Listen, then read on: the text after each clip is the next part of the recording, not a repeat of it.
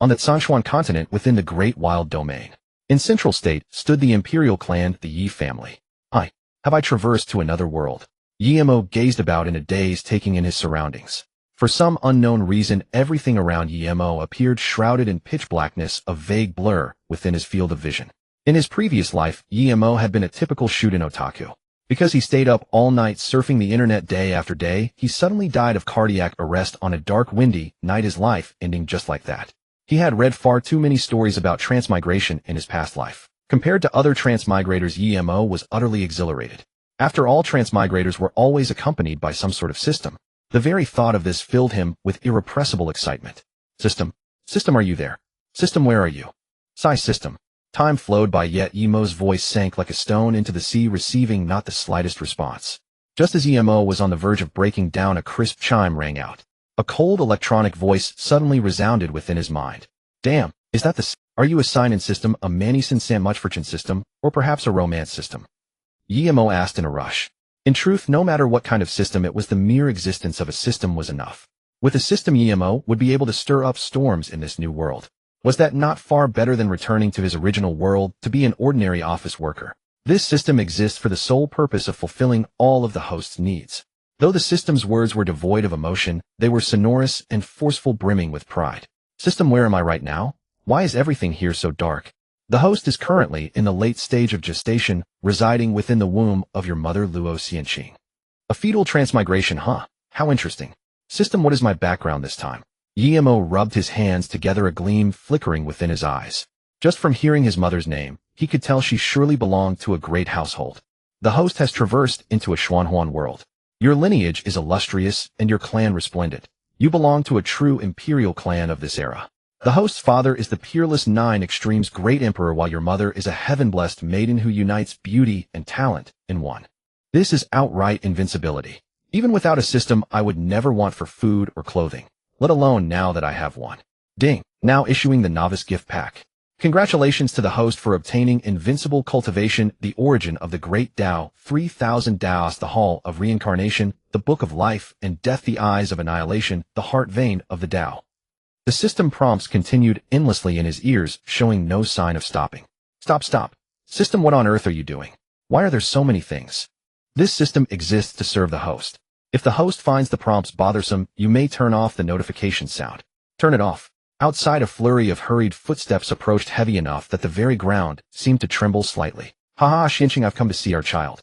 Yimo's father Yi Changkong threw back his head in laughter, immersed in the joy of soon welcoming his child. Should keep your voice down, don't wake the child, Luo Xianqing whispered, gently caressing her belly with jade-like hands, her eyes filled with tenderness. You're right. Doctor, how long until the child has abilities? Not long now, likely within 3 days. Good. When the time comes, I shall proclaim it to the entire world, and have everyone come celebrate our baby. Joy, excitement, pride, and happiness. Countless emotions surged through Yi Changkong's mind. But what if those people find out?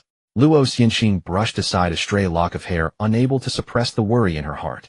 By those people, she meant the hostile forces opposed to the Yi clan. The Yi clan was an ancient lineage passed down from antiquity, without decline, enduring turmoil after turmoil, without collapse. Adhering to principles of integrity, fairness, and justice, they had naturally infringed upon the interests of many powers, among which were other imperial clans of comparable strength. Yet the people of the Yi clan were all valiant and battle-hardened, fearless in the face of danger. Moreover, their line of inheritance stretched even farther than the combined histories of other imperial clans. Their foundation was as deep as the boundless sea, as vast as the starry cosmos. This deterred all other forces from acting rashly. They could only resort to petty schemes in the shadows. Should they dare to come, Yi Changkong will make sure none of them return. The patriarch is right. If they dare to come, we can settle new and old grudges together. Haha, I'm only afraid those craven, life-loving cowards won't dare set foot in our Yi household. Just as Yi Changkong's blood was boiling, several of the clan's elders entered the room, echoing his words. What brings the honored elders here? Is there urgent business to discuss? Yi Changkong turned toward them, puzzled, and inquired. Not so. Upon hearing that the patriarch's Qilin child will soon descend into this world, we have come specifically to offer our congratulations and gifts. One of the elders, Elder Hui, replied leisurely. Oh, Elder Hui, what do you mean by that? If you wish to offer gifts, you should at least wait until my child is born. Why so early? Yi Changkong could not understand their strange behavior. Haha, then please, patriarch, take a look at what these are. As Elder Hui finished speaking, several white-robed elders at his side presented their congratulatory gifts one after another. Is this the primordial heart lotus, the frostworm spirit lotus root, the evergrowth life wood, and, as one dazzling divine item after another appeared before him, Yi Changkong felt his very breath grow rapid. All manner of treasures shimmered with strange radiance, instantaneously enveloping the once empty room. Patriarch, the Imperial child concerns the future and destiny of our clan. He is the key that will determine our path forward. Thus we are willing to offer these treasures solely to forge an unparalleled foundation for the Imperial child, to shape an incomparable divine body and achieve eternal glory. At this moment, Elder Hugh's words were like a stone cast into the sea, stirring up layer after layer of ripples in Yi Changkong's heart. Haha, good, very good. For our clan to have people like you is a great blessing. Yi Changkong transformed his tears of gratitude into a surging, exuberant laughter. After all, who would willingly surrender such divine items to the clan without craving any reward in return? The Yi clan's immortality was not only due to its powerful warriors and profound heritage. The unity within the clan was like an immense net binding every soul together. Since that is the case, we shall not disturb the two of you any longer, and will take our leave first. Elder Hui said, then led the group of elders out, treading lightly for fear of disturbing Yimo. Very well. When my child is born, I shall drink the night away with all of you. Yi Changkong waved to them, unable to hide the unrestrained heroism on his face. Many thanks, Patriarch. After bidding farewell to the elders, Yi Changkong began preparing to forge the very foundation for Yimo. Congratulations to the host for obtaining the Eternal Sword Heart, 3,000 star domains, undying and indestructible, commanding wind and rain. Congratulations to the host for obtaining the divine abilities Clear Air for 10,000 Li Ice Soul, Heart 1 Sword to cleave open the heavenly gate, sword sweeping across the divine cosmos. Congratulations to the host for obtaining the divine pets Primordial Hunyuan Dragon 5-fold, Auspicious Lin, Fate Ruling Emperor, Nether Tiger. A series of chimes from the system once again rang beside Yimo's ears. Any single reward casually bestowed by the system would be enough to stir boundless envy among countless powers in the outside world. Yet for Yimo they were merely embellishments upon an already resplendent tapestry. After all, once he obtained Invincible Cultivation, whatever his heart desired could be brought to fruition. Compared to the true immortals who could cover the skies with a single hand and stand peerless under heaven, he would only surpass them, not fall short. System, when will I be born? A clear chime answered in response. The host will be born around noon 3 days from now. Suddenly the pitch-black world surrounding Yimo lit up with dazzling golden radiance, clusters of starlight blooming like the brilliant constellations strewn across the heavens. As Yimo reached out with his tiny tender hand to touch them, he instantly realized that this was the nourishing essence his father had prepared to forge a solid foundation for him. Yet Yimo felt no interest in them. Compared to absorbing them himself, he would rather let his mother take them in. To him, they were little more than junk food, but for his mother, they were an opportunity beyond price. Outside, after absorbing the heavenly treasures, Luo Xianqing felt an indescribable comfort flooding her entire body. Her previously haggard face suddenly grew bright, and spirited, all former exhaustion swept clean away.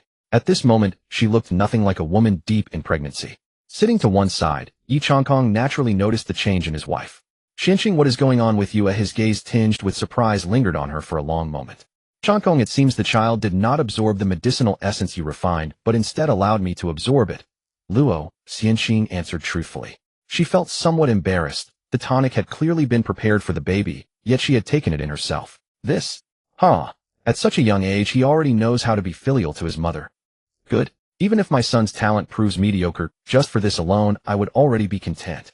Yi Changkong was so moved that tears of gratification shimmered, barely concealed in his eyes. The Yi clan had always placed affection at its core, and Yi Changkong was a quintessential example of this creed. Thus, compared with his child's innate aptitude, he valued far more the cultivation and tempering of moral character. By the way, when will Yaru and Xian'er return? Yaru referred to Yaru, Yimo's eldest sister, a young woman of peerless grace and stunning beauty, blessed with a talent that looked down upon the world. Xian'er referred to Yi Xian, Yimo's second elder brother, likewise a prodigy of extraordinary wit and domineering might, ranked among the very top on the Central State's prodigy roll. The two of them had been destined from birth to be swallows, soaring freely through the skies, unwilling to be shackled by the confines of their clan.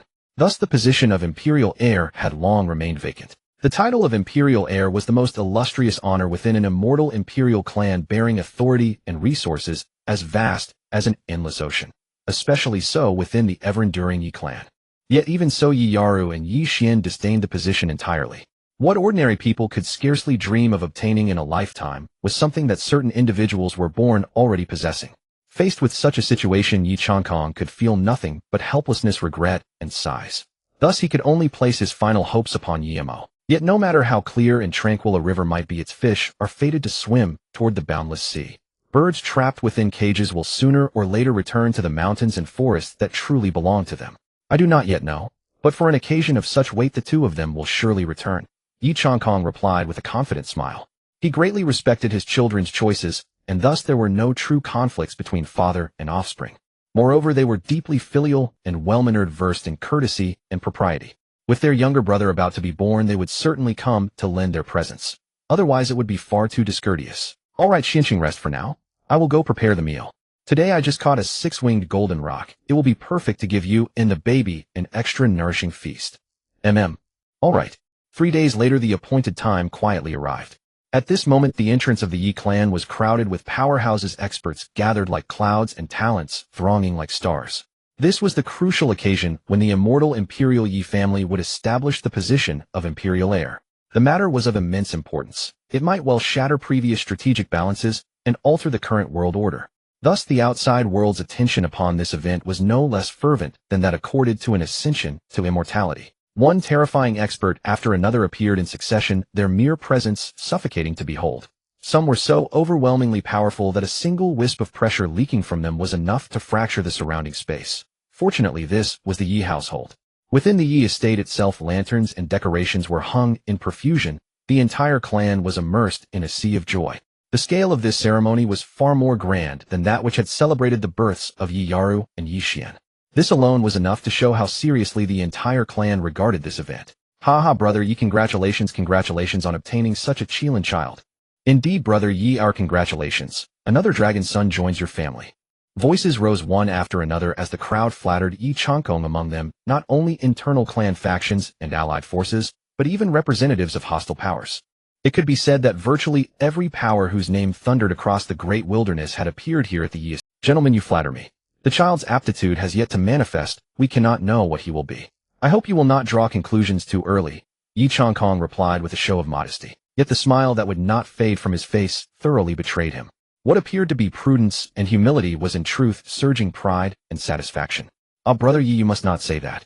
Your eldest daughter and second son have been away from home for only a few years and already dominate Central State, leaving the younger generation unable to even lift their heads. If that foolish son of mine possessed even half the talent of your son and daughter, I would be more than satisfied. Look, the birth is starting. Suddenly, a clear ringing shout cut through the clamor of the ceremonial hall, like a heavy bomb dropped into a still pond. At those words, the entire crowd fell silent. Everyone present felt their hearts abruptly quicken, their gaze turning taut with nervousness toward the place where the delivery was taking place. All the flattering words from before instantly collapsed into inward silence and mounting urgency. Though they could not actually see the birthing room, their anxiety was tens of thousands of times worse than if they were standing within it. For those within the clan and among its allies, they naturally hoped Yimo's talent would be boundless, for that would be most advantageous to them. But the hostile forces did not think so. Yi Changkong's first 2 children were already monstrous enough. If another such one were born, how could they possibly endure it? Amid this taut and burning atmosphere, a clear, brisk sound of footsteps suddenly rose from beyond the outer gate. In an instant, everyone's eyes were drawn toward it. So everyone is here. Where is my adorable little brother? Why has everyone gone so quiet? Big sis, is it possible that we arrived too early? Scram, you talk too much. The woman in white gave a sharp pinch with her jade-like hand to the handsome young man beside her. Haha. The young man let out an awkward laugh and rubbed his nose. Their exchange instantly lightened the suffocatingly tense atmosphere. It also made them the center of attention. Though the crowd remained silent, the envy, jealousy, hatred, and other mixed emotions in their eyes could not be concealed. Yaru Xianer, you finally returned. A rough, sonorous voice came from within the room. Yi Changkong, dragging his robe, stepped out with one stride, his spiritual energy surging with emotion. A mere subtle movement actually caused cracks to appear in the surrounding space. Some guests of lower cultivation realms fainted on the spot, and countless powerhouses in the hall collapsed. After all, anyone in this hall, even the weakest, would be a top-tier combat force in the central region. This was enough to show that the battle prowess of the 9 Extremes Emperor Yi Changkong was among the very best in the mortal world. Has he already grown this powerful?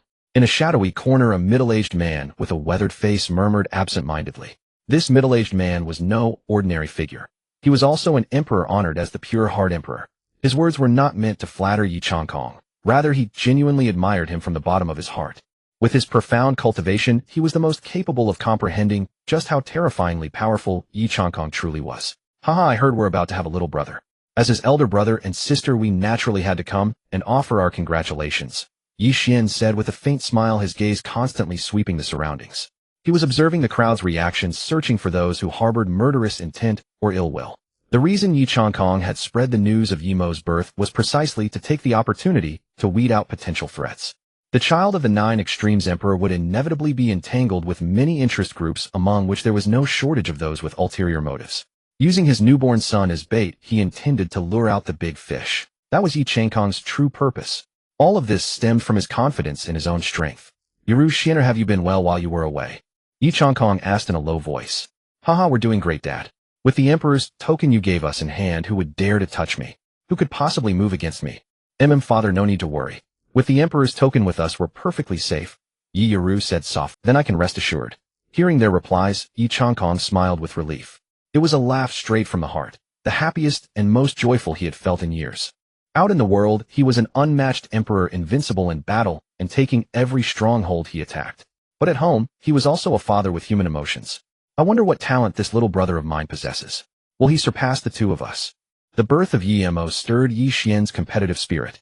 When it came to natural talent, only Yi Yiru among the younger generation of the Yi clan could match him. Faced with the sudden arrival of Yi Mo, Yi Xian seemed even more expectant than Yi Changkong. Let's hope so. If his talent proves greater than ours, the family's future can safely be entrusted to him. You two. One is a rabid battle fanatic and the other just wants to be an absentee boss. Hearing their conversation, Yi Changkong could only smile helplessly. Wah! Just as everyone was talking about Yi Mo, the cry of a baby came from the lavish and magnificent room. My child, has my child been born? Yi Changkong turned around in astonishment, his eyes filled with bewilderment. It happened just like that. Suddenly, without any omen or sign, the child was born in the most ordinary way. The extraordinary heavenly omens, earth-shaking, soul-stirring phenomena they had imagined never occurred. This indirectly suggested that the child's natural talent seemed inferior to that of an ordinary disciple of the Yi clan. Everyone in the hall turned in unison toward the direction of the baby's cry. The infant's breathing was calm, its skin tender and fair, and its pitch-black eyes were as mysterious and profound as an eternal night. Yi Changkong took a big stride to Yi Mo's side and gently lifted the newborn life into his arms. His movements were soft and delicate, afraid of disturbing the little one, and the tenderness and warmth in his eyes seemed ready to spill over. Xinqing, look, it's our baby. Yi Changkong's face was flushed, he was extremely excited, and even his voice was careful and soft. Yes, our baby. Look how adorable he is. Luo Xianking's face was pale, and her body seemed very weak, but the moment she saw Yi Mo, the exhaustion in her body instantly vanished like smoke. Xianqing is right, especially the baby's eyes. They hold light within, yet are as dark as ink. Let's name him Yi He. Yi Changkong was extremely proud of the name he had racked his brains to come up with, but the looks the crowd gave him were filled only with speechlessness, helplessness, and even despair. It had to be said that for something as important as naming it was better to leave it to the cultured. A military general was better off not trying. I think Yi Qing is better. The character Qing symbolizes purity and innocence. As the saying goes, all beings in this world are cloaked in turbidity, within clarity whiteness emerges from darkness. An elder of the Yi clan suddenly spoke up. No, our Yi clan values strength above all. It would be best to name him Yi Wu. Yi Ji also works. It symbolizes wisdom as the foundation. Wisdom is a gift from heaven. Without it, how could humanity have given birth to civilization? In my opinion, let's just call him Yi Mo. Mo and Yi are similar in meaning, signifying that no matter when, this baby will always have us, his family, by his side. Luo Xianqing, who had remained silent all along, spoke up earnestly. It works. Our clan has always been harmonious, loving, warm-hearted, and kind. I think this name is acceptable. I agree too. Agreed. Haha, Xianqing is the cultured one after all. Then we'll name him Yi Mo. Yi Changkong's smile did not fade as he replied, sitting by Luo Xianqing's bedside. Afterwards, Yi Changkong carried the newborn Yi Mo into the main hall. At once, countless curious eyes fixed on Yi Mo in unison. Everyone stared curiously at Yi Mo's face, and their fervent gazes made Yi Mo quite uncomfortable. So this is my little brother. Let big brother hold you. Seeing the infant in Yi Changkong's arms, Yi Xian, standing not far away, immediately understood that it was his newly born younger brother. Hey boy, be gentle. Watch out you don't drop your little brother, Yi Changkong said, quite exasperated at Yi Xian's careless manner. Oh dad, don't worry. Am I really that clumsy? Yi Xian said with a mischievous grin, looking as if he deserved. You have the nerve to say that. When you were 10 you got playful and smashed a porcelain piece I had treasured for countless years.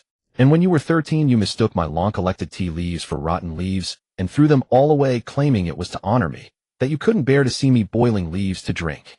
And then when you were 16. Worse, when you were 20. And also, all right, dad, please stop. There are so many people here. Yi Xian's head was about to explode from listening. These old rotten matters were from hundreds of years ago, yet his father remembered them with perfect clarity. As father and son chatted with laughter, a figure suddenly flashed before Yi Xian. The figure raised a hand, revealing a deep blue orb of light brimming with terrifying energy that made everyone present shudder. Yet Yi Xian, still below the sage realm, remained utterly composed, as if he had foreseen all of this. Seeing the upward curl of Yi Xian's lips, the mysterious figure suddenly felt a pang of panic in his heart. Just as the light wave at his palm was about to strike, his hand was suddenly seized by a mysterious and overwhelming force, which turned his palm toward the sky. Boom! The small blue-streaked orb, a mere few inches wide, shot into the heavens and exploded with a thunderous blast. Above the Yi clan, a devastating power swept forth like a torrential mountain flood. The unmatched divine force scattered the clouds for 100 miles and shattered the endless green mountains. Everyone witnessed the scene, their faces frozen in horror. Had such terrifying power struck the consequences would be unimaginable. When the ghostly figure turned to look back, he met Yi Changkong's cold, piercing gaze.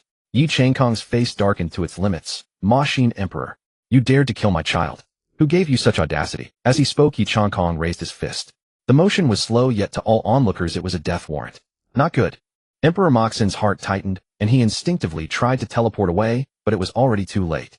Yi Changkong's plain yet overwhelmingly domineering fist had already met his chin, sending Emperor Ma Xin flying thousands of miles through the sky in a single blow. Yi Changkong deliberately restrained his strength, so Emperor Ma Xin survived. If he merely annihilated him with divine power, would that not be far too merciful? Thus Yi Changkong intended to make him experience a fate worse than death, to make Emperor Ma Xin taste the agony of killing another's child.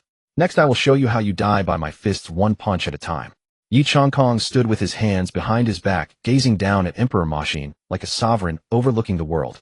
Eternal Night Emperor, when you slaughtered my entire clan 100 years ago, did you ever consider the safety of your own descendants? I am merely applying your methods from a century ago to you. Emperor Ma Xin's eyes were bloodshot, the red veins seemingly woven from hatred itself, inescapable, unerasable. Emperor Ma Xin, did you truly think I was unaware that your entire clan colluded with the demon race to harm humanity? Tell me, what of it if I cut down your clan? If you had not fled into the demon race's territory, would you even be alive today? You bloodthirsty fiend. Today is your day of death. Emperor Ma Xin roared toward the heavens like an enraged lion charging at its prey. Today I will use your head to honor our fallen human prodigies.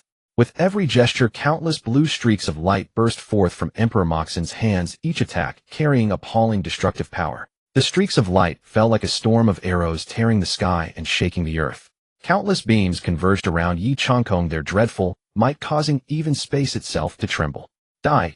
Emperor Ma Xin's expression was nearly manic, his body trembling slightly, from excitement, from frenzy, and from tension. Emperor Ma Xin, 100 years have passed, yet you have made no progress at all. Still an 8 extremities emperor.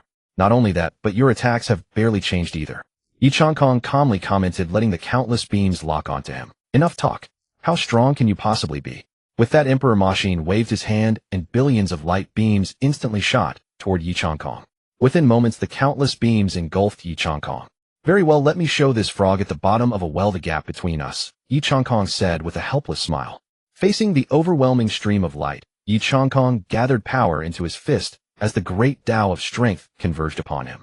With a single punch, all laws returned to void. The oppressive sea of light was scattered by that unadorned fist, some beams dissolving into starlight like stones sinking into the sea, others fading into nothing in the air. The power you worship is nothing before true might. Almost laughable, Yi Changkong said coolly, his words striking directly at Emperor Ma Xin's crumbling comprehension. No, it's not over yet. 5 spirits rebirth. At his cry, 5 beams of light rose around Emperor Ma Xin, pillars of radiance, shooting into the clouds spanning 10,000 miles. The 5 beams were gold, green, blue, red, and yellow, corresponding to the 5 elements of metal, wood, water, fire, and earth. Withering wood descends. The green beam blazed brighter than before, overshadowing the other 4. Not only the beam, but Emperor Moxon's body also began to emanate a cyan glow. Green often evokes vitality, yet what radiated from Emperor Moxon was precisely the opposite. It was decay, ruin, deathly stillness, withered decline. A sense of hovering on the brink of death.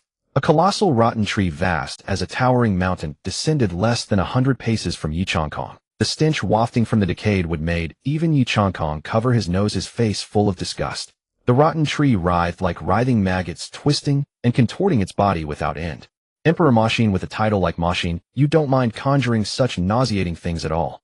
Enough. Emperor Moxon roared in fury, and the rotten tree twisted, bent, and folded like a human body in mad convulsions. The next moment the rotten wood blotted out the sky, concealing the sun's radiance, while black chi seeping from the trunk carried an aura of ill omen and despair. The enormous trunk shot straight at Yi Changkong, branches tearing through the air with successive explosive cracks. Yi Changkong sighed faintly. Emperor Moxon's strength left him somewhat disappointed. Yi Changkong raised his fist, poised to strike. As his fist shot out, the overwhelming force instantly destroyed everything. The fist wind howled past, shattering the rotten wood in an instant, leaving not even a trace of residue. This is the gap between you and me. Yi Changkong stepped through the void, advancing step by step, his eyes filled with disdain. No, this is impossible. Scorching sun overwhelms the sky. A great sun immediately hung high above its heat and light enough to melt everything. Space warped under the extreme heat, and the blinding light shone upon all things. Yi Changkong didn't even look. He casually threw another punch. The sun fell. Yet Yi Changkong's steps did not stop. His gaze, proud as it overlooked heaven and earth, fell upon Emperor Moxon. Emperor Moxon's scalp went numb as if he had been fixed upon by some supreme, unfathomable terror. 9 pillars transformed into dragon. 9 colossal water pillars suddenly appeared, merging into a water dragon 10,000 miles long. The dragon let out resounding roars, spiraling through the high sky, before diving straight at Yi Changkong. Yi Changkong remained unruffled, his brow not even twitching. With another single punch, the water dragon's body was scattered, turning into a ceaseless drizzle that descended upon the mortal world. Yi Changkong remained unruffled, his brow not even twitching. With another single punch, the water dragon's body was scattered, turning into a ceaseless drizzle that descended upon the mortal world. Yi Changkong remained unruffled, his brow not even twitching. With another single punch, the water dragon's body was scattered, turning into a ceaseless drizzle that descended upon the mortal world. Yi Changkong remained unruffled, his brow not even twitching. With another single punch, the water dragon's body was scattered, turning into a ceaseless drizzle that descended upon the mortal world. The Night Clan. Inside the Grand Hall. After Yi Changkong left, everything in the hall gradually returned to calm. I hope nothing happens, Luo Xianqing murmured, pressing her palms together as she silently prayed for Yi Changkong. Don't worry, Mom. Don't you know Dad's strength by now? Yi Xian consoled her. No. Why would an 8th-ranked great emperor dare to cause trouble in the Night Clan? Among the many great emperors, Emperor Moxon was notorious for valuing his life above all. Would he really come here to die for nothing? Yi Yiru looked up at the few lone clouds floating in the sky. Hearing Yi Yaris' words, the whole family lowered their heads in deep thought. Suddenly, a vast Imperial might surged over them like toppling mountains and overturning seas. The inexhaustible pressure seemed to rip the sky apart, pressing down on everyone like Mount Tai, leaving them utterly unable to move. It accumulated layer after layer, and with every additional layer the weight they bore doubled. About 100 li from the Night Clan's headquarters, more than 100 solemn and imposing emperor-class figures appeared. Thighs. Is this Imperial might? Are these actually great emperors? Yi Xian suddenly turned his head. More than 100 emperor-class figures hovered in the air, their Imperial might deliberately unleashed without restraint. No. Those are demon emperors, a Night Clan elder said with a grim expression. And high-ranked demon emperors at that. Equivalent to 6th through 9th rank great emperors. The demon race truly thinks highly of our Night Clan. Another white-haired elder smoothed his beard and said unhurriedly. The pressure of over 100 top-grade demon emperors was as oppressive as black clouds crushing a city. Their mere presence radiated an incomparably dangerous aura. The guests inside the grand hall all changed expression. Among them were more than a few sages and great emperors. Urgent notice. Less than 100 li from our position, 100 demon emperors have appeared. 28th rank demon emperors, 37th rank demon emperors, and 56th rank demon emperors. The voice of the Night Clan scout echoed through the entire clan. The people who had already been panicking and looking for escape immediately turned into a boiling pot of chaos upon hearing the enemy's force. They are nothing but petty scoundrels. Should you not feel ashamed of that cowardly, death-dreading look of yours? Besides, the enemy is the demon race. Elder Bai is quite right. If you are timid and value your life, then leave. But if there are warriors here who do not fear death, follow me to slaughter the enemy. When the deed is done, the Night Clan will not treat any of you poorly." With that, Elder Hui turned into a streak of light and flew toward the sky. In an instant, streaks of white light shot across the sky like meteors streaking through the night. And so the curtain rose on the battle between the Night Clan and the Demon Race. Demon Race Camp: 100 Demon Emperors, 28th rank, 37th rank, and 56th rank Demon Emperors. Night Clan Camp: 100 Great Emperors, 10 8th rank, 27th rank, 36th rank, plus roughly 40 low and mid-rank Great Emperors. The balance of power between the two sides was stark. Which side was strong and which was weak could be seen at a glance. Old Hui, the last time there was a battle on this scale was during the Second Human-Demon War, wasn't it? Elder Bai narrowed his eyes and chuckled. Elder Bai, you jest. During the Human-Demon War, our human race won by defeating larger forces with fewer troops and overcoming stronger enemies with weaker ones. Today's outcome will be the same. Elder Hui was an 8th rank Great Emperor, so he had naturally taken part in that original war. Has the human race run out of people? How dare such worthless rabble oppose us? One Demon Emperor ridiculed upon seeing the enemy's feeble strength. Today the Cangxuan Continent changes hands. The demon race shall prosper. Elder Hui and Elder Bai advanced a step in unison and said with one voice, wishful thinking. The demon race shall prosper. That is merely your attempt to cover up your own incompetence and shamelessness. Have you all forgotten the outcome of the Human-Demon War 100 million years ago, and the Second Human-Demon War as well? Elder Hui put his hands behind his back and spoke in a lecturing tone. Hearing Elder Bai's words, those demon emperors immediately flushed with fury, clenched their fists until their joints crackled and every eye turned bloodshot. So what? Do you think 2 wars can completely destroy our demon race? The Cangxuan Demon Emperor said, full of disdain and still perfectly calm. War? Exactly how much blood must be shed before it can end? Elder Bai sighed, lowering his head to look down at the prosperous, lively city below. The Human-Demon War and the Second Human-Demon War each mobilized a total of 100 million troops, and the number of sages, venerables, and emperor-level cultivators all surpassed 1 million. The casualties on both sides were an astronomical number, and I'm afraid you will not live to see it. The Cangxuan Demon Emperor let out a sinister laugh, and its ominous sound spread across the sky. Enough. If you wish for war, then let war begin. Elder Bai sighed softly, then kindled his fighting spirit anew. His eyes blazed with determination, and he was poised to strike. Every technique that Emperor Machine had unleashed with all his heart and soul was shattered by Yi Changkong. Emperor Machine began to rave like a madman. Huh? Yi Changkong, today is your day of death. Under Yi Changkong's astonished gaze, Emperor Machine suddenly pushed up his sleeve, opened his right palm, and violently slammed it downward. Wisps of green smoke curled out of his palm like fine silk threads intertwined, then gathered once more until the smoke enveloped Yi Changkong. The morning sun in the east pierced through the clouds, dissolving the white smoke little by little. When the white smoke had completely vanished, 3 figures suddenly appeared around Yi Changkong. Together with Emperor Machine, they occupied the 4 directions, east, south, west, and north, and encircled him completely. Haishua, Demon Emperor, Jui, Demon Emperor, and Anqing, Demon Emperor. Yi Changkong named them one by one without changing expression.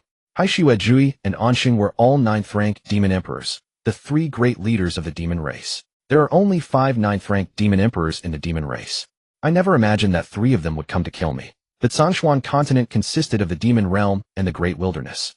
The demon realm was where the demon race lived, while the great wilderness was where the human race lived. Within the demon realm were 5 supreme powers, and the leader of each was a 9th-rank demon emperor. The great wilderness had 2 top-tier forces, the Night Clan and the Lin Clan. According to rumor, they had 3 9th-rank great emperors between them. 2 were the clan lords of the Night Clan and the Lin Clan, while the 3rd had gone missing without a trace. Yi Changkong, your growth is too fast. We must eliminate you as soon as possible, or the demon race will never dominate the Cangxuan Continent. When the Jui Demon Emperor said, eliminate, murderous light surged in his eyes, and he bared his greenish fangs. Immediately after Emperor Machine, the Haishua Demon Emperor, the Jui Demon Emperor, and the Anqing Demon Emperor began forming hand seals. A pale blue beam shot out from each of them, and the 4 blue beams converged above Yi Changkong, forming a pale blue triangular barrier. Teleport, the 4 said in unison. In an instant, a dazzling white light burst forth and began to expand, covering everyone present within moments. When the intense white light gradually faded, what came into view was a land riddled with scars and devastation. The sky here was gray and overcast. It was less like day than night. Yi Changkong, welcome to the demon realm. Huh. Yi Changkong, this time you have nowhere to run. The human race's strongest combat power is nothing more than this. A mere trick was enough to ensnare you. As long as you were here, we dared not invade human territory on a large scale, but once you are gone, the whole of Cangxuan will belong to our demon race. The three demon emperors sneered, already beginning to imagine the future of the demon race conquering Cangxuan. Yi Changkong's brows knit slightly, and his aura blazed to full power as he declared, "Whatever delusions you still harbor, I will shatter them today." As his words fell, the five of them erupted with sky-high killing intent. All five unleashed their full auras. The pressure released by the 4-9 extreme great emperors simultaneously was enough to instantly kill every force in the world. Yet Yi Changkong's solitary aura alone contended with the 4 great emperors, and the 2 sides were evenly matched. A boundless sea of killing intent condensed into physical form, and the vault of heaven seemed about to split in two. The crisscrossing sea of clouds looked as if it had been slashed by one horizontal cut, as killing intent engulfed the entire world. Terrifying. If he were given a little more time, he might surpass even the immortals. From Demon Emperor Anxing's terrified face, one could plainly see his fear of Yi Changkong. At the same time, he felt grateful that they had not allowed Yi Changkong to grow stronger, but had chosen to cut him down early. Demon Emperor Anxing is right. In age we are older than him, by who knows how many years. In mental acuity we have roamed both the human and demon realms for countless years. In talent, every one of us is unrivaled among the demon race. Yet why is he still stronger than us? Demon Emperor Jui's eyes were bloodshot, a clear sign that jealousy had turned into hatred. Jui took a step forward, his right arm transformed into its original form, and he thrust a colossal mountain-sized claw at Yi Changkong. Facing such an attack, Yi Changkong did not even blink. He simply threw out a punch in response. In the next instant, Demon Emperor Jui was sent flying backward like a kite with its string cut. Demon Emperor Anxing and Demon Emperor Haishua appeared behind Jui in a flash and caught him as he was flying backward. Attacked together. Demon Emperor Haishua let out a thunderous roar and swung his right palm fiercely, sending a white crescent moon-shaped attack streaking toward Yi Changkong. Around Demon Emperor Anxing, black aura surged, a sinister presence spilled outward as if it intended to shroud the entire world. High in the sky, the wild wind howled and lashed furiously at the hem of Yi Changkong's robe, causing it to flutter freely. Facing Demon Emperor Haishua's attack, Yi Changkong calmly stretched out his hand, and the crescent was firmly caught in his grip. Then with a slight clench of his 5 fingers, the crescent shattered with a bang, and the fragments scattered across the earth like brilliant starlight.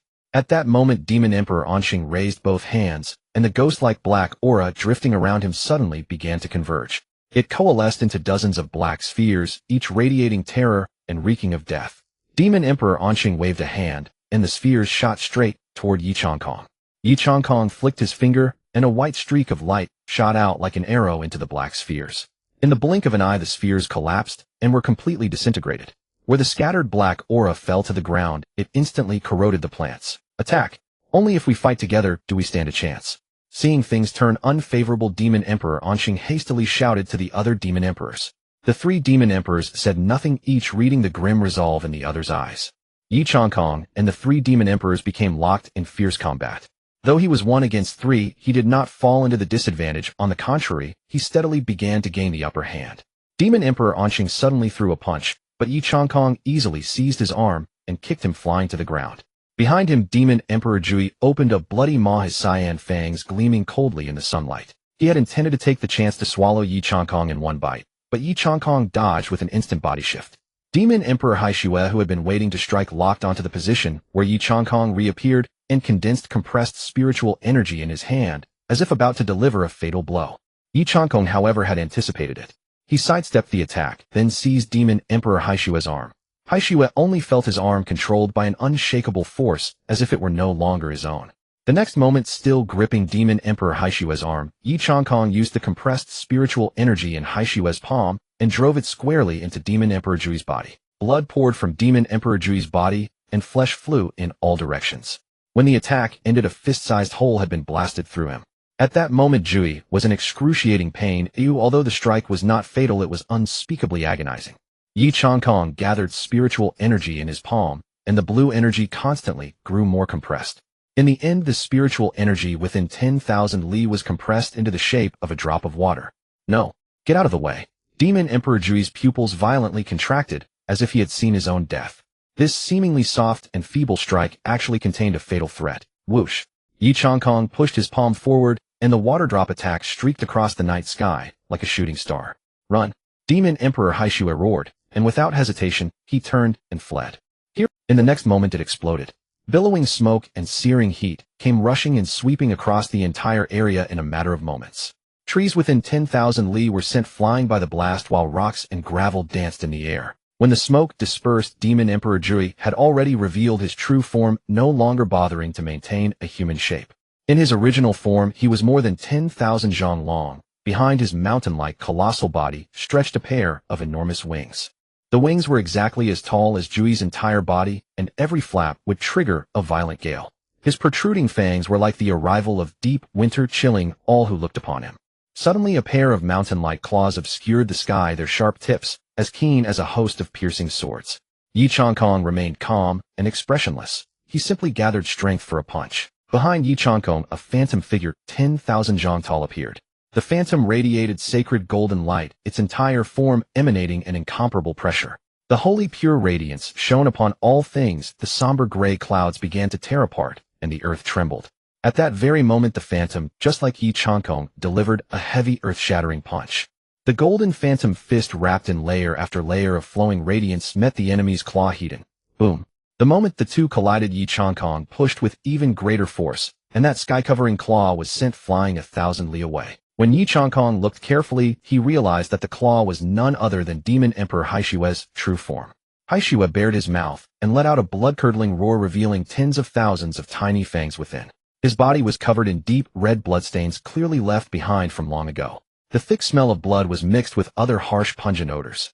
If one took a careful sniff, one would find it was the smell of fear and despair. Demon Emperor Haishue, that title suits you rather well, Yi Changkong said, without changing his expression. This emperor is founded upon remains, and bloodthirst is his creed. The humans and demons I have devoured would be enough to fill the Wangling Sea.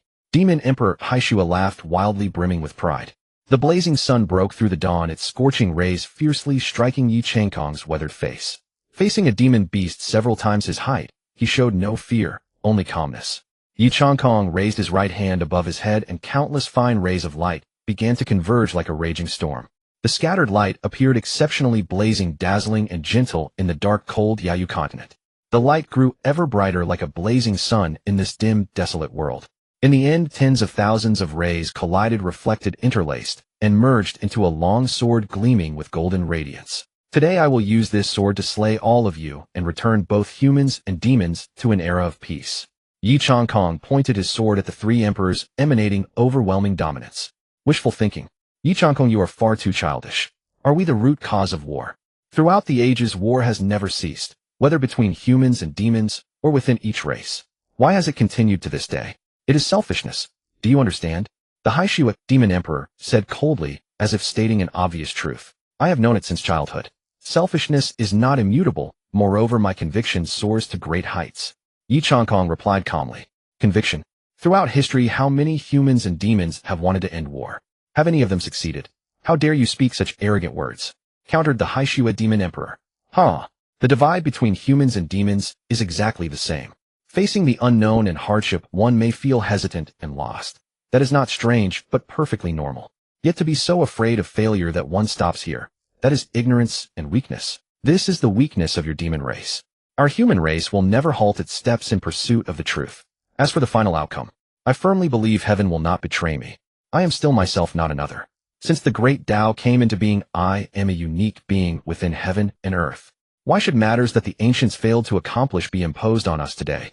Yi Changkong argued with reason and evidence. Enough. Let us end this idle talk.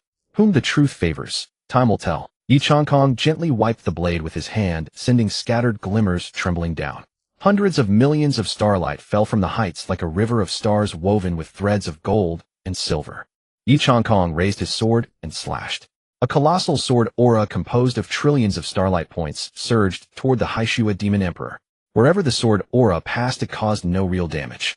Instead, facing the colossal sword aura, the Haishue Demon Emperor's pupils, huge as meteorites, suddenly contracted. The wings on his back flapped at a changing speed, and violent winds abruptly swept forth. Ugh! The approaching sword aura mercilessly severed one of the Haishue Demon Emperor's wings. Scalding blood began to flow from the blood vessels at the wound. Blood rained down onto the earth while the Haishue Demon Emperor's agonized groans spread far and wide through heaven and earth. With one long wing severed, his body wobbled and fell through the air, completely unable to steady itself. Finally, he crashed onto the land, blood still gushing from the wound. The Anqing Demon Emperor and the Jui Demon Emperor exchanged a glance, then said in a low voice, attack together. 100 li from the Yi clan. At this moment, the fierce battle between humans and demons was extremely intense. The shouts and cries of humans and demons slaughtering each other made heaven and earth restless. Elder Hui stepped forward, and an azure blue Imperial might swiftly spread around him. The terrifying pressure left the 100 demon emperors all feeling an indescribable dread. Elder Hui was a veteran emperor among the Baji emperors and had once participated in the Second Human-Demon War. Whether in talent, experience, heritage, skill, or strength, Elder Hui was absolutely unmatched. The Cangxuan Demon Emperor also stepped forward, his Imperial might surging. Old Hui, stop putting on airs with me. I have not fought for 10,000 years.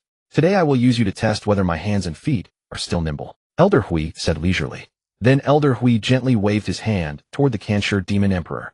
In an instant the air molecules trembled and the vast atmosphere quivered. Gentle breezes wafted in, seeming to rotate with the movement of Elder Hui's. The next moment the Cangxuan Demon Emperor was blown thousands of li away by the breeze along with several other demon emperors.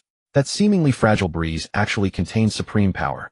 Old fool, you do have some skill? The Cangxuan Demon Emperor roared from afar, his voice spreading everywhere, causing heaven and earth to tremble. The Cangxuan Demon Emperor, now revealing his true form, opened a huge bloody mouth.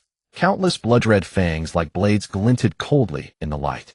Elder Hui remained calm, unflustered, even as the abyss-like maw approached him. Elder Hui waved lightly again. The gentle breeze turned into an invisible palm that slapped the Cangxuan Demon Emperor across the face. Boom. The tremendous force directly altered the direction of the Cangxuan Demon Emperor's bite. The once towering majestic mountain was instantly bitten off in a huge chunk. The Cangxuan Demon Emperor swiftly turned his head toward Elder Hui, then spat out gravel like a sudden rainstorm.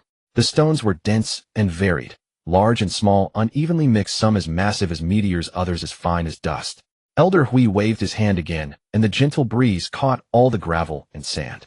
Beneath them lay the homeland upon which humanity depended for survival, so he had to ensure no one was accidentally harmed.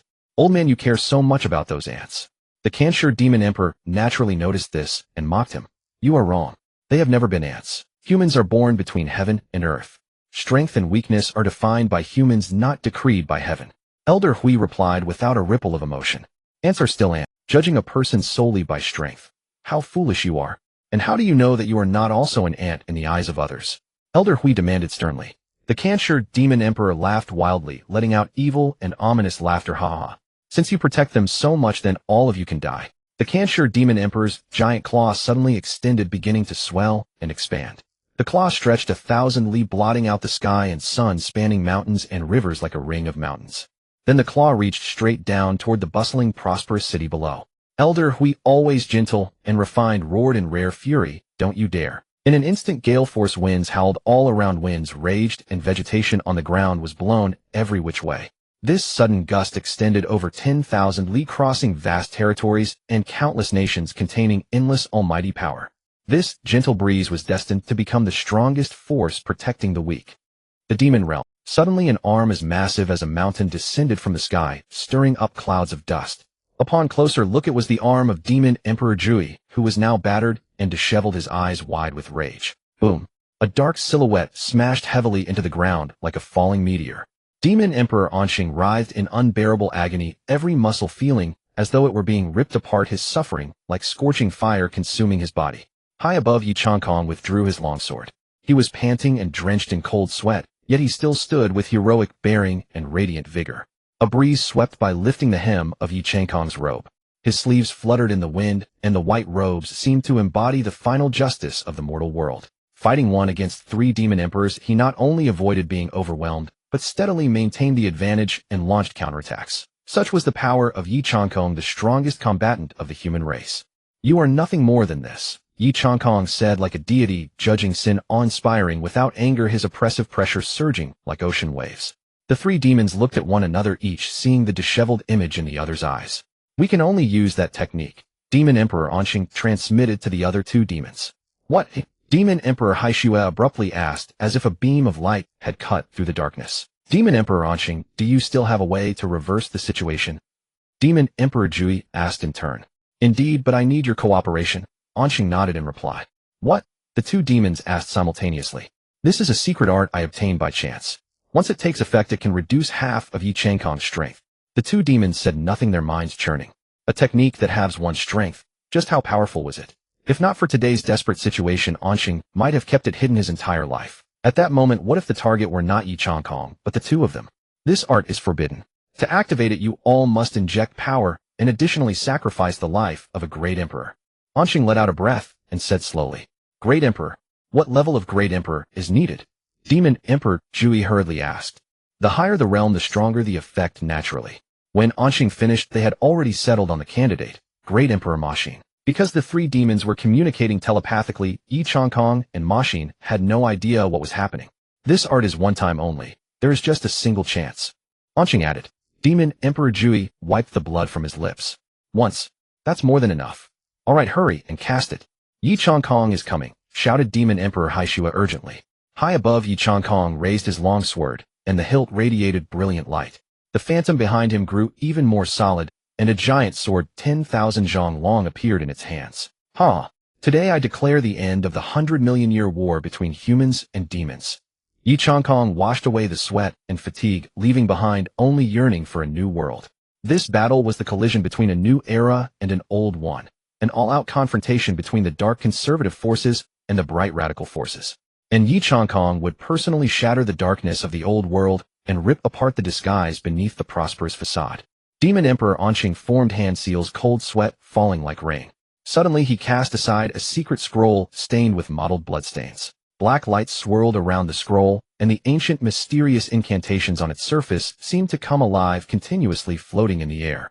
The dark black letters danced aloft while black radiance flickered across the runes. The three exchanged glances and poured their power into the scroll. Great Emperor Ma Xin, come help, bellowed Demon Emperor Haishua. Great Emperor Ma Xin looked at Yi Changkong's sword hanging over them, then glanced at Anqing. He was torn. Should he run, or should he go help Anqing and the others? If he went to help them, and they failed, what then?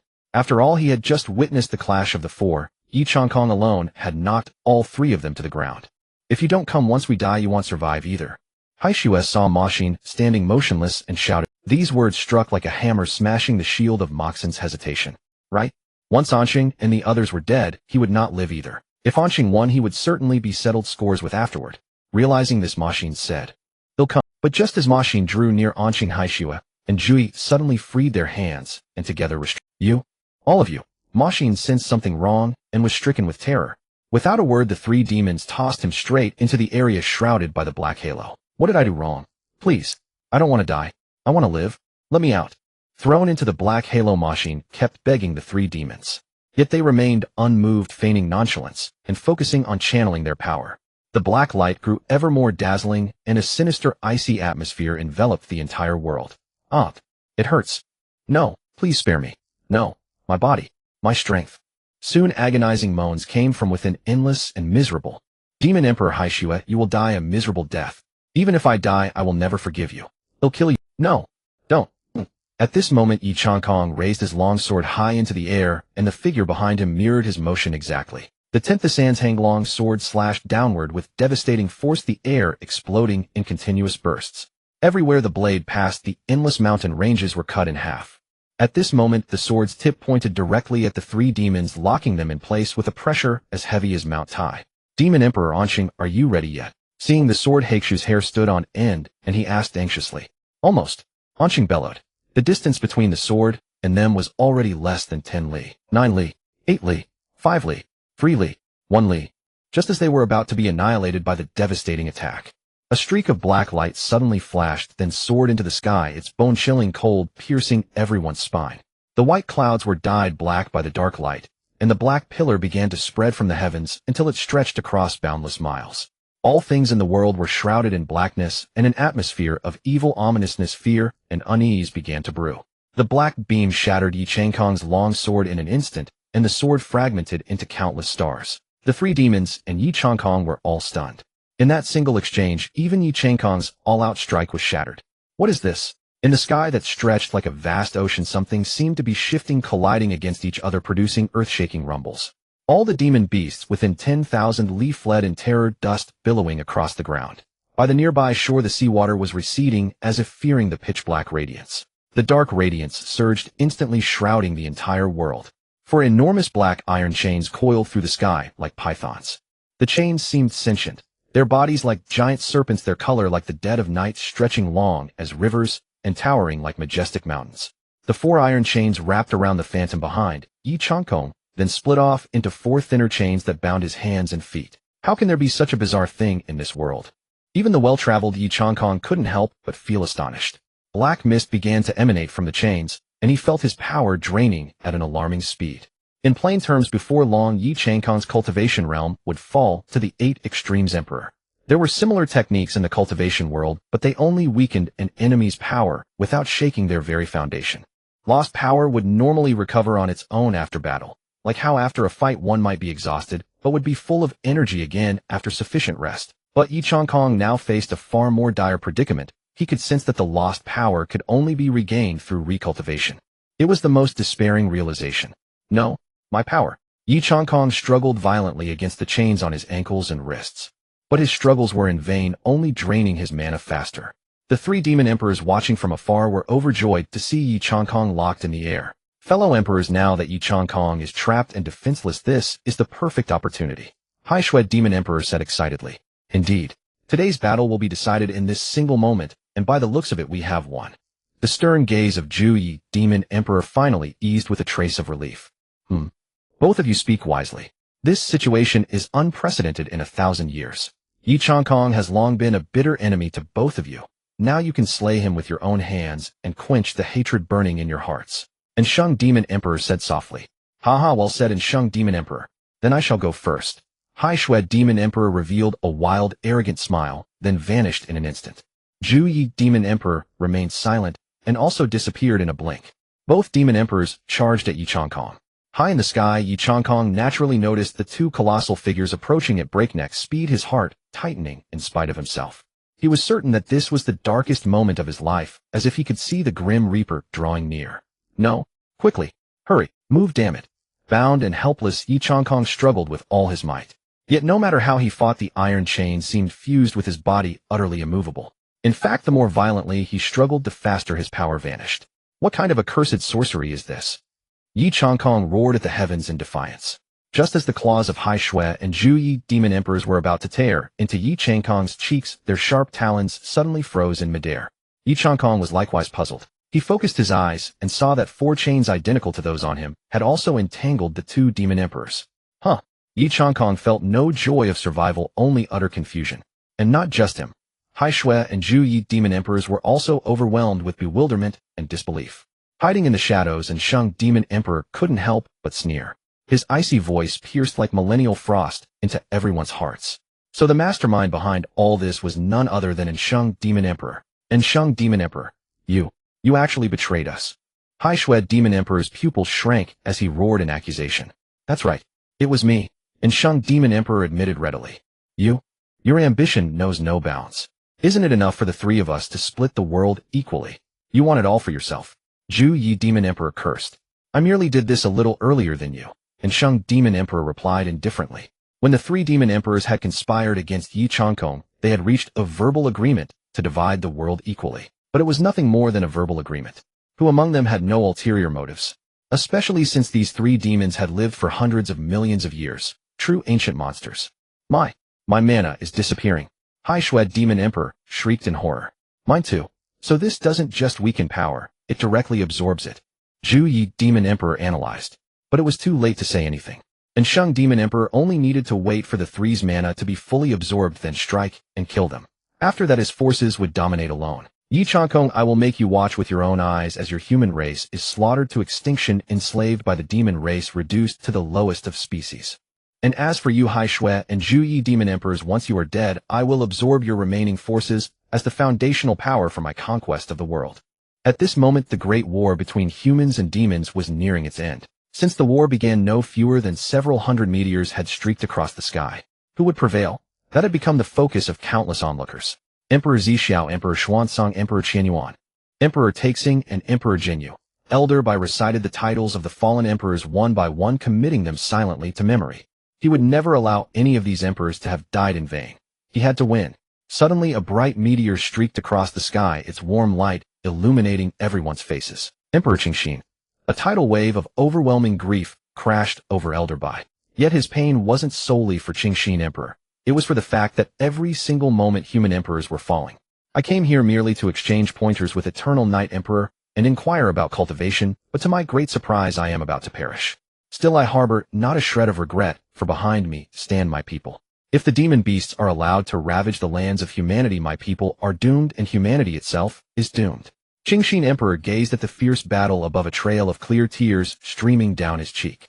Though he was honored as an 8 Extremes Emperor, he could only let his body plummet rapidly. It wasn't that he didn't want to control it. He simply couldn't. At this moment, he was on the brink of life and death. How resilient was an emperor's life? Body and mind, unyielding soul, everlasting, able to rival heaven and earth in longevity. The demon race is overwhelmingly powerful. I can do nothing more than try my best. With those words, Cangxuan Emperor closed his eyes. Night Clan's Council Hall. By now the Great Hall was empty of people. Only the Night Clan Guard Squad remained tasked with protecting Yemo and the others. Every member of the Night Clan Guard Squad had at least Sage Realm cultivation, and the captain had even reached the Quasi-Emperor realm, so they were more than qualified to protect everyone. Everyone held their breath and fixed their eyes on the battle 1,000 li away. The tension in the hall could not have been greater. Hasn't the Lin clan arrived yet? Luo Xianxing asked, burning with anxiety. Clan Mother, the Lin clan has also been attacked by the demon race. Although the attack is still small in scale, it will take some time to resolve. The guard captain replied respectfully. Moer, don't be afraid. Nothing will happen. Luo Xianxing gently pinched Yemo's chubby cheek and said softly. Yet judging from her tense expression, perhaps something would happen after all. Perhaps something would indeed happen. Sigh. I suppose I'll have to make my move. Yemo muttered inwardly. He had originally planned to enjoy life once he was born. For that reason, he had deliberately hidden his talents, wanting the Night Clan to think he was a worthless piece of trash with poor aptitude. But now he had been thinking too far ahead. Before he could even begin enjoying life, his home was about to be overrun by the enemy. That was what he could not tolerate most. Since you are truly set on making trouble, then Yemo will no longer stand on ceremony. System, what do you suggest I do to resolve this trouble? Yemo asked. Ding. Having detected the host's aversion to war, the system has specially issued a character summoning card, Primordial Eternal God. Character profile. Name Shuangxi. Realm Divine Realm. Honorific title Primordial. Background, a favored daughter of heaven from another universe. Clever and quick-witted since childhood, gifted with boundless talent. Legend has it that on the day she was born, heaven sent down auspicious signs, auspicious clouds stretched unbroken for 10,000 li. 10,000 beasts surged in like a tide, and gods and demons all came to pay homage. Divine realm. This is a god. Yemo's eyes suddenly widened when he saw that cultivation realm. In this age when great emperors rarely appeared, having a deity as his subordinate was surely a dimensional reduction strike. System, used this summoning card and let her end all of this. Yemo instructed the system, then adjusted his position and continued lying in his swaddling clothes. Received. Yi Xian's gaze grew even deeper as he looked toward the battlefield 1,000 li away, and the sword tightly gripped in his hand let out a clanging sound. He had thought himself already very powerful. This visit was not simply to see the Suntoba-born Yemo. He also wanted to show Yi Changkong how much he had grown. But once the battle erupted, he suddenly realized that a war on this scale was completely beyond his reach. Like Yi Xian, Yi Yiru also felt the same way, utterly powerless. All they could do now was protect their mother. Damn it.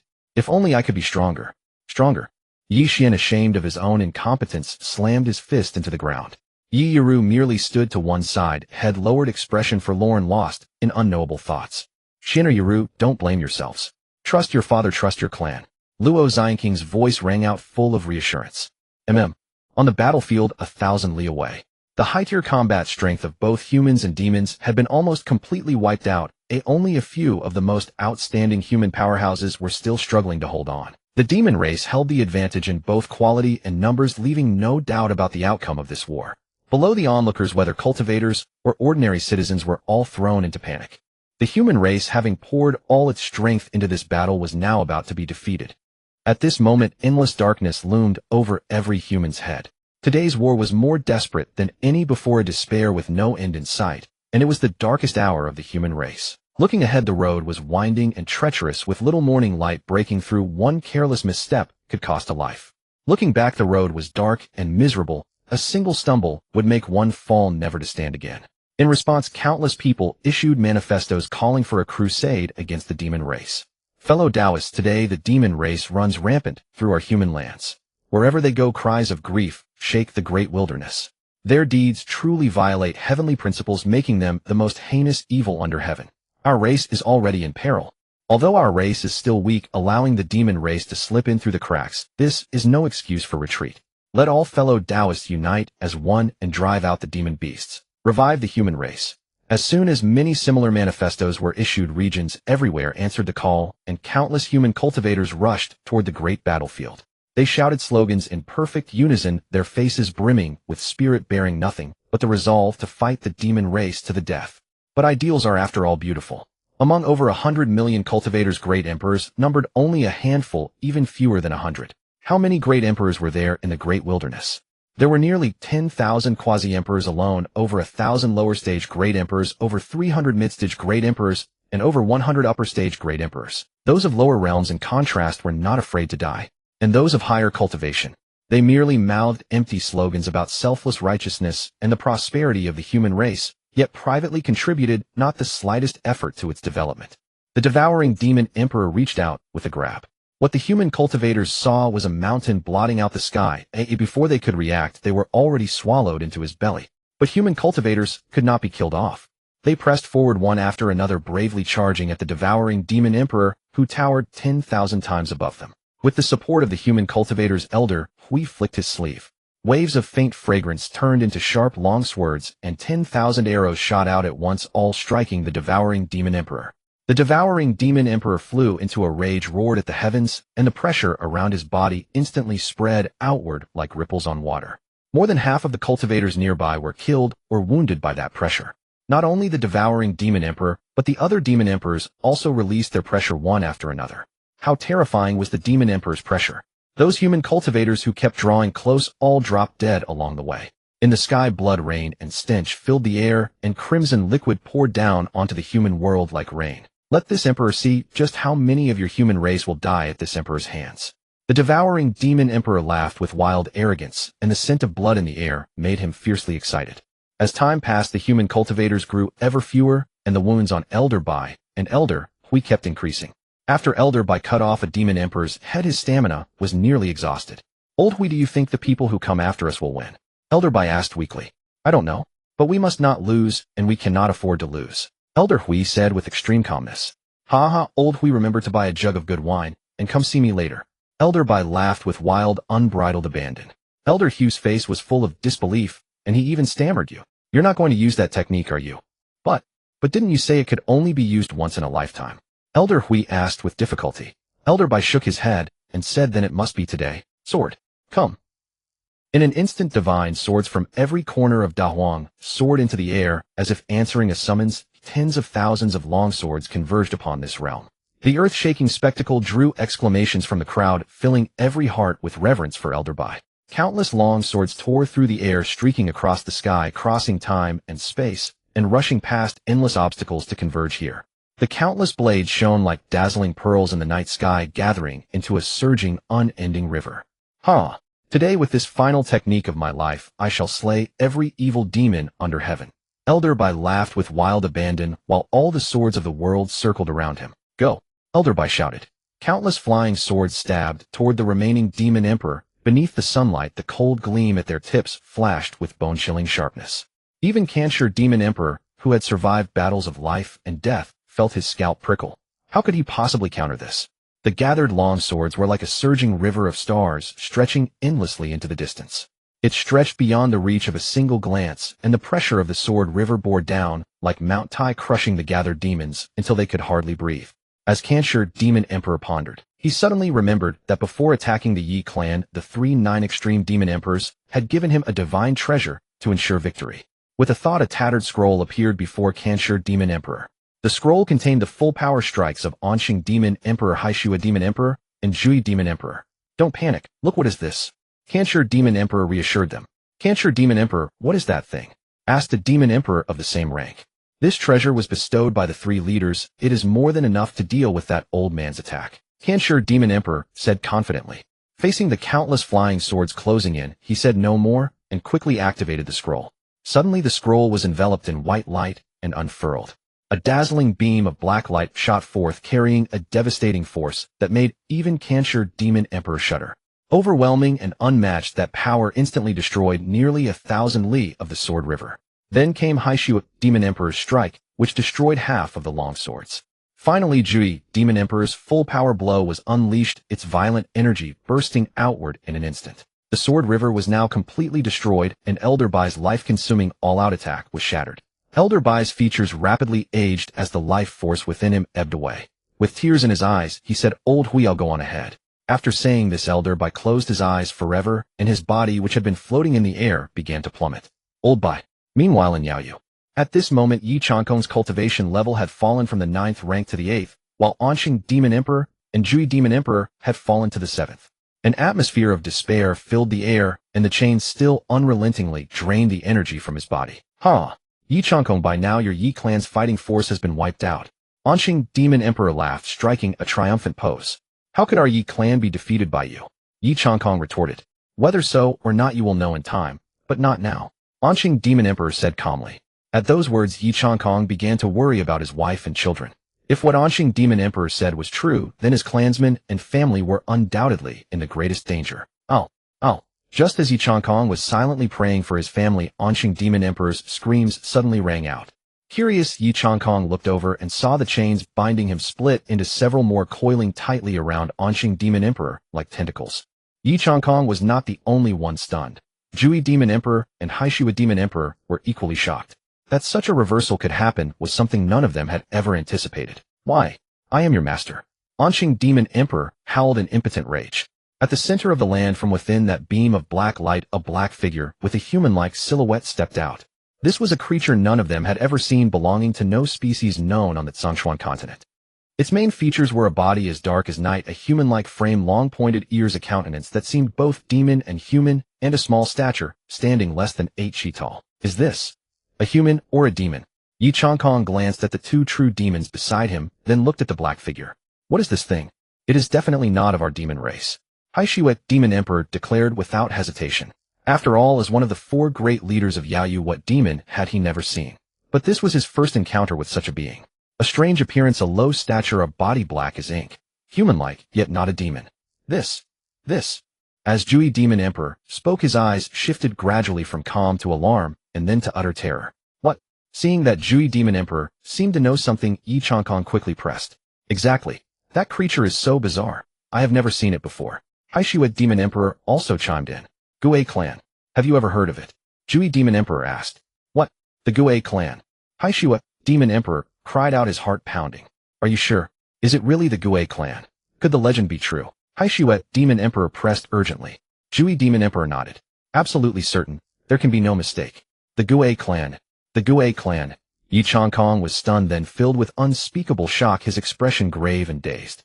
The term Gue clan had appeared in his childhood, told to him by his elders. It was said that the Gue clan were not natives of the Cangxuan Continent, but foreign creatures. They were bloodthirsty and cruel, devouring humans and demons to cultivate their power. To stop the Gue clan from invading the Cangxuan Continent, humans and demons joined forces to oppose them. Yet the Gue clan were exceedingly formidable, unmatched in the same realm, capable of fighting several foes at once. Thus humans and demons paid a tremendous price before finally driving the Gue clan out of the Cangxuan Continent. But that was so long ago that everyone regarded it as no more than a legend. Anqing Demon Emperor, you are worse than pigs and dogs. Muddle-headed and inept. What have you done? Do you want the entire continent to be plunged into endless disaster? Yi Changkong cursed furiously. Yi Changkong is absolutely right. Anqing Demon Emperor is not even worthy to be called a demon. Once I gain my freedom, I will flay you, rip off your hide, and feed your flesh to the dogs. Haishu Demon Emperor cursed him likewise. Human and demon alike hurled curses as spittle flew. For them, their families still lived on this continent. Even if Anqing Demon Emperor succeeded, the people of this world would live under darkness.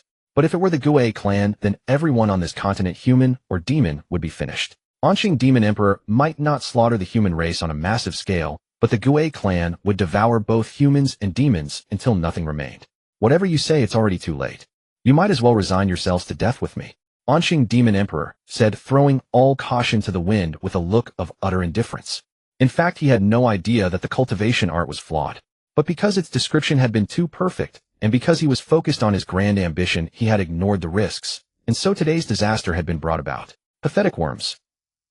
A low, icy voice resounded, plunging the surrounding temperature and striking cold dread into the hearts of all present. Yi Changkong could sense that the figure less than 10 li away possessed strength surpassing even his own peak. The weird clan member cast a glance at the Dark Demon Emperor and said, "Foolish demons and base humans, I observe that you are the mightiest of this realm. Perhaps in the past you could have joined forces to defeat me, but thanks to that foolish demon, the weird clan, didn't you all vanish?" The weird clan member chuckled. "Vanish? Huh. I tell you, the force you humans and demons repelled 1,000,000,000,000 years ago was merely a vanguard squad of our weird clan. That squad numbered fewer than 100, mere low-tier combatants of the weird clan. All present were stunned, their hearts filled with boundless despair. So the ancestors' desperate struggle had only driven back a mere vanguard. How glorious was that Cangxuan Continent eons ago. Sages were as common as weeds and great emperors roamed everywhere, truly a zenith of prosperity. Yet after that peak, decline set into the realm seemed cursed with fewer great emperors and ever-slowing paths to immortality. They had expected an evenly matched battle, but their enemy had sent only a vanguard. The weird clan man's aura grew ever more intense, and a terrifying pressure erupted. Everyone present felt as though a Tinthasanthan bronze cauldron weighed upon them, spitting out mouthfuls of blood. "Absorbing our power to strengthen yourself. How despicable," Yi Changkong cursed. It could only be said that the weird clan's methods were eerily bizarre. The weird clan man, however, did not rush to kill them. He calmly waited. To him, killing them was far less valuable than slowly absorbing their power. Once he consumed all their strength, his own cultivation would rise to even greater heights. "If I eliminate this realm's living forces ahead of time, when the commander returns, I will surely be promoted." Meanwhile, on the main battlefield between humans and demons in the great wilderness, the devouring demon emperor let out a sinister roar. Dark clouds churned violently across the sky, heralding a bloody storm. On the battlefield, Elder Hui still resisted tenaciously. His eyes alone revealed his unwavering resolve to fight to the death. The devouring demon emperor, watching the stubborn Elder Hui, tempted him. Elder Hui ceased this futile resistance. "You will die and we will win. Why persist? Why not surrender to our demon race and spare your life?" Elder Hui was unmoved. "Devouring demon emperor, I know your kind better than you do. Your deceitful words cannot shake my conviction. Even if I die, you'll drag some of you down with me. Then I'll have no regrets. In that case, Elder Hui, die in peace." The devouring demon emperor said no more, his gaze turning icy. The dark clouds thickened and a gloomy, oppressive atmosphere enveloped the realm. Suppression, despair, darkness, fear, and unease ran rampant in the depths of every heart.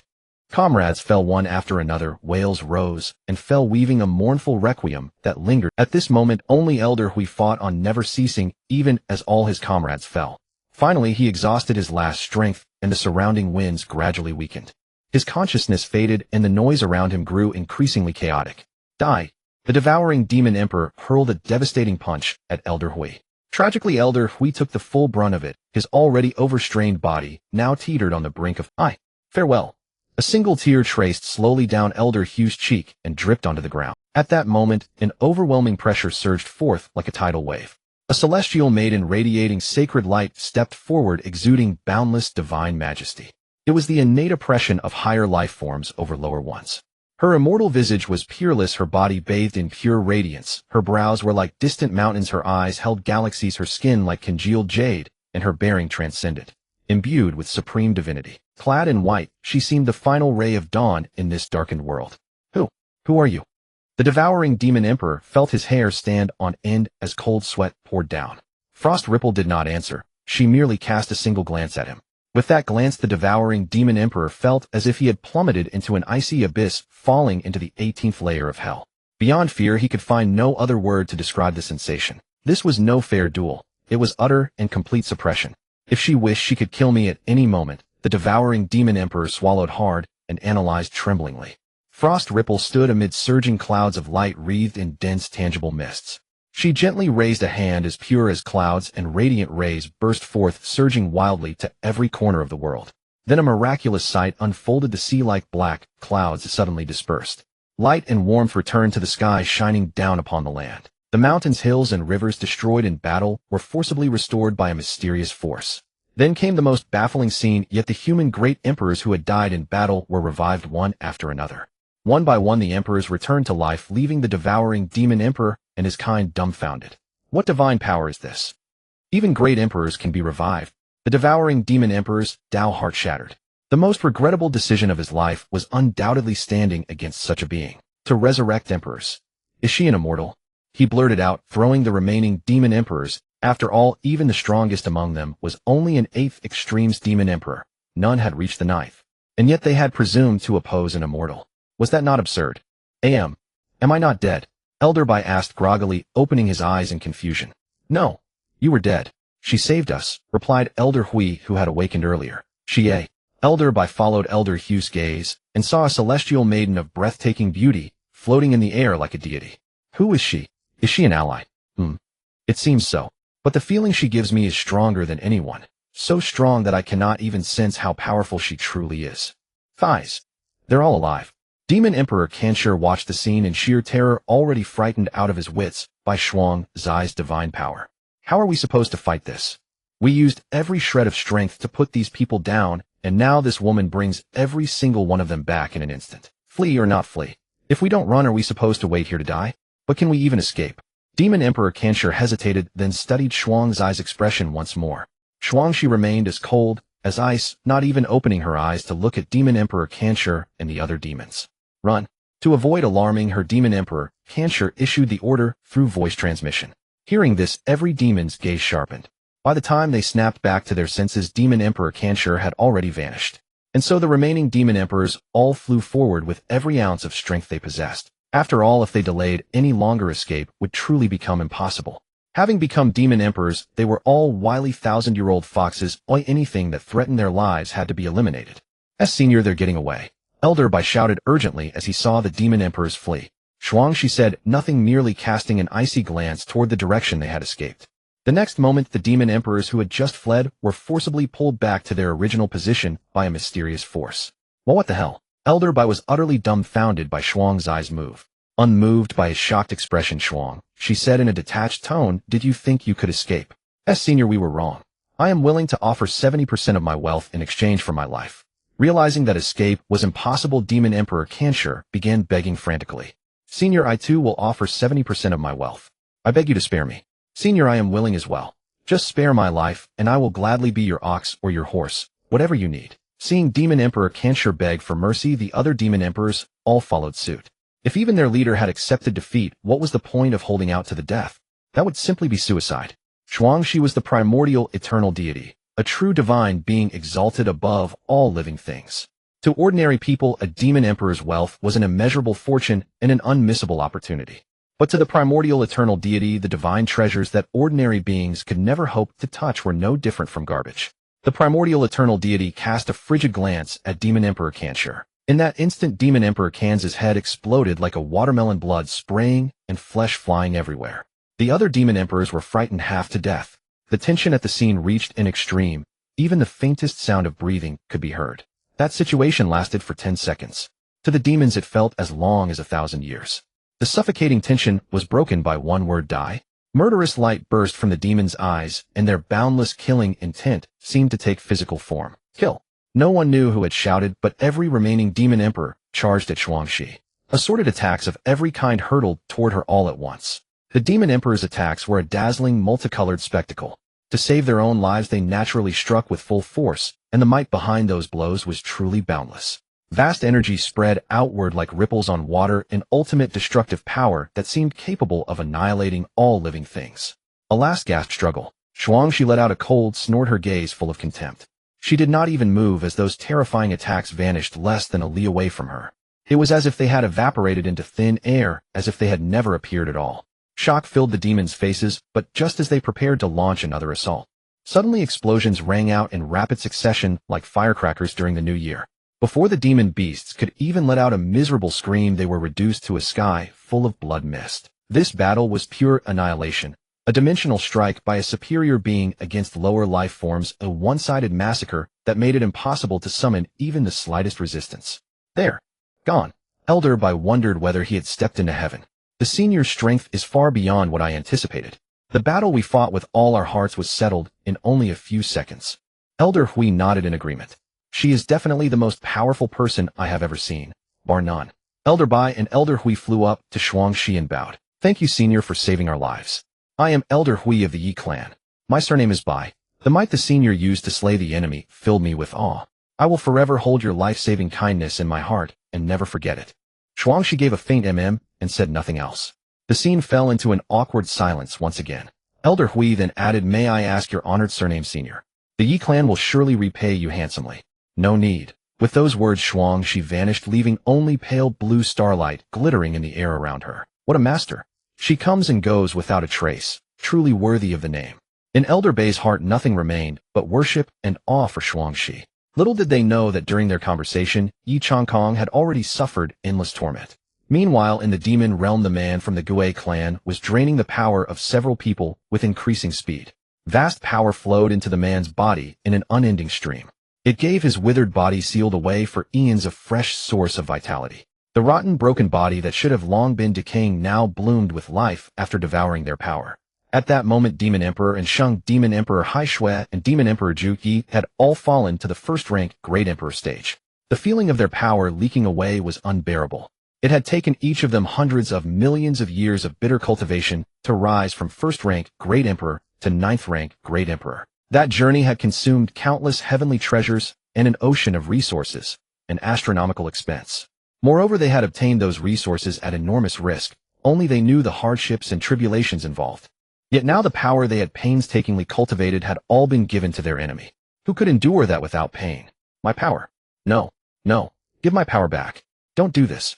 Beast, monster, you will die. The air filled with curses.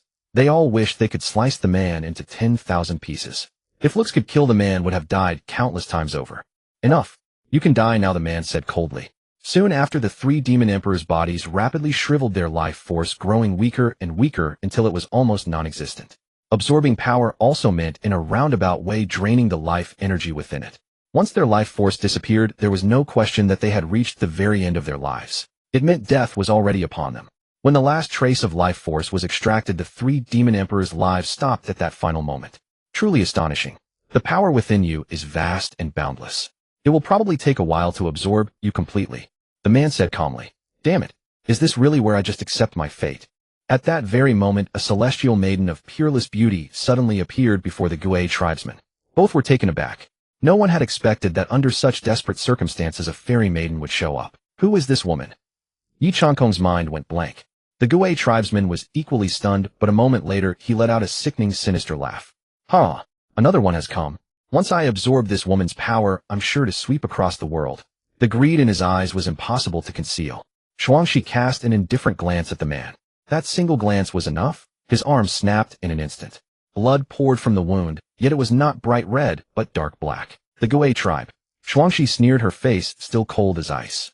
Even having witnessed Shuangshi's terror, the Gui tribesman suppressed the fury in his heart and asked, Senior, have you heard of our Gui tribe?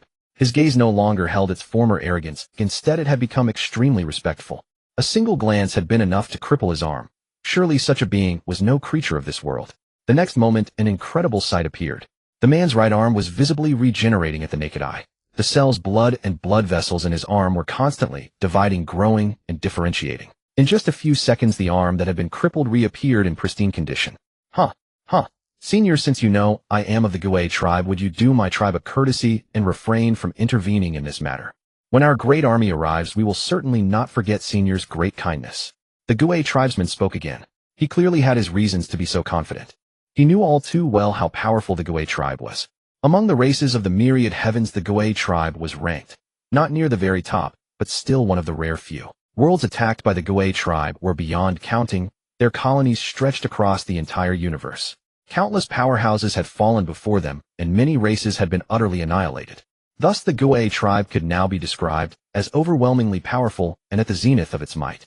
He believed his sincerity was more than enough, and at the same time it was a threat. It was a warning to Shi not to meddle in matters that did not concern her. If she stayed out, he promised generous rewards. But if she refused to see reason, then very well. The armies of the Gui tribe would never let her off.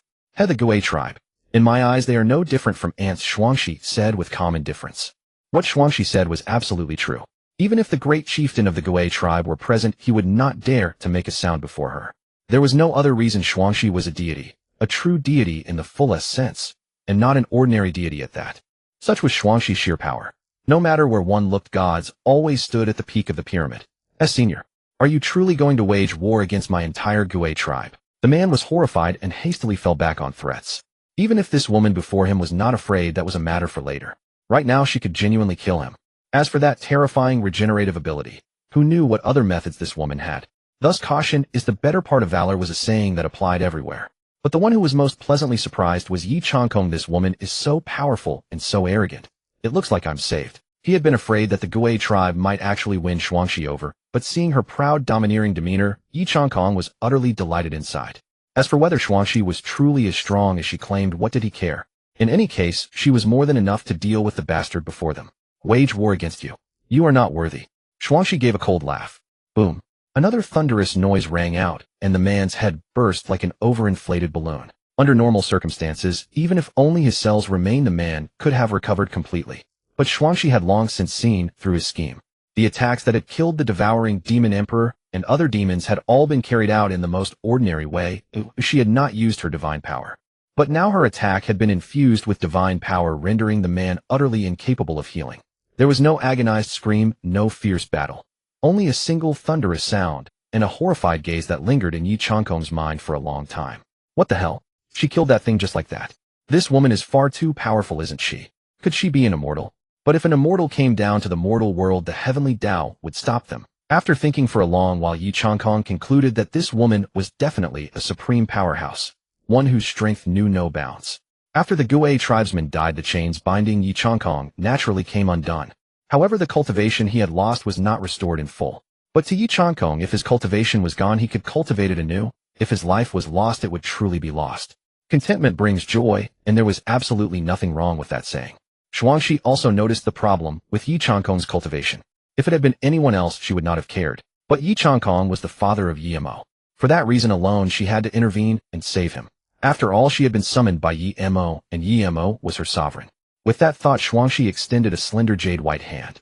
Supreme divine power swept forth like a howling gale, and a pale blue light curled endlessly around the man's corpse like a starved wolf, frenziedly devouring his power. The sacred light circled around like specks of starlight, ceaselessly condensing and gathering together. In the end, it formed a deep blue halo. The energy contained within it was vast, boundless, and fathomless, like an entire ocean of stars. Your cultivation base, Shuangxi said indifferently. Then, ignoring Yi Changkong's astonished gaze, she thrust the orb of light into his body. Yi Changkong only felt his cultivation surge like bamboo splitting through obstacles, advancing triumphantly with no obstruction along the way. From the 3 extremes Great Emperor Realm, it broke through all the way to the 9 extremes Great Emperor Realm. Without stopping, the power within the orb remained vast and mighty. It only came to a halt at the very peak of the 9 extremes Great Emperor Realm, but that did not mean the energy had been exhausted. This was the combined power of the 3 demon emperors and the Gui tribesmen, as well as Yi Changkong's own lost cultivation. After all, another breakthrough would have meant ascending to immortality on the spot. Thus, Yi Changkong decided to continue absorbing it at the moment of his ascension. Thank you, Senior, for saving my life. Senior possesses such extraordinary divine power that I am prostrate with admiration. I humbly request Senior to visit my Yi clan once, and my clan will surely receive you with lavish hospitality. No need. Shuangxi said, her figure gradually growing fainter. Seeing that the Senior was about to leave, Yi Changkong hastily cupped his hands and said, if Senior ever has any matters requiring help, you must come to the Yi clan. My clan will do our very utmost to assist. No need. However, I warn you of one thing, the Gui tribe is descending. With those words, Shuangxi's body vanished completely, leaving behind only a shocked Yi Changkong. Because the Gui tribe was coming. This meant the catastrophe of eons ago was about to be reenacted. Previously, they had been able to resist only because the Cangxuan Continent was at the zenith of its glory, and what they had repelled was merely a vanguard force of the Gui tribe. But now, they had just endured a great war. Their combat power was greatly diminished. Relations between humans and demons had sunk to rock bottom, and the main force of the Gui tribe was about to descend. How could they possibly fight now? Yi Changkong nearly collapsed. There was nothing but despair upon despair. However, all of that was a matter for later. The most urgent task now was to hurry back to the Yi clan. At this moment, with Shuangxi's departure, the great war between humans and demons that determined the fate of mankind had finally come to an end. The Night Clan. Streaks of radiance streaked across the sky, coming to a halt above the Night Clan's stronghold. These were the top-tier combat forces sent by the Lin clan to reinforce the Night Clan. The mere presence of the Lin clan's experts caused an uncontrollable pressure to emanate from them. This was the second most powerful combat clan among humanity in the Great Wilderness, second only to the Night Clan. The Night Clan and the Lin clan were allies, not enemies. The two clans maintained frequent exchanges with deep cooperation in trade, political marriages, and military alliances. To this end, their ancestors had signed a treaty to jointly resist the demons known as the Pact of Joint Defense. Its main content: if either party is attacked by demons, the other must provide formidable military support. Haha, Elder Lin, long time no see. Elder Hui flew over to greet Elder Lin. Old Hui, where are the demon beasts you mentioned? I've brought all of the Lin clan's elites here. Elder Lin's voice carried a hint of displeasure, for looking around, he saw no demon beasts whatsoever, nor was there even a trace of battle. He couldn't help but suspect that Elder Hui had deceived him, hence his dissatisfied inquiry. Dead. All of them are dead, Elder Hui explained calmly. What? Dead? Indeed, all dead. But it wasn't us who killed them. It was another senior. Elder Hui affirmed. Old Hui, tell me in detail what exactly happened here. Elder Lin knew very well just how powerful Elder Hui was. At his peak, Elder Hui had been the true authority of the Cangxuan Continent. Practically every member of the human race knew Elder Hui's reputation, let alone the demon race. In those days, Elder Hui alone could sweep through the entire demon race from top to bottom. Of course, apart from the Demon King, there was truly no one he feared. The moment his eyes opened, he was ready to fight. Illustrious prestige, outstanding wisdom, brilliant talent, unmatched in the world. All these words were embodied in Elder Hui alone. Although Elder Hui had aged and his strength was gradually declining, there were still very few in this world who could suppress him. When Elder Lin arrived, he had also learned that the scale of this war was extremely close to that of the last great human-demon war. The demon realm had 4 major powers, 3 of which had joined forces to launch a full-scale invasion of the great wilderness. They concentrated their main forces against the Night Clan, while dispatching a smaller portion to pin down the Lin Clan. The plan was indeed feasible, but none of them had anticipated the intervention of a third party. Elder Hui merely smiled and recounted everything that had happened that day to Elder Lin. Old Hui, are you saying that the demon race's top combat forces launched an all-out assault on your Night Clan, and just as you were on the verge of annihilation, a profoundly powerful senior stepped in to save you? Elder Hui nodded and said, yes, that senior was far too powerful. I suspect they might be an immortal. When Elder Hui uttered the word immortal, he deliberately lowered his voice. Hearing the word immortal, Elder Lin's heart trembled violently. Immortal? He murmured, his eyes filled with complex emotions. But then he thought of his own age, already in the twilight of his years. Was there still hope for him to become an immortal? Once he too had been hailed as a prodigy unrivaled among his peers. Yet was he the only heaven-blessed genius in this world? Faced with the slow progress of his cultivation and the gradual decay of his physical body, he finally understood that he might truly be destined never to attain immortality. This Elder Lin cast the thoughts from his mind and forced a smile. By the way, Old Hui, where is your clan leader? Clan leader, right? The clan leader is still fighting those demon beasts. We must quickly summon the Night Clan elders to rescue him. Elder Hui slapped his forehead. Had Elder Lin not reminded him, he truly would have forgotten. With that, he rose to gather the Night Clan elders. However, at that very moment, a bold and hearty voice rang out from afar. Everyone, all here. All of them turned toward the source of the voice and saw Yi Changkong flying toward them. Elder Hui, are the demon beasts that attacked our clan all dead? Yi Changkong asked. Clan leader, they are all dead. Aside from those killed by our clan and other cultivators, there was also a senior who assisted us in slaying the demons. Elder Hui reported. Oh, a senior. By any chance was it a woman? Yes, indeed, a woman with a delicate and elegant appearance. Her strength was unfathomable. She slew all the demon beasts in an instant. Elder Hui added playfully. Clan leader, I feel that senior's cultivation might be even higher than yours. Yi Changkong was rather speechless at Elder Hui's candid report. Cultivation higher than mine. Strength greater than mine. Combat power fiercer than mine. Perhaps in the past he wouldn't have believed it, but now he had no choice but to believe. He couldn't even defeat that terrifying man of the Gui clan. How could he possibly defeat her? That senior was someone who didn't even spare the Gui clan's vast army a second thought. What was he compared to her? Huh. Clan leader, did you encounter her too? Elder Hui caught on and asked. Indeed, that senior showed me great kindness by saving my life, Yi Changkong replied simply. Thus Yi Changkong invited Elder Lin and the others to be guests of the Night Clan. Thank you for the kind offer, Clan leader Yi, but now that the Great War has just concluded, our clan still has matters to attend to. Let us meet again another day, Elder Lin said with a cupped fist salute. Just as he was about to leave, Yi Changkong suddenly called out, Elder Lin, please convey a message to your clan leader that I have an important matter to discuss with him. Very well, I will relay it faithfully. The important matter was of course the invasion of the Gui clan. Now was not the right time. He decided that once he had ample leisure, he would gather all the high-ranking members of both clans together and inform them of the Gui clan. In the Night Clan's bedchamber, Yimo lay upon a large ornately carved bed of rosewood, its headboard adorned with carved dragons and inlaid pearls with brocade cushions, gauze curtains, and tassels draping down. every detail exquisitely luxurious. Because the Great War had just ended, there were countless clan affairs to handle, and everyone was busy. Luo Qianxing was no exception, so she could only entrust Yi Xian and Yi Yaru to take care of Yimo. "Sis, look how comfortable this little brother is," Yi Xian said, pointing at Yimo. Then he added, "Little brother, you have no idea how dangerous it was just now. Those demons had fought their way right to our doorstep. Thinking about it still makes me furious. Those demons are truly audacious. Once I cultivate to the great emperor realm, I will slay every demon in the world and leave them no place to rest." Days and nights alternated, seasons turned, and 7 years passed in the blink of an eye. Since the great battle 7 years ago, the human race had taken a dominant position on the Cangxuan Continent. The demon race and the human race maintained a relatively peaceful relationship for the time being. Of the 4 chieftains, 3 had died, so the surviving demon chieftain naturally became the supreme leader of the demon race.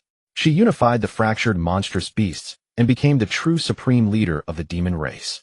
It was undeniable that the demon race's overall strength had gone into a steep decline since the Great War. Now, however, it was steadily recovering, and its overall power was continuously improving. This was not a bad thing, because the current demon leader had adopted a policy of peaceful cooperation between humans and demons. Of course, this would also add another source of strength when dealing with the Spectre race's invasion in the future. Such was the state of the demon race. On the human side, after the Great War, Yi Changkong's fame for fighting 3 emperors single-handedly spread like wildfire. Whether in humble alleyways, bustling cities, or remote mountains and deep forests, one could hear the legendary tales of Yi Changkong. His influence resounded through the entire world, reaching the point where there was truly no one under heaven who did not know his name. Yi Changkong also informed the upper echelons of the Yi and Lin clans about the Spectre race's invasion. But he did not spread the news widely. Only a handful of people knew about it, precisely to avoid causing panic. The Yi clan. At this moment, countless members of the Yi clan had gathered inside the Yingtian courtyard. They had no other purpose than to test Yimo's talent. Although they had concluded from the moment Yimo was born that his aptitude would not be high, he was still the clan leader's child. There was no telling whether he possessed some peerless talent that had simply not yet shown itself. So they had to conduct another solemn test. "Test me again. When I was born, I deliberately had the system suppress the heavenly anomalies just to keep you all from urging me to cultivate." Yimo vented crazily in his heart. In this life, all he wanted was to eat, drink, play, and roam the mountains and rivers. As for the clan's rise or fall, anyway, he was already invincible. Restoring the clan was a mere thought for him. But who would believe him? "Young master, Yimo, please place your hand on the spiritisting stone," said Elder Hui. Yimo answered with an and walked forward unhurriedly. He placed his hand on the stone, and a dazzling light instantly enveloped the entire Yi mansion. Everyone was startled, and then their eyes reflected an unstoppable glow. "This is promising. I said all along that young master Yimo couldn't possibly have low aptitude. So he was hiding his brilliance." As the light gradually faded, everyone blinked as they stared up at the stone tablet. Spirit root, 5-element mixed spirit root. Special constitution none. Talent low. Bloodline purity 99. 999. Everyone. They had waited in anticipation for a long time, only to discover that any random person picked on the street would have better aptitude than this. They thought he was a king, but it turned out to be dumb. Yimo scratched his head and gave an awkward smile. Under everyone's astonished gaze, he said, "Elder Grandpa, how is my talent? Is it unprecedented with no equal in the past or future?" Elder Hugh's mouth twitched. In his view, this brat Yimo was simply asking a question to which he already knew the answer. Still, he forced himself to answer, Not bad. Within the clan, you will definitely never find a second person with the same aptitude as you." Elder Hui was not wrong either. Pick any disciple in the clan, and any one of them would be a peerless genius, like a holy son or holy daughter out in the outside world. But as for Yimo's case, even a dog would shake its head at the sight. That was a kind of uniqueness that could be considered absolutely genuine, wasn't it? Yi Changkong, standing off to the side, took in the whole scene and could not help feeling a trace of disappointment. Forget it. As long as my child lives his life happily, that's fine. It doesn't matter if he doesn't cultivate. It's not as if there are no treasures that can extend one's lifespan. Yi Changkong quickly let it go. After all, he had already prepared himself when Yimo was born. This time was merely confirmation, so it was easy for him to shift his mood. Moreover, his focus now was entirely on raising his own cultivation so as to deal with the coming crisis of the Spectre race. "Dad, you came too," Yimo called out in a piping, childish voice. I was just taking a look. My child is amazing," Yi Changkong said with a smile as he scooped Yimo up into his arms. The father and son chatted for a while longer until Yi Changkong announced that he had matters to attend to and left. With Yi Changkong's departure, the atmosphere at the scene turned cold and quiet. The surrounding crowd was about to head home when unexpectedly a little girl of 6 or 7 came running over. The playful little girl accidentally tripped and fell heavily forward. When her hand touched the stone tablet, she came to a stop. Those who had moved to help her saw that she was unhurt and prepared to leave. Then just as they were about to go, a sacred light shot straight into the sky, instantly illuminating the entire heavens. A radiance as splendid as stars continued to expand across the sky until it blanketed the entire central domain. Immediately afterward came a thunderous boom, as if heaven and earth were splitting apart. The ground quaked violently, and the cracking surface split into countless deep chasms. From the earth burst countless rays of multicolored light, while crystal-clear feathers fell from the vault of heaven like heavy snow. Everyone stared blankly, their expressions stiff, their minds utterly short-circuited. At that moment, the information on the stone tablet gradually emerged. Spirit root, single attribute, water spirit root. Special constitution, myriad spirit, immortal embryo body. Talent, bloodline purity, 99. 999. And with this single unintentional action, everyone was utterly dumbfounded. Even Yemo was baffled. Damn, there's actually another hidden expert. Isn't this completely absurd? Maybe others didn't know what the myriad spirit immortal embryo body was, but Yemo understood it very well. This was absolutely an immortal body with the bearing of someone destined to become an immortal. Besides, its very name contained the word immortal. Anything connected to immortals was bound to be extraordinary. Yemo was still completely ignorant of the Yi clan. He had not probed into it, even though it would have taken him only a single moment to do so. Still, maintaining a sense of the unknown was the right approach. If he knew everything in advance, life was bound. Constitutions from low to high were classified as mortal constitution, superior constitution, spirit constitution, heavenly constitution, king constitution, saint constitution, emperor constitution, immortal constitution, divine constitution. At this moment, Yi Changkong, who had left in haste, hurried back because of the unusual phenomenon. Yi Changkong's face was flushed with excitement as he asked tremulously, "This? Whose child is this?" "Clan leader, she seems to be the deputy clan leader's daughter, named Yi Shinro." A man answered him. "Deputy clan leader? Yi Yang. Isn't he my good younger brother?" Yi Changkong muttered to himself. Yi Yang was the deputy clan leader of the Yi clan, Yi Changkong's own blood younger brother, and Yi Mo's second uncle.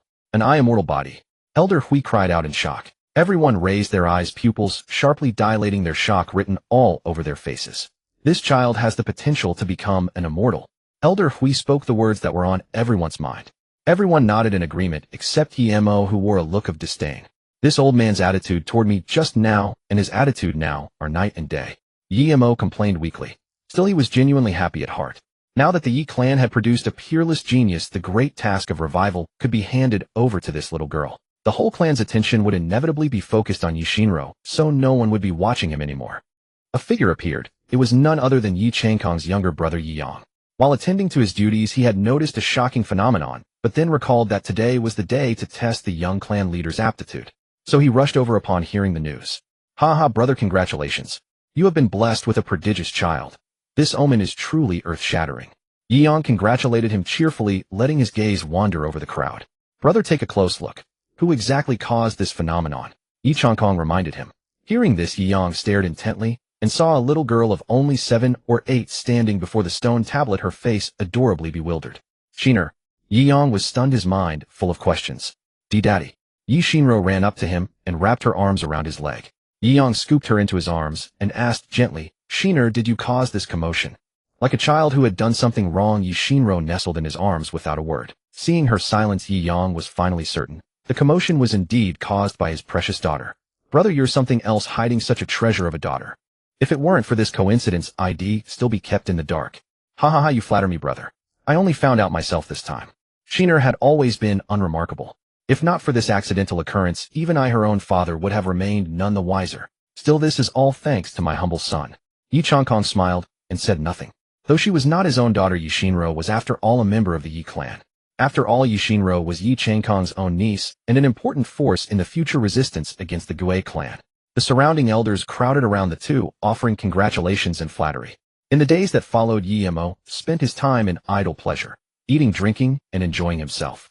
No one said a word, even when he played all day and all night.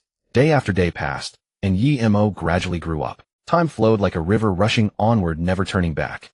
In the blink of an eye, Yemo had reached 15 in the prime of his youth. After staying home for over 10 years, Yemo decided to go out and see the world. When he told his parents of his intention, Yi Changkong and Luo Xianqing were reluctant, but respected his choice. at the entrance of the Yi residence. Moore, take good care of yourself out there. Keep this emperor's token with you. As he spoke, Yi Changkong produced a golden token. Remember, if you meet someone you can beat, fight them. If they're stronger, show them the emperor's token. Should I send some guards to protect you? Moore, just enjoy yourself out there. Eat well and play well. The Yi and Luo clans will always be your backing. Luo Xianxing said reluctantly, her heart full of parting sorrow. After much lingering and repeated exhortations, Yi Mo was finally ready to leave. Suddenly, as if remembering something, he took out 2 white tokens. He carved the character Mo onto the tokens, then handed one to Yi Changkong and one to Luo Xianxing. Dad, Mom, keep these tokens. Show them when you're in danger. Yi Mo said. Ha ha, good lad, thinking about our safety. Moore, take care of yourself out there. Come back to me if you run into trouble. Luo Xianxing admonished him. All right, Mom and Dad, I'm off. Yi Mo waved at them, then turned and walked. The couple watched Yi Mo's receding figure until it disappeared before returning home. This was not a matter of meeting again. Yi Mo now had his own life. If they truly wished to see Yi Mo, finding him would be effortless as long as he was on the Cangxuan Continent. Of course, all of this was only possible if Yi Mo was willing to be found out, otherwise it wouldn't work. Let me tell you, back in the day, the Eternal Night Emperor single-handedly fought 3 demon emperors. The battle was so fierce it darkened the heavens, shook the earth, and shattered the firmament. But guess what? He actually won, and it was a complete victory. They say after the battle, the Eternal Night Emperor only had a bit of dust on his clothes. The storytelling old man took a sip of wine and said drowsily, Old man, is that true or false? How would you know? Don't try to fool us. Exactly, old man, how do you know that? Did you witness it yourself? I think this old man made it all up. Voices of doubt rose one after another in the tavern, quickly drowning out the old man. To tell you the truth, I've got inside information from the Yi clan. This was passed to me by my cousin's uncle's aunt's daughter's uncle's cousin. He's on good terms with a member of the Yi. Really? If that's true, then who in the world could oppose the Eternal Night Emperor? Though the world is split into 3 powers, the Lin, the Yi, and the demons, the Yi clan has long since risen above the other 2. Sitting in the corner, Yi Mo listened to the lively debate and merely smiled. His father's fame had spread like wildfire among the people. Yi Mo did not linger any longer. He rose and went to settle the bill. Waiter, the bill, he called out as he walked to the counter. Right away, sir. Your total here is 5 taels of silver, the waiter said, clicking an abacus. Hearing the price, Yi Mo pulled a low-grade spirit stone from his sleeve and tossed it onto the counter. The waiter, who had been all smiles, instantly sobered at the sight of the spirit stone. His eyes bulged as he exclaimed excitedly, I am immortal. You're an immortal. The waiter's words instantly drew every gaze in the shop toward Yi Mo. Hearing this, Yi Mo merely smiled without explanation and turned to leave. I am immortal. I can't make change for a spirit stone, the waiter said. Keep the change.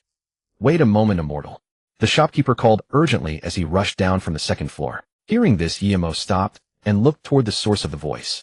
The newcomer was a thin, gaunt, middle-aged man with a dejected air. What is it? You need something? Yi Mo asked. I do. I am immortal. Could we talk upstairs? The shopkeeper said humbly. Without a second thought, Yi Mo agreed. After all, he had nothing better to do, and whenever something interesting came along, he was always curious to check it out. The 2 went up to a private room on the 2nd floor. Speak then. What do you want from me? Well, immortal, I'd like to make a trade with you. Hearing the word trade, Yi Mo was taken aback, his curiosity growing stronger. A trade? Tell me more. The shopkeeper brought out all his belongings and said, Immortal, could these possessions be enough to earn a protective talisman for my humble shop? Oh, why? Give me a good reason, and he'll give you one for free. Oh, immortal, you have no idea. Thieves have been rampant lately, and my shop has been robbed time and again. Stealing wealth is one thing, but I fear they might harm the innocent, endangering my family's lives. They even forced my daughter to serve them drinks. Living like this is unbearable. Is there no one who can help? What about the authorities? Yi Mo asked. Immortal, you've hit the nail on the head. The officials are in collusion with those thieves. They don't care about our safety at all. I'm at my wit's end. I heard an immortal had come to my humble shop, so I wanted to trade my life savings for a life-saving talisman. Yi Mo listened, learning that the authorities turned a blind eye to the thieves' murder and plunder. Worse, they allied with the bandits to oppress the people. Had their consciences been devoured by dogs? Hearing the innkeeper's tearful account, Yi Mo felt fury surge within him. Were the roving bandits truly so rampant now? They killed people and violated their innocent daughters. It is sheer lawlessness. The officials are no better. The Imperial court has truly raised a pack of ungrateful wolves. Enough, innkeeper. I will not take your money. I will not be leaving for a few days yet. If they appear, I will naturally come to your aid, Yi Mo declared with righteous fervor. He hated evil with a burning passion and could not stand seeing those scoundrels who knew a bit of martial arts wreaking havoc on the common people. Since it was ridding the people of harm, the fortune the innkeeper offered was utterly unnecessary to Yemo. Good. Thank you, Immortal, for your blessing. The innkeeper nearly knelt to Yemo in gratitude. But he found that no matter how hard he tried, he could not kneel, as if a mysterious gentle force were supporting his knees. No need for that. Immortal, from now on you will stay at my inn, and I shall serve you with the finest wine and dishes, the innkeeper said hastily. After all, Yemo had agreed to help him without taking a single coin. It was a debt he could never repay, so the only thing he could do was serve Yemo well in the days ahead. That will do then, Yemo agreed. The innkeeper then led Yemo to his room. It was spacious and bright with every piece of furniture one could need, and even the bed was made of sandalwood. Yemo walked to the window and opened the wooden casement. From inside, the city's view spread out in full. Outside the window stood a lush verdant ginkgo tree, its golden leaves swaying in the breeze. This old fellow knows how to pick a room. A faint smile curled on Yemo's lips. He was most satisfied with the innkeeper's arrangement. Luxurious interior, beautiful exterior view. Creak. The wooden door suddenly slid open and a girl with delicate features and skin like snow tiptoed in. In her hands was a wooden tray heaped with various dishes and wine. I, Immortal, my father prepared these dishes and wine for you. Please enjoy. The girl set the food on the table with trembling hands, looking utterly terrified. What is your name? Yemo glanced at the girl and suddenly asked. My name is Cangxuan, Immortal. The girl answered. Come here. Yemo beckoned to her. Cangxuan dared not disobey his command, so she obediently came to his side. Yemo studied the girl thoughtfully, then smiled. Immortal, within 100 li there is only the Cangxuan sect. They come to recruit disciples every 20 years, and the next time should be in about a month. Cangxuan replied with utmost respect. She was puzzled as to why the Immortal would ask such a question, but that was none of her concern. You can go and try then, Yemo said. Hearing this, Cangxuan trembled, all over, her eyes filled with disbelief. If she could go, didn't that mean she had a spiritual root?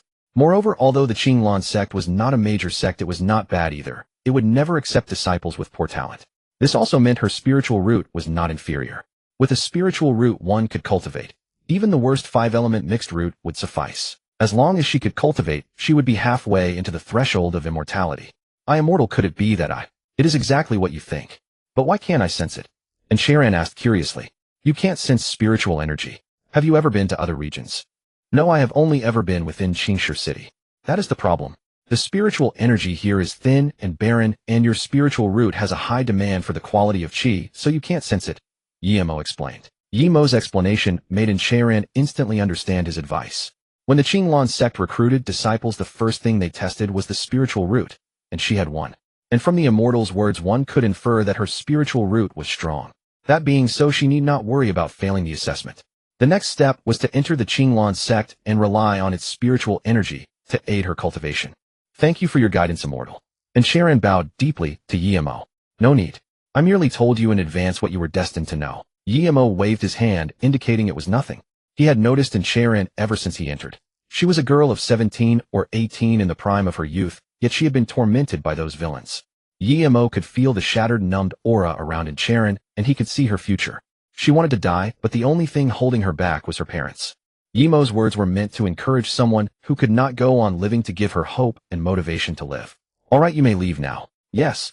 The invisible hand of night enveloped the entire Cangxuan city. After dinner, Yemo, having nothing to do, strolled out into the streets. The streets were deserted. In the dark, cold, and silent night, only a few families still had their lights on. The place Yemo had come to was Cangxuan City. Located in the eastern domain of the Great Wilderness, the area had scarce spiritual energy and poor mineral resources. Compared with other domains, the eastern domain was the most backward. Suddenly a light appeared in Yemo's vision straight ahead. He saw a group of government soldiers surrounding a fat, big-eared man. If Yemo guessed correctly, this man was the county magistrate of Cangxuan City. You insolent peasant. Get out of the way right now. Don't block my path. The magistrate, noticing Yemo blocking the middle of the road, cursed in a string of abuse.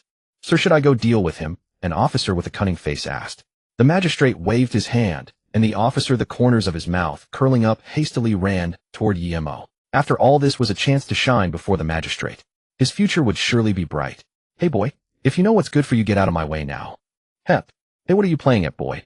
Offend our magistrate and you want know how you die? The officer threatened. What are you to even speak to me? You want me to move aside? Fine. Either have your lord come and beg me, or all of you scram. Seeing that words were useless, the officer tightened his grip on the spear. Boy, die. The spear shot fiercely at Yemo's chest, the officer's eyes filled with mockery and madness. After all, killing a person for them was like killing a dog. No one would care. Just as the spear tip was about to pierce Yemo's chest, it suddenly exploded. The officer's eyes bulged as if they might pop out. He looked at Yemo, then at the half-spear in his hand. He looked as if he had seen a ghost, cold sweat pouring down his face like beans. He knew that this time he had truly picked the wrong person to mess with. You want to kill me? No. Those two words were like sharp barbs piercing deeply into the soldier's heart, plunging him into an icy abyss. The county magistrate, who had drawn near and the soldiers clustered around him, had witnessed the whole scene. Everyone involuntarily swallowed, and their gazes toward Yemo unconsciously filled with fear. Protect the magistrate, the leading soldier shouted at the top of his lungs. But everyone was frozen in place, making no further moves, still maintaining their original formation. Protect the magistrate, are you deaf? The leading soldier's shout grew fiercer. This yell finally snapped the stunned soldiers back to reality, and they all crowded in front of the county magistrate. There were about 30 men in formation, all on high alert, pointing their weapons at Yemo, as if they would enter battle at any moment. What are you doing? Put them down. The county magistrate roared, his voice suffused with rage. Were these people brainless? That man is definitely a cultivator. You can't even defeat a martial artist, yet you want to fight a cultivator. The county magistrate felt a throbbing headache. The other's unruffled manner clearly meant he was not afraid of them. By acting like this, weren't they escalating the conflict? In the end, the one who would suffer most was himself. All the soldiers, hearing the county magistrate's command, lowered their weapons and no longer aimed at Yemo. After all, they were afraid too. They were merely hirelings. How much salary did they earn in a month? It was hardly worth risking their lives. The county magistrate stepped forward, and the soldiers blocking his way automatically parted for him. Honorable Immortal Master, it was my men who showed no discretion. I apologize for the trouble they caused you. Please let me make amends. The county magistrate changed his expression and spoke with extreme obsequiousness. His tone was utterly humble, and he placed himself in a very lowly position. But Yemo looked at them coldly, still not saying a word. Seeing Yemo's silence, the county magistrate laughed awkwardly. Immortal Master, this time it is my fault. Besides, my men have already been killed by you, and I am willing to compensate you for your losses. I hope you will no longer make things difficult for me. Not make things difficult for you. Very well. If you bring out all the wealth in your mansion and distribute it to the city's people, then I will no longer make things difficult for you. Yemo said coldly. Immortal Master, is there truly no way to negotiate? Are you truly unwilling to do it? Yemo countered. Immortal Master, I know you are a cultivator, but I am not without backing. If I die, you won't get off easy either. The county magistrate said viciously. Hearing this, Yemo laughed instead of getting angry. Fatty, that is a matter for later, but right now you are left with only death. Yemo advanced steadily toward the county magistrate, who hurriedly retreated. Kill him for me. Whoever kills him will be richly rewarded. Seeing the situation turned bad, the county magistrate urged them on hastily. Under a heavy reward, there will surely be brave men. Sure enough, after hearing richly rewarded, the soldier's inner fear was instantly overwhelmed by a sea of greed and desire. Kill, and be rewarded. In an instant, the dozens of soldiers swarmed toward Yemo. Yemo merely took a step forward, and a terrifying wave of chi rolled around him. In an instant, it engulfed all the soldiers present. The sky-shaking war cries turned into silence wherever the chi wave passed. After all, they were nothing but scoundrels anyway. They certainly had not been lacking in oppressing the people. Even if the soldiers had not attacked Yemo would have killed them sooner or later. When the county magistrate saw all his men reduced to dust, his corpulent body trembled uncontrollably with fear. No, don't, Immortal, I was wrong. They'll arrange things according to your instructions. Before the county magistrate could finish, Yemo interrupted. Too late. Go to hell with your regret. No, you will regret this. Do you know who the leader of the Black Mountain Gang is? He is also a cultivator. His strength is no less than yours. If you kill me, your days will be hard too. The Black Mountain Gang mentioned by the county magistrate was what the common people called bandits. Although its leader was a cultivator, his cultivation was extremely low. But as the saying goes, better to be the head of a chicken than the tail of a phoenix. Therefore, the leader of the Black Mountain Gang became a bandit king. Do you know? The leader of the Black Mountain Gang is at the 3rd level of the body tempering realm. Even our official forces are no match for him, let alone you. A mere brat. The county magistrate roared with a heartrending voice, hoping only that the young man before him would take his words to heart. Yemo raised his head, his pitch-black eyes meeting the county magistrate's bloodshot gaze. In that moment, all information about the county magistrate and the Black Mountain Gang flooded into Yemo's mind. Fat old man, you were once a good official, but you valued your life too much, Yemo said indifferently. Hearing this, the county magistrate trembled as if struck by lightning and raised a trembling finger. Before the county magistrate could finish speaking, his entire body disappeared, and his consciousness sank deeply into nothingness as well. It turned out that the magistrate, originally a poor scholar from a humble family, had sworn to bring blessings to the people upon arriving at Cangxuan City. But then he savored the pleasure that power brought, and spent his days accompanied by gold. Later came the establishment of the Black Mountain Gang. At first he had led soldiers to suppress it, but returned in vain, and nearly died there. The imperial court was impoverished and weak, with no time to care for this place. Hence, to preserve his own life, the magistrate submitted to the Black Mountain Gang, and began to oppress the people and betray his lord for glory. Rise by power, fall by profit. Each man has his own fate. After murmuring these words, Yi Mo's figure vanished. He had originally planned to hang the magistrate's head at the city gate, but he had acted too quickly. The magistrate's actions truly prove the saying, it is easy to go from frugality to extravagance, but difficult to go from extravagance to frugality. Why did a magistrate who had sworn to seek the people's welfare fall step by step? Once a person enjoys what he has never possessed before, it is hard to let go. It was precisely because of this that he cherished his own life all the more. No one was to blame. If anything, it was his human nature. When Yi Mo's figure appeared again, he had already returned to the tavern. "Shuangshi, come out," Yi Mo said. The next moment, a white-robed woman with an ethereal aura appeared in Yi Mo's room. Over the years, Shuangshi had always been at Yi Mo's side, yet without his order, she did not dare reveal herself. "My lord, I am hungry. Go kill a few demons around here," Yi Mo said. "Yes." After saying this, Shuangshi vanished. The night was pitch black, like ink, of viscous darkness saturating the forest. Through the deep silent woods, two figures darted rapidly amidst the dense trees. The serene and tranquil atmosphere was shattered by the sudden noise, branches snapping with crackling sounds. The thick white clouds were scattered by the fierce wind, and cold, clear moonlight spilled down in its wake. Frost-white, snow-like moonlight fell upon the faces of an old and a young cultivator. Show her run. They'll hold it off," the old man in green robes gasped. "No, please, master, if we go together," the youth pleaded, tears glistening in his eyes, his tone almost begging. The old man bellowed, his voice suddenly rising. "Remember, when you get back, tell the sect master that a Cangxuan stage, 5th stage demonic beast has appeared near the Qinglan sect. This beast is a catastrophic disaster for the Qinglan sect. The sect master must take it seriously. It wasn't that he didn't want to use telepathic transmission, but his master was severely wounded, and using it would drain his vital energy." The youth wiped his tears with his sleeve, his gaze gradually growing resolute. He knew this was no time for willfulness. This was a life-and-death crisis for the Qinglan sect. Their sect master was only at the Tongxian stage as well, and now there was a demonic beast of comparable strength. His master, after all, was the second-in-command of the Qinglan sect, the strongest beneath the sect master. The two were evenly matched, with the sect master only slightly superior. Yet even his master had been so badly wounded by the beast. How much better could the sect master fare? If even the two strongest in the sect couldn't defeat it, who else could? So calling it a catastrophic disaster was hardly an exaggeration. The youth's eyes gradually hardened despite the profound reluctance in his heart. But this was too crucial. He had no choice but to carry his master's will and leave. Master, you must live." Just as Lin Xiu was bidding a tearful farewell to Master Han Yuan, a deafening roar that shook the heavens erupted without warning. It was like the muttering of an abyssal demon, piercing straight into both their souls. Damn it! This beast was none other than the ancient beast of extinction. Suddenly a gale howled around them, sweeping through like a churning tsunami. The eerie wind battered the emerald trees violently, branches swayed, and leaves drifted in the air. Han Yuan tightened his grip on the longsword and kicked off hard with his right leg. His body swooped forward like an arrow released from a bow, charging at the ferocious ancient beast of extinction. Leaves from the forest began to gather, clusters of green leaves serving as Han Yuan's stepping stones. The ancient beast of extinction roared like thunder, and its mighty sonic waves instantly quelled the tempest. At the same time, Han Yuan held the sword with both hands and thrust it straight toward the ancient beast of extinction. The beast raised its head and roared, then swung its massive claws at Han Yuan's blade. Clang!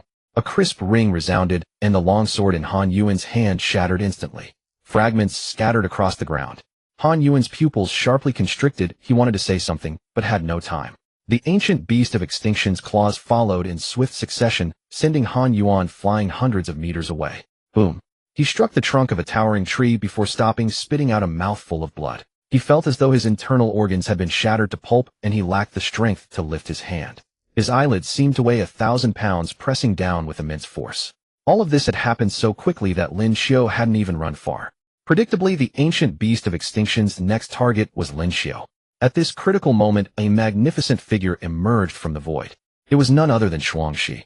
Her arrival gave the despairing Lin Xiu a ray of hope, crossing the void, piercing the barriers of time and space. Could this woman be a poxistage powerhouse? Lin Xiu murmured. The faint but awe-inspiring presence radiating from Shuang, she struck fear into the ancient beast of extinction, daring it not to move rashly. Lin Xiu also dared not ask for help as he still didn't know the purpose of this human woman. Shuang, she cast a calm glance at the ancient beast of extinction, and the air instantly fell silent. The ancient beast of extinction felt as if it were prey held in a hunter's sights. Its fur stood on end in fright, and its eyes went blank. It turned to flee this place of trouble, but it was too late. The moment it turned, it collapsed directly onto the soil, and then its body disappeared. Shuangxi disappeared as well. Lin Xiu, frozen in place, took a while to snap back to reality. He hurried to his master Han Yuan's side.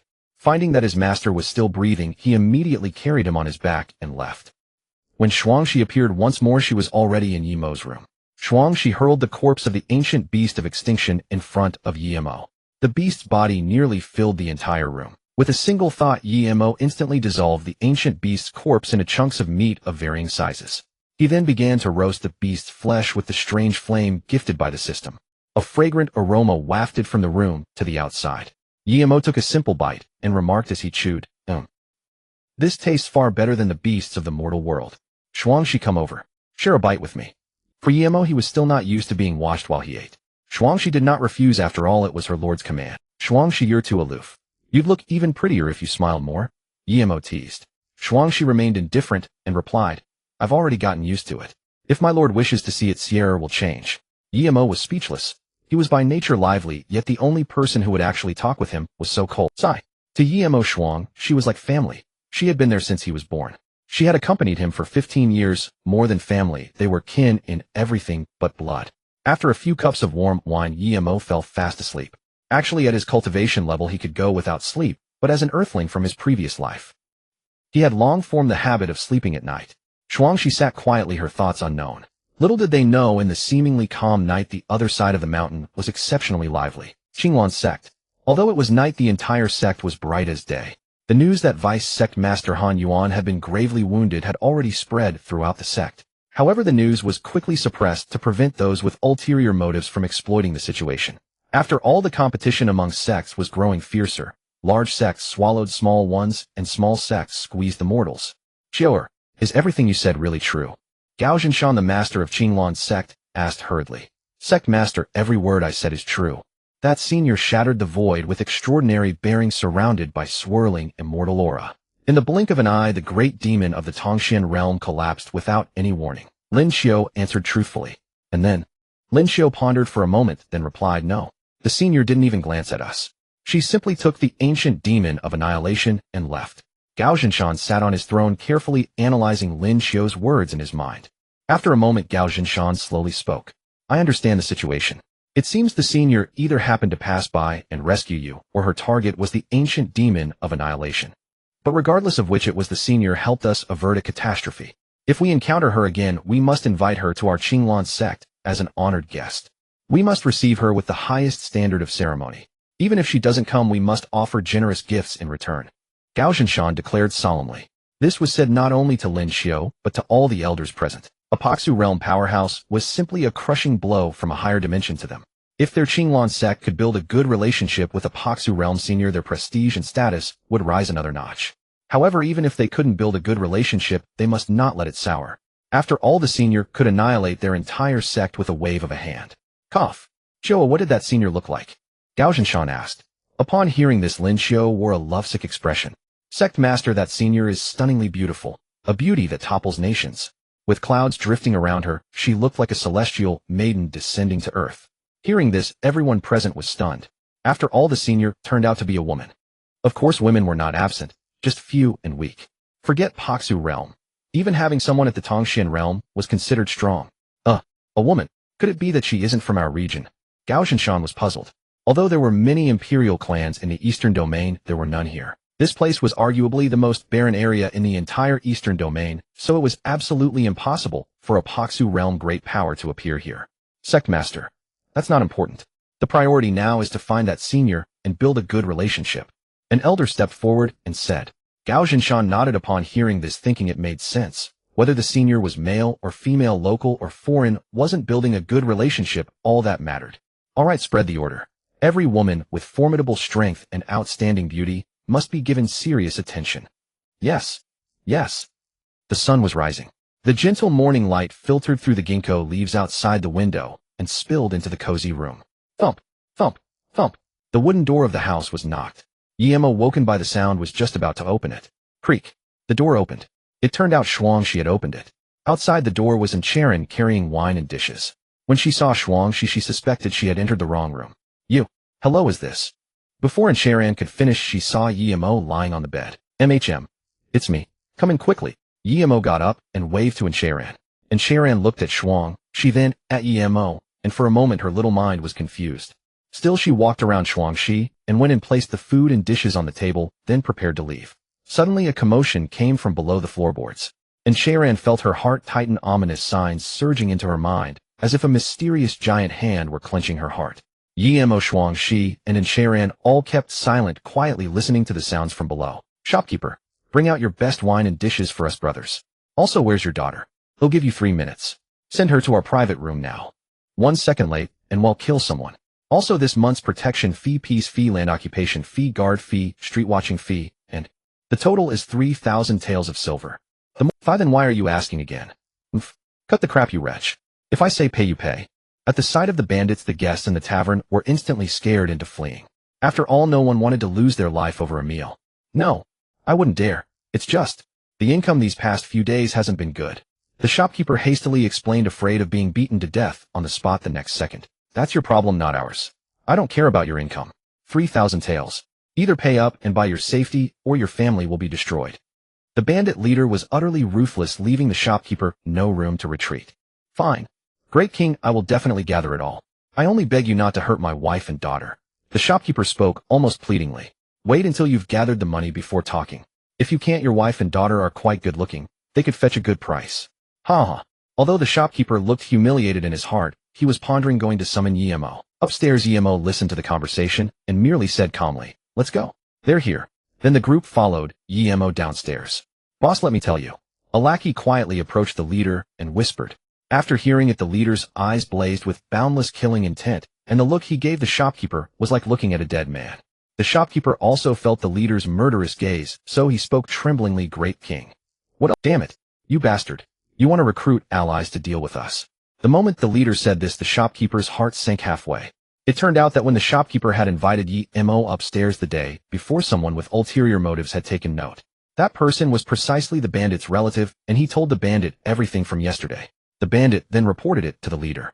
You, get up there and beat him half to death. Remember, don't kill him. We haven't got the silver yet.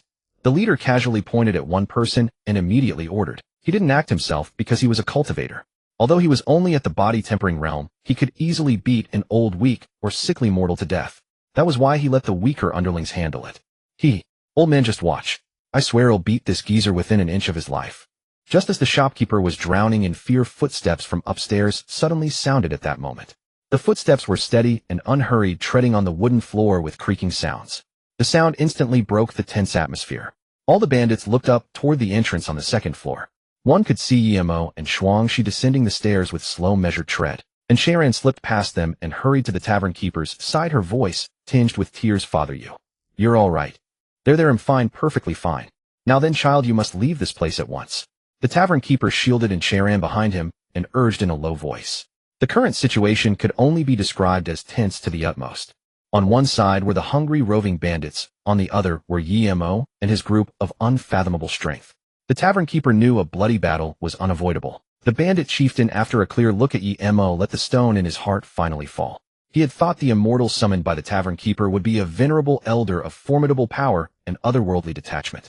Never did he expect him to be nothing more than a young whelp. And when he made out the woman behind Yemo, a malicious glint shot from the corner of his eye. The reason was simple. She was too beautiful, the most arresting and most ethereal woman he had laid eyes on in all his life. You cur. I thought you'd found a true master, but he's just a beardless boy. Yes, Great King. This underling thinks the tavern keeper is tired of living, sending a mere boy to deal with your majesty. An immortal. Just look at him. He has none of an immortal's bearing whatsoever. He's nothing but a greenhorn.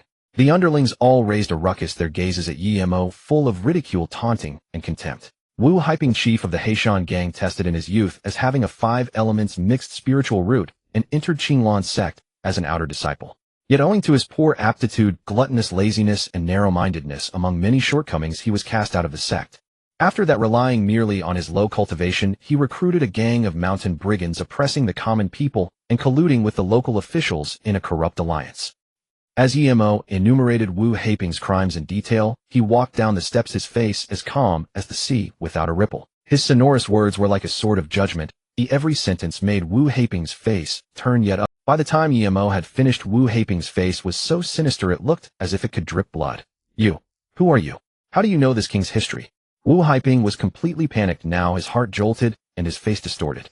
"Why should a man about to die know so much?" Yemo asked levelly in return. "You. Attack. Kill this wretch for me."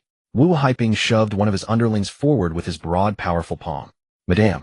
The underling looked from Wu Haiping to Yemo, trapped in an agonizing dilemma. He had just witnessed the conversation between the two.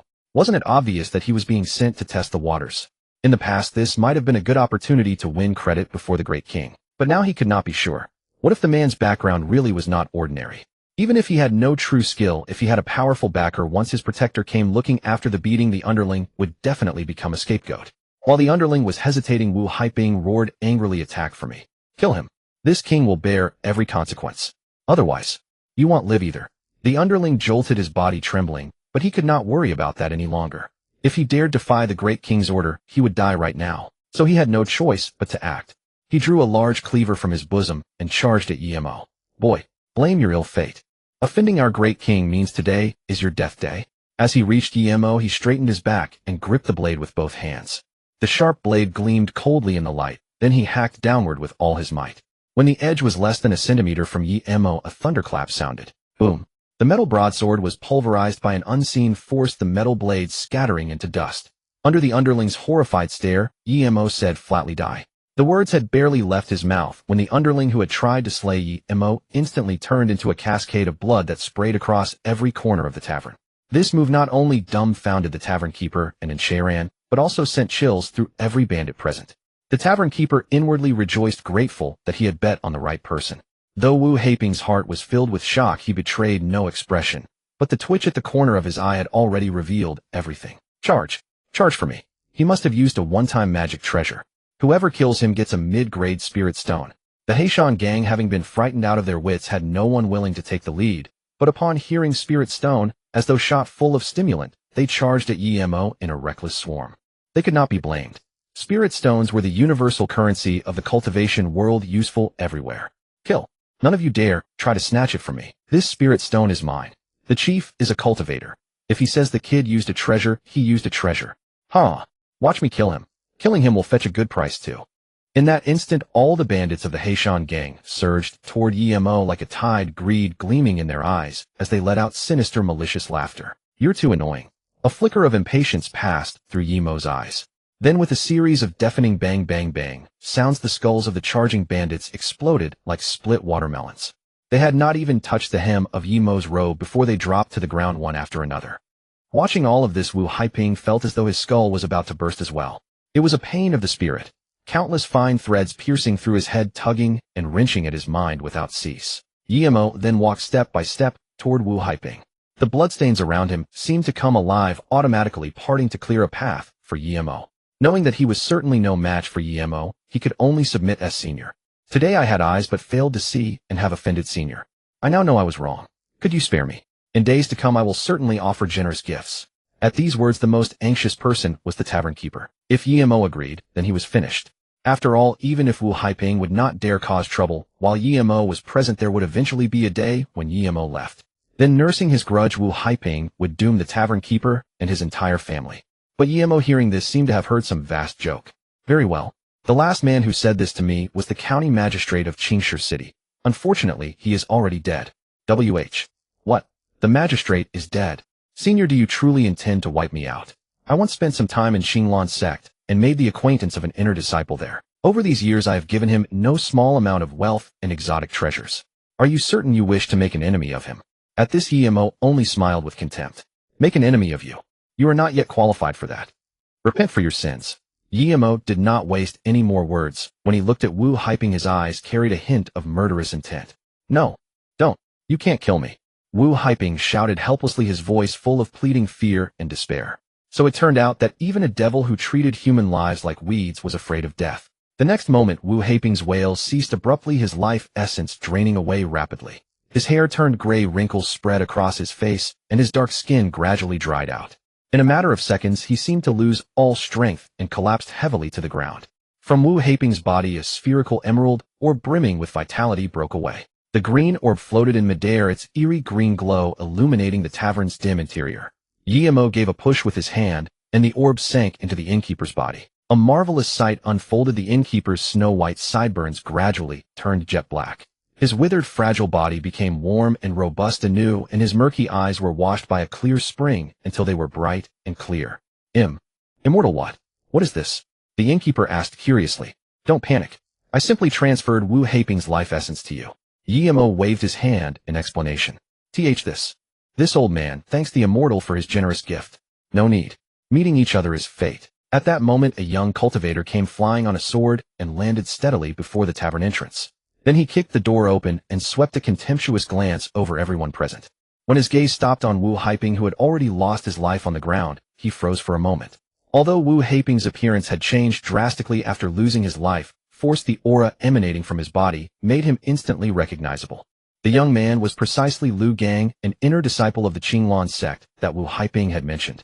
He was able to find the tavern because he had sensed Wu Haiping's life force vanish, so he had rushed over without stopping, afraid that this money tree might be lost. But his fear ultimately came true. Wu Haiping. Lu Gang let out a roar, and his oppressive aura suddenly surged. After all, Wu Haiping was Lu Gang's cash cow. Of the resources plundered by the Heishan gang, after deducting basic expenses, 60% of the rest had to be handed over to Lu Gang.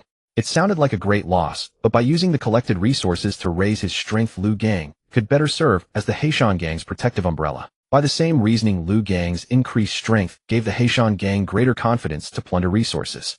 With more resources, naturally his share increased as well. But if Wu Haiping died, who else could provide him with vast resources? Thus Lu Gang, burning with rage, said, "Hey brat, you're the one who killed Wu Haiping, aren't you?" It was me. Guillermo nodded and admitted. You. How dare you? You're courting death, huh? I was only ridding the people of a scourge. As for you, an inner disciple of the Cangxuan sect, you colluded with bandits to plunder the people's resources and served as their protective umbrella. How deep and how heavy are your sins? Kid, don't bother me with that useless talk. I'll give you two choices. 1, give me 10 mid-grade spirit stones. 2, let me kill you. Lu Gang spoke mockingly. 10. Fine, I'll give them to you right now. Guillermo's eyes revealed sarcasm. Then countless supreme-grade spirit stones appeared out of thin air around Guillermo, and one after another an uncountable number of them floated naturally in midair. Every supreme-grade spirit stone gave off a dense blue radiance, and overwhelming spiritual energy spread out, as if condensing into droplets. Everyone felt utterly refreshed, as if a doorway to heaven had opened in their souls. Give them to me. Give them to me. Hurry. At the sight of the supreme-grade spirit stones, Lu Gang lost his reason and lunged at the floating stones like an out-of-control beast. Dad, is the immortal really going to give him the spirit stones? It's so unfair. And Sharon tugged at her father's sleeve and whispered, "Don't be afraid, girl. Trust the immortal." If the immortal had really compromised, would he have killed Wu Haiping just now? The innkeeper stroked in Sharon's head and said softly to soothe her. And Sharon thought about it and realized that made sense. If the immortal was really afraid, would he have killed Wu Haiping just now? Watching Lu Gang's crazed frenzy, Guillermo said mockingly, "Too bad you won't live to take them." As his words fell, the countless supreme-grade spirit stones floating in midair shattered with a loud crack, and blue fragments drifted downward like dreamlike stardust from the heavens. "No, don't. He'll kill you. Give me back my supreme-grade spirit stones." Lu Gang roared, raised his cyan sword, and charged at Guillermo. "Yours." "Heh." Guillermo pointed out a finger, and a white beam shot suddenly from his fingertip like a moon-white streak of light. The streak of light shot straight out and shattered the long sword in Lu Gang's hand in an instant. Before Lu Gang's horrified gaze, the streak of light struck his body once more. In a flash, his meridians broke inch by inch, his viscera shattered, and his spiritual roots were ruined. Decades of cultivation were cast to the wind. Why did Guillermo not simply kill him? The reason was that Lu Gang had come precisely for the upcoming sect tournament. He desperately hoped to achieve good results in the competition so that an elder would accept him as a disciple. Unfortunately, his quest for power had been filled with violence, oppression, cruelty, and darkness. He had trampled over countless people at the bottom of society to chase the power he dreamed of. This was destined to be tragic, dark, and unjust. So rather than killing him, it was better to reduce him to a useless cripple. What did it feel like for a man who had stopped at nothing to increase his strength to become exactly the kind of person he had once looked down upon? It was surely more painful than death. How do you feel? The very power you pursued has destroyed your life. Yimo looked at the broken heap left with only a breath of life, and asked, I will kill you. Lu Gang forced out those few words with difficulty. Those words held his boundless killing intent, resentment, and fury. If killing intent were a sword, Yimo would already have been run through. This is the consequence you brought upon yourself. Facing Lu Gang's helpless rage, Yimo said calmly, No, a person like you could never understand the struggles of inner disciples in our sect, because you were born into a distinguished family. You can take out endless supreme-grade spirit stones, and your clan is overwhelmingly powerful. Remember, don't preach mercy and morality to someone like me. That's because you don't need to plunder resources. You can't understand the hardships of cultivation. Tell me where your resources obtained through legitimate means. Dare you say they aren't drenched in blood? In this Maniatman world, I'm a bottom-level cultivator who just wants to live. I had no choice. But you don't have to. Lu Gang almost bellowed, his eyes bloodshot and streaked with red. Yimo did not argue. In his view, Lu Gang's words were not without reason. When standpoints differ, right and wrong are hard to agree upon. Yimo and Lu Gang were inherently people from two different worlds. The disparities in birth, background, status, power, cognition, experience, and strength shaped their vastly different perspectives. Yimo had been accompanied by a system since childhood, already invincible at birth. He hailed from the Imperial Yi clan of the Cangxuan Continent, where his family was harmonious and his loved ones doted on him. Lu Gang's circumstances were the complete opposite of Yimo's. Born in a remote region of the Eastern Domain, he could only join a third-rate sect due to his poor innate aptitude. Within the sect, competition was relentless, and the strong preyed on the weak. It was not the people who were at fault, but the entire cultivation world itself. That was an irreparable truth. Perhaps you are right, but what about them? They are nothing but ordinary folk. They only wish to live in peace, yet you, relying on your status as a cultivator, oppressed, humiliated, and persecuted them. What did they ever do wrong? I have destroyed you using the very survival doctrine you trust. You know anger now, but have you ever thought about how they felt? Lu Gang was momentarily speechless, wanting to say something, but unable to utter a word. Yimo could not be bothered to waste words on him, and directly grabbed the limp Lu Gang from the ground. The space in front of him suddenly shattered, fragments scattering across the ground, as a gate of time and space visibly emerged before everyone's eyes. On the other side of the gate stood a mountain gate with a plaque bearing the words Cangxuan Sect. Lu Gang, held in Yimo's hand, was stunned. No matter how hard he tried, he could never have imagined that Yimo could break through the time barrier. This was a feat that only those in the Voidbreaker realm could achieve. Lu Gang, who had originally wanted to avenge himself, instantly deflated. Ignoring Lu Gang's terror, Yimo directly hurled him into the spatial gate. Afterward, the shattered spatial gate slowly shrank, and the surrounding space gradually restored itself until the gate vanished completely. The innkeeper hurried over to Yimo. Immortal. Yimo saw the innkeeper's worry and chuckled lightly. Don't panic, innkeeper. He has already become a cripple. He won't pose any threat to you. Phew. That's good. Thank you, Immortal. Thank you for saving my family from disaster. There's no need for thanks. Instead, why not prepare more wine and dishes? All right. Immortal, this old man will prepare it right away. The innkeeper hurried off to prepare wine and dishes for Yimo. But little did he know, on the other side at the Cangxuan sect. Senior brother Lu Gang, what happened to you? An outer sect disciple of Cangxuan sect rushed to Lu Gang's side. He had originally been assigned to stand guard and patrol at the foot of the mountain. Finding no one around, he had been about to take a nap. But when he opened his eyes, he found Lu Gang lying on the ground like a dead dog, as if he had only one last breath left. Senior brother Lu Gang, swallow this healing pill first. He'll go fetch the elder right away. The outer sect disciple took out a green pill from his sleeve and fed it to Lu Gang. Then he ran up the mountain, for his cultivation was the lowest in the entire Cangxuan sect, and he didn't know any spells at all.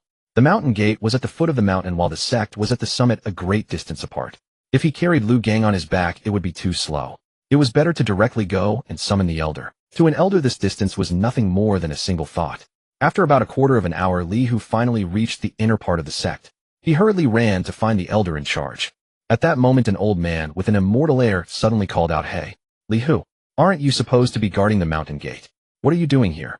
Li Hu stopped, still panting heavily. "No, it's not. Elder Wang, something happened to senior brother Lu Gang. He is at death's door. I'm afraid he only has one last breath left." Lu Gang. Elder Wang couldn't recall who that was for a moment. Senior brother Lu Gang is an inner sect disciple of the sect, Li Hu reminded in a low voice. "Oh, That boy with the wicked heart. Elder Wang's dusty memories thus jogged suddenly burst open like a tightly shut door.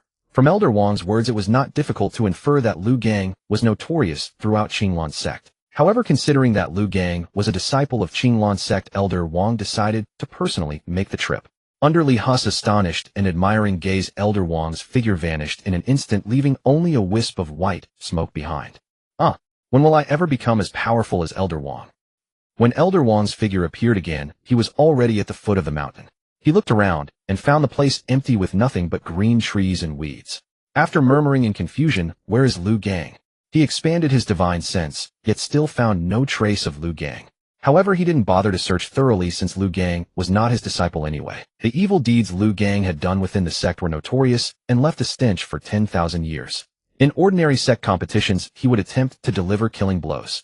Relying on his status as an inner sect disciple, he seized the allowances of outer sect disciples. Because of the lack of substantial evidence, and because Lu Gang's talent was indeed fairly good, the sect did not expel him and merely issued repeated verbal warnings. After all, the sect had many disciples that didn't need Lu Gang.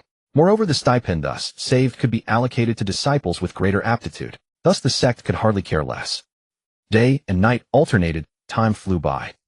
During this period, Yemo had toured all of Qingshi City and had long lost his initial novelty. So he prepared to leave and head to the next destination. At parting, Yemo bid farewell to the innkeeper and Enchairan. "Immortal, ye come by whenever you have time.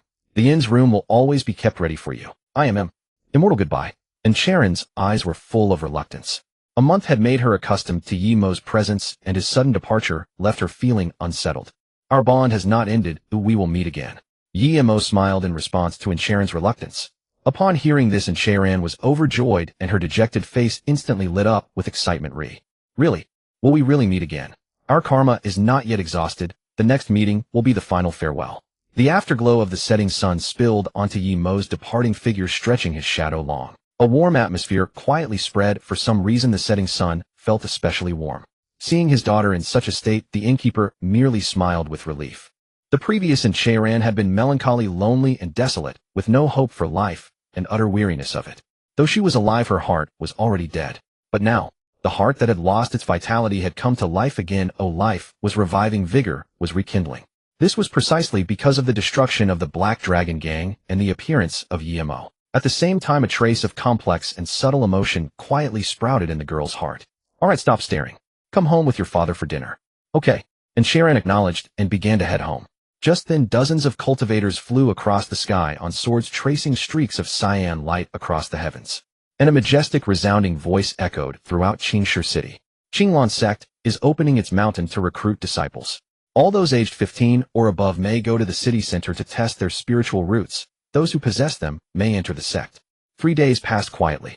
Yemo arrived in a vast, boundless forest where trees stood across the land, their dense young leaves blocking out the sunlight. Looking into the distance, verdant mountains encircled the horizon, stretching endlessly like a green dragon roaming across the earth. Yemo casually built a thatched cottage, and in front of it lay a stretch of emerald lake water. Surrounded by bamboo groves, a tranquil and secluded atmosphere quietly permeated the air. Stepping inside the cottage, he found all kinds of furniture complete in every detail. After a long day of work, Yemo prepared to have something to eat. He took out the leftover demon beast meat, gathered a pile of firewood, and lit it. He then fetched a few wooden branches to build a grilling rack, placing the meat upon it to roast. Finally, he sprinkled on some seasonings, and a tantalizing aroma spread outward like a soaring melody carried into the distance. At that moment, a handsome man flying on a sword passed overhead. He also caught the captivating aroma, and suppressing his curiosity, the young man decided to investigate. Drawing closer, he found it was merely a youth roasting meat. He said respectfully, "Fellow Taoist, I am Lin Xiao. May I ask why you are roasting meat at the foot of my Qinglan sect's mountain?" Yemo replied, "Oh, nothing much. I've been busy all day and felt a little hungry." It wasn't that he was truly hungry, but having grown accustomed to life on Earth, he felt uncomfortable without eating an itch in his heart. Just as the two were conversing, Shuang, she walked out of the thatched cottage. Hearing the footsteps, Lin Xiao instinctively raised his head. It was fine before he looked, but the moment he did, he was taken aback. This woman was the senior who had saved him and his master Han Yuan a month ago. "As senior," Lin Xiao called out respectfully. Shuang, she only glanced at him indifferently without a word, then walked over to sit beside Yemo on her own. "What? You two know each other?" Yemo asked with feigned curiosity. "Yes. Thanks to the senior, I managed to escape with my life from the ancient demon of annihilation. Senior, our sect master has always wished to invite you to Qinglan's sect as a guest. Would it be convenient for you? Lin Xiu issued the invitation, trembling, afraid of angering Shuangxi. Based on his previous observations, Shuangxi's temperament was somewhat cold, even eccentric. If he did not invite her now, he feared he might never see her again. Shuangxi remained silent, merely turning her head to look at Yimo. Lin Xiu, standing beside them, felt his worldview crumbling. What the hell was going on? A senior as powerful as her still needed to defer to this youth for a decision. This showed their relationship was by no means ordinary. Lin Xiu's first thought was that they might be Dao companions. But judging from their interactions, just now their relationship was as cold as ice. So Lin Xiu quickly dismissed that idea. The most likely possibility was that of superior and subordinate. Perhaps the youth came from some aristocratic clan, and the senior was a guardian sent to protect him, or a servant. Yimo smiled faintly at Shuangxi and nodded, flipping the roasting meat at the same time. Fine, Shuangxi said indifferently. Thank you, senior. I will inform the sect master at once. The demon beast meat sizzled and dripped with oil as it roasted over the exotic flame, its savory fragrance spreading for miles around. Yimo handed a piece of the roasted demon beast meat to Shuangxi, and seeing Lin Xiu staring with eager eyes, he gave him a piece too. Eat up. This will be useful for your sect tournament tomorrow. Yimo took a bite of the meat. This? Lin Xiu stammered, thank you. May I ask your surname, young master? Yi. Young master Yi, how did you know I have a sect tournament tomorrow? Lin Xiu was filled with confusion. Ha ha, there is nothing under this heaven that I do not know.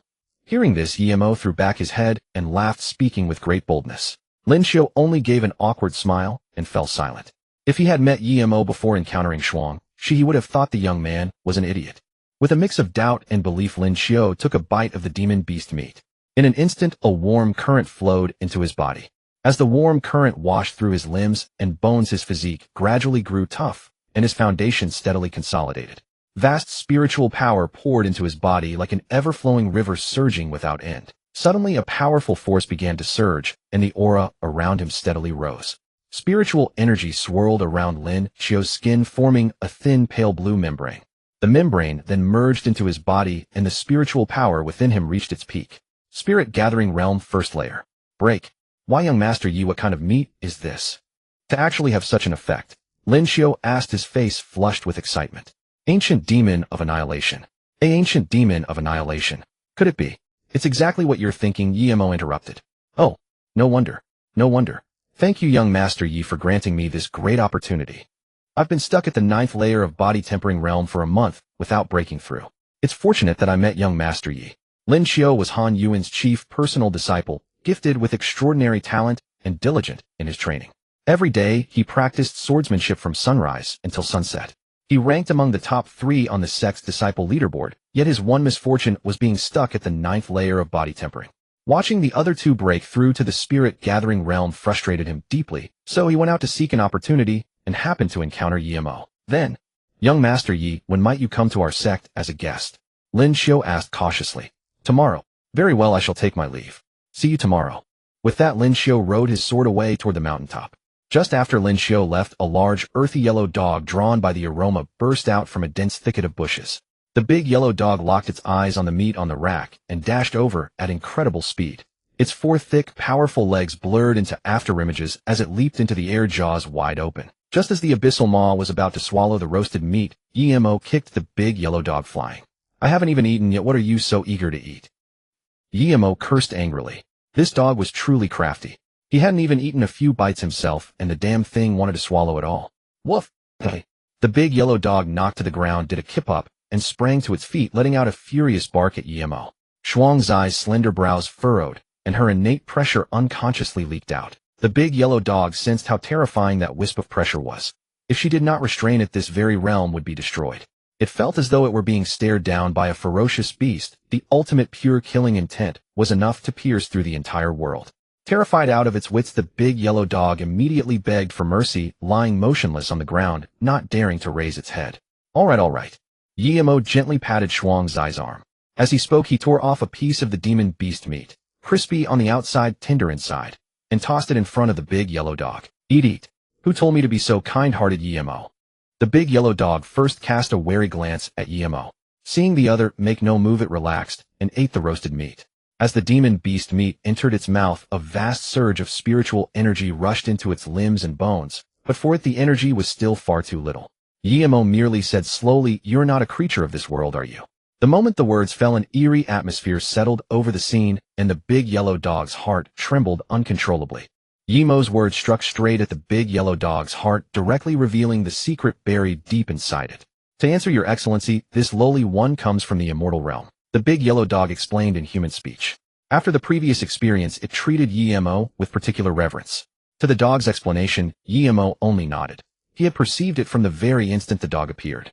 Yemo paused for a moment, then said, "You are an immortal emperor, and an immortal emperor of the ancient era. An immortal emperor of the ancient era." The weight of that went without saying. It was well known that the human race would always be the foremost of all races. The ancient era was the peak of human combat power. The immortal emperors born then were existences who killed gods and Buddhas alike, no matter which realm they set foot in. That was why Yemo was so interested. While Yemo looked eager at the scene, the big yellow dog was full of bitterness. Damn it. The biggest secret in this king's body had been discovered. Who the hell was this kid? If this king weren't desperate to recover his strength, he would rather never meet them in his life. Inside, the big yellow dog was roaring madly. It hadn't expected that the biggest secret it had hidden would be seen through by the other with a single glance. This feeling was unbearable. It was as if the man's eyes could see through everything, penetrating past and future. Before him, this dog had no privacy whatsoever. Seeing the big yellow dog fall into silence, Yemo changed the subject. "What's your name?" The big yellow dog froze, its little brain baffled. "You can see through my identity, yet you don't know my name." It wasn't that Yemo couldn't know. Yemo simply liked to preserve an aura of mystery. If everything were already known, then this world would ultimately be boring. "Your Excellency, you may call me Cangxuan." Hearing this, Yemo was also startled. Cangxuan. That name was truly damn arrogant. Cangxuan. Can it swallow even the heavens? If Yemo hadn't known that its peak was no more than an immortal emperor, he might have thought it was some great terror. "By the way, little Tian, cultivate well. The Gue clan will be attacking soon." "The Gue clan. Your Excellency, is it the Gue clan I'm thinking of?" Cangxuan asked uncertainly, nervously swallowing a mouthful of saliva. Yemo nodded, confirming its inner thoughts. When it saw Yemo's confirmation, Cangxuan's suspended heart completely died. Then, how much longer until the Gue clan comes? Cangxuan still sought hope from Yemo's words. As long as it could delay for 80 or 100 years, by then this king would have achieved the great emperor stage. By then, even if this king fought alone relying on the previous techniques, this king could still walk sideways. Yemo didn't speak, simply raising 2 fingers. 20 years. That is far too rushed. But still, relying on my old means, at least protecting myself, should be no problem. Cangxuan unconsciously started mapping out its next plan, turning over strategies in its mind. 2 years. Yemo deliberately raised his voice. Those 2 words seemed to have some kind of magic, immediately calming the jittery Cangxuan. Cangxuan stiffly turned its head to look at the calm-faced Yemo, repeatedly checking whether it had misheard. Voila. 2 years. After a long while, Cangxuan's shriek abruptly rose in pitch, as if it could 2 years. It might not even break through to the Tongxian realm. At that level, forget dealing with foreign races. Even defeating a Poxu cultivator would be a struggle. Damned Gue clan. Last time I fell into your hands. Never thought that after being reborn I would repeat the same mistake. After yelling for quite a while, Cangxuan seemed to finally notice Yemo and Shuangshi standing nearby. It suddenly recalled. With these 2 around, why would it be afraid of the Gue clan? Could someone who could see through its true identity at a glance be an ordinary person? Moreover, since it was naturally a canine spirit, its perception of spiritual energy was extremely sharp. It could sense that there was something unusual about Shuangshi, a feeling that transcended the local heavens and earth, crossing time and space. It was as if she existed between the heavens, hidden beneath the earth, and as if she came from the depths of the universe. But because of the difference in life level, it couldn't comprehend what that was at all. Unless Shuangshi deliberately stopped concealing herself, it could never investigate. And Yemo, in its eyes, he was just a mortal, a body devoid of any energy fluctuation whatsoever. But say he was immortal. Go fool the ghost with that. Cangxuan absolutely refused to believe it. Even if someone said Yemo had surpassed the immortal emperor, it would believe that. At that thought, Cangxuan made a decision that betrayed its ancestors. "Why, Your Excellency, I wish to follow you." Cangxuan put on a most sincere smile, its expression extremely fawning. Yemo's expression didn't change much, as if he had already expected this. Still, he wasn't averse to it. During his sightseeing journey, having an extra companion on the road wouldn't make it lonely. But that didn't mean just anyone could easily join Yemo's group. At that thought, Yemo rubbed his fingers together at Cangxuan. Seeing this, Cangxuan felt as if the sky had collapsed. What did that mean? A bribe? Cangxuan was stunned, struggling hard to decide. Give it or not. These were things it had racked its brains and endured countless dangers to obtain. All of them were its hard-earned savings. Damn it. Forget it. If resources were gone, it could steal more. But if the opportunity was gone, it would be truly gone. Having thought it through, Tunshin dumped all its possessions in front of Yemo. Your Excellency, these are all my resources, Tunshin said, pitifully staring at the mountain of piled resources with deep reluctance. Yemo was totally at a loss. He hadn't expected this dog Tunshin to be so honest, and so rich. It had damn well everything. It could definitely rank in the top 10 of the Immortal Realm's wealth charts. Yemo gave a dry cough. Ahem, fine, I allow it. At the same time, his palms swept across, and the mountain of items on the ground vanished completely. So you actually took it. Tunshin's heart was bleeding. It had thought it was merely a test from Yemo, who knew he was being serious. Besides, your damn strength was way above mine. How could you even look at my worthless junk? Tunshin felt it had boarded a pirate ship, and backing out now was definitely not possible. Otherwise, the resources it had saved for a lifetime would be completely down the drain. Little Tian, don't worry. Following me will be the greatest decision of your entire life. Seeing Tunshin's anguished expression, Yemo quickly began painting a rosy future for it. I sure hope so. Tunshin could not help starting to pray for the life ahead. A day passed. At first, light warmth rose from the eastern edge of the world, casting its soft, radiant glow over all things. Bright sunlight streamed through the bamboo grove and fell upon the thatched cottage. Drawing closer, one saw many elders of uncommon bearing standing around the thatched hut. They were none other than the famed elders of Cangxuan sect. In their midst stood the steady, composed sect master Gao Zhinshan. At his side were vice sect master Han Yuan and Lin Xiu. Strictly speaking, people were arranged according to rank, but because Lin Xiu was relatively familiar with Yemo and the others, he was permitted to stand close by. They had been standing there for a full 2 hours. Yet since Yemo had not emerged and they dared not disturb his rest, they simply waited in silence to one side. No one dared bear the slightest complaint, for that was a Paksu realm eminent personage. Even an entire sect of cultivators would hardly be enough for one such as him to slaughter. Yes, once you become a formidable being, you discover that everyone treats you with respect. Creak. A jarring sound rang out, the shrill noise of a wooden door being pushed open. The wooden door cracked open. Under the expectant gaze of the crowd, Tunshin stepped out with vigorous strides. Tunshin, who had been carefree and cheerful a moment ago, found his mind thrown into utter chaos at the sight of the surrounding cultivators. What the hell is going on? So many Huagang realm cultivators. Damn it. And even Tongxian realm. 2 of them. Not only was Tunshin startled and baffled, so were all the elders. Damn it. Where is the senior we were promised? And where the hell did this dog come from? Sect Master Gao Zhinshan and Han Yuan exchanged a glance, with Lin Xiu silently asking what this was. If anyone was most stupefied, it was Lin Xiu. He clearly remembered that when he had come yesterday, there had been no such dog. Lin Xiu stared at the thatched cottage again and again, repeatedly checking whether his eyes had deceived him. But after several examinations, nevertheless, to be absolutely safe, Lin Xiu asked respectfully, esteemed. Yellow dog, is young master Yi present? No sooner had he spoken than he felt like a fool. This yellow dog had not even developed intelligence. How could it possibly understand human speech? Human, my master is resting inside. Tunshin opened his mouth and spoke human words. Lin Xiu's face stiffened, and he stared at Tunshin in utter disbelief. What? Wait a moment. It's only at the Dueling Realm, damn it. If that isn't strange, then I'll be seeing ghosts. Although beasts with cultivation could be called demons, a demon needed to reach at least the Tongxian realm to communicate normally with humans. This dog, though, at only the Dueling Realm it can converse with humans. That is enough to prove its talent is terrifying in the extreme. It also shows how extraordinarily high young Master Yi's status must be. About 10 minutes later, the wooden door was pushed completely open and Yemo walked out with measured steps. Oh, all of you are here. Yemo smiled and greeted everyone present. Young Master Yi, hello. Young Master Yi, hello. The crowd also greeted Yemo one after another, all wearing smiles. Before long, Xuanxi's figure appeared beside Yemo. At the sight of Xuanxi, Han Yuan's smile never stopped. His voice trembling, he said, Senior, thank you for lending a hand at the moment of crisis and letting me Han escape with my life. No need. Han Yuan tried to say more, but Xuanxi cut him off mercilessly. Those 2 words were like a basin of cold water poured over a raging flame. Senior, time is pressing. Shall we go to Cangxuan sect now? Gao Zhinshan hurriedly changed the subject to ease the embarrassment. Fine, let's go. After saying this, Yemo vanished in an instant with a flicker of his body. Xuanxi did the same, but Tunshin could not. After all, it was only at the Dueling Realm. Teleporting was nothing short of a pipe dream. Following their departure, the elders and the sect master also left one by one. Tunshin was utterly dumbfounded, gazing blankly at the people around him vanishing in succession. He then raised his head and looked at the towering Cangxuan sect which pierced the clouds. Damn it all. Inside Tunshin's heart, 10,000 curses went stampeding by. Yet after thinking it over, he made his decision climb. Yes, there was truly no other way. Meanwhile, on the other side, Yimo had already arrived inside the Qinglan sect. The Qinglan sect's gate was located at the mountain peak, soaring into the clouds, surrounded by ranges of mountains. Gazing down from the stone steps, a sea of pure white clouds swallowed the mountainside. Drifting mist wreathed the peaks, and the mountains were green, the waters clear. Overall, this environment was truly damn delightful.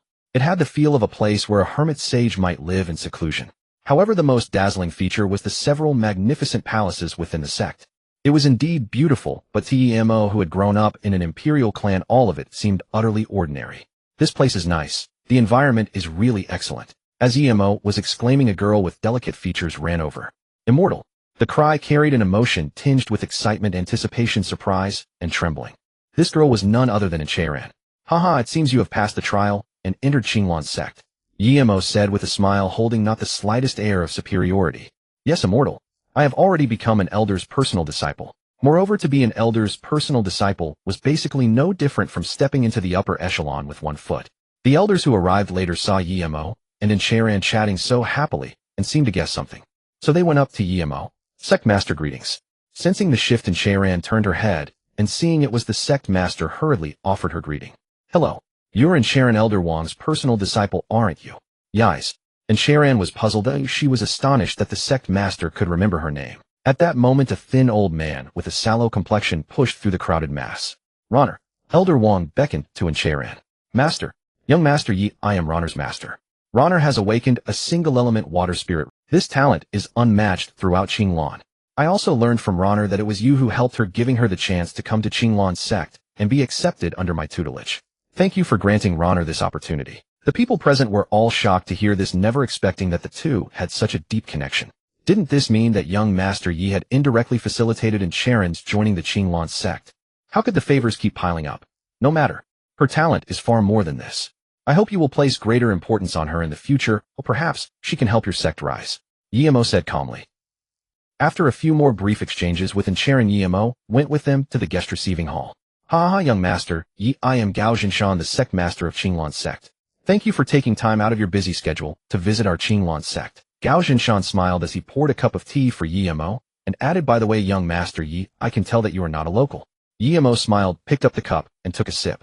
Sect master Gao, you are quite right. I am indeed not from the eastern domain.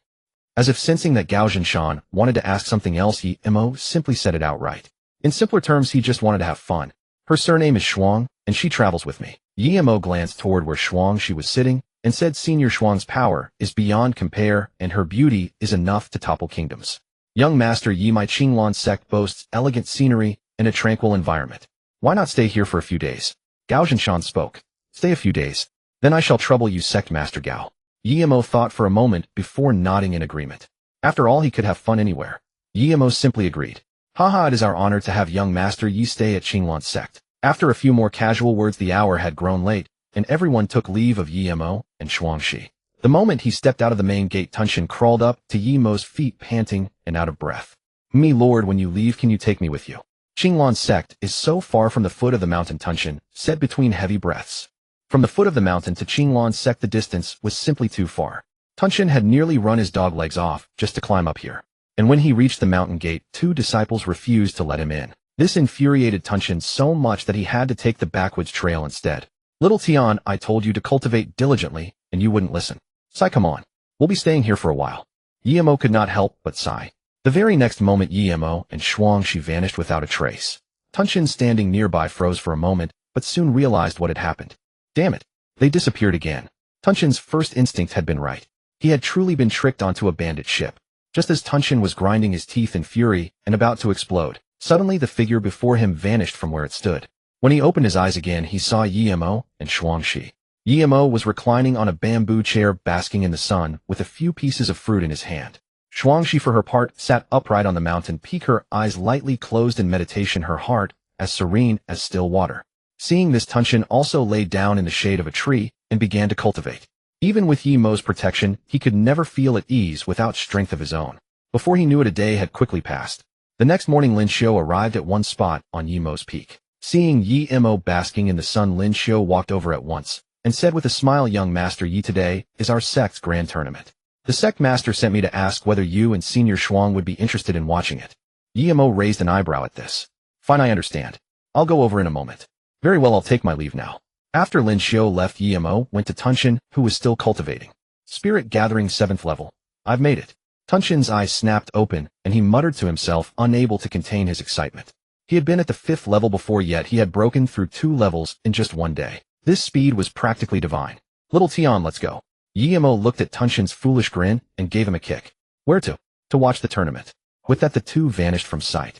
By now the entire Qinglan sect was in an uproar and countless people had gathered at the martial arena. Yimo arrived at the spectator seats with the sect master and a host of elders at his side. Below was the dueling stage, surrounded by an ocean of disciples. Many disciples were engaged in heated discussion about the seating arrangement on the raised dais. Brother, look, who is that? What gives him the right to sit between the sect master and the deputy sect master? How would I know? But since the sect master regards him so highly, that young man is definitely no ordinary person. If you know he's no ordinary person, why still call him a young man? If you ask me, you must be tired of living. Be careful no one hears you. Oh. Thank you for the warning, senior brother. Look at this mouth of mine. If anyone heard that, I'd be finished. The sect master tapped lightly on the table, and the crowd below instantly fell into a terrifying silence. Ahem. I'll say this briefly. The person beside me is a distinguished guest of Qinglan sect. All disciples of Qinglan sect are to regard him as they would regard me. Gao Zhinshan stood up and called out to the bustling crowd. The crowd did not react much to his words. After all, he had placed the young man in the center seat. Did that not say everything? Young Master Yi, where is that senior? Gao Zhinshan asked in a low voice after sitting down. Her. She still has something to attend to, Yimo explained with a smile. In truth, Shuang, she simply disliked crowded places. Yimo had naturally noticed this, which was why he had not called for Shuangshi when he came. Very well, the sect grand tournament now officially begins. With Gao Zhinshan's grand pronouncement, the annual sect tournament finally began. This competition was divided into 2 major groups according to the contestants' major cultivation realms, the body tempering group and the spirit gathering group. The spirit gathering group, however, comprised just a handful of disciples. The most likely contenders for the championship were Zhang Ji and Lin Xiu. All right, disciples whose names are called, come up to compete. Han Yuan immediately read out. Wang Yuyu versus Zheng Niu. As the voice faded, a young man and a young woman appeared on the dueling stage facing each other. Miss Wang, you must excuse my rudeness. Then come, let's begin. After that, the two charged forward and engaged in a fierce fight. Old Wang, quick look at your granddaughter. An elder called out. I've already seen it, old Ciyuan. If I remember correctly, your granddaughter is only at the 1st level of spirit gathering, while that Zheng Niu is at the 2nd. Your granddaughter is in danger. What does a difference in cultivation level matter? My granddaughter is capable of fighting above her level. Elder Wang said, deliberately showing off. But despite his confident words, it would be a lie to say his heart was not racing. Enough, old Wang. Don't I know you well enough by now? There were originally many disciples at the 1st level of spirit gathering, but as luck would have it, she ran into a 2nd level one. That really is bad luck. Elder Ciyuan showed a regretful expression. On the dueling stage, Wang Yuyu's spiritual power was already depleted, and her stamina was nearly exhausted.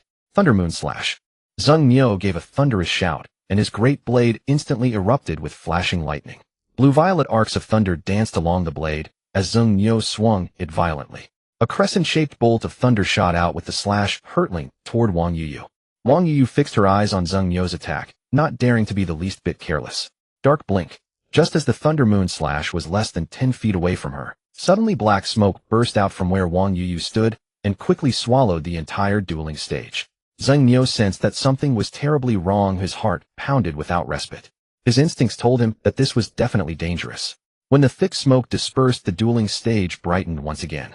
Just as Zheng Niu could not find Wang Yuyu's trace, a crisp voice thick with danger rang out, "You have lost." The long sword was pressed against Zheng Niu's neck, its cold gleam shimmering in the sunlight. Zheng Niu could only sigh. Alas, I've lost. See, what did I tell you? My granddaughter can fight across realms and win at that, ha. Elder Wang said proudly, looking at village elder. Nice one, old Wang. Your granddaughter has excellent combat talent. Though her realm is a little lower, she can truly win through her deep combat foundation. Village elder said after a moment's thought. While the two were chatting and laughing, the next match had already begun. Yimo propped his cheek on one hand and watched the battles below. The Qinglan sect was merely a third-rate sect, and its disciples had limited aptitude. Compared with the disciples of the Yi clan, the gap was far, far too vast. There was simply no basis for comparison. They were not even qualified to be compared. Sect Master Gao, how do they usually cultivate? Yimo asked abruptly. Alas, young Master Yi, we do not have ample resources. We can only cultivate by breathing in and refining spiritual energy. As you know, the Eastern Domain is already the most barren of the 5 great domains in spiritual energy and opportunities. So what more could be said of a place like ours? Gao Xinshan's words were full of helplessness. He could not be faulted for trying his best. The distribution of resources was beyond his power to change. Indeed, this place is far too barren. Generally speaking, the ceiling here is only the Tongxian realm, and there is also competition from other sects. This environment is truly harsh. Yi Mo nodded without denying it. Yes, young Master Yi. Most of the people here are either weak in cultivation or mortals with none at all, which has also made heretical cultivators flourish. Gao Xinshan paused, then continued, their vitality is extraordinarily tenacious. Last time we joined with the 5 orthodox Taoist sects to besiege and exterminate them, yet they still managed to survive. Sect Master Gao, be careful. Careful. What exactly do you refer to, young Master Yi? Sect infiltration. What? Do you mean to say that there are heretical cultivators in our sect? Gao Xinshan cried out, his face filled with anxiety and bewilderment. Just as long as you understand. Yi Mo patted Gao Xinshan on the shoulder. As Gao Xinshan was lost in thought, a wave of passionate cheering suddenly erupted from below the stage. Wang Yuyu's long sword swung without pause so fast that sword shadows appeared. Her opponent was fought back step by step. In a flash, Wang Yuyu seized his opening. A straight thrust sent the opponent's weapon flying, heralding Wang Yuyu's victory. The next match pitted Lin Xiao against Yang Zhan. Lin Xiao, I thought you'd never break through to the spirit-gathering realm. Here I was worried I wouldn't get the chance to beat you up, Yang Zhan said with biting mockery. Beat me up? Ha ha, Yang Zhan, if you think you're capable, then by all means give it a try, Lin Xiao retorted without yielding. The two stood at the top tier of the sect's power rankings. If Lin Xiao could be ranked among the top 3 in the sect, then those ahead of him were Yang Zhan and Yi Hui. Although Lin Xiao's cultivation realm was lower, the 3 were roughly equal in strength. The battle broke out, and the two quickly clashed in close combat. On the arena, cold light flashed, and sword shadows flew everywhere, dazzling the eyes. Everywhere the sword light passed, it left a deep gash, and the arena was soon covered with scars. Yet compared with here, the body tempering group contest at the other end was even more intense. Look, Yao Chen won again. I thought he joined the sect not so long ago. Exactly, he joined less than 3 years ago. He didn't even take part in the last grand competition. Unbelievable. Yao Chen is definitely the dark horse of this competition. On the arena, Yao Chen leaped up abruptly, power gathering in his right fist as he aimed at his target. His body dove downward, crashing toward his opponent like a meteor falling at breakneck speed. The opponent did not dare slacken in the slightest. His nerves were stretched taut to the extreme. The unbearable tension finally shattered his resolve. I surrender. I surrender. Yet hearing this, Yao Chen showed no intention of stopping. Instead, he only moved faster. Damn it. He already surrendered, so why isn't it over? What the hell is this supposed to mean? Just as the man was about to meet his end, an elder of the Qingluan sect intervened. Facing Yao Chen's attack, the elder caught it with a single hand. What are you doing? He already surrendered. Why won't you listen? The elder barked at Yao Chen. Forgive me, elder. It's not that I didn't want to stop. I simply couldn't control myself, Yao Chen said with deep guilt. You. Sai, be careful in the future. Unwilling to say more, the elder cast a deep, complex look at Yao Chen before leaving. At this moment, the duel between Lin Xiao and Yang Zhan had entered its final stage. Sword Shadow, threefold annihilation. Lin Xiao thundered, spiritual energy churning wildly around him as his sword blazed with boundless radiance. Stance, 1 horizontal rupture. In the next instant, the long sword soared into the air as if freed from all restraint, its tip pointing straight at the heavens. The azure sword spiraled and danced in the high sky, and behind its blade loomed the form of an azure dragon. Stance, 2 shadow split. At Lin Xiao's command, the azure dragon in the sky divided into 2, and then the 2 became 4. Stance, 3 annihilation. The 4 lifelike azure dragon swords roared and howled as they plummeted toward Yang Zhan. But Yang Zhan was no pushover. He bellowed, spear of total annihilation. The moment his voice faded, the spear in his hand was hurled with tremendous force, flying straight at the azure dragon. Boundless spiritual energy wrapped around the spear, its blood-red aura seemingly capable of annihilating every obstacle. The two collided, generating a massive shockwave in the sky, and a terrifying wave of heat threatened to fling the spectators away. Fortunately, the elders acted in time, otherwise injuries would have been unavoidable. When the smoke cleared, Yang Zhan was half kneeling on the arena, while Lin Xiao stood straight as a towering, immovable mountain. Lin Xiao! Lin Xiao! Lin Xiao! The crowd's cheers swept through the entire arena. Seeing this, Yang Zhan barely parted his lips, but made no sound. He could not understand why Lin Xiao could be so powerful. Why should he lose? It made no sense. But a loss was a loss. Dragging his exhausted body, Yang Zhan walked off the stage in a sorry state. After those fierce contests, the matches that followed were almost unbearable to watch, too poor to even speak of. The grand competition lasted for half a day. Then amid a burst of resounding applause, the body-tempering group competition was declared over. Meanwhile, after a hard-fought battle, Lin Xiu defeated Yi Hui, who was his equal in strength. The championship match of the Spirit Gathering group was about to begin. The final Lin Xiu versus Wang Yuyu. Their strength was evenly matched, but Lin Xiu was still the slightly superior one. Miss Wang, you've lost. Lin Xiu knocked Wang Yuyu's long sword away and pressed his sword against her neck. A scene all too familiar played out once again, but this time she was the one defeated. You won, Wang Yuyu said with a hint of regret. Then the two bowed to each other and took their leave. By the usual rules, Lin Xiu was unquestionably the champion of this grand competition. At the very top were none other than Spirit Gathering Realm cultivators. The default ranking followed Cultivation Realm. After all, no one in this sect could fight across an entire major realm. Even if they could, they still could not win. Thus, by default, the first-place finisher of the body-tempering group ranked after the Spirit Gathering Realm cultivators. But at that moment, an untimely voice cut through Sect Master, I request to challenge senior brother Lin Xiu. Under the watchful gaze of the crowd, Yao Chun stepped forward. The challenge he issued to Lin Xiu immediately stirred no small commotion. Soon clamorous discussion erupted among the crowd. Gao Zhinshan and the elders also watched Yao Chun with curiosity. To them, this young man was somewhat unfamiliar. Who is he? Gao Zhinshan asked the elder beside him. Sect Master, he is Yao Chun, who was admitted to the sect a few years ago by special exception. He is Yao Chun.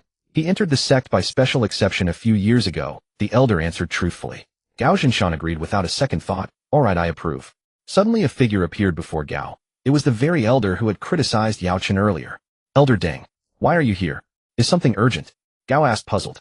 Elder Deng glanced around, then leaned close to Gao's ear and said, Sect Master, that young man is unusual. At this, Gao frowned and said softly, what's unusual about him? His strength is formidable. Lin Xiu will have difficulty winning. Elder Deng was concise, and the implication was all too clear. Yao Chun was too strong. So strong that suspicion was unavoidable. Oh, that's a good thing.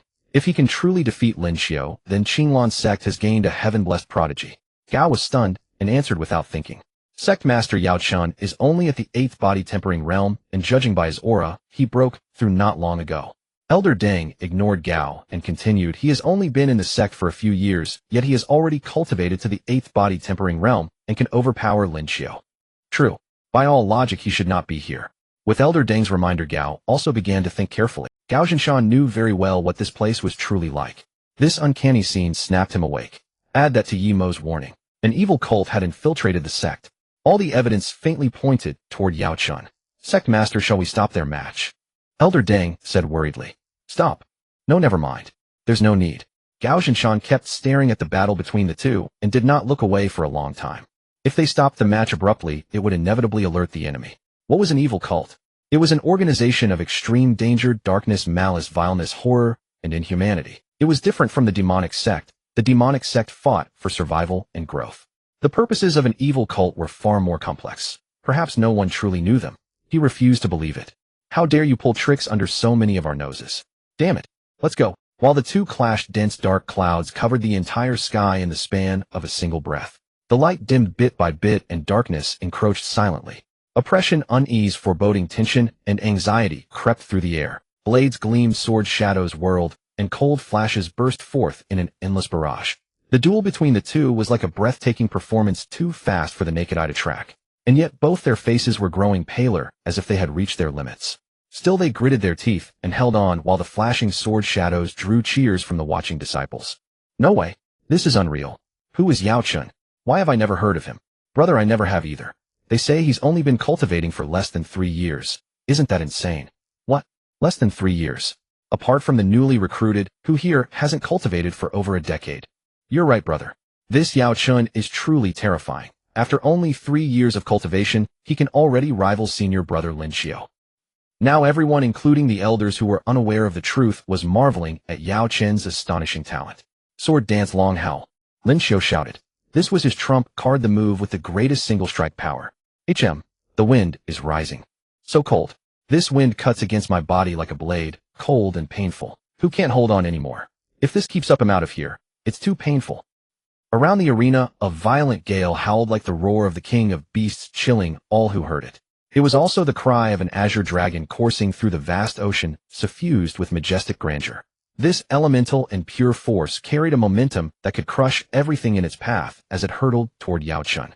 Force breaks, 10,000 June. Yao Chen's eyes turned solemn. He dared not slacken in the slightest and immediately chose to unleash his ultimate move. His right fist gathered strength, an earthy yellow radiance enveloping his arm as power accumulated. The fist shot out, releasing invincible might that looked down upon the world, yielding not the least to Lin Xiu's ultimate technique. As the two powers collided, a terrifying shockwave blasted outward from the center and swept over the entire sect. Damn it! Here it comes again. Can anyone here understand me? Watching a match nearly cost us our lives. I've been lucky all my life, but I never thought I'd meet my downfall at your hands. Seeing this, the elders quickly intervened to bring the chaotic scene under control. When the dust cleared, Lin Xiu was still standing upright on the arena, while Yao Chen remained on one knee, his hand bracing against the ground. Lin Xiu! Lin Xiu! Lin Xiu! The sight ignited the venue and cheers surged, but the very next second Lin Xiu toppled straight to the ground. Everyone was frozen and the cheers stopped abruptly. Then applause erupted like thunder, and the disciples' shouts were like dry grass strewn with sparks, ready to blaze again at the slightest wind. Yao Chen! Yao Chen! Yao Chen! For some reason, the livelier the scene grew, the more tense, anxious, and faintly uneasy Cangxuan became. Sect Master, didn't you say that the first place in the grand competition could choose an elder as a master? Yao Chen's sonorous voice rang out, and the clamoring scene instantly fell quiet. That's right, I did say that. Cangxuan paused, a glint flashing in his eyes. Do you have someone in mind? Sect Master, I do have someone in mind. Would you ask Elder Wu to take me as his disciple? Yao Chen said without betraying any emotion. Elder Wu, what do you think? Gao turned to Elder Wu. A thin old man dressed in blue robes stood up and answered, Sect Master, his Dao and my Dao share a subtle resonance. Good. I announce that from this day onward Yao Chen shall become Elder Wu's personal disciple. Thank you, Sect Master. And with that, the sect grand competition came to a complete end. Lin Xiu was taken away by Han Yuan for treatment, and everyone else dispersed. After exchanging a few pleasantries with Cangxuan, Yi Mo also prepared to leave. My lord, that Yao Chen and Old Man Wu are up to something. Tunchen spoke only after confirming no one else was around. I know, but it has nothing to do with us. I already warned Sect Master Gao. It's up to him whether he can uncover it. Yi Mo said indifferently, as if he hadn't given it a thought. Let's go. Time to return. Returning to his residence, Yi Mo immediately stretched out on the recliner to bask in the sun. However, thinking about it, watching the competition had consumed the entire morning. It was already past noon, and he still had not eaten. Though he was not hungry, it was a hard habit to break. So Yi Mo gave the order, Xiao Tian, go make the meal. Me. My lord, have you got the wrong person? Tunchen stared in disbelief, pointing at himself with a dog paw. Damn it. If you want to eat, cook it yourself. Ordering people around is bad enough, but now you are ordering a dog around. If you can find Shuangxi, she can cook as well, Yi Mo said nonchalantly. Tunchen was shocked yet again. Forget about whether he could find her. Even if he could, he would never dare to ask. If he actually went to say it, would he not be beaten to death? No, my lord. I will do it. Tunchen hurriedly waved his paws in refusal, his expression utterly terrified. As if he had no intention of getting a beating and then cooking anyway. My lord, what would you like to eat? Tunchen asked. Just make whatever you like. I am not picky. Very well. Tunchen nodded, then suddenly thought of something. My lord, there are vegetables here, but no meat. Then go get some from someone. But my lord, we are too far from the other peaks here. I cannot get there. Forget it. I will give you some. Yi Mo was somewhat irritated. Hey Tongzi, are you still there? Yi Mo asked inwardly. Since he had asked the system to turn off its notification sounds, he had not heard the system's voice for 15 years. I am here, host. A familiar electronic voice sounded in Yi Mo's mind. Get me some meat. Ding. Detected the host's request. Congratulations, host, you have obtained the flesh of a 9 nether dark dragon. Thanks, brother Tongzi. Yi Mo looked at the dragon flesh within the system space, and drool unconsciously trickled from the corner of his mouth. Dragon meat. He would be tasting it for the first time. A dragon was the sovereign of all demonic beasts. Even a newborn already surpassed the vast majority of the demon race in power. Cultivation realms were mere formalities to them. As long as they matured, their strength would continue to grow. One could say that a dragon's growth was a qualitative leap in power. An adult dragon at the same cultivation level could simultaneously fight dozens of human cultivators of the same rank without losing ground. Dragons also possess distinctions of bloodline, though that of course is a matter for later. Yi Mo took some of the 9 nether dark dragon flesh the system had given him and tossed it onto the ground. Here, meat secured. Figure out the rest yourself. Yi Mo stared at Tunchen, who clearly wanted to run away, and said, Wah. What? This is goddamn. Just as Tunchen was about to ask what kind of meat it was, he sniffed instinctively and turned pale with shock. Oh ho, you have a sharp eye? Yes, this is dragon meat. flesh of the nine-nether dark dragon. Yemo smiled. It really is. The nine-nether dark dragon. Is that not a legendary dragon? I thought it was pure myth. It truly exists. Upon hearing Yemo's words, Tunxin felt completely rattled. In the ancient era, he had been an immortal emperor, a personage of fearsome renown. Yet the gap between him and a dragon emperor of the same realm had been like a bottomless abyss. One could say he had never even had the chance to meet a dragon emperor face to face. He could only remember the other party's aura. That was also why Tunxin could recognize dragon meat. An aura does not lie, especially since Yemo had admitted it. And upon hearing that it was a legendary dragon, like the nine-nether dark dragon, Tunxin was astonished most of all. Oh my god, I knew he was no ordinary man. He can even produce dragon meat that exists only in legends. Damn, this time I made the right bet. Even if I return to the immortal realm one day, I can swagger around however I please. If I eat this, then wouldn't I? Tunxin was incoherent, his heart surging with excitement. With that thought, he found his motivation and began cooking without needing Yemo to urge him. Just as Yemo had done earlier, Tunxin snapped off a few bamboo stalks and set up a rack. Then he lit a fire, skewered the meat on the bamboo, and hung it over the rack to roast. Damn it, I forgot.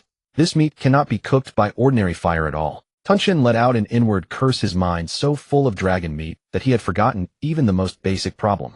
My lord, ordinary fire cannot cook this meat. With no other choice, Tunxin could only ask Yemo for help. Fine, I understand. Yemo replied. The next instant, the original orange flame was covered by a dark crimson flame. That dark crimson flame seemed to have a will of its own.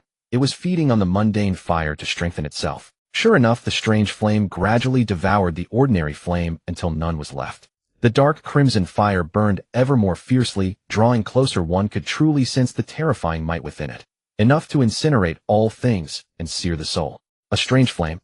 How does he have everything? Tunxin was startled once more and muttered to himself. My lord, what cultivation realm did this dragon have in life? Tunxin asked with some concern. If the dragon's cultivation had been high, he certainly could not eat it, for his own strength was far too low. He feared that one bite would make him burst, so the lower the dragon's cultivation was, the better for him. Rest assured, this dragon was only at the Great Emperor realm in life, so you can eat it with peace of mind. To the dragon race, the Great Emperor realm was indeed not high. It was in fact quite low. After all, this had been a newborn dragon, so a low cultivation level was perfectly normal. Tunxin was left utterly speechless. What the hell? Great Emperor and eat in peace. How could those two phrases be linked? My lord, I am only at the spirit gathering realm. If I take one bite, won't it cost me my life? Xiao Tian, rest assured. Since you are cooking for me, I certainly will not let your efforts go unrewarded. Yemo saw the worry in Tunxin's heart and offered comfort. Yes, my lord. A sliver of solace finally reached Tunxin's tense heart. Roughly a quarter of an hour later, the aroma of roasting meat spread swiftly across the entire mountain peak. Yemo and Tunxin were already seated before the roasting rack. Holy crap, this is delicious.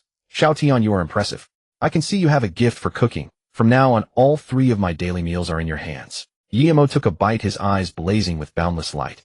My lord, I was just messing around, honestly. Tunxin quickly waved his paws. Are you kidding? If I cook for you, how am I supposed to cultivate? But now that I think about it, this single bite of meat is worth an entire month of my arduous cultivation, is it not? Yemo tore off a piece of dragon meat and handed it to Tunxin. My lord, should I really eat it? Tunxin was still uneasy. Cut the nonsense. Just eat it. It will not kill you, Yemo said impatiently. Seeing the resolute look in Yemo's eyes, Tunxin swallowed the roasted meat in one gulp. Do not worry. I know you cannot absorb it all at once, so I have already taken measures. After you finish eating, it will digest slowly. The energy will not surge into you suddenly, Yemo explained. The moment Tunxin took a bite, warmth flooded his body and a vast surge of spiritual energy poured into him. The incoming spiritual energy was like 1,000 streams and 100 rivers converging into a mighty torrent, all rushing toward his dantian. Yemo paid no mind to Tunxin and simply continued eating. Not far away, Cangxuan, standing atop his flying sword, was soaring toward Yemo's mountain peak. Young Master Yi, I have come uninvited at this hour. I trust one am not disturbing you. Cangxuan landed precisely in front of Yemo. Haha, how could you be? I came for nothing in particular. I simply heard from young Lin that you have an interest in fine food and drink, so I have brought you some specialties of the Qinglan sect, Cangxuan said with a smile. Haha, many thanks for Sect Master Gao's kindness. Yemo rose with a smile and accepted the local specialties Cangxuan had brought. It seems young Master Yi has already begun to enjoy them. Cangxuan casually glanced at the meat on the rack, then smiled again. Well, young Master Yi, the sect still has matters for me to handle, so I'll be on my way. Wouldn't Sect Master Gao care to come and join us? Yemo invited. Thank you for the offer, young Master Yi, but the sect is swamped with affairs right now, especially the infiltration of the heretical cult, which has become an imminent crisis. Gao Zhinshan sighed, unable to hide his exhaustion. Since the grand competition had ended, he had sent people to keep watch over Yao Chun and Elder Wu. But no clues had surfaced, everything was as calm as ever. Yet the calmer things were the more uneasy, and it felt like a bomb hidden inside the sect with the risk of detonating any moment. Sect Master Gao, are you about to break through to the myriad manifestation realm? Yi sensed Gao Zenshan's aura and asked with a faint smile. Alas, the myriad manifestation realm is right within my reach, yet I've been unable to break through no matter what. It seems I lack only a catalyst. Gao Zhinshan sighed, helpless. After all, he had once been a proud prodigy of the Eastern domain. But now, as the years passed, the halo of his genius had gradually dimmed. He held the supreme authority of the sect, and its resources were at his disposal. Yet he had to devote most of his energy to internal governance, balancing the interests of every faction. In the past, he had time to cultivate, but no resources. Now he had resources, but no time. Hearing this, Yimo's expression remained calm. He simply took down a piece of dragon meat and handed it to Gao Zhinshan. Young Master Yi, there's really no need. Seeing the meat offered to him, Gao Zhinshan quickly waved his hand.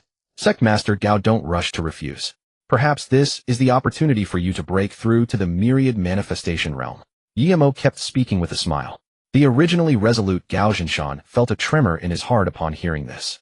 Admittedly, those words were truly enticing, especially for someone like Gao Zhinshan who yearned to break through but had no idea where to start. It was the greatest temptation, offering a final glimmer of hope to a struggler mired in despair and hardship. Thighs. Is this real? The silent Gao Zhinshan suddenly spoke, his words seeming forced out. There is a condition. Yimo's smile faded, and he said steadily. Those words were like a basin of cold water poured over the flame that had just been rekindled in Gao Zenshan's heart. He knew it. Such a heaven-defying opportunity would surely come with conditions. Still, that was fine. Our relationships built on trade were the most stable. This also proved that everything Yimo had said was true. Even with the condition, at least he had found the chance to break through the myriad manifestation realm. What condition? Gao Zenshan's heart churned restlessly, and he looked at the dragon meat Yimo offered with an almost longing gaze. Don't worry, it's not an excessive request. I want to stay here for a while longer. Consider this compensation for your lot. Yimo found the environment of the Cangxuan sect so beautiful that he came to want to live there long term.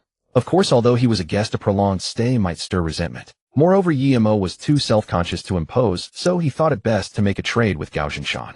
What seemed perfectly normal to Yimo, however, looked entirely different in Gao Zenshan's eyes. Exchanging an opportunity to break through the myriad manifestation realm for the right to reside on one mountain peak. This was practically giving it away. The peak was empty anyway and generated no real value. But an opportunity to break through the myriad manifestation realm was nothing like that. It was a chance encountered only by luck, not sought after. Is it really that simple? Gao Zhinshan could hardly believe his ears and wanted to confirm. Seeing Yimo nod, Gao Zenshan's hanging heart finally settled. Fine. Young Master, you stay as long as you like. Even if I gave this entire place to you, I would do so willingly. Gao Zhinshan agreed, immediately afraid Yimo might regret it. Yimo let out a soft and Gao Zhinshan took the dragon meat and put it into his mouth impatiently. The instant it entered his mouth, a fragrant aroma burst across his taste buds.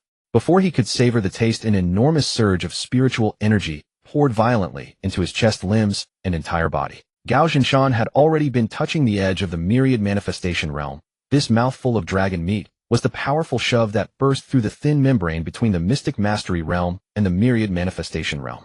The essence of the mystic mastery realm was to call down the phenomena of heaven and earth, channel the power of heaven and earth, and amplify one's own strength. The myriad manifestation realm, as its name implied, built upon this foundation by condensing heaven-earth power into avatars and dividing into countless forms for battle. The heaven-earth power around Gao Zhinshan became ever more abundant, and the air around him seemed to warp as if the strength of all things under heaven and earth were gathering toward him. The converging heaven-earth power kept condensing, solidifying, and gathering before Gao Zhinshan. Gradually, a rough silhouette identical to Gao Zhinshan took shape. As more power poured in, the avatar became clearer, its aura heavier, and its features more distinct. By the time Yimo had eaten all the remaining meat, Gao Zenshan's avatar had fully solidified and formed. Phew! Gao Zenshan's eyes snapped open as he let out a long breath, and the aura around him spread out like a shockwave. It was unmistakably the aura of the myriad manifestation realm, and at the third level no less. Thighs. I've succeeded. I've broken through to the myriad manifestation realm. Huh. Gao Zhinshan sensed the surging power within his body, his face flushing with excitement. Then he laughed uproariously at the sky, the sound reverberating between heaven and earth. Finally, he wept with joy, a tear tracing down his cheek. That tear contained decades of his sweat, endurance, and suffering. Young Master Yi Gaoxinshan will always remember your kindness. If there is ever a need for me in the future, even if it costs my life, I will not hesitate. As he spoke, Gaoxinshan started to kneel, but Yimo helped him up. A trade is a trade.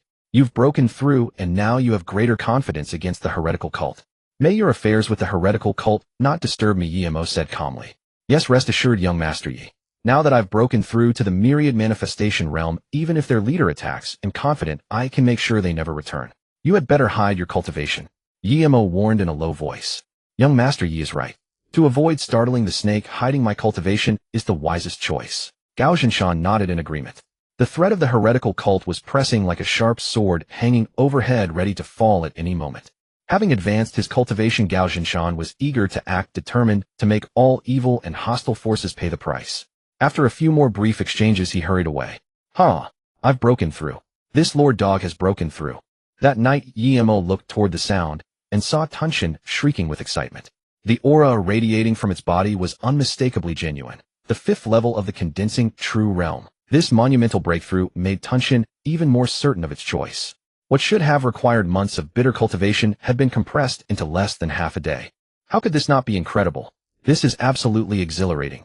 Yimo, however, remained entirely unimpressed by Tunshin's reaction, utterly indifferent. Although it had leaped across 7 minor realms at once, it was after all an immortal emperor from the ancient era.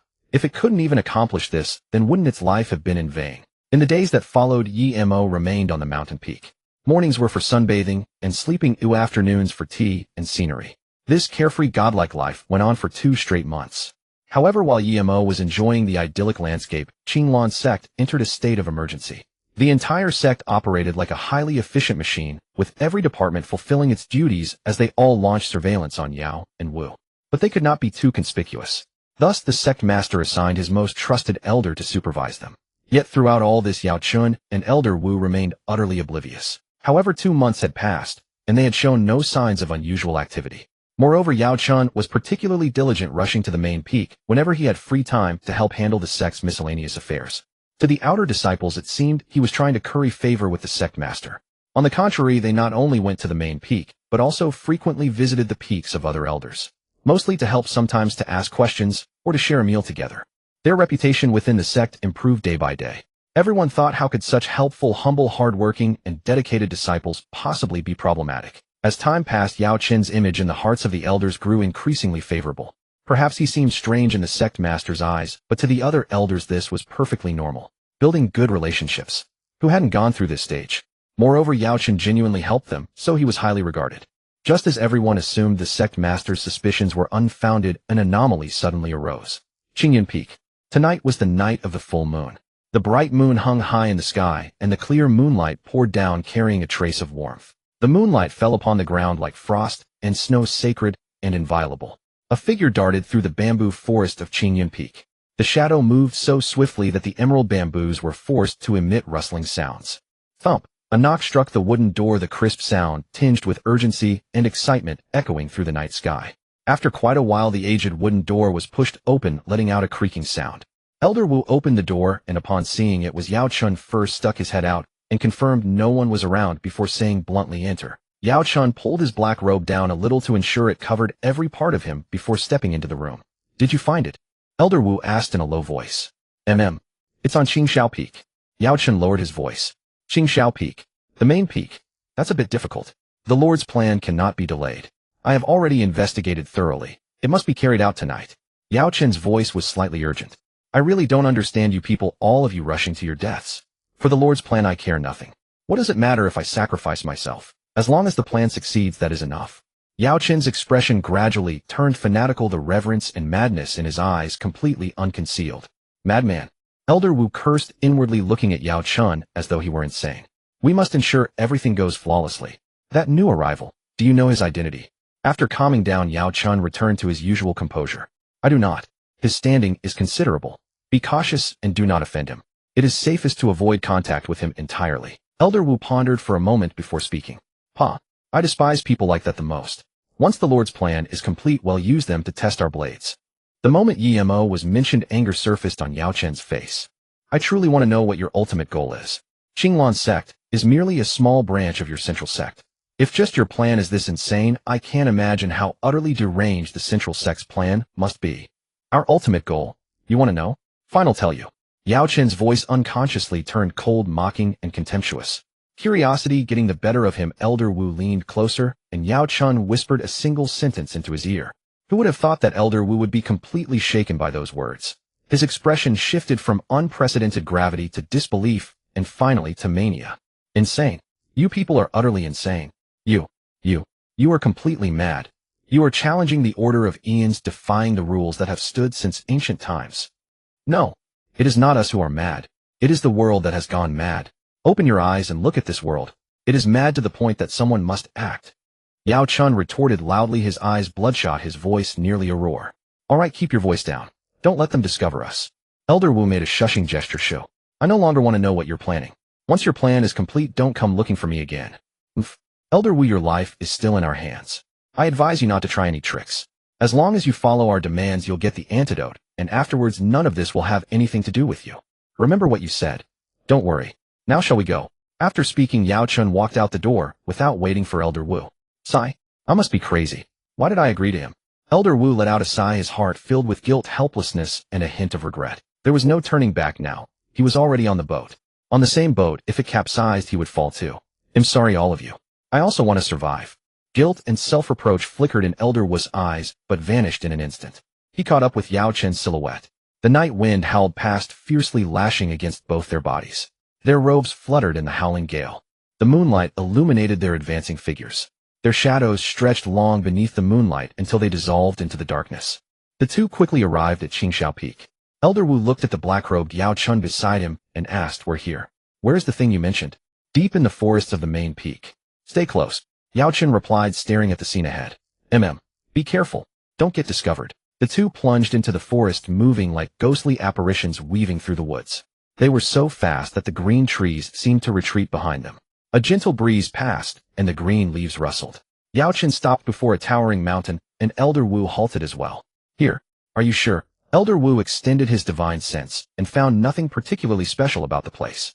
The biting wind, like lethal daggers, pierced one by one, cluster by cluster, deep into their marrow. Yet the bitter cold did not extinguish Yao Chen's determination. Instead, the fervor in his eyes burned ever deeper. Night unfurled through the forest like thick ink. The towering cliff before them lay hidden deep among the dense thickets, appearing to any outsider as nothing more than an ordinary mountainside. "Are you certain what you seek is in there?" Elder Wu glanced around, fixing his gaze upon the rock face with a flicker of doubt. "I cannot be wrong. That aura is utterly unique. Even an emperor would fail to detect it. Only one who has been in contact with it can perceive its presence." Yao Chen replied with a composed expression, yet the trembling of his hands and the fervor blazing in his eyes betrayed the exhilaration surging within him. Elder Wu pursed his lips and said nothing, but the curiosity kindled in his heart was like a spark dropped into dry tinder. Even an emperor cannot perceive it. What terrifying power is this? Perhaps their goal truly could be achieved? No. Their goal was far too arduous. How could the order of billions of years be shattered by them? The thought was suppressed the moment it surfaced, but Elder Wu's steadfast conviction had already begun to waver. Once conviction falters, doubt follows, then suspicion, then longing. And in his heart a fear unlike anything he had ever known took root. "Remember, give me the antidote once this is done. After that you and I will have no further ties." Elder Wu's voice trembled slightly, his fearful words echoing through the silent night. "Enough chatter. If we fail, neither of us lives." A shadowy glint flickered in Yao Chen's eyes. A sinister gust swept past, and the moon was swallowed by drifting clouds, the moonlight gradually fading away. Yao Chen stepped forward, spiritual energy converging into his right fist as an earthy yellow radiance enveloped his knuckles. He lashed out, the fist like a meteor plunging toward the rock before him. Boom! A thunderous crash split the air as the unyielding rock shattered, fragments scattering like bursts of sparks. Dense dust billowed outward, and Yao Chen frowned, retreating a single step. Elder Wu stared ahead with eager anticipation, as if beholding some peerless treasure. When the smoke cleared, a cave entrance emerged where the broken rock had been. The opening was just narrow enough to admit a grown man. It really exists." Elder Wu's heart jolted, and his feet instinctively shuffled backward. In contrast to Elder Wu's astonishment, Yao Chen remained utterly composed, as though everything was already within his grasp. "Let's go. Time waits for no one. We must be quick." Yao Chen stepped into the pitch-black entrance. His silhouette was gradually devoured by the darkness until nothing remained but the sound of breathing in the silent night. Staring into the lightless, fathomless passage, Elder Wu swallowed hard. After a moment of hesitation, he chose to follow. After the two had gone, a pair of figures emerged silently and took a closer look. They were none other than Han Yuan and Gao Zhinshan. Brother Han, you see, my suspicions were correct. Those two are definitely up to something. Gao Zhinshan's usually composed demeanor had been replaced by solemn gravity. Brother Gao, your fears have come true. Elder Wu is considered a founding pillar of our sect. How could he?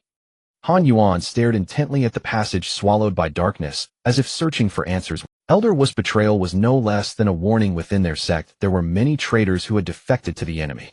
And not only in their Qingyan sect, the same was true of the other great sects. No need to dwell on it further. All mysteries will soon be unveiled. Gao Zhinshan stepped into the passage without hesitation, his form gradually consumed by the shadows. Seeing this, Han Yuan followed. As Yao Chun and Elder Wu pressed deeper, a sliver of light shone from somewhere within the dark passage. Their muffled footsteps echoed through the silence. Soon their steps grew lighter and swifter. Beams of faint light washed across their faces, and a surge of joy rose in Yao Chun's heart, quickening his pace. Elder Wu followed close behind. When Yao Chun halted, he stopped as well without a second thought. Looking up, he saw the narrow passage open abruptly into a vast chamber. Within this colossal space stood 4 stone pillars distributed across the 4 corners. Their surfaces were carved with ancient runes and obscure inscrutable scripts. Where the runes were engraved, a faint golden glow shimmered, and a mysterious, profound aura shrouded the entire place. At the center stood an even more magnificent structure, a towering terrace of 9 steps seemingly ascending toward the heavenly realm itself. Upon the 90-yard terrace lay an irregular crystal of pitch-black hue, its surface engraved with strange patterns. A dark luster rippled across the stone, as though it were channeling an unending stream of power into the entire cavern. The two strode boldly forward, Elder Wu glancing around like a man who had never seen the world. They climbed to the very summit of the terrace, where the dark crystal hovered silently in midair, emanating a faint aura. What in the world is this thing, eh? Elder Wu sensed an overwhelming threat of presence, unlike anything he had. It seemed not to belong to this world, but to originate from beyond the heavens. Elder Wu's gaze locked onto the crystal, his vision gradually growing hazy as his consciousness began to blur. It was as if the crystal possessed a strange enchantment, ceaselessly drawing Elder Wu toward it. Just as his hand was about to touch the stone, Yao Chun barked, "What do you think you're doing?" The shout was like a pair of invisible hands yanking his dazed mind back to reality. "Sorry, I was entranced." Elder Wu scratched his head, feeling rather embarrassed. Yao Chen's irritation subsided slightly. "Be careful. It can cloud your consciousness." "Oh, okay. If you touch it, it will shatter instantly. Only through sacrifice can I claim it intact." I understand." Noticing that Yao Chun was about to begin the sacrificial rite, Elder Wu instinctively stepped back several paces. The mundane world is a prison. Sovereigns are demons, the masses are cattle, and the flames of war surge like. Our doctrine takes faith as fire and loyalty as blade, to overthrow the old heavens and forge a new path. We worship no gods, we bow to no tyranny, we believe only in the equality of all beings, and seek only a world without war. Suppress evil with evil, end violence with force, guard the purest ideal with the most extreme conviction. When the light descends, that shall be the hour the old world is destroyed. Yao Chun chanted the words, reverence and fervor in his eyes surging like a tide that flooded the entire chamber. Suddenly the hovering crystal erupted with boundless brilliance, and its dark radiance engulfed the space. Yao Chun's body began to emit the same aura as the crystal. The glow grew ever more intense until it enshrouded his entire form. In the end, he transformed into a halo of dark light and drifted into the groove upon the crystal's surface.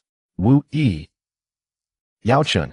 2 furious voices rang out, echoing through the desolate space. Elder Wu turned back in shock, his eyes filled with barely concealed panic and dread. You all. Elder Wu stammered, not knowing what to say. He knew that everything had been exposed. What are you doing? Where is Yao Chun? Gao Zhinshan stepped forward and pressed on. Wu-yi did not know what to say, and his feet retreated unconsciously. Why did you help with their schemes? Han Yuan stared at Wu-yi and asked in a composed voice. I was left with no choice. My life is in their hands. Wu-yi, come over here. Do not be tricked by them. We can go find young Master Yi. He will surely have a way to save you. Gao Zhinshan said in a steady, reassuring voice. The voice was warm as spring, gently soothing Wu-yi's frightened heart. But a heart that had already cracked could never be made whole again, for the cracks had been formed by repeated suspicion, jealousy, and avoidance. No, they really will kill me. I don't want to die. Wu-yi screamed in panic, his expression frantic and his face pale. His first instinct was that Han Yuan and Gao Zhinshan were deceiving him. Moreover, he could not entrust his life. That would be trampling and ravaging his own life. That's it. As long as I give them this crystal eye, I will be free. Elder Wu seemed to think of something. He spun around and seized the floating crystal. Not good. He's going. Gao Zhinshan shouted, and without the slightest hesitation shot into the air toward Wu Yi. Wu Yi gripped the crystal hard, and a strange change began to unfold. The stone pillars originally standing in the four corners suddenly began to shake violently. The archaic mystical runes on the pillars blazed with light, and a terrifying aura swept across the arena like surging tidal waves. The pillars twisted, shifted, and recombined into a colossal beast made of stone. This was the aura of the 9th level of the Tongxian realm. And now there were 4 such monsters. 4 at the 9th level of Tongxian. This is bad. Han Yuan's expression turned frighteningly dark. A stunning scene followed. The 4 stone beasts knelt on one knee before Wu Yi. Wu Yi was stunned for a moment, and then an ocean of excitement surged in his heart. Ha ha, Sect Master, it seems you can't keep me here. The 2 remained silent, but from their expressions they tacitly accepted Wu Yi's claim. Stop them. At Wu Yi's command, the 4 stone monsters, as if receiving the order, flew toward Han Yuan and Gao Zhinshan together. Can't keep me.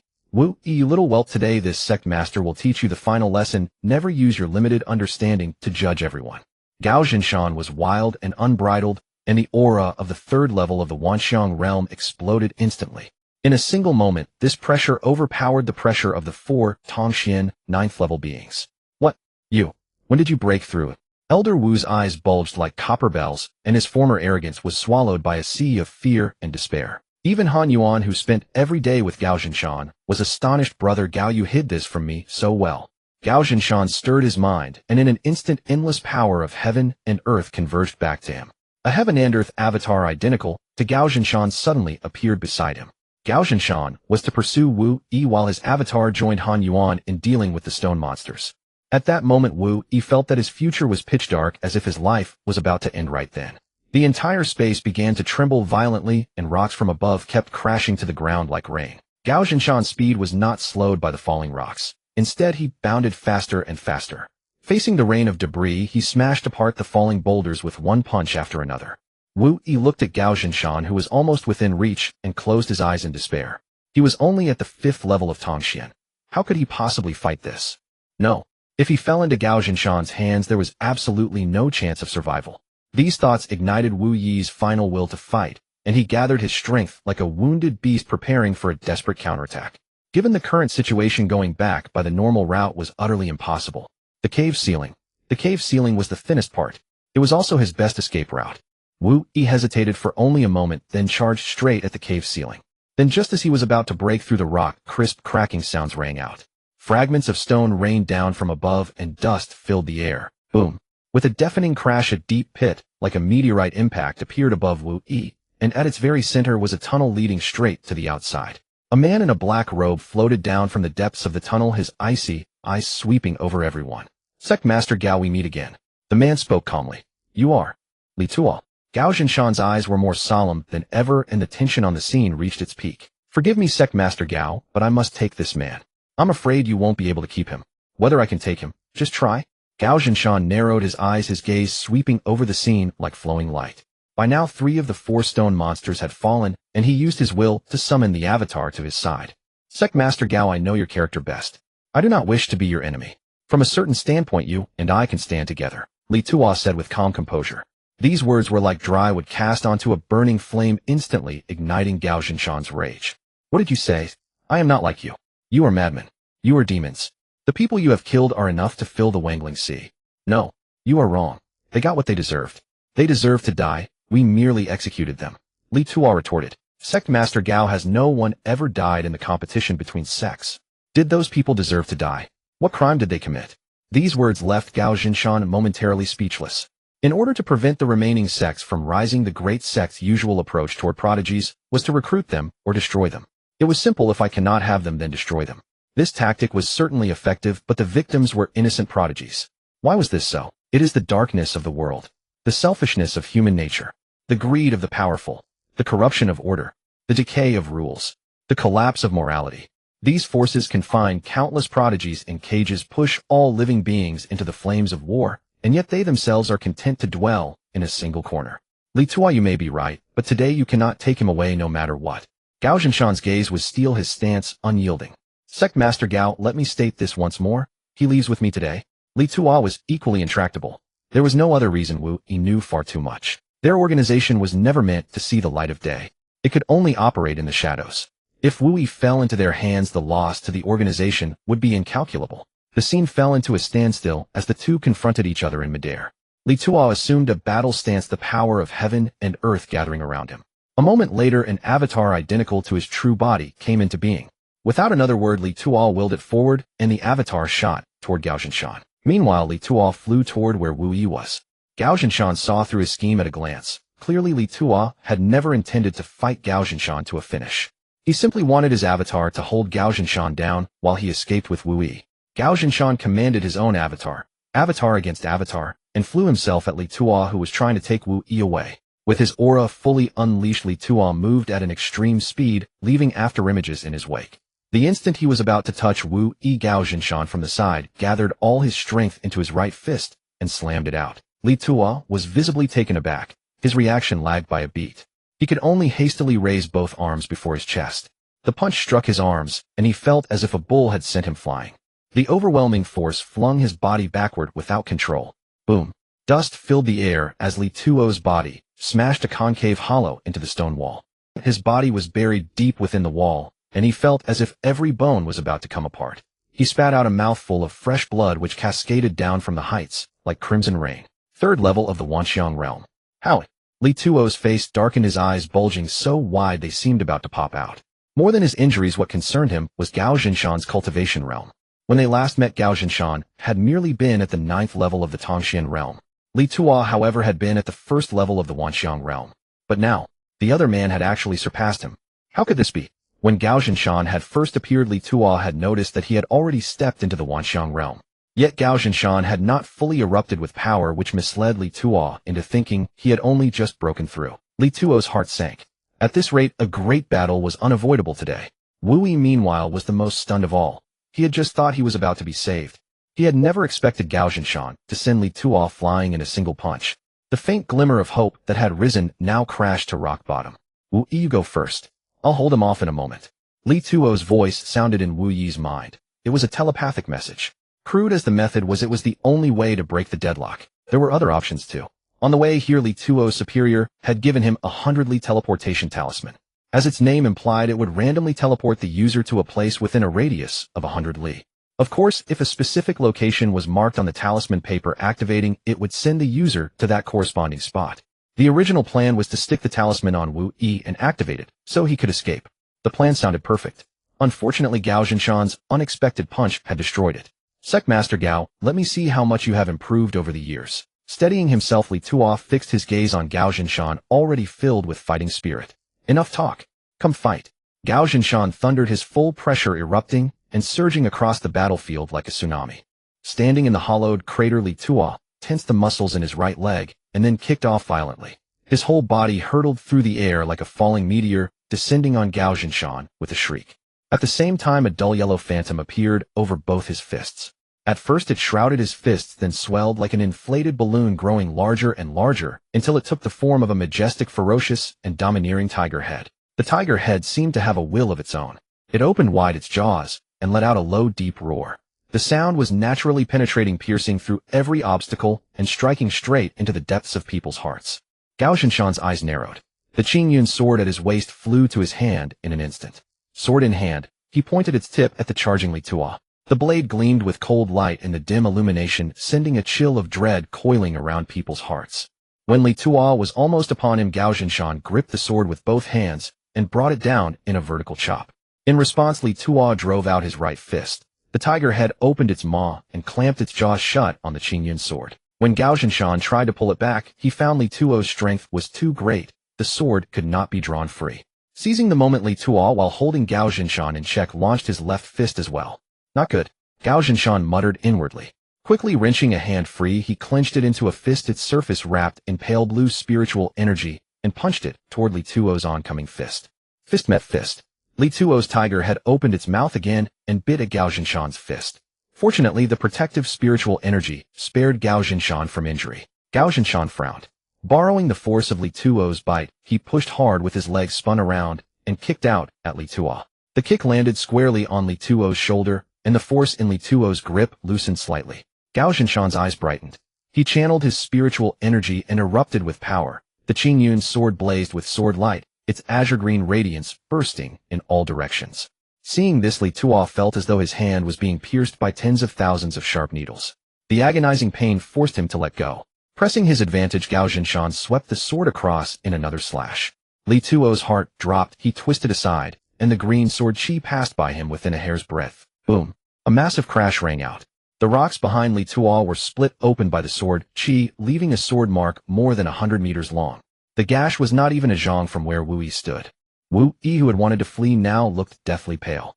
He had only planned to slip away in the chaos, never expecting that he would nearly lose his life here. Li Tuo raised his right fist high. The tiger head phantom around it expanded once again, growing 5 times larger until it was bigger than Gao Zhinshan. The tiger head opened its massive jaws, its fierce, murderous aura surging forward as it bit at Gao Zhinshan. Just as the tiger's fangs were about to sink into Gao Zhinshan's shoulder, he swung the sword across to block. The sharp teeth ground against the keen blade, and in a flash of sparks the two were locked in a stalemate. All of this was a boon for the fleeing Wu Yi, but the good fortune did not last. Han Yuan made his move. Just now, after a bitter fight, Han Yuan had finally defeated the stone monster. He joined the battle at once, his target Wu Yi, who was on the verge of escaping. Han Yuan was the second strongest fighter of the Qingyun sect. How could Wu Yi, an ordinary elder, possibly shake off his pursuit? Han Yuan roared, "Wu Yi, you cannot escape today. Accept your judgment obediently." His gaze was like a burning torch, his thoughts swirling with countless emotions. After all, Wu Yi had stood by him for over a century. Yet despite such profound friendship, who could have imagined that he was aiding the heretical cult? Even if he and Gao Zhinshan could spare Wu Yi, could the other elders of Qingluan sect and the disciples of the entire sect let him off? Today it was Wu Yi, next time it might be someone else. Therefore Wu Yi must be punished. Authority had to be reasserted. To kill the chicken and warn the monkeys, it was both a hint and a warning. Sect leader Han, please spare me. I just want to live. I don't want to die. I beg you, please let me go. Wu Yi clasped his hands together, pleading bitterly, tears streaming from the corners of his eyes. Facing Han Yuan's indifference, Wu Yi pleaded again. Have mercy on me, let me go. I don't want to die. I just want to live. I don't want to die, I truly don't want to die. Wu Yi's pleas were like a stone cast into the lake of Han Yuan's heart, stirring ripples. Elder Wu, if you have difficulties, we can talk it over. Why must you walk down a deadened path? Han Yuan's heart softened, and his voice grew gentle. I truly don't want this. They threaten me. My life is in their hands. They'll die. I want to survive, I want to live, I only want to live. Your life is in their hands. Why? Han Yuan asked, utterly confused. They planted a goo worm in me. He'll die. He'll really. Every time the goo flares up, I suffer unbearable pain. My bones are being gnawed, my flesh torn apart. It hurts so much I simply cannot bear it. Wu Yi's tears streamed down like a waterfall.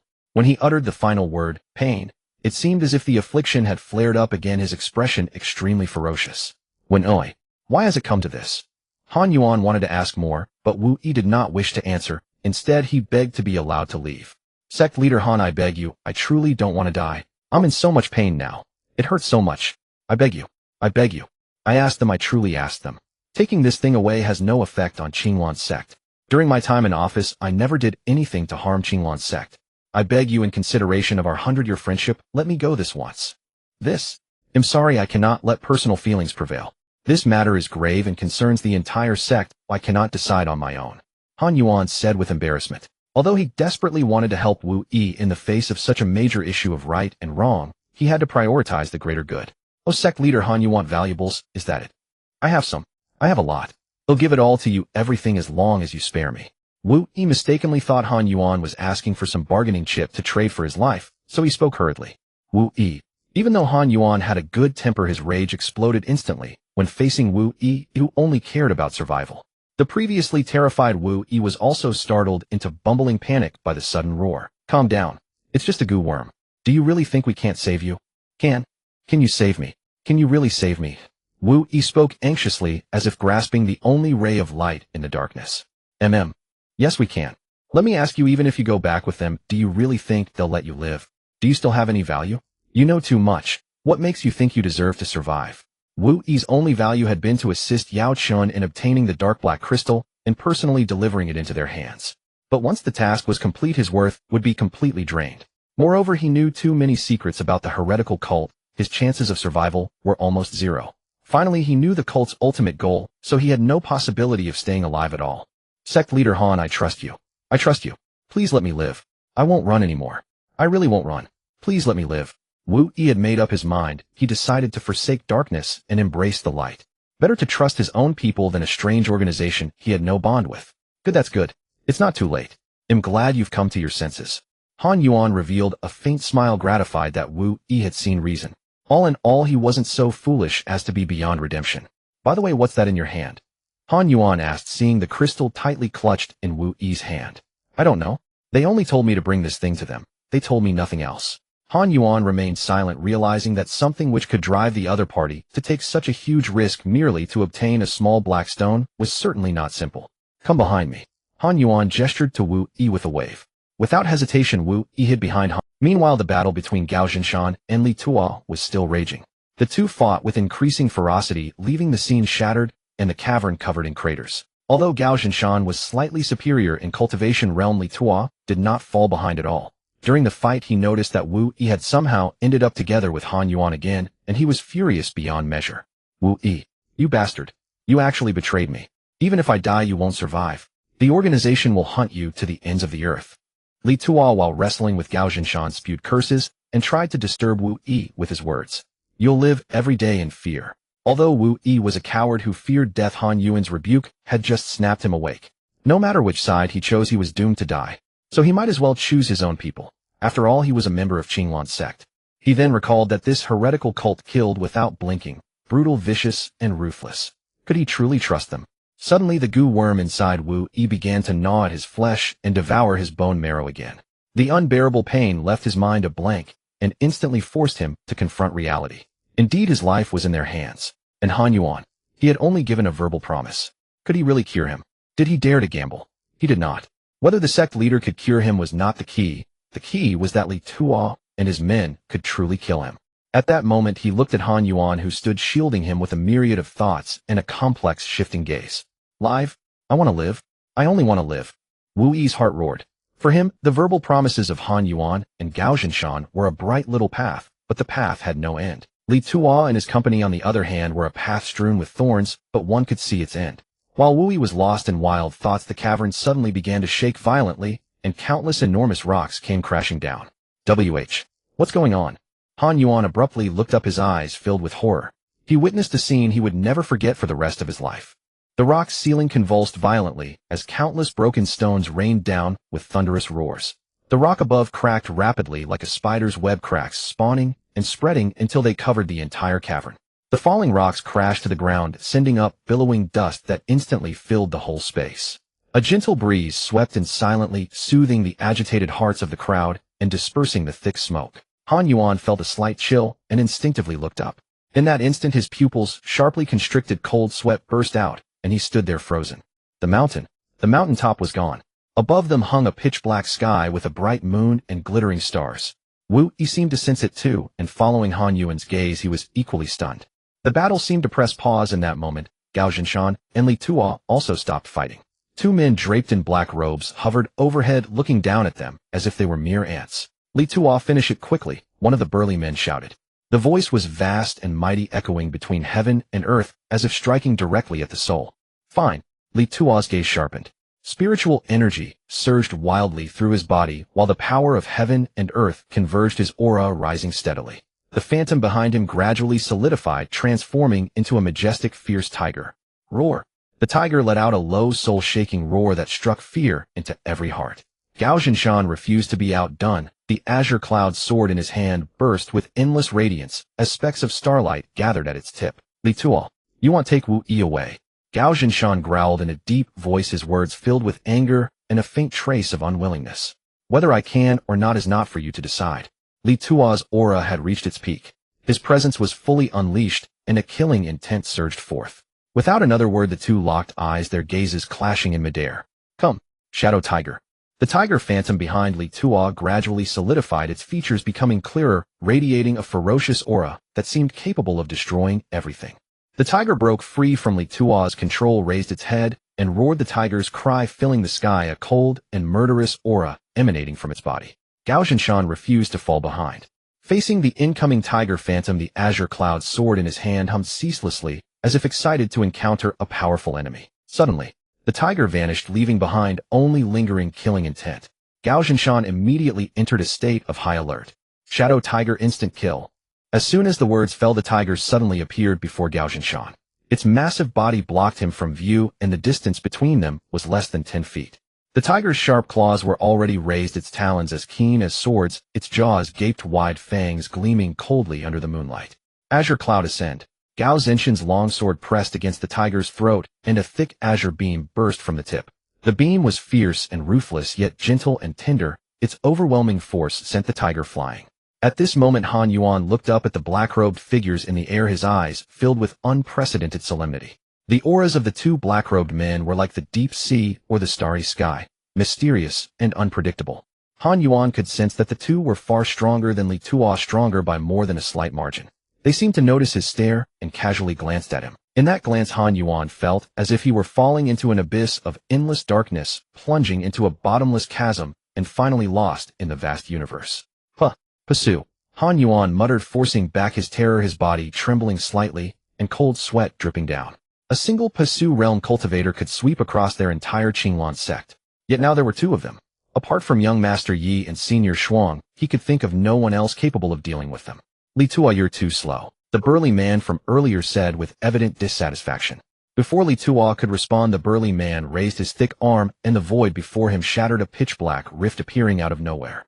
The man reached his hand into it, and the space behind Wu Yi shattered, revealing a blue-black void.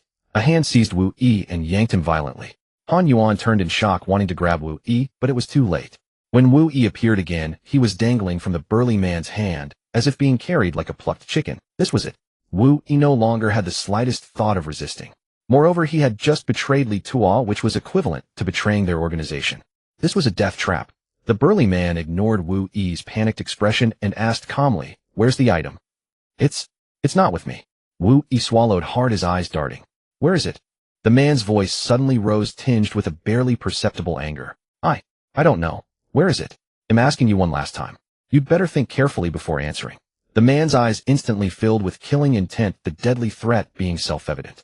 Wu Yi's sweat poured down his chin, his gaunt frame trembling with fear.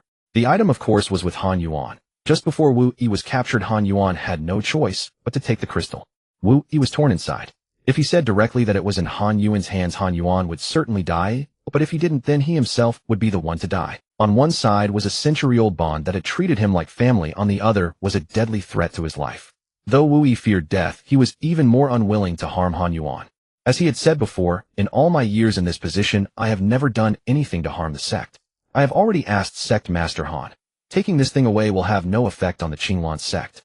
Why? Why are you forcing me? Why are you forcing me? I just want to live. I just want to live. Why? Wu Yi clutched his head, his heart-rending screams echoing across the silent night sky. Why are you forcing me? I just want to live. I just want to live. Faced with Wu Yi's sudden breakdown, the burly man beside him merely frowned and was about to act. Suddenly, a change occurred. The dark crystal in Han Yuan's right hand behind his back broke free from his restraint and floated into midair. Hovering in midair, the crystal emanated an eerie dark glow, its boundless radiance instantly engulfed. Wu Yi's body also drifted uncontrollably toward the crystal. He could sense that the aura it exuded was dark, evil, and ominous. Under the astonished gazes of the crowd, the crystal began to spin rapidly.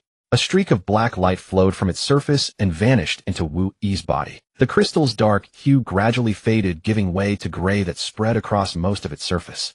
Finally, the crystal stopped spinning and turned into an ordinary stone. As if losing the support of some force, it dropped from the air. Wu Yi suddenly opened his eyes, dark light flowing through his pupils. He sensed another power entering his body, a power so immense it was despairing, suffocating, and icy cold. "No, run." The thin black-robed man's face changed drastically. "Go. We can't handle this. Summon Lord Tianqizi." Li Tuo, go. Wu Yi could sense that the power within him had transcended the mortal realm and entered a new realm, a leap in the hierarchy of life. He clenched his fist, his whole body brimming with savage, ruthless ferocity. "You want to leave?" Wu Yi's eyes were bloodshot, and a murderous aura exploded from him at once. This lethal threat drove fear and dread into everyone present. If the black-robed man's earlier dominance over the scene had been an icy dagger, Wu Yi was now a blood-stained longsword. Li Tuo, locked in battle with Gao Zhinshan, was also startled. The overwhelming pressure chilled him to the bone, and he no longer hesitated as he began channeling his spiritual energy. Spiritual energy flowed into his palm like a tiny stream. The 100 transmission talisman in his hand blazed with light, while the space around him twisted, warped, and trembled. With a swish, Li Tuo vanished from where he stood. Wu Yi's eyes were scarlet. A blood-red surge of spiritual energy erupted from his body like a surging tide. A rift in space had already been torn open in front of the burly man, and he was a hair's breadth from stepping through and escaping. But Wu Yi's cold, sinister spiritual fluctuations disrupted the void, sending spiritual energy churning wildly around him. The burly man spat out a mouthful of blood, and the blood-colored spiritual shockwave blasted him hundreds of meters away. Damn! The thin, black-robed man's expression darkened as he quickly retreated from Wu Yi. Die? I want you all dead. Every last one of you. Wu Yi's expression was deranged as he muttered feverishly under his breath. He took a step forward, and his figure vanished, leaving only violent rage in the air. The next instant, Wu Yi reappeared beside the burly man. He opened his palm and seized the man's head. No. No. Please. The man's eyes bulged as his mind drowned in a sea of panic. Wu Yi's fingers tightened, and the burly man's expression twisted in agony. Bang! The man's head burst apart like a split watermelon. Blood splattered and fell from the air like a rain of blood, covering Wu Yi's hands with gore. His body, as if robbed of all strength, plummeted from midair. Ha! Kill! Kill! You all deserve to die. Wu Yi emitted a deranged laugh, flicked the remaining flesh and bone off his hands, and began to sway involuntarily, his expression as frenzied as a madman on a rampage. The thin, black-robed man turned and ran, fleeing for his life with all his strength, while channeling spiritual energy to open a void portal 10 meters ahead. In response, a blood-red thread shot from Wu Yi's fingertip with lightning speed. The soft, slender thread coiled around the void portal, while countless other threads converged from every direction. The man tried to run, but his body was bound by the threads and could not move at all. Yaha! Die! Die! I want you dead. No! Why are you forcing me? Why? I only want to live. You. No, you can't. This is my body. Wu Yi alternated between mania and terror, as if one body contained two personalities. Wu Yi hung motionless in midair for a long time, seemingly having lost consciousness. But after a long pause, a frenzied laugh burst forth. Ha ha! Die? Kill! He clawed downward with force, and the threads around the man suddenly tightened. At the same time, 5 thick strands shot toward the man like divine weapons. The threads were like blades. 5 razor-sharp strands sliced across the man's body, and before he could even let out a scream, he was cut into 5 pieces of flesh. The battle over Han Yuan and Gao Zhinshan became highly alert. Wu Yi suddenly turned to look at them, his gaze like that of a predator eyeing prey or toys.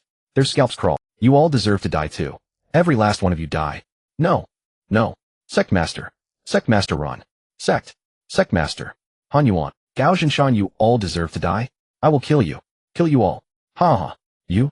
Get out of my body. Who are you? Wu Yi sank into muttering to himself.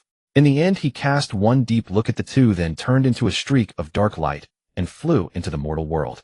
The two exchanged a glance, both reading the shock in each other's eyes. Gao. Brother Gao.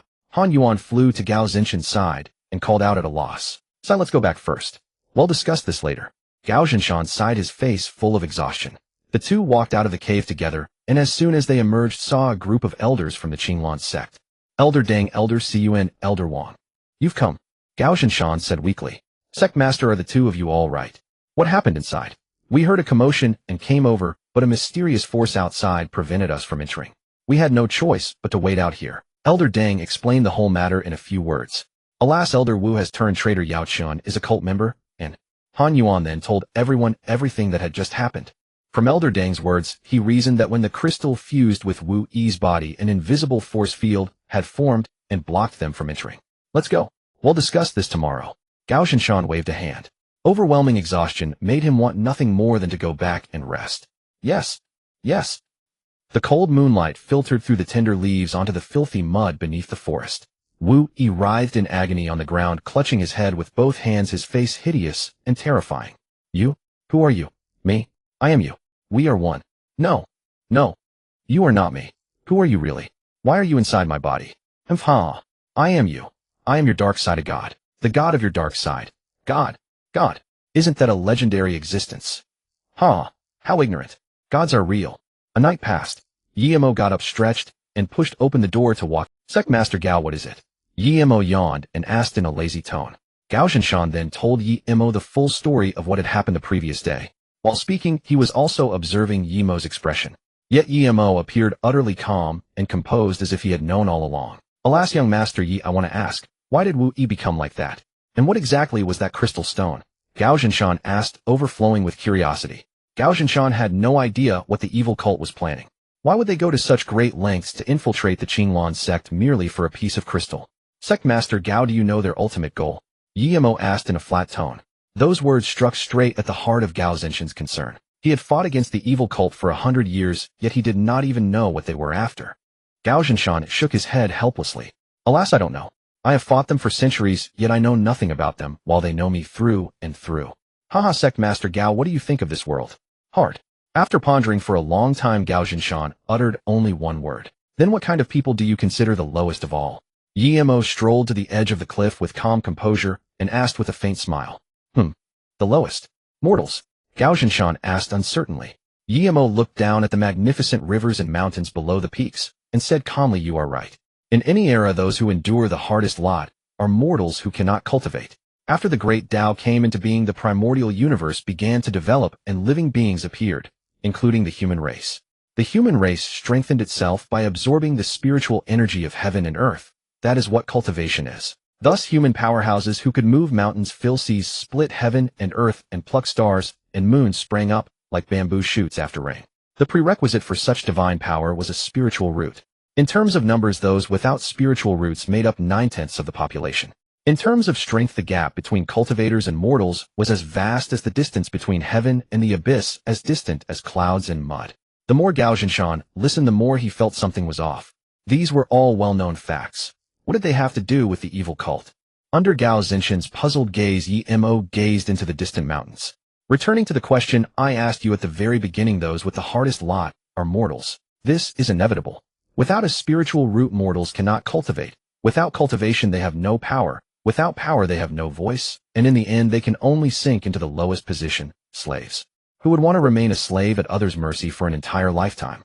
Hearing this, Gao Zhinshan frowned and asked, so young Master Yi, you mean the evil cult's fundamental goal is to overthrow the rule of cultivators? Yi Mo gave a slight nod and sighed. That's right. Conflict between cultivators and mortals. Cultivators want to raise their cultivation and climb higher, and cultivation resources are essential. Stronger cultivators rob weaker cultivators, while weaker cultivators plunder mortals. As this continues, once they are pushed to the brink and left with no way out, they are bound to fight back. And so the cult you speak of was born. As Yi Mo's words fell, Gao Zhinshan's pupils dilated, and he took an incredulous step backward. He mulled it over, then said in disbelief, so they want to wipe out all cultivators to spare mortals from That's right.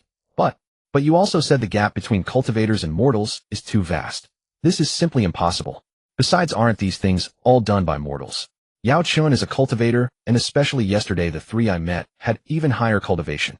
You want to ask, why would people who are clearly able to cultivate choose to help mortals? Seeing Gao Zhinshan growing agitated, Yi Mo promptly cut him off. Yes, that's exactly what I mean. They have borrowed a power that does not belong to this world. Yi Mo was terse, unwilling to say more. Enough, Sect Master Gao. Saying too much will not do you any good. His words were like an invisible hand tightly gripping Gao Zhinshan's heart and mind, leaving him rooted in place for a long time. It was because these words were so astonishing that they violently shook Gao Zhinshan's worldview. This also explained why the orthodox Taoist sects were determined to exterminate the evil cult completely, roots and all. Thank you, young Master Yi, for resolving my doubts. After a long while, Gao Zhinshan cupped his hands in gratitude toward Yi Mo. Yi Mo gave a soft and waved his hand dismissively. After exchanging a few more pleasantries, Gao Zhinshan hurriedly left. The question that had troubled him all night had finally been answered. He had only wanted to try his luck, never expecting to gain so much. Bright sunlight fell upon Yi Mo's face. Gazing at the prosperous city 100 li away, he sighed. Alas, truly in prosperity the people suffer, in ruin the people suffer. Whether during the great flourishing of the human race hundreds of millions of years ago, or in its decline, the human-demon war and the invasions of foreign races, the common people were always the ones who suffered most. In times of strength, the mightiest at the very top tell the common people at the bottom, our human race is the strongest race. Be proud, be honored, contribute to the human race. Dedicate yourselves and never demand anything in return. In times of decline, the mightiest at the very top tell the common people at the bottom, fellow people, the human race is in danger now.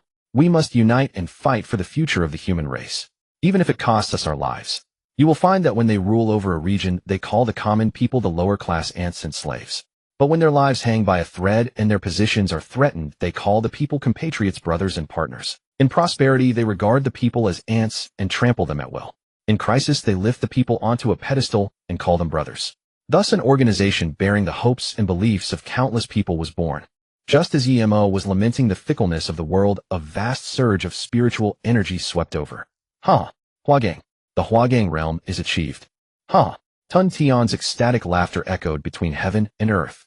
In just 2 months, Tun Tian had broken through from the Ningxian realm to the Huagang realm. This speed was faster than a rocket. This time I've truly found the right person to follow. Tun Tian wept, crying tears of joy. What are you so happy about? You're this happy over mere Huagang. Yemo could not help mocking Tun Tian, who was grinning foolishly. You were once an existence that had reached the level of a mortal emperor. Now you're this happy, just from a Huagang breakthrough. How has your vision become so narrow? My lord, you wouldn't know. The first time I broke through from Ningxian to Huagang, it took me a good several years. Tun Tian wailed with tears and snot streaming down his face. Faced with Tun Tian's complaint, Yemo could only look helpless. Alas, forget it. 7 days flew by in an instant. At the invitation of Gao Zhinshan, Yemo and his companions arrived at Wuji City. As its name suggested, Wuji City was a city established by the 5 great sects. Unlike other cities, this was a city teeming with cultivators. They had come today for a momentous occasion, the grand competition among the 5 great sects. Each of the 5 great sects would send forth their most powerful disciples to duel in martial combat. The sect that took first place would become the Lord of Wuji City. In simpler terms, the contest determined who would hold the city's rulership and secure benefits for their own side. The participating sects were the Tianyan sect, the Qinglan sect, the Finli sect, the Lingxi sect, and the Jinhua sect. Among them, the Tianyan sect was the strongest, having served as the acting ruler of Wuji City in the previous generation. Young Master Yi and Senior Shuang. They'll go confer with the others about the arrangements for the 5-sect grand competition. You may take a stroll around the city first. Alright, understood. After Gao Zhinshan left, Yemo's party idled about Wuji City. Admittedly, this place was far more prosperous than Qingshi City. Owing to the spirit gathering array, the spiritual energy here was over 5 times more abundant than elsewhere. Come take a look, good sir. Newly refined spirit gathering talismans guaranteed to double your cultivation speed. Now a bargain. Only 5 mid-grade spirit stones. Injury-inducing lightning talisman. 1 talisman strikes with divine thunder. Its power is boundless enough to slay a cultivator at the 5th level of the body forging realm. Fewer than 20 currently remain. 1 caddy of high-grade spirit rice costs merely 10 mid-grade spirit stones. Eating this rice rivals a month of cultivation. With this rice, one gains the world. The streets were filled with the calls of peddlers and hawkers, an unbroken stream of noise that made for a lively scene. In the past, it had never been this bustling. But today, the core disciples of all 5 great sects were about to arrive. The perfect season for doing business. Young friend, I see dark energy weighing on your forehead and baleful aura running across your brows. In my view, you might not see tomorrow's sun. An old man leaning on a staff and dressed in tattered clothes spoke to a youth. The youth responded, Is that true, master? How can you tell? The youth asked, his face pale with fright. For 10 mid-grade spirit stones, I will impart the method to break the calamity. The old man stroked his beard and said slowly. But when the youth heard this, his expression changed drastically. Pointing at the clouds above, he shouted, Bah! You old Taoist. Can't you see it's an overcast day? That needed no telling. Hey, you brat. I kindly reminded you, yet you take my heart for something vile. Old Taoist. I am Chun Ming of the Chun family. You have tried to swindle the wrong person. Chun Ming announced, his lineage looking proud. The old Taoist remained silent, merely sighing. Forget it. I only reminded you because I saw a bit of virtue in you. If you don't wish to believe it, you may leave. As the two were talking, Yemo walked over and asked, Old sir, would you divine a hexagram for me? After saying this, Yemo placed a top-grade spirit stone on the old man's wooden table. Esteemed sir, our matter isn't. Chun Ming, who had been somewhat disgruntled, unconsciously fell silent the moment he saw the top-grade spirit stone Yemo had taken out. Are you kidding? Could someone who casually uses a top-grade spirit stone have an ordinary background? All right, this old man shall give you a proper divination. Seeing Yemo's sincerity, the old man abandoned his dispute with Chun Ming. He cast a glance at Yemo and once again began calculating on his fingers. As time passed, his brow furrowed, his expression soured, and he finally sighed. Young friend, I apologize, but this old man can divine nothing at all. All I see is a vast emptiness. The old man pushed the spirit stone back in front of Yemo. Chun Ming witnessed the entire exchange and was startled as well. He wouldn't even take a top-grade spirit stone. Could it be true? Did this old Taoist truly have real skill? No. Perhaps the two were putting on an act for his benefit. But it didn't seem fake. Especially that woman. Her bearing was transcendent, utterly otherworldly. That absolutely could not be feigned. Yemo pondered in silence, unconsciously glancing at the old Taoist. This old Taoist truly had some talent. More precisely, he possessed extraordinary talent in the art of divination. If he had cultivated properly, he would definitely have entered the Tianji Pavilion. After a long while, Yemo smiled lightly. Haha, master, your divination is superlative. If you were younger, even the Tianji Pavilion would surely invite you to join. The old man looked at Yemo with some suspicion, his mind racing with thoughts. He had indeed been invited by the Tianji Pavilion before. In those days he was still young, but exceptionally gifted. But ultimately their philosophies differed. He loved roaming the world and wandering the horizon, so he had declined. This young man has something about him. The old Taoist was inwardly shaken by a small shock. Previously it had always been he who divined others' fates. Now his own fate had been divined by someone else. Fellow Taoist, you flatter me. It's merely an unremarkable skill, not worth mentioning. The old man cupped his hands humbly. Master, master. Chun Ming rushed quickly to the stall, calling out urgently. Oh, it's you. Why haven't you left yet? The old man couldn't be bothered to give Chun Ming a single glance, asking indifferently. Haha, earlier this junior was blind to your eminence and slighted you senior. Just tell me the method to break the curse. My Chin family will surely offer you a generous reward. Yemo's gaze fell upon the boisterous youth. He could see clearly. Chun Ming's condition was exactly as the old man had described. His forehead was dark black, chi coiled around his body, and baleful aura ran rampant between his brows, the signs of one destined to be killed. In fact, Chun Ming was originally meant to scoff at the old Taoist's words and walk away, and in so doing embrace certain death. However, with Yemo's intervention, the original thread of fate shifted, granting Chun Ming a chance to turn disaster into good fortune. Since you possess some virtue, it would be a pity to let you die. He'll teach you the method to break this deadlock. The old Taoist calculated on his fingers once more, and his tightly knit brows gradually relaxed. This sight terrified Chun Ming. He feared not that the old Taoist would demand money, but that he would say he couldn't find a solution. From this moment on, you must stay close to your father at all times and disclose your whereabouts to no one. Remember, absolutely no one. Then when will this trap be broken? Chun Ming asked uneasily. I don't know.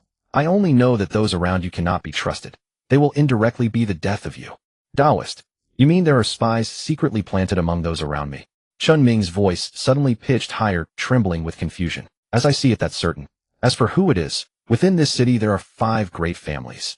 Apart from yours, the remaining 4 all are suspects. This was the limit of the old Taoist's divination. Though gifted, his cultivation was limited. As mentioned earlier, had he joined the Tianji Pavilion back, then he would now be 100% certain of the spy's identity. Thank you, master. Thank you, master. Chun Ming hurriedly voiced his thanks, almost kneeling down to kowtow to the old man. Isn't this Chun Ming? The young master of the Qin family actually believes in this kind of thing. A young man swaggered over to Chun Ming's side. He Shu, whether I believe it or not, what business is it of yours? Chun Ming's face darkened the moment he saw the young man. Hearing this, he Shu showed not the slightest trace of emotion. Instead, his laughter grew even more arrogant. Ha ha, Chun Ming, oh Chun Ming, your temper is still so irritable. Still, that's only to be expected. After all, the Qinglan sect hasn't obtained the right to act as city lord for 100 consecutive years.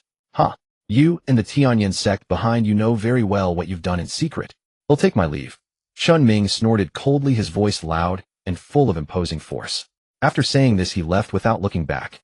He Shu watched Chun Ming's retreating figure, a flash of murderous intent flickering in his eyes. But the flicker vanished in a flash and was quickly concealed.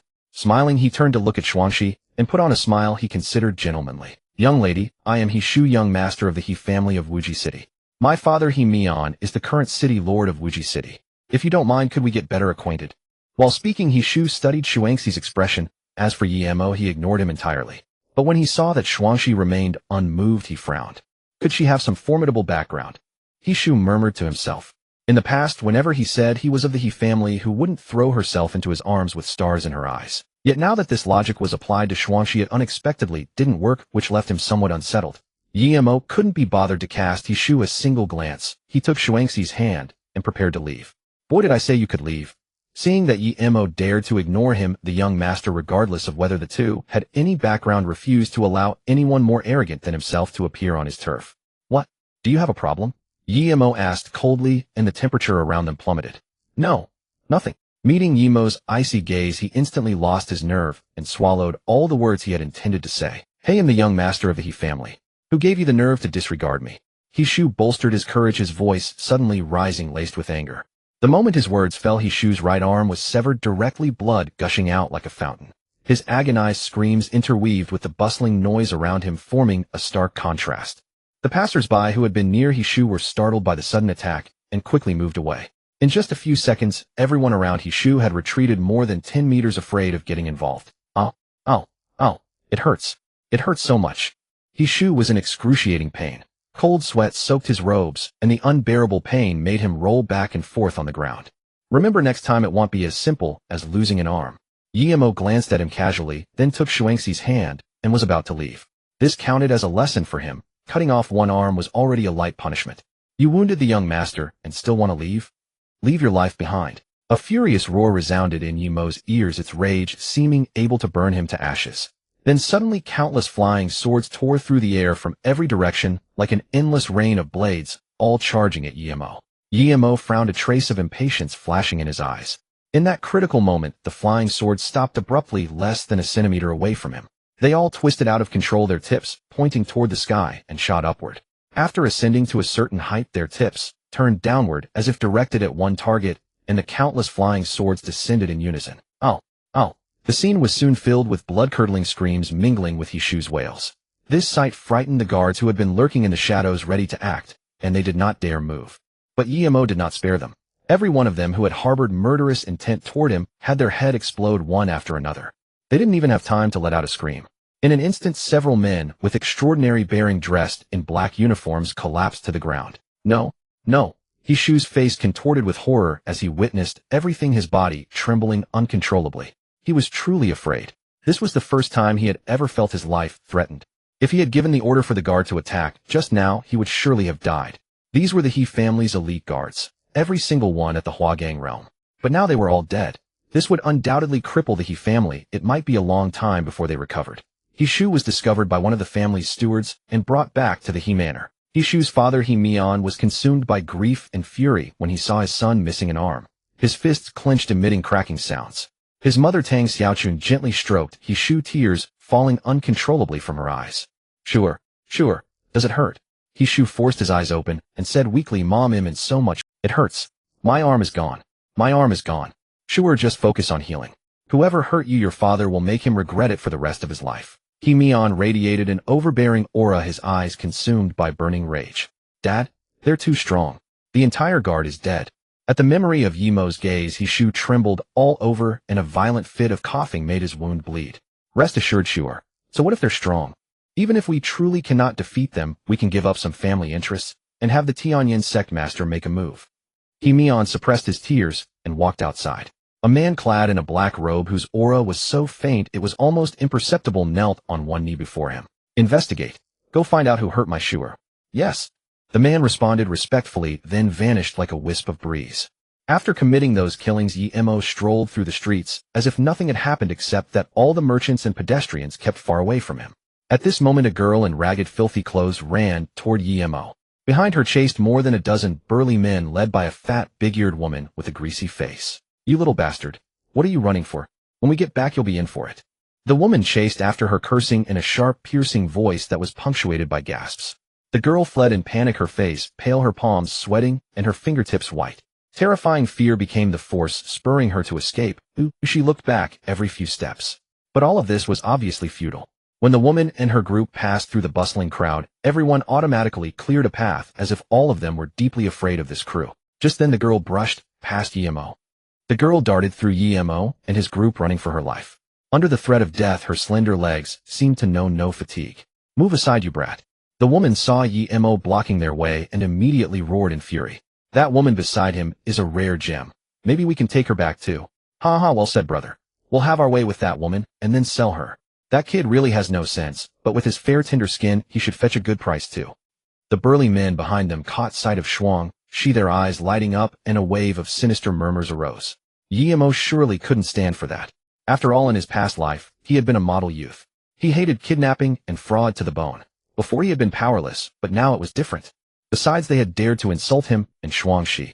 Just as he was about to strike, Yimo noticed that their highest cultivation was merely the 3rd level of body refinement. What more was there to say? Little Tian, attack. Yimo kicked Tunshin and said calmly, Yes, my lord. Tunxin immediately perked up, looking at the dozen or so men before him as if they were already corpses. I just broke through to the aura transformation realm. Today I'll use you lot to try out my power. Tunxin bared his doggish maw, drawing spiritual power from all directions. A sphere of light swiftly formed between his teeth, its glow intensifying from a pale blue to a fiery golden red. Senior, let's talk this over. Please, no need for violence. The old crone stopped in her tracks at once, a strained smile tugging at the corners of her mouth. Yes. Immortal Master, don't act rashly. We can discuss this. We were wrong, Immortal Master. We shouldn't have insulted you. Sorry. Immortal Master, spare us. Spare us. The burly men also stopped one after another, all beginning to repent and apologize. Some even slapped themselves across the face. Talk. Fine, I'll talk. Yimo smiled, his gaze sweeping across the crowd. Hearing these words, the girl was struck with panic. Her final hope was shattered. The girl who had still wanted to flee now realized that their people had already surrounded her. There was no way out now, only death. Yet compared to the girl's terror, the old crone remained calm. We just insulted you, Senior. Please do forgive. I'm willing to offer 5 supreme-grade spirit stones to compensate you. The old crone clenched her teeth, speaking with some difficulty. 5 supreme-grade spirit stones were the absolute limit she could produce. This was also her greatest sincerity. She refused to believe that Yimo would still refuse to drop the matter. Even if he did, she had backing. Otherwise, how could her filthy, vile dealings have remained unpunished? 5. Are you trying to fob me off like a beggar? Yimo let out a cold laugh, utterly disdainful of the old crone's compensation. The old crone's face darkened, but she still forced herself to speak. As long as we can produce it, everything is up to you, Senior. But Senior should think it over. After all, this business is run by the Tianyin sect behind the scenes. The first part sounded reasonable enough, but the threat buried in the latter part was all too clear. It was plainly an attempt to use the Tianyin sect as their shield. Alright, I won't make things hard for you. Cripple one of your legs and one of your arms, and this matter will be dropped. Yimo's calm gaze swept over everyone present. Unsurprisingly, when they heard Yimo's conditions, their expressions shifted through a myriad of changes. Cripple one leg and one arm. How is that any different from killing them? This they absolutely could not accept. The sect master of the Tianyin sect is inside Wuji City. Senior, why not go negotiate with him? The old crone invoked the Tianyin sect again. But Yimo wouldn't buy it at all. He directly ordered Tunxin Little Tian attack. In an instant, the golden red sphere of light shot out from Tunxin's mouth. You! How dare you! We have the Tianyin sect behind us. The old crone's face changed drastically, her eyes bulging and her voice rising sharply. Run for it. Murder. He doesn't even fear the Tianyin sect. He's insane. Damn it. Bastard. I'll haunt you even as a ghost.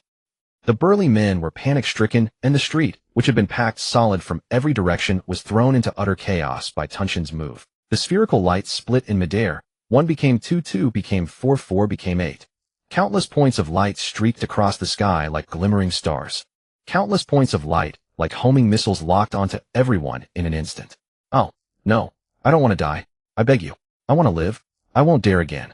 Spare me. It hurts. It hurts so much. My arm. In an instant, wails filled the scene. Pleas and curses rose one after another. When the screams faded, not a single person remained. The light points had touched the burly men, leaving not even their corpses behind. That feels better. A smile curled at the corner of Yimo's mouth, and he was about to leave fully content. When he turned around, he found the girl who had been pursued earlier standing behind him, dazed and at a loss. Yimo didn't pay her any mind. He reached out and nudged her aside. Move. You're blocking my way. Well. The girl stammered, not daring to look directly at Yimo. What do you want to say? Can you teach me immortal arts? The girl pleaded, her eyes as bright as, give me a reason. I can do anything. The girl's breath hitched, then she spoke, as if she had made up her. Yimo was speechless. He already had Shuangxi, why would he need her? Still, he took a closer look at the girl. This physique. This background. Yimo focused his eyes and saw through the girl at a glance. Shuangxi, standing by, also shifted her gaze to the girl. The moment she saw her, she started to speak, Master Shi. Before Shuangxi could finish, Yimo raised his hand to stop her and asked, what's your name? Sun Yinan. Good. From now on, you'll follow me.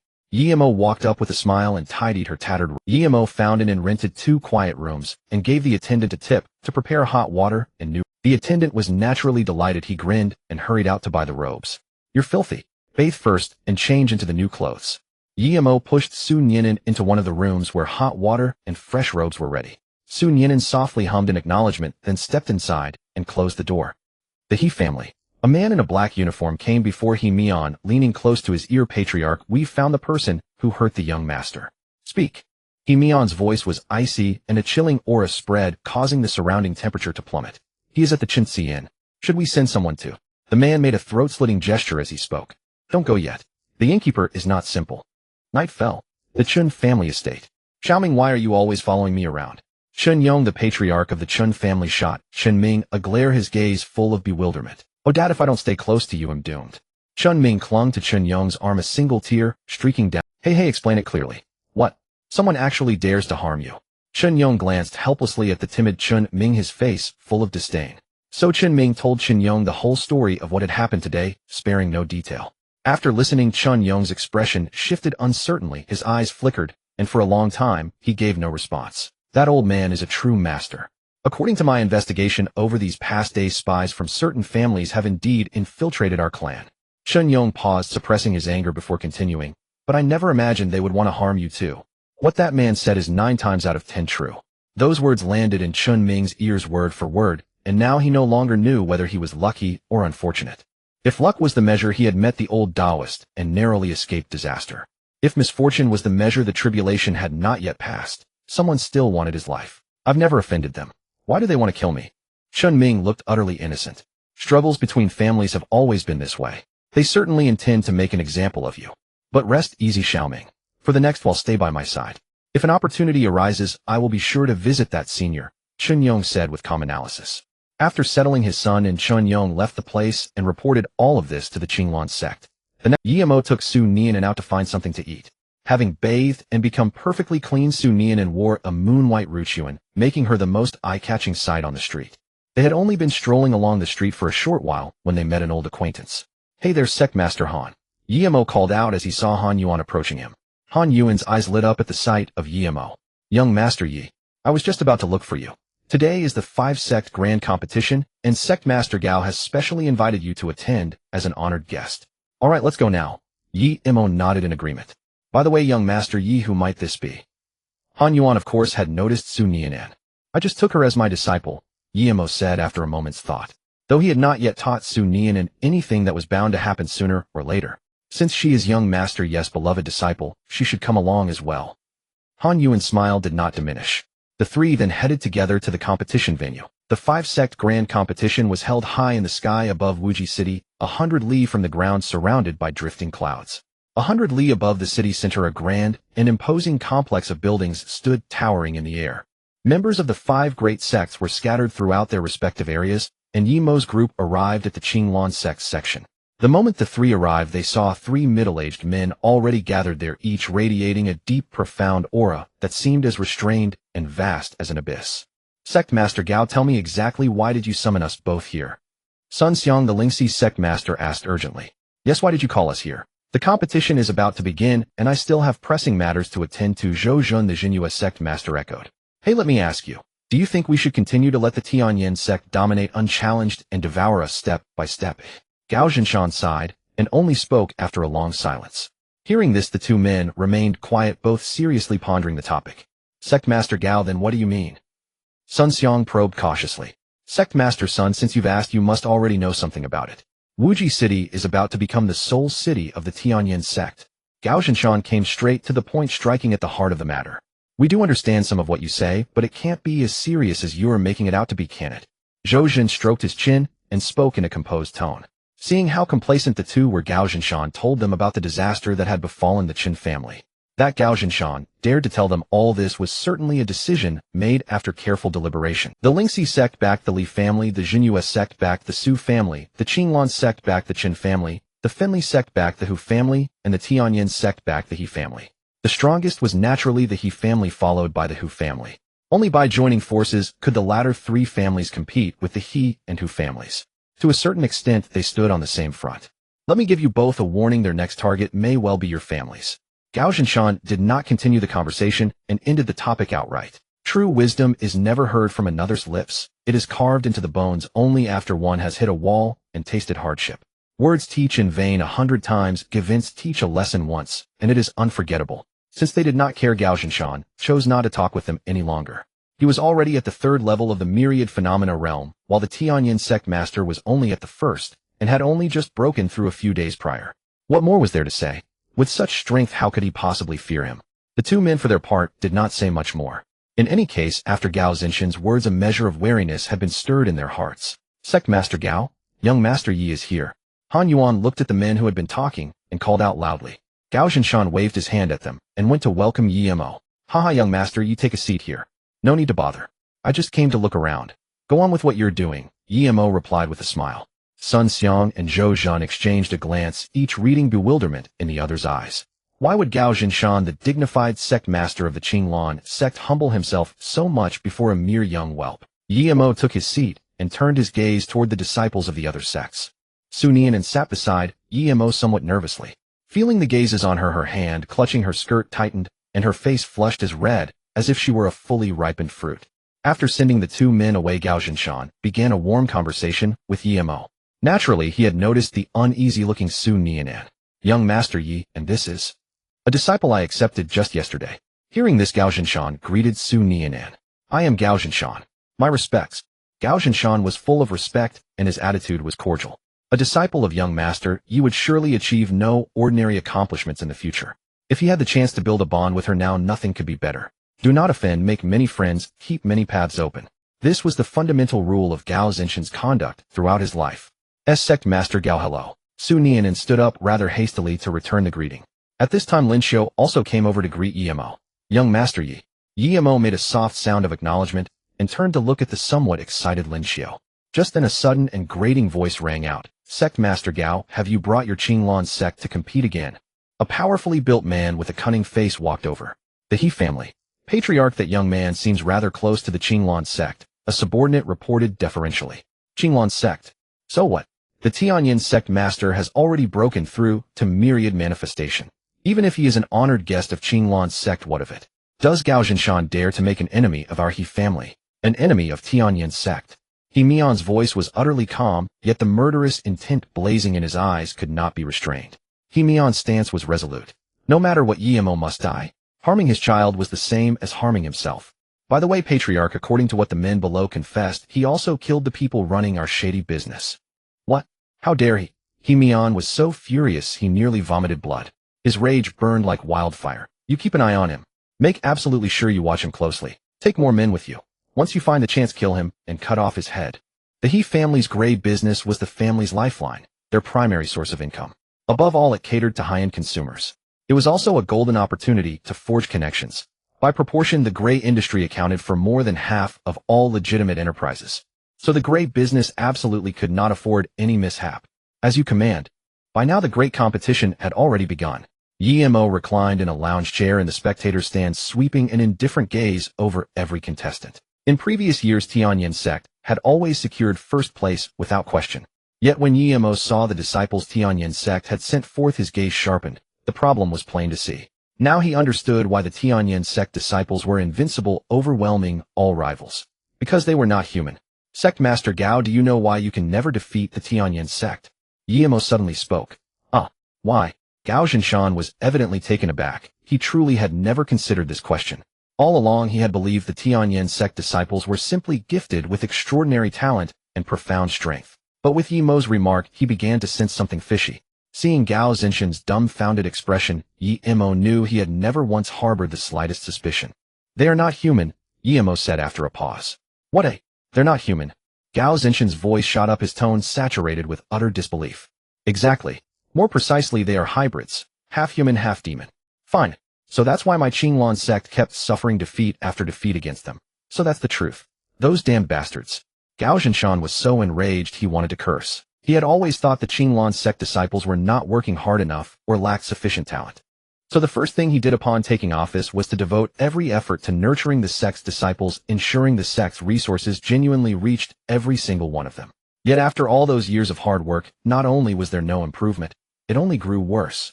Only when Yi Mo exposed the truth did he realize how thoroughly he had been victimized all along. He trusted Yi Mo's words 100%. After all, it was Yi Mo who had warned him about the evil cult before, and it was entirely thanks to Yi Mo that he had broken through to myriad manifestation. Damn it. He'll go right now and kill that treacherous dog.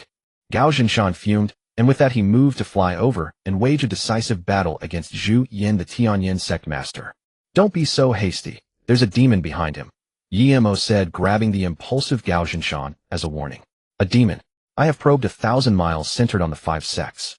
There are plenty of lesser demon beasts, but I found no powerful one. Think about it. Where did the extinction ancient demon come from? Yimo pointed out a crucial clue. That extinction ancient demon had nearly killed Han Yuan and Lin Xiu. That beast was the one Gao Zhinshan found hardest to forget. The situation back then had been truly desperate. If Han Yuan had really died, Qinglan's sect would have suffered a devastating blow. See, could it be? Then, the answer had already formed in Gao Zhinshan's heart. Every clue pointed faintly toward Tianyan's sect. In any case, Yimo's warning had been delivered. As long as no one provoked him, he had no desire to meddle. These matters are none of my business, and I don't want to manage them. Think carefully before you act. Yimo warned him again, his words repeatedly implying that the risk was enormous and should not be taken lightly. Then young master Yi, let me ask one more thing. What is their highest cultivation realm? Gao Zhinshan asked, still refusing to give up. Void Breaker, and only broken through a few days ago. Upon hearing this, the stone suspended over Gao Zhinshan's heart finally, and thoroughly died. Their strongest was Void Breaker, while he was merely at myriad manifestation. If he still insisted on fighting, wouldn't he simply be walking to his death? Gao Zhinshan was no fool. In an instant he weighed the pros and cons with cold clarity, and at the same time another realization dawned on him. Why was the He family involved in such an enormous gray industry? Why did they place such importance on it? Why were the gray businesses mostly about capturing people, yet the living, breathing captives vanished without a trace? And why had Zhu Yin and the demon behind him both broken through only a few days ago? Connecting all these threads led to two words: sacrifice. The demon beast found it inconvenient to act openly in the world, so in exchange for a breakthrough in cultivation, it made Zhu Yin procure sacrifices on its behalf. The demon beast helped remodel the bodies of Tianyan sect disciples, transforming them into half-human, half-demon beings. Tianyan sect's strength soared, and the city lord's proxy authority fell into the grasp of the He family.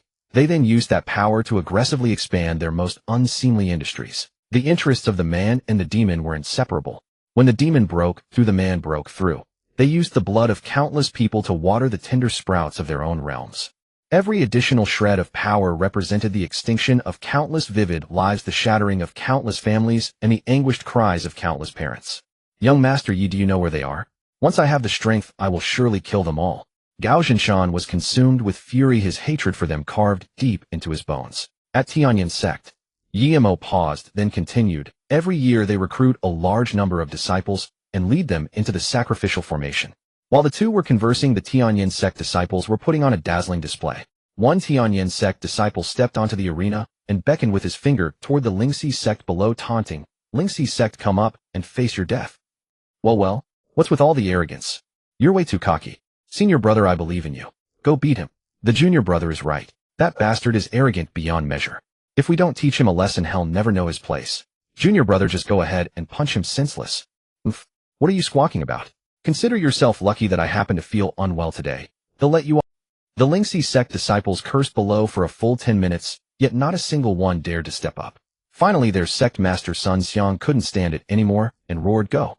Defeat a Tianyan sect disciple, and your cultivation resources will be doubled."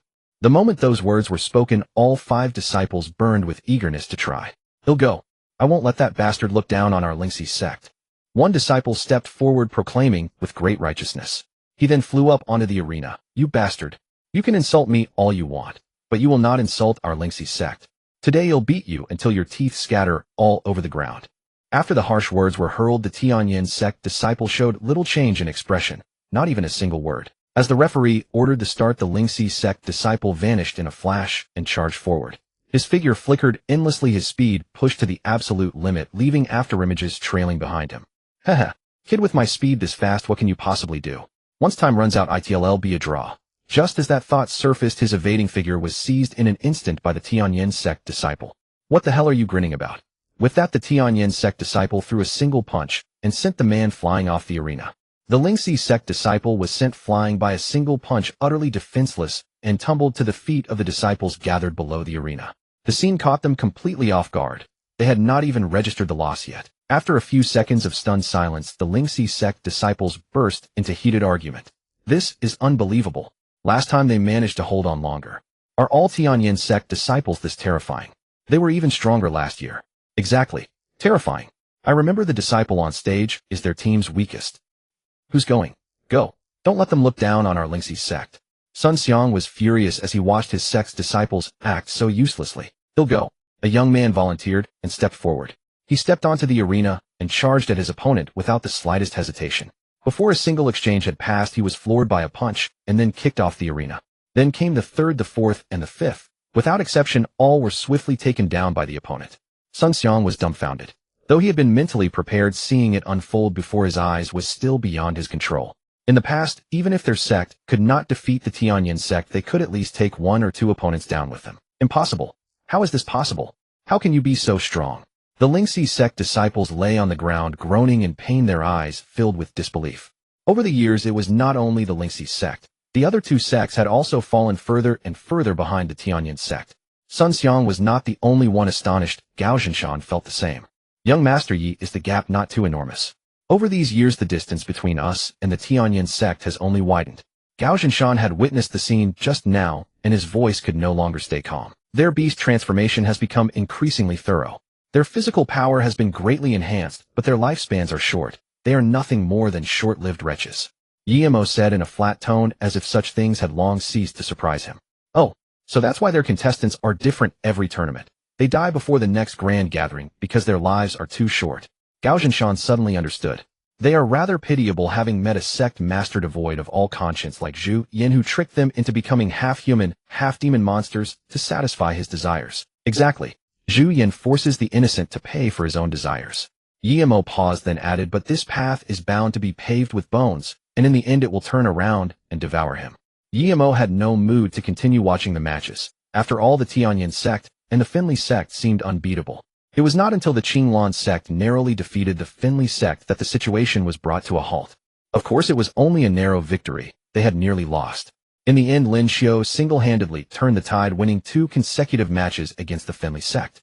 After a short rest, the championship match between the Qinglan sect and the Tianyin sect was about to begin. Before the match, the 5 Qinglan sect disciples gathered in a circle, discussing their strategies. "Everyone speak up and share your views." Standing at the center, Lin Xiu said, "I have an idea." One of the young women suddenly raised her hand. "What? Tell us." Lin Xiu looked up at the girl. "First of all, we certainly can't beat the Tianyin sect, but I can do my utmost to whittle down their forces." Her gaze shifted to the Tianyin sect, and she added, "Given the arrogance of the Tianyin sect, the first disciple they send is sure to be their weakest. If we want an easy win, we can send senior brother Lin Xiu up." Lin Xiu pondered briefly. Seeing no one else had anything to say, he decided, fine, well, do it that way. And so the match began. Lin Xiu went on stage, and the Tianyin sect sent up their weakest disciple. Without a word, the opponent charged straight at Lin Xiu's spiritual energy gathering in his hand. Faced with an enemy so close at hand, Lin Xiu instantly drew the long sword at his waist. Without hesitation, he thrust the sword forward. The spiritual energy gathered in the opponent's palm met the tip of the blade. Lin Xiu raised an eyebrow. A numbing sensation ran through his hand, and his heart skipped a beat. He had thought too little of his opponent. Even the weakest of them demanded his full strength. At once he poured all his spiritual energy into the tip of his long sword, his power growing ever stronger. Overwhelmed by the immense pressure, the opponent involuntarily retreated a step, his loose brows drawing tightly together. But the opponent was no pushover. He too increased the power in his hand, concentrating all his strength there. Sensing the enormous force, Lin Xiu decisively pulled back his sword, raised it high into the air, and slashed straight down. With the force suddenly gone, the opponent lost his support and pitched forward. Regaining his senses, he dodged to the side, retreated quickly, and swiftly created distance between himself and Lin Xiu. Seizing the opportunity, Lin Xiu unleashed his signature technique, Sword Shadow Triple Severance.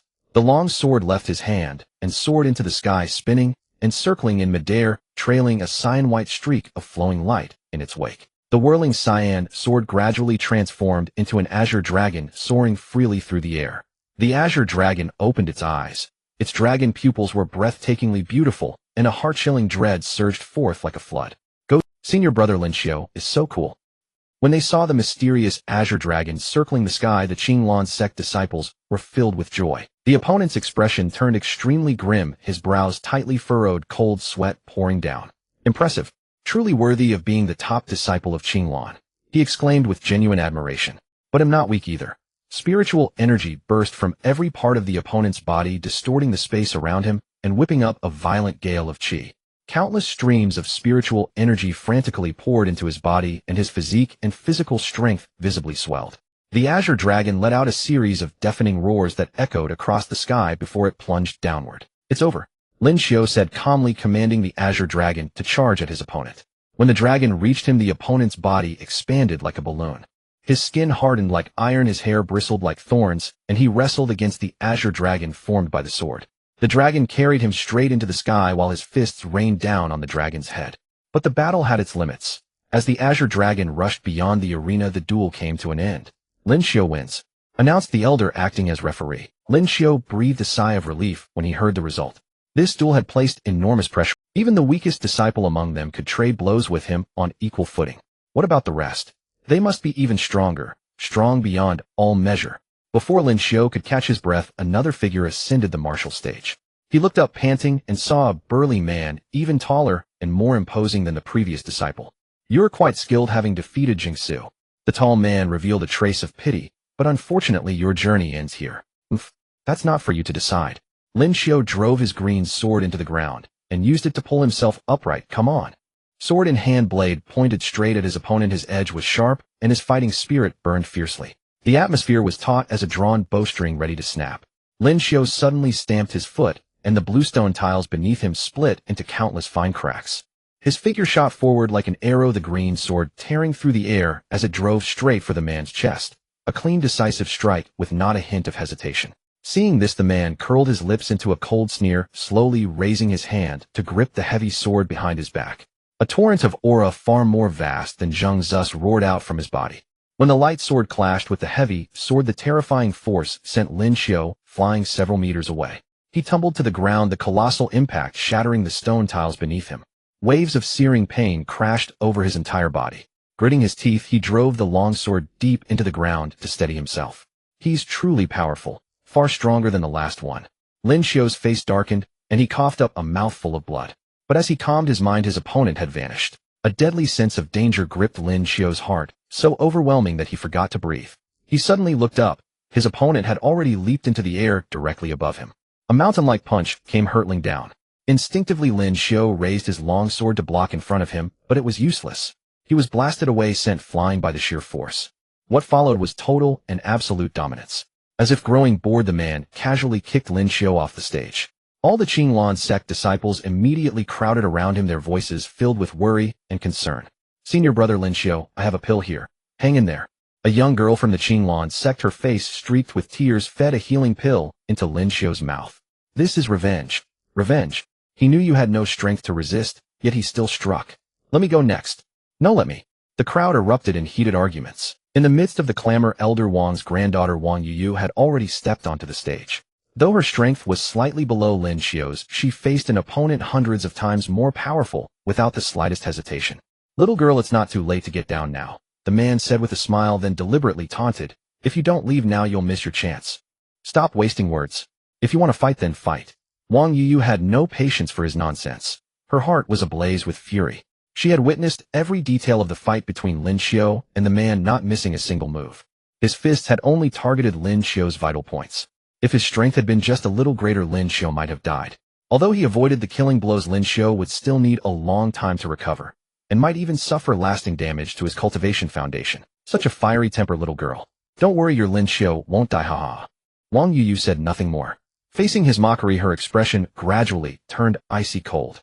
Meanwhile, Yemo and his group had also arrived at Lin Xiao's side, looking at the young man sprawled on the ground like a pool of mud, drenched in blood, his face pale as snow.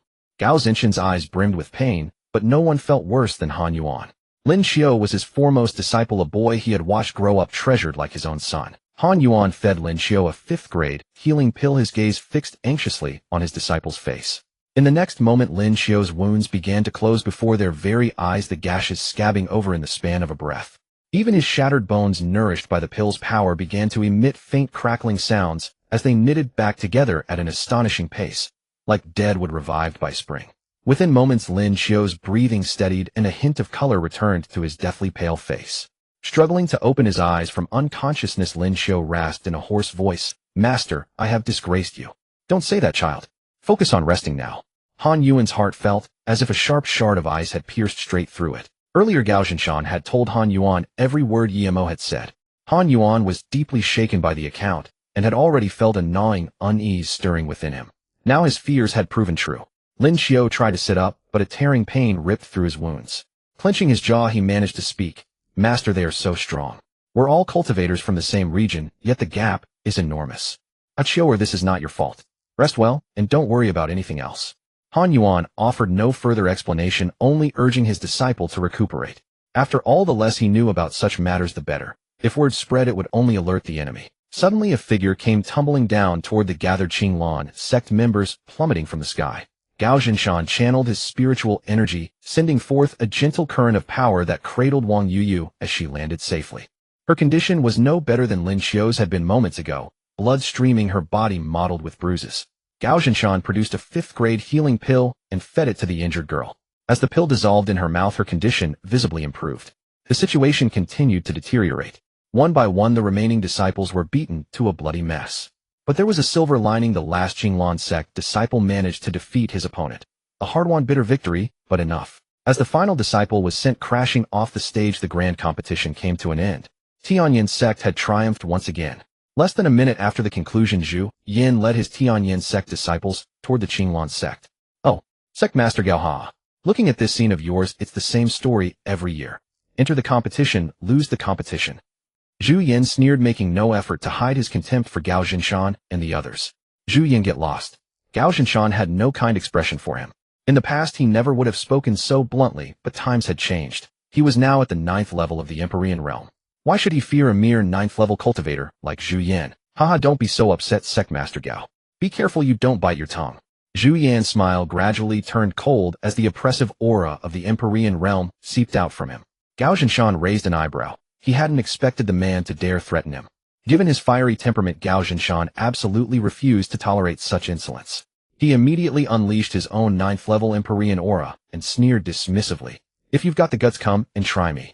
Sensing Gao Zhinshan's terrifying aura, Zhu Yan's face stiffened, but he quickly forced a smile back onto it. Ha, Sect Master Gao is joking. It's just that my disciples overstepped. Here, allow me to offer some healing pills as compensation. With that, he produced several 5th-grade healing pills and respectfully presented them to Gao Zhinshan. Gao Zhinshan didn't stand on ceremony. After verifying the pills were not poisoned, he fed them to the other wounded disciples. Watching Zhu Yan's shamelessly cowardly display from the side, Emo could only sigh. Now that's what I call flexibility, able to bend and stretch at will. Zhu Yan seemed to hear the night sky lament. He stiffly turned his head, scrutinizing the young man before him with the corner of his eye. The youth was draped in a white robe with sword-like brows and starry eyes, bearing an imposing and distinguished air. His aura was as deep and restrained as an abyss. From his appearance alone, he looked like an ordinary mortal with a refined countenance. Sect Master Gao, this is. Zhu Yan forced a smile and spoke. None of your business. Gao Zhinshan refused to give him any face, his expression cold. At these words, Zhu Yan's insincere smile froze on his face, and the disciples behind him were equally indignant. Yet mindful that the other was a sect master, they dared not show even a trace of their fury. Zhu Yan had not expected to have his earnest gesture met with such a cold rebuff. After all, he was the sect master of the heavenly derivative sect. When had he ever been treated like this before? Go. Investigate thoroughly. Why did that old bastard Gao Zhinshan break through to the 3rd level of myriad phenomena realm? Yes. As the sun set in the west, the afterglow poured across the earth, veiling everything in a thin golden shroud. Meanwhile, after bidding farewell to Gao Zhinshan, Emo wandered the streets and alleys with Su Nianan. Su Nianan trailed behind him like a puppet, dazed and absent-minded, her eyes unfocused as countless thoughts churned in her mind. Suddenly, as if she had made some resolution, she asked timidly, Master, could you teach me to cultivate? That scene from the grand competition of the 5 sects was seared deep into her mind, impossible to forget. She had witnessed the arrogance of the heavenly derivative sect's disciples and watched the Qinglan sect's disciples being mercilessly crushed. That was why she wanted to grow stronger, strong enough to grasp her own destiny with her own hands. You are still young, let us talk about cultivation another day. Emo dismissed her casually, his manner utterly indifferent. Su Nianan's eyes dimmed, and she softly murmured an As the two spoke, several pairs of blood-red eyes stared intently at them from the shadowy depths of the alley. Emo could sense himself being watched, like a few rats lurking in the dark, carefully observing a crouching tiger. A few bugs in the shadows, come out. Emo stopped in his tracks, his voice calm as still water echoing through the alley. Lost in thought, Su Nianan kept her head lowered and failed to notice that Emo had halted. Her little head bumped into his back. The impact instantly jolted her back to reality as Emo's cold, clear voice resonated in her ears. As his words fell, a sinister wind swept in, wildly lashing at Yemo's robes. His invitation received no response. Oomph. You refuse to appreciate the favor shown to you. Yemo let out a cold snort, his expression dark and dreadful. Then a crisp sound of footsteps approached, accompanied by clapping and a voice of praise. Kid, you've got some skill. The footsteps grew denser, turning heavier and more somber, while a disordered, killing intent surged. A man in a black uniform with a green double-fish jade pendant hanging at his waist led the group, followed by dozens of others dressed in the same black uniforms, though none bore any ornaments at their waists. The leader was actually at the 2nd level of the Mystic Passage realm, while the others were around the 9th level of the Body Refinement realm. This kind of combat strength was already the absolute ceiling in the tiny 5 Extreme City. Kid, you injured our young master, which means you have thoroughly offended our he family. The leading man stepped forward, a cunning smile on his face. Your path has come to an end. Yemo cast a glance at the approaching man and smiled faintly. Hey, if you are done speaking, then you can go down. The man wanted to say something more, but his throat seemed lodged with a stone.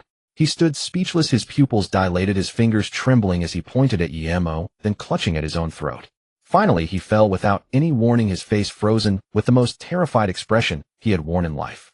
My lord, the men behind the leader immediately lost their earlier composure and surged toward him in a chaotic swarm. They had not even had time to react before their leader had already departed this world. Kill. Avenge them, my lord. Someone shouted, and the group instantly boiled with fury. Of course, it was only boiling. Not a single one of them truly dared to take that fatal first step toward Yemo.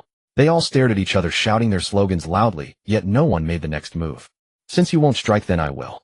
Seeing how utterly cowardly these men were, Yemo took a single step forward, distorting the space around him. Kill. We're going to die anyway. Might as well fight. Someone shouted again. He had to admit that statement was perfectly timed. Even a cornered rabbit will bite, let alone a starving wolf. In an instant, every man present unleashed his strongest technique. None dared to hold back. At this critical moment between life and death, their desperate will to survive erupted like a surging ocean. Sky-severing slash. Soul-reaving return. Heaven-suppressing finger. In the narrow alley, a dazzling and chaotic array of techniques and arts all blasted toward Yemo at once. Su Nianen's face turned pale as she hurriedly hid behind Yemo, but driven by curiosity, she peeked out with just her little head to observe. These attacks did not even merit a sidelong glance from Yemo. To put it simply, they were flashy but hollow, impressive in appearance, yet empty at heart.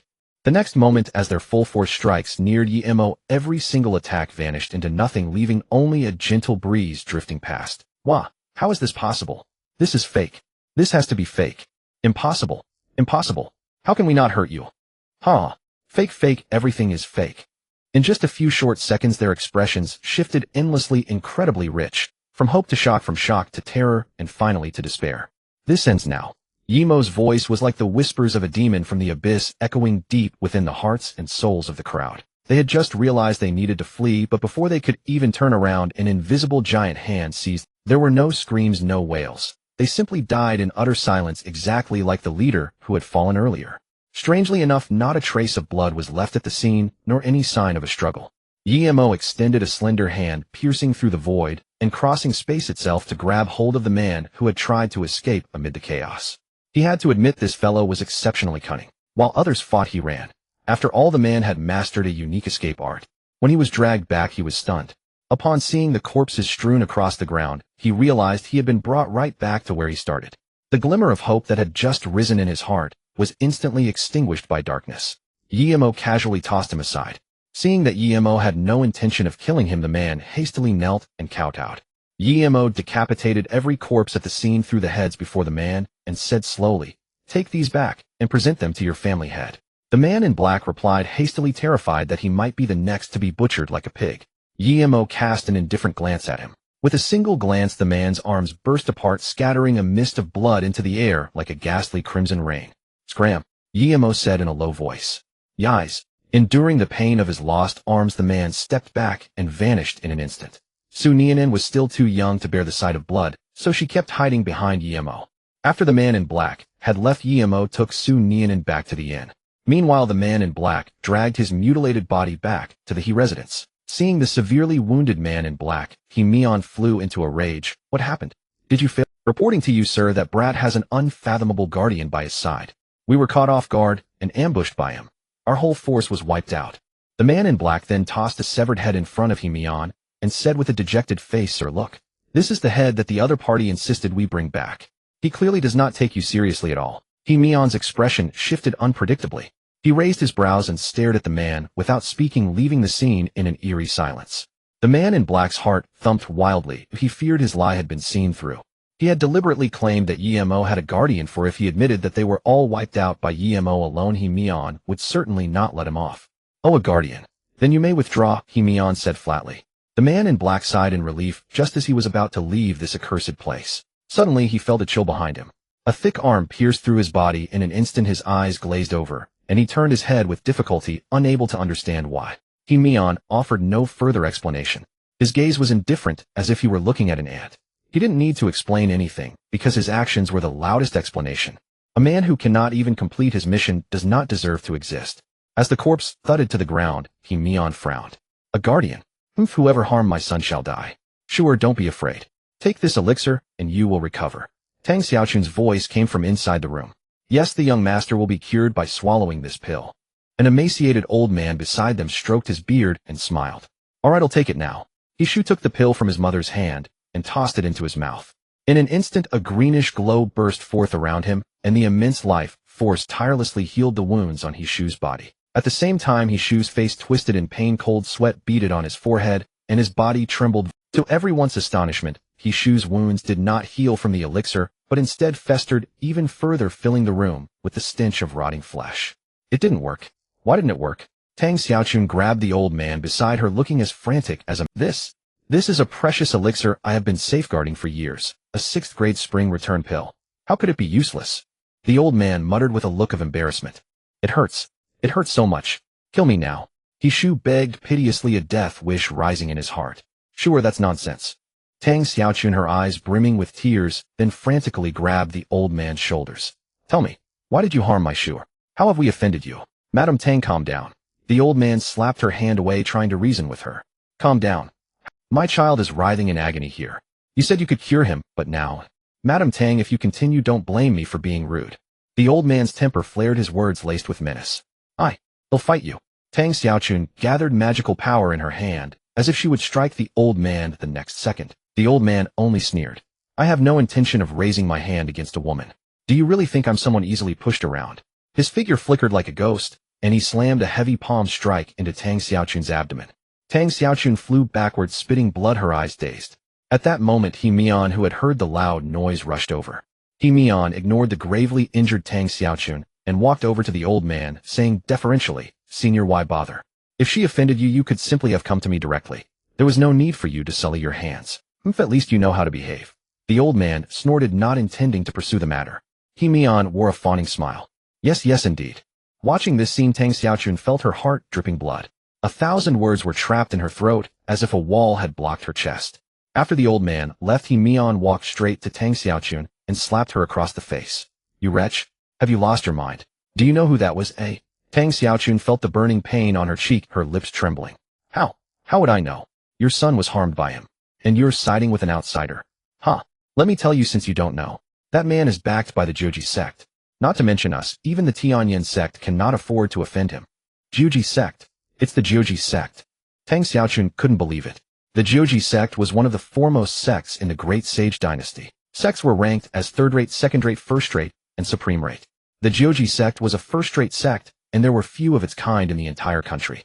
The Tianyan sect was merely a slightly stronger third-rate sect. Compared to a first-rate sect, it was like a firefly before the bright moon. You'd better be careful from now on. Think before you speak. He Mion's tone hardened. Otherwise you won't even know how you died. It hurts. I hurt so much.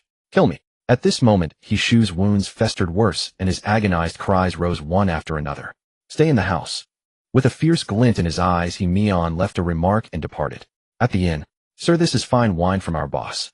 The waiter pushed open the wooden door and placed a jar of high-quality brewed wine on the table. Thank your boss for me. Yemo poured a cup and drank it all in one go. The waiter nodded with a smile and gently closed the wooden door as he left. Want a drink? Yemo glanced at Su Nianan and asked with amusement, seeing the longing in her eyes. I do. Su Nianan blushed, embarrassed. Yemo took out a cup and poured a glass for her. Meanwhile, Yemo reached into the void and yanked Tun Tian over with one hand. Being dragged over, Tun Tian was still utterly baffled. He had been strolling by the street when without warning an irresistible force seized him. He thought some terrifying ancient monster had set its sights on him, and he had already begun imagining his next enemy. Lord, Tunchen asked in confusion. It is I. Yimo inclined his head slightly. These jars of wine. Tunchen's gaze was instantly drawn to the wine wafting from the table. I thought these wines might do you some good, so I brought you here. Yimo's voice was calm as he casually opened a jar of this. This is no ordinary mortal wine. No. This scent, could it be peach immortal brew? Tunchen pressed his face to the jar and inhaled deeply. Indeed. Thank you, my lord. Upon hearing Yimo's confirmation, Tunchen stuck his head into the wine jar, and great quantities of wine poured into his stomach. Yimo then turned his gaze to Su Nianan. She took only a gentle sip, yet her mind grew drowsy, her cheeks flushed, and her eyes became hazy. Yimo found it amusing. He took a step forward, and his figure instantly appeared atop a tall mountain near the city. You've come. A serene voice echoed through the silent night. Yimo walked with steady, unhurried steps toward the source of the voice. When the clouds above parted, the moon's sacred radiance illuminated all things. Yimo made out the other man's face. He was a swordsman with a blade on his back, a chivalrous figure who seemed to have roamed the martial world, every inch of him laden with heroic spirit. Fellow Taoist, I imagine you already know the purpose of my visit, the cross-legged swordsman said, opening his murky eyes. I do, but I'm afraid you won't be able to take her away. Fellow Taoist, the forces behind her are too numerous and too tangled. You should not involve yourself, the swordsman urged. Too numerous. Too complicated. Ha. Yimo let out a soft laugh. Fellow Taoist, why are you laughing? The swordsman's voice carried a faint hint of anger. I laugh at your ignorance, your folly, your arrogant self-righteousness, and your failure to know the height of heaven and the depth of earth. Humph. Fellow Taoist, are you truly determined to stand against us? The swordsman rose to his feet and fixed his gaze upon Yimo. Ha, stand against you. You're not even qualified. The very fact that you can say this shows you have never seen the view from the summit. You do not know how magnificent the peak is, nor how high the heavens are. It seems there is no choice but to fight. At that, the swordsman gripped his sword hilt. The moment his fingers touched it, the blade let out a low hum. Immortal swords. I have a few of my own. Yimo did not hesitate. He directly took out the several immortal swords the system had gifted him. There were 3 immortal swords in total. One was pitch black as ink, its blade engraved with eerie runes. Endless calamity flowed through the carvings, radiating waves of ominous ill fortune. The second was milky white and lustrous, with the image of a bright moon carved into the blade. It shimmered brilliantly under the moonlight. The last one blazed with golden light like the sun. Its holy radiance flickered as if it could purify all wickedness. This is. The swordsman's body went weak, and the hand gripping his sword trembled with fear. Oh, how do my swords compare to yours? How could you possibly possess the 3 great treasures of the immortal realms? The swordsman's eyes went rigid, bloodshot filling them. The 3 great treasures. The Calamity Demon sword, the Frostmoon sword, and the Celestial Saint sword. How can you have them? The swordsman felt as if he had lived all these years in vain. Even if he searched to the end of his days, he could not have found even one of these 3 great treasures. Yet today, he witnessed all 3. No. An immortal sword making an appearance in the mortal realm would inevitably cause this place to collapse, let alone the 3 great treasures. The swordsman calmed down. He looked at the serene surroundings and found it all absurd. After all, his own sword was also an immortal sword, but it was sealed and unable to unleash its full power. Yet every use caused localized spatial collapse and drew the rejection of the heavenly Dao, let alone 3 immortal swords. Stop guessing. You will never find the answer. Yimo paused, then said, this is a subworld I created. What does that mean? The swordsman was dumbfounded, having no idea what the other was talking about. The world he had inhabited before was the main world. This one modeled after the main world was called a subworld. A subworld contained every possible tendency and variation of what had happened or might happen in the main world. To put it simply, the main world was like an exam paper, and the subworld was like the mock questions one practiced on ordinary days. Yimo explained at length, but the swordsman did not believe a word of it. Creating an independent cosmos of all heavens and myriad worlds. That's impossible. The swordsman's own strength was truly at the pinnacle, and he understood all too well how monumental it was to create an independent world. Opening a small world was not difficult, but a subworld was different. A subworld was like the main world. This was tantamount to saying that someone could create a brand new cosmos of all heavens and myriad worlds. You may be ignorant, but you are indeed one of the few pure lands remaining beneath the great contamination. I do not want to kill you. I brought you here to tell you that aside from me, no one can save you from that cataclysm. Yimo teleported behind the swordsman in an instant. With a gentle push, he sent the swordsman's soul out of his body, and it scattered away in the blink of an eye. Mortals suffer and immortals endure hardship. Such is the way of the world unchangeable. But at least I came. While Emo murmured softly, the swordsman's soul returned to its place. His face was full of bewilderment, tinged with helpless despair. This. How much time has passed? 3 seconds. 3 seconds. The swordsman murmured. In just 3 seconds he had experienced what seemed like drifting through the long river of time passing through countless years. He had tried countless methods to stop that cataclysm, and every single one had ended in failure. The schemes they had laid for 100 million years shattered before the great cataclysm, unworthy of mention. Do you know the outcome now? I do. The swordsman nodded solemnly. Senior, perhaps you are right. The swordsman's attitude made a complete reversal, and he immediately became respectful toward Emo. No one knew what the swordsman had experienced to undergo such a tremendous change in merely 3 seconds. Failure is only natural. An immortal cannot slay a god. Her path to godhood was not flawless. In the end, she could only bear a broken low-grade godhead into battle against a true god who had lived through countless ages. Defeat was the inevitable outcome. Enough. Today's matter ends here. You can withdraw your schemes. Emo simply stepped forward and his figure vanished in an instant. At the same time, the 3 immortal swords also vanished. Breakthrough. I must break through now. Otherwise, all the accumulation from those countless years would be The swordsman's goal was clear. Although his cultivation realm in the real world had not changed in the slightest, the endless ages of tempering had granted him a new understanding of the path of cultivation. Grow stronger. Only by growing stronger could he stop that cataclysm. Meanwhile, Su-Yin had already returned to the inn. Master, where did you go? Su-Yin shook her groggy little head and asked in a daze, her speech slightly slurred. Went outside to get some air. The next day, with the aid of the peach, immortal Brew Tunshin stepped into the 3rd level of the Huagang realm. Su-Yin opened her bleary eyes, feeling full of vigor and strength. Emo calculated the time. He had stayed in Wuji City long enough, so today he planned to leave. Leading a girl and a dog, he pushed open the door and stepped into the street where the gentle sunlight spilled across his face.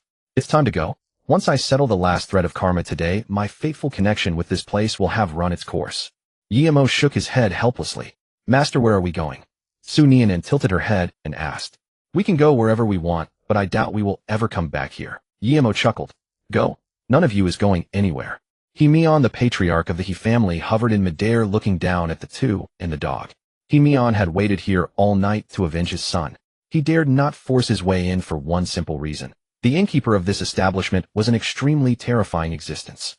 He-Mian had no idea what the innkeeper's origins were. He only knew that the man had existed since the earliest days of Wuji City's founding.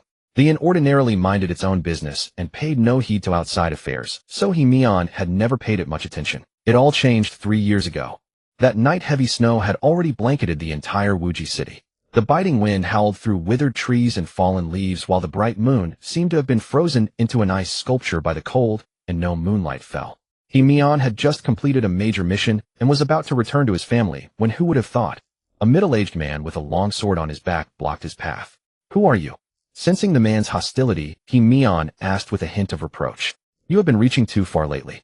There are matters you must not touch. The swordsman stared into He-Mian's eyes and said, Who do you think you are? In Wuji City, I He-Mian am heaven. You think you are qualified to lecture me? He-Mian paid him no mind, taking the man for nothing more than a bluffer. Hopelessly stubborn and unrepentant. The swordsman spat out 4 words. Just as He-Mian was about to face the enemy, a sword light flashed past like thunder, striking squarely across He-Mian's chest. While He-Mian was still dazed, endless blood gushed from his chest, as if a floodgate had burst open. You! He-Mian was dumbfounded. He had never expected the man to be so monstrously powerful. I am the innkeeper in this city. I hope you will behave sensibly. As the swordsman's footsteps gradually faded away, He-Mian could no longer support his body and collapsed to the ground. His scalding blood stained the pure white snow. On that night of swirling snow, He-Mian lay on the snowy ground unconscious. Even now, thinking back on it, He-Mian could not help shivering.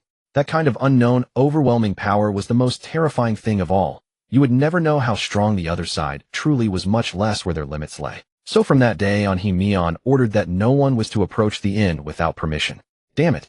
I couldn't beat the innkeeper, but can I beat you, you little brat? He-Mian looked at Emo and rage blazed within him. If it had been the innkeeper who had injured his son, he would have had to go to the inn and apologize for the offense. You whelp, was it you who crippled my son, or was it your guardian? It doesn't matter anymore. None of you will escape. With his son wounded, his wife humiliated, and most of the clan's fighting strength lost, how could he not avenge this sea of blood and hatred? Emo laughed at the words. He Mian had made his own mistakes yet insisted on making someone else pay for them. You think you're clever? Yemo suddenly asked. What? Yemo retorted, then went on casually. You used your own son as a catalyst trying to step into the Wanxiang realm. Not only that, you conspired with the Finley sect and the Hu family to destroy Zhu Yin, become the master of the Tianyin sect, and suppress the other clans within Wuji City. I must say your ambition is quite grand. With a few words, Yemo completely exposed the ambition that He Mian had tried so hard to conceal. He Mian's face was overcast with dark clouds, the murderous intent in his eyes was undisguised, and his pressure suddenly spread outward. Since you know so much, no matter what, you are not leaving here today. He Mian narrowed his eyes, and the aura of Tongshin 9th level violently erupted. The powerful field instantly flung the surrounding street vendors away. In an instant, waves of ripples spread through the space around He Mian, and dozens of different auras burst out violently, causing heaven and earth to change color. These were the He family's most elite combatants, chosen by He Mian for extra security. It could be said that He Mian had made thorough preparations for today. He had even brought out the ancestral artifact to deal with Yemo. Weak. Too weak. Dealing with you would only dirty my hands. Yemo walked forward on his own, paying no heed to the ambush surrounding him. What? A mere brat dares to be so arrogant. He Mian was about to explode with fury. He had treated this battle with such seriousness, yet the other side did not even bother to look at him. He Mian, in the past I spared your life and warned you to know your limits. Judging by what I see today, it seems I can no longer spare you. At that moment, a voice filled with arrogant unruliness and murderous intent rang out. When He Mian saw who it was, his blazing anger seemed to be doused with a bucket of cold water, and he was instantly struck speechless. He had not expected that the innkeeper, such a great terror, would appear. Sir, I have no intention of causing conflict with you. Today's matter is a private grudge between him and me. He Mian's words were quite clear. If the man truly interfered, forget killing Yemo.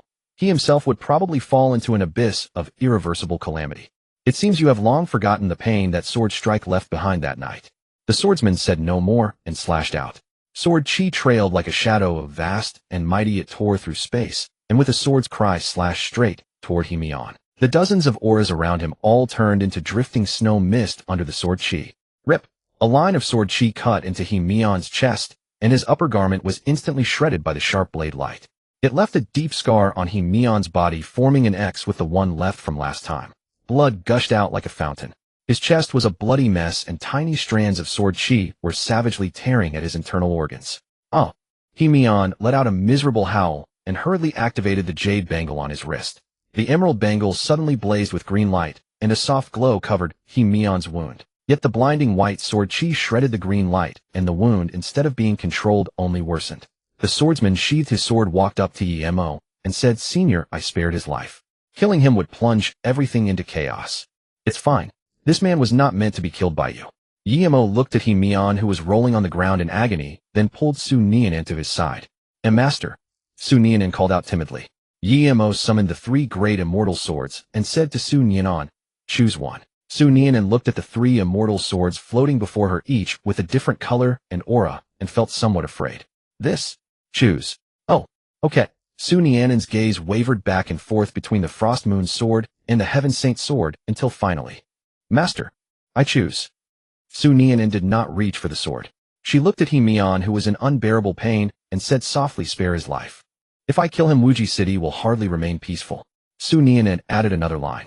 If He Mian died, the situation of the strong He clan and the 4 weak clans would collapse at once, and when that happened, the other families would certainly launch a civil war. At that time, Wuji City would be thrown into chaos. Su Nianan was no fool. Having spent some time here, she naturally understood the power structures within the city. The best ending would be no more than the various sects coordinating to avoid war. This was also the most likely outcome. But the ones to suffer would definitely be the common people. "Are you sure?" Yemo looked at Su Nianan with a faint smile at the corners of his mouth, waiting for this girl's choice. Su Nianan remained silent, staring fixedly at the 3 immortal swords floating before her. She extended her fair, slender fingers and grasped the hilt of the Frost Moon sword. Then Su Nianan slowly walked to He Mian. The hand holding the sword trembled slightly, and a thin layer of sweat appeared on her forehead. Amid flashing blades and darting sword shadows, Su Nianan cut off He Mian's arms and blinded his eyes. She did not choose to kill He Mian, but instead weakened his strength so as to further balance the power of the various clans. "Is this your choice?" Yemo asked with a smile. Su Nianan nodded solemnly and handed the Frost Moon sword to Yemo. "No need. Keep the sword." Yemo did not take it, revealing a smile instead. No. Su Nianan still thought of refusing, but Yemo gave her no chance to refuse at all. Take it. From now on it will stay with you for the rest of your life, Yemo said thoughtfully. As expected of a senior, giving away a supreme treasure of the immortal realm as if it were nothing. It seems the great calamity has hope of being averted. The swordsman clicked his tongue in admiration, truly impressed by Yemo's generosity. Senior. The swordsman called out suddenly, looking at Yemo, who was about to leave. The answer will come in 2 years. Yemo's long, lingering voice rang out, but the man himself had already vanished. 2 years later. Young Master Yi, do you really have to leave? Would you be willing to stay a few more days? Gao Zhenshan said sincerely, and between every word lay his reluctance to part with Yemo. Yes, young Master Yi, there's no harm in staying a little longer. There are still so many beautiful sights here you haven't seen. Lin Xiu echoed the same sentiment. Young Master Yi, a few more days won't delay your journey, will they? Han Yuan said. Thank you all for your kindness, but under heaven, which banquet never ends. We are destined to meet again someday. Anyway, farewell, everyone. 3 months passed in a flash. It was a small courtyard somewhere surrounded by soft pink peach blossoms in full bloom, a scene of 10,000 flowers bursting forth. Master, when will you teach me to cultivate? Su Nianan blinked her big eyes and asked in a naive, soft voice. You're still young. We'll talk about it later. Yemo lay languidly in a rocking chair and answered lazily. You've said that hundreds of times. Su Nianan pouted. I'm doing this for your own good. Yemo shot Su Nianan a look. He felt that the Su Nianan of now was far too different from the girl he had taken in as a disciple 3 months ago. Before she hadn't even dared to speak loudly, now of all things she dared to talk back. Boo. But Su Nianan tried to explain, but the words got stuck in her throat, and in the end she couldn't force out more than a few syllables. If you want to learn, that can be arranged. Yemo deliberately drew out his tone, keeping Su Nianan in suspense. Really? Su Nianan opened her bright eyes wide, her gaze full of anticipation. However, there is a condition. Yemo's sudden shift thoroughly ignited Su Nianan's fighting spirit. What is it? What condition? Su Nianan asked hastily. Defeat Xiao Tian, and he'll teach you. Yemo pointed at Tunshin, who was lying on the ground resting. Huh, defeat Senior Tunshin. The head that had just lit up with hope instantly drooped. No way, she had seen Tunshin's strength. With a single move, Tunshin had instantly killed the slavers who had been chasing her. If she could defeat her, why would she still need to beg Master to teach her? Right. Unless you think it's too easy. No. Master, how could I possibly defeat Senior? Su Nianan knew her limits well. Just kidding. If you want to cultivate, simply let Xiao Tian teach you. Yemo then washed his hands of the matter, entrusting the important task of teaching his disciple to Tunshin. Tunshin, who had been lying down, raised her head high with a very proud expression. Say, Senior Tunshin. Su Nianan was puzzled. What? Young one, are you not satisfied having this emperor teach you? Seeing Su Nianan hesitate, Tunshin was instantly displeased. After all, in her past life, she had been an immortal emperor of one realm, a supreme being who bestrode the world and shook the 4 seas. Not to mention the human realm. Even the ancient great powers of the immortal realm, every single one of them, would have to respectfully address her as Immortal Emperor Lord. Although Tunshin knew Su Nianan's true identity at present, she was only a young girl of 15 or 16. No, it's not that. I was just thinking, if Senior Tunshin teaches me to cultivate, should I call you Master from now on? Su Nianan asked in a daze. Hearing this, Tunshin's fur stood on end, and she looked up in shock at Su Nianan's innocent face. Good grief, shut up, will you? Do you know who this person beside you is? This girl has been chosen by him. If I became her master, wouldn't I be done for? No. Tunshin hastily shook her head in refusal. Why? Su Nianan asked again. Just shut up. Do you still want to cultivate or not? Tunshin shot her an annoyed glance. Oh, yes. Su Nianan nodded quickly. Young one, if you cultivate under me, you'll be counting your lucky stars. Back in the day, your Senior Tunshin was one of the sovereigns of the immortal realm. The immortal realm was basically my world. At that time, there were few who could rival me. I was truly unmatched and unrivaled under heaven. Then why did you come to the human realm? Just when Tunshin was boasting with gusto, a naive, innocent, Tunshin's expression stiffened with embarrassment, and she shot Su Nianan a glare. You girl, would it kill you to say a few words less? Still, Tunshin patiently explained it was the Gui tribe who came. They are an alien race. Gui tribe. Are they very strong? Strong. They're more than strong. They're insanely overpowered. Tunshin gave a self-deprecating smile. The Gui tribe's reputation among the countless worlds was at best mid-tier. Yet for some reason, within just a few 100 million years, they suddenly rose and became a first-class race. Then, Senior Tunshin, please teach me cultivation right away. I also want to fight the Gui tribe and protect the world. Yemo smiled at this sight, as he gazed at the beautiful scenery around him and marveled at its loveliness. Mr. Yi, are you home? The peachwood gate of the courtyard was lightly knocked, and an aged voice called from outside. I'm here. Granny, what brings you here? Yemo asked casually, his eyes soft with a smile, as he opened the wooden gate of the courtyard. Mister. Yi, I hear you are skilled in medicine. The weather has turned cold recently, and my legs have been stricken by the chill. I can hardly walk. Could you prescribe me some remedies? An old woman with graying hair and a stooped back asked tentatively. After leaving Wuji City, Yemo had gone into seclusion in a mountain forest. Not far away lay a village of several hundred people. Earlier, Yemo had saved a villager out of kindness, and from then on news of his superb medical skills began to spread widely through the village. During that time, many people came to visit him, some seeking treatment, others driven by curiosity. Yemo turned no one away, as long as a visitor harbored no ill intent he would treat them without charging a single copper. Naturally, the villagers were moved to tears of gratitude, and could only repay him with vegetables, fruits, grain, and other foods. Haha, that's easy to say. Come in first. It's cold outside, my courtyard is warm. Yemo helped the old woman into the yard. The moment she stepped inside, the old woman was struck speechless, then exclaimed in wonder, outside it's bone-piercingly cold, yet your courtyard is so warm, mister. Yi, just like spring. Oh, it's nothing. I merely studied a few arts and set up some unworthy tricks that can't be shown off. Yemo. Extraordinary. Mister. Yi, you must be an immortal. Haha, a petty trick. Hardly worthy of being called an immortal. With a smile at the corner of his mouth, Yemo wrote down a prescription for treating cold-affected legs while he spoke. That's all. Take this to the pharmacy, prepare the herbs according to the proportions on it, and take it regularly. Yemo handed the prescription to the old woman. Thank you, mister. Yi, I hear you don't care for money, and this old woman has nothing worthy to offer except vegetables and fruits from her own fields. I hope you won't look down on them. The old woman carried in the vegetable basket from the doorstep. Inside it were all kinds of fruits, vegetables, and even some meat. All right, since it's a token of your kindness, I'll accept it. Yemo did not want to disappoint the old woman's goodwill, so he simply accepted it. Yemo also knew where to draw the line. Within a radius of 100 li, there was only this one village. The village was small, and there was only a single pharmacy. Yemo would only tell patients their treatment plans. He would not provide the raw ingredients, instead directing them to buy from the village pharmacy precisely so that the pharmacy owner could also survive. Otherwise, if the entire village came to him, the pharmacy would sooner or later close its doors. Goodbye, mister. Yi. Goodbye. Be careful on the road. After seeing the old woman off, Yemo lay back down in his rocking chair. Under Tunshin's guidance, Sun Yinan formally set foot on the path of cultivation. Yemo, seeing this, nodded with satisfaction. Why didn't Yemo teach Sun Yinan personally instead of having Tunshin do it? There were many reasons he didn't need to explain. Sun Yinan would understand everything once she grew up. 7 days passed in the blink of an eye. The weather outside grew colder and colder, while the peach blossoms in the courtyard flourished more and more. The heavy snow had buried the path leading to Yemo's small courtyard, so few people came to seek medical treatment. Master, I already know how to cultivate now, Sun Yinan asked, looking at him with pleading eyes. You've only just stepped onto the threshold of cultivation, oh what's the hurry? Yemo shot her an exasperated look. Fine, Sun Yinan replied with an aggrieved tone. You promised to teach me cultivation. Liar.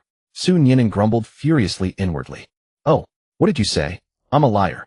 Oh, no, master, you're the best. Sun Yinan's heart tightened. She never expected her inner complaints to be heard by her master. Sun Yinan became increasingly curious about what realm her master truly was, so she went to ask Tunshin. The answer she got was his realm. Are you kidding? How would I know? Yemo could only sigh helplessly. Where was that well-behaved, sensible, shy, and adorable Sun Yinan now? Shao and cook. Yemo ordered Sun Yinan about without any guilt. Okay. Even though Yemo refused to teach her anything and made her work all day just because he had saved her life, Sun Yinan respected him from the bottom of her heart. So Sun Yinan didn't feel the slightest bit of annoyance toward Yemo. Soon a tempting aroma filled the courtyard, and the wooden table was covered with all sorts of dishes. They were mostly made from ingredients the villagers had sent over. Sun Yinan picked at her rice, stealing glances at Yemo every now and then. Why do you keep looking at me?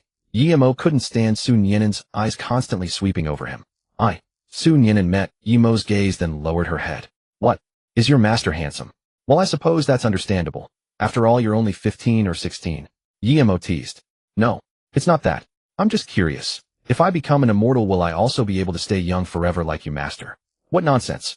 Do you think I'm that old? Yemo shot Sun Yinan an annoyed look. Yes, Senior Tunshin always says you're an old monster who has lived for countless years with unfathomable cultivation. Sun Yinan said, looking confused and a little dazed. Tunshin. Yemo was taken aback. Good grief. I told you to teach Sun Yinan cultivation, but you've been filling her head with this nonsense every day. Tunshin, who was eating, couldn't help but pause. What? Girl, don't talk nonsense. Counting my age, when I left the Yi clan, I was 15. By now I should be 16. Oh, 16. Master, are you joking? What? 16. Tunxin raised his head in astonishment, and that sudden shout made both Yimo and Su Nianen fix their eyes on him. Cough, cough. Nothing. The master is exceptionally gifted, it's understandable. Master, are you really only 16? Su Nianen blinked her eyes full of curiosity. Don't I look like it? Yimo countered. You do, but... Su Nianen thought for a moment, feeling that something was off, but not knowing how to express it. Want to ask why I'm so powerful at 16? Very simple. Although you can never reach your master's level, roaming the world will be no problem for you. After all, your past life's achievements were not low. My past life? Yes, your past life. Yimo affirmed. Was I very strong in my past life? No. Su Nianen. Yimo added, of course that's from your master's perspective, or from the perspective of the entire myriad heavens. But your potential is great. As long as you follow me, your future stage will not be limited to the immortal realm. Su Nianen nodded blankly and softly said, Remember to wash the dishes when you're done. Your master is going to rest. Yimo set down his chopsticks and bowl, turned, and went back to his room. Su Nianen buried her face behind the bowl, as if still picking at rice, but there was no food left in it. The winter days were short and nights long as darkness descended quietly, wrapped in wind and snow. Bam! Bam! Bam! Yimo's door was being battered fiercely, more like being rammed than knocked upon. The words Yimo had spoken during the day kept Su Nianen awake for a long time. Just then she happened to hear a noise. By the moonlight, Su Nianen tiptoed to push open the door wrapped in a pure white ruchuan and walked into the courtyard. Her gaze fixed upon the wooden door, trembling from the tremendous force. A shiver ran through Su Nianen's heart. After much deliberation, she decided to seek out her master, or Tunxin. Su Nianen carried a flickering candle, searching for Yimo in the dim light. Their courtyard had 2 buildings, but after searching his room for a long time, she could not find him. Even Tunxin had vanished. Well, she had lost all hope now. Su Nianen gripped the frost moon sword tightly, her eyes fixed on the swaying wooden door. Roar! A beast outside let out an earth-shattering roar, and the wooden door broke apart with it. Through the candlelight, Su Nianen finally caught sight of the creature's appearance. It was nothing more than an ordinary tiger with a prominent character Wang emblazoned upon its forehead.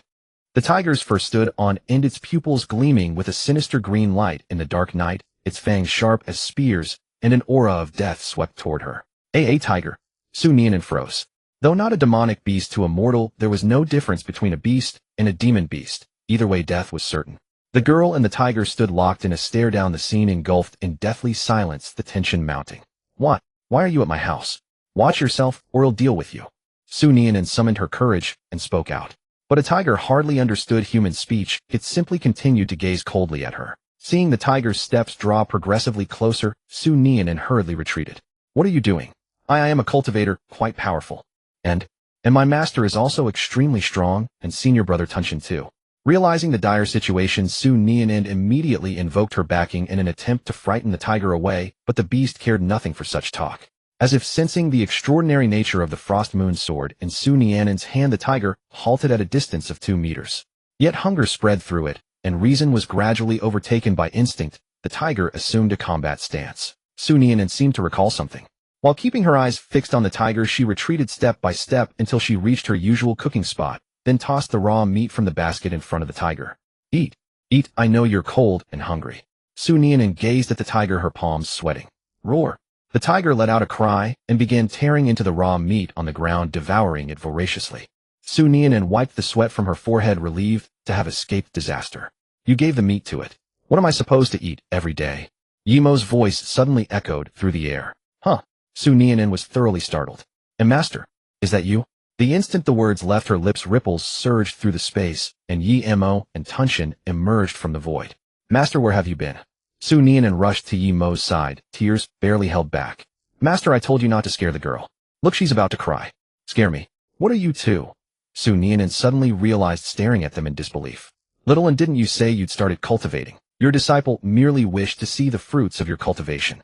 Yimo said with an embarrassed expression. Master, I can cultivate, but I haven't become an immortal. Su Nianen cried out indignantly. That was a tiger. It could have swallowed me in one bite. I'm still immortal. Yimo cleared his throat lightly. Enough, stop crying. Tomorrow I shall teach you a cultivation technique. Su Nianen's gloomy face instantly brightened. Yea? Thank you, master. As for the tiger, Su Nianen did not drive it away, but instead kept it in the courtyard. The following morning, the rain continued to fall relentlessly.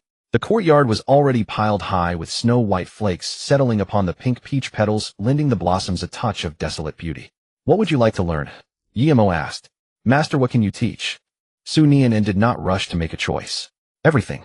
There is nothing in this world your master cannot do. Let me think. Su Nianen pondered seriously. Yimo did not urge her, but instead took out a broom and tossed it to the tiger. Go sweep the snow. I'm not keeping you for nothing. The tiger tilted its head confused. Xiao Tian. Yimo called to Tunshin. You go teach it. As you command. Tunshin approached the tiger and spoke in beast language. Hey tiger brother, go sweep the snow in the courtyard. I'm not doing it. Why should it be me? The tiger growled several times, thoroughly unconvinced. Oh really? Tunshin's temper flared instantly. After all, it had once been a celestial emperor, and it could not believe it was being treated so rudely by a mere beast. At this thought, Tunshin's aura erupted suddenly, exerting an absolute suppression from a higher life form. Tiger, are you working or not? Yes. They'll do it right away. The tiger instantly cowered. It wasn't even a demon beast, let alone a celestial being. There was no comparison at all. Master, please just recommend something for me. Su Nianen had contemplated for a long time, but still could not decide what to cultivate. She had been chirping excitedly about learning a cultivation technique, but now that it was time to actually teach, she was hesitating, unsure what to learn. Yimo smiled, extended his finger, and a stream of luminous light flew into Su Nianen's mind. Figure it out yourself. Everything is within, let us see how much you can comprehend. Su Nianen closed her eyes and sensed it, a heavy, ancient tome radiating a cold, clear light within her mind. Su Nianen casually turned a page and found she could not understand any of the content. I can read, can't I? Why can't I understand this? Su Nianen's eyes spun, utterly baffled by what the book was about. I told you it is not that your master refuses to teach you, but your current aptitude simply cannot grasp it. Yimo watched from the side, delighting in her misfortune. Study hard. Once you master the content of the first page, you will have the ability to protect yourself. Yimo patted Su Nianen on the shoulder. Taking Yimo's words to heart, Su Nianen calmed her mind and began to study the first page earnestly. Yimo lay on a recliner beneath the eaves watching the snow, while the tiger swept the accumulated snow in the courtyard and Tunshin curled up inside the house sleeping. A month later, the courtyard was surrounded by magnificent sword energy, its intent as white and pure as snow, the sword chi cold and immaculate, free of any impurities. The sword energy, brimming with terrifying power, shot straight into the clouds, instantly tearing them apart, while the snowflakes drifting in the air were scattered by the sword chi. Master, I learned it. Yimo teleported to Su Nianen's side in a flash, looked up at the clouds split in two in the sky, and nodded nonchalantly. Hey, you learned fast. It's a pity you haven't entered the realm yet, otherwise its power would have reached another level. Hearing this, Su Nianen pouted in dissatisfaction, but the corners of her lips rose, betraying her excitement. At last she had the ability to protect herself. She no longer had to worry about being tricked away by human traffickers or attacked by wild beasts. She could even right wrongs and help those in need. Tap, tap, tap. Sparse footsteps made crisp sounds on the snow, accompanied by the sound of panting. Mister, ye, are you home? A rough voice sounded outside the courtyard. A burly man in his prime. I'm here. Yimo answered, then walked over and opened the gate. As soon as the gate was opened, the burly man outside said urgently, Mister, ye save us. A stranger came into the village, and the moment he entered, he began killing everyone. I heard from my mother that you are a great immortal. I beg you to come down from the mountain and save the village. Don't worry, Mister. We won't let you go for nothing. These are the village's most precious possessions. Please help us. With a woebegone face, the burly man pressed 2 spirit stones into Yimo's hand, and with his other hand he forced a dark black crystal shard into the other. Spirit stones. Yimo glanced at the crystals glowing pale blue, then looked at the man. A village's harvest was limited, especially with only a few hundred people. A few spirit stones were like snacks to a cultivator. They would be consumed in no time. But to the entire village, the significance of these 2 stones was easy to imagine. Mister, we know these things are worthless to an immortal like you. Once this crisis is resolved, our village will certainly offer you something more valuable. Seeing Yimo silent, the man feared he would refuse and was about to add more. Su Nianen, chafing at the injustice, burst out, What? Killing? Master, let me go. He'll cut him down. Su Nianen was indignant at the sight. What's the hurry? Yimo replied testily. Fine, I'll take the job. Yet he agreed without having expected to. First, the villagers were good to him. Second, Yimo had the deepest aversion to cultivators who bullied ordinary people, like Lu Gang of the Heishan gang. Third, Yimo wanted to temper Su Nianen. With a grand wave of his hand, he put away the dark crystal shard and led Su Nianen and Tunshin away. The man watched Yimo leave, glanced at the village, and silently prayed, May the village be safe, and may Mister Yi be safe. Good heavens, Master. This village is a scene of utter devastation. As soon as Su Nianan opened her eyes, she saw thatched cottages being engulfed by raging flames. Not only that, corpses lay scattered in disarray on the muddy road, and the air was thick with the stench of blood. No, don't. Why are you killing us? We've never provoked you. Immortal, spare us. We have lived here for generations. We have committed no wrongs and stirred up no trouble. Could you have killed the wrong people? Sob. Mom, where are you? The screams and pleas for mercy were unending. The more Su Nianan heard, the angrier she grew, and the angrier she grew, the more she heard. Where is that man? Master will go cut him down right now. Su Nianan set her grip on the sword, tightening. Mr. Yi, is that you? An old man with graying hair leaning on a cane hobbled over to Yimo. Yimo looked carefully and recognized him as the elderly man who had come to him for treatment a few days earlier. It's me, Elder Yimo replied softly. Wonderful. Mr. Yi has come. The village is saved. The old woman shed tears of joy, her calloused hands trembling. Mr. Yi is here. We're saved. Mr. Yi is an immortal. Now we're saved. Please, Mr. Yi, take action and save us. At this moment in the distance, baleful aura towered to the heavens as an endless tide of evil chi surged upward and dark crimson lightning crackled frenziedly. A man in a black robe exuding a sinister aura with dark crimson evil chi swirling around him walked over. Save you? Who can save you? The man let out a cold, arrogant laugh. I can. Su Nianan stepped forward, pointing her long sword straight at the man. Lu Gang, it's been a long time. Yimo took a step forward, and a surge of awe-inspiring righteousness erupted from him, sweeping in all directions. It's you. The black-robed man's tone suddenly turned harsh. He threw back the hood covering his face. It was none other than Lu Gang. Lu Gang was the mastermind behind the Heishan gang and a cultivator of the Qinglan sect. Crippled by Yimo and cast before the sect's gate, he had later escaped to parts unknown. It's you. You drove me down this path of no return. It's all your fault. All your fault. You deserve to die. Lu Gang roared at the sky as if venting every injustice. Blame me. If you hadn't oppressed the people, would I have intervened? Sparing your life was already a great mercy. In anyone else's hands could you have survived. Yimo laughed instead of getting angry. Lu Gang's words were utterly unreasonable. Why me? Why does it have to be me? There are so many cultivators in the world, yet you don't bother with them. Why is it me? Why you? Because I feel like it. Yimo said bluntly. Damn it. He'll kill you. Lu Gang's aura erupted suddenly, and the oppressive might of the ninth-level spirit-gathering realm spread outward. Shall and finish him, Yimo ordered Su Nianan. A wretch like Lu Gang wasn't worth his own effort. All right. Su Nianan dashed forward in a single stride, driving the Frost Moon's sword at the oncoming Lu Gang. Unexpectedly, Lu Gang showed no fear. Instead, a ghastly grin appeared on his face. That's all. Suddenly, the dark, crimson, baleful aura around him condensed into a shield before his body. Little did he know the tip of the Frost Moon's sword pierced right through. The baleful aura was no more substantial than paper before it. What? How can this be? Lu Gang took a step back, the Frost Moon sword less than a centimeter from his body. Su Nianan closed in, keeping the sword thrusting toward him, forcing Lu Gang to keep backing away. Meanwhile, Yimo wasn't idle.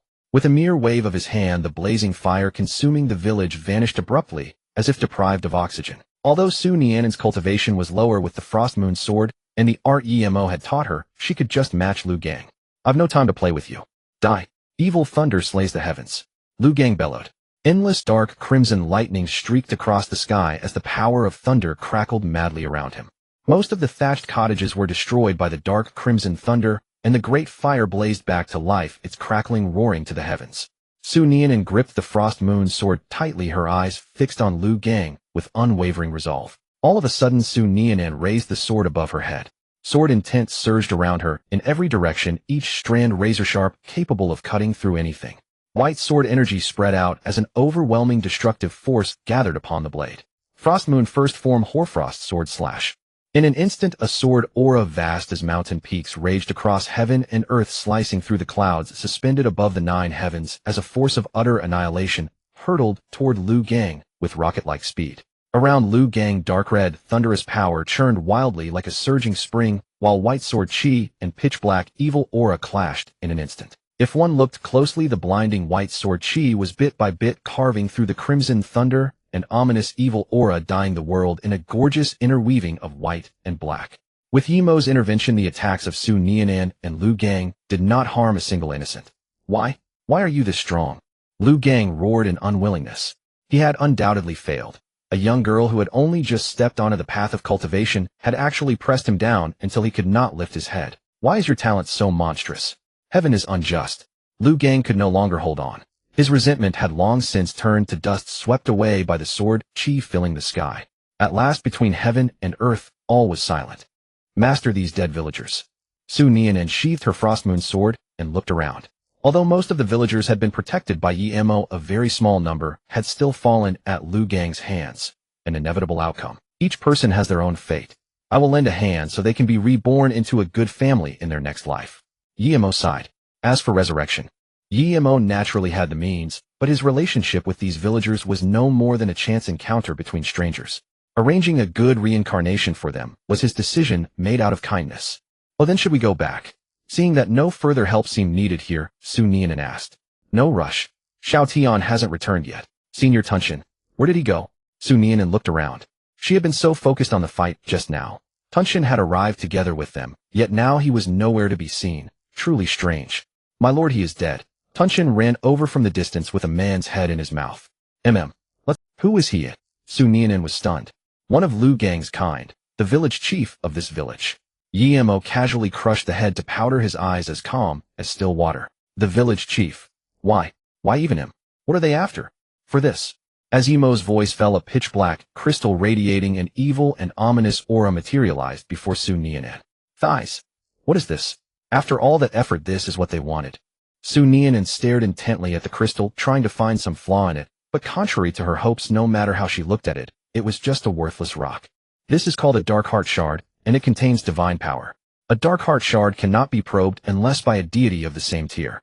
They spent an extremely long time infiltrating villages precisely to... After putting away the Dark Heart Shard, Yimo opened a spatial tunnel, and soon the two people and a dog returned to the small courtyard. Are they collecting Dark Heart Shards in order to gain divine power and then fight against all the orthodox sects? Su Nianen still did not fully understand. Yimo patiently explained more or less. They are a kind of evil cult backed by a deity. The Dark Heart Shards are power left behind by that deity. They want to help the deity recover its strength and take the opportunity to destroy the orthodox sects, wipe out cultivators, and free mortals from the oppression of cultivators. After all, that they're the good guys. Su Nianen's face instantly fell.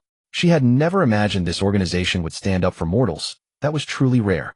No, this was absolutely an organization unique in all of heaven and earth, past and present. Though that is their banner, it does not mean they can truly accomplish it. Yimo looked into the distance, then continued. First, they are merely relying on a deity. It is hard to guarantee that the deity behind them will act as they wish. Second, in the end, they would kill all cultivators. That is the most serious aspect. If they refuse to allow cultivators to exist, then aren't they who wield mighty power just another kind of cultivator? Finally, as long as I am here, they cannot succeed. Su Nianen listened more and more absorbed, but at Yimo's last sentence, she suddenly snapped back to herself. Although she knew her master was extremely powerful, hearing that a deity was involved still made her uneasy. Are gods stronger than immortals? Stronger hardly covers it. It is like the gap between a great emperor and an immortal. In the mortal world, a great emperor cannot kill an immortal, and an immortal cannot kill a god. Are gods that strong? But the mortal realm doesn't even have immortals. How can it stop a god? Su Nianen asked, slightly worried. What are you worrying about? The mortal realm has no small number of immortals. Moreover, the mortal realm also has a god. Yimo could see through Su Nianen's worry, but her unease was entirely groundless. Immortals? A god? Really? There are many immortals, but only one god. Where are they? Right before your eyes. Yimo deliberately spoke in riddles. As for immortals, you probably won't get to see them, but the god, I can let you see that one. Those immortals were secretly protecting Su Nianen. They could not reveal themselves because fate did not permit it. And the deity Yimo spoke of was naturally Shuangxi, whose honorific title was the eternal deity of the primordial beginning, a peerless prodigy from another universe. A graceful figure stepped slowly out of the void. Supreme divine majesty emanated from her as she descended through the air wreathed in drifting clouds.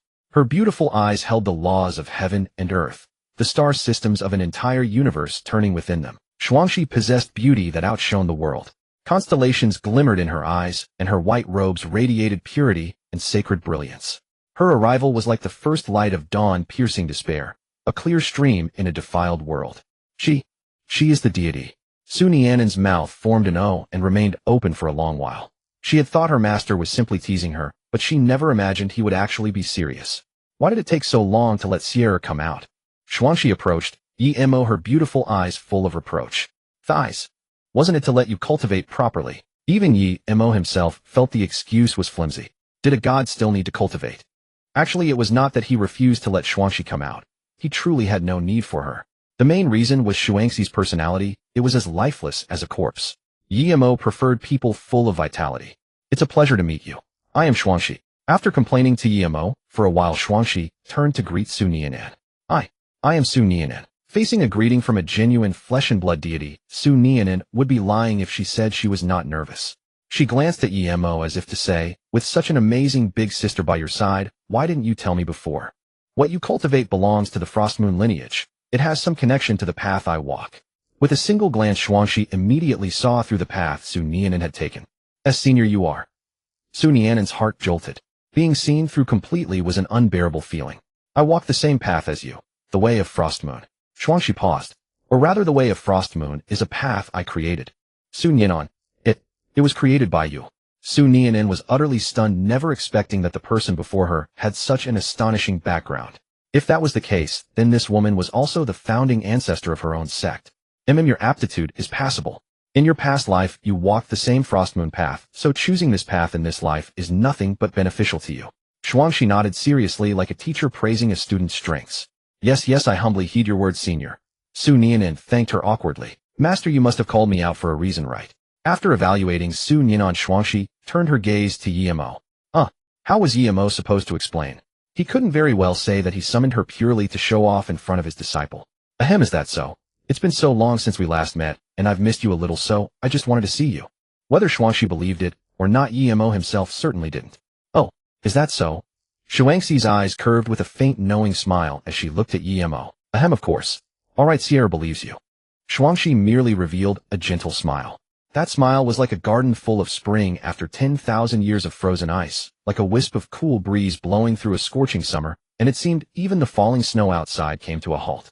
Tunxin had witnessed the entire conversation. From the moment Xuanxi appeared, he realized she was an ancient being who had weathered countless epochs with strength so terrifying that a single blink could reduce the entire world to ashes. Tunxin dared not utter a single word, not even dare to breathe too loudly. At the same time, he admired Yimo's unfathomable strength even more.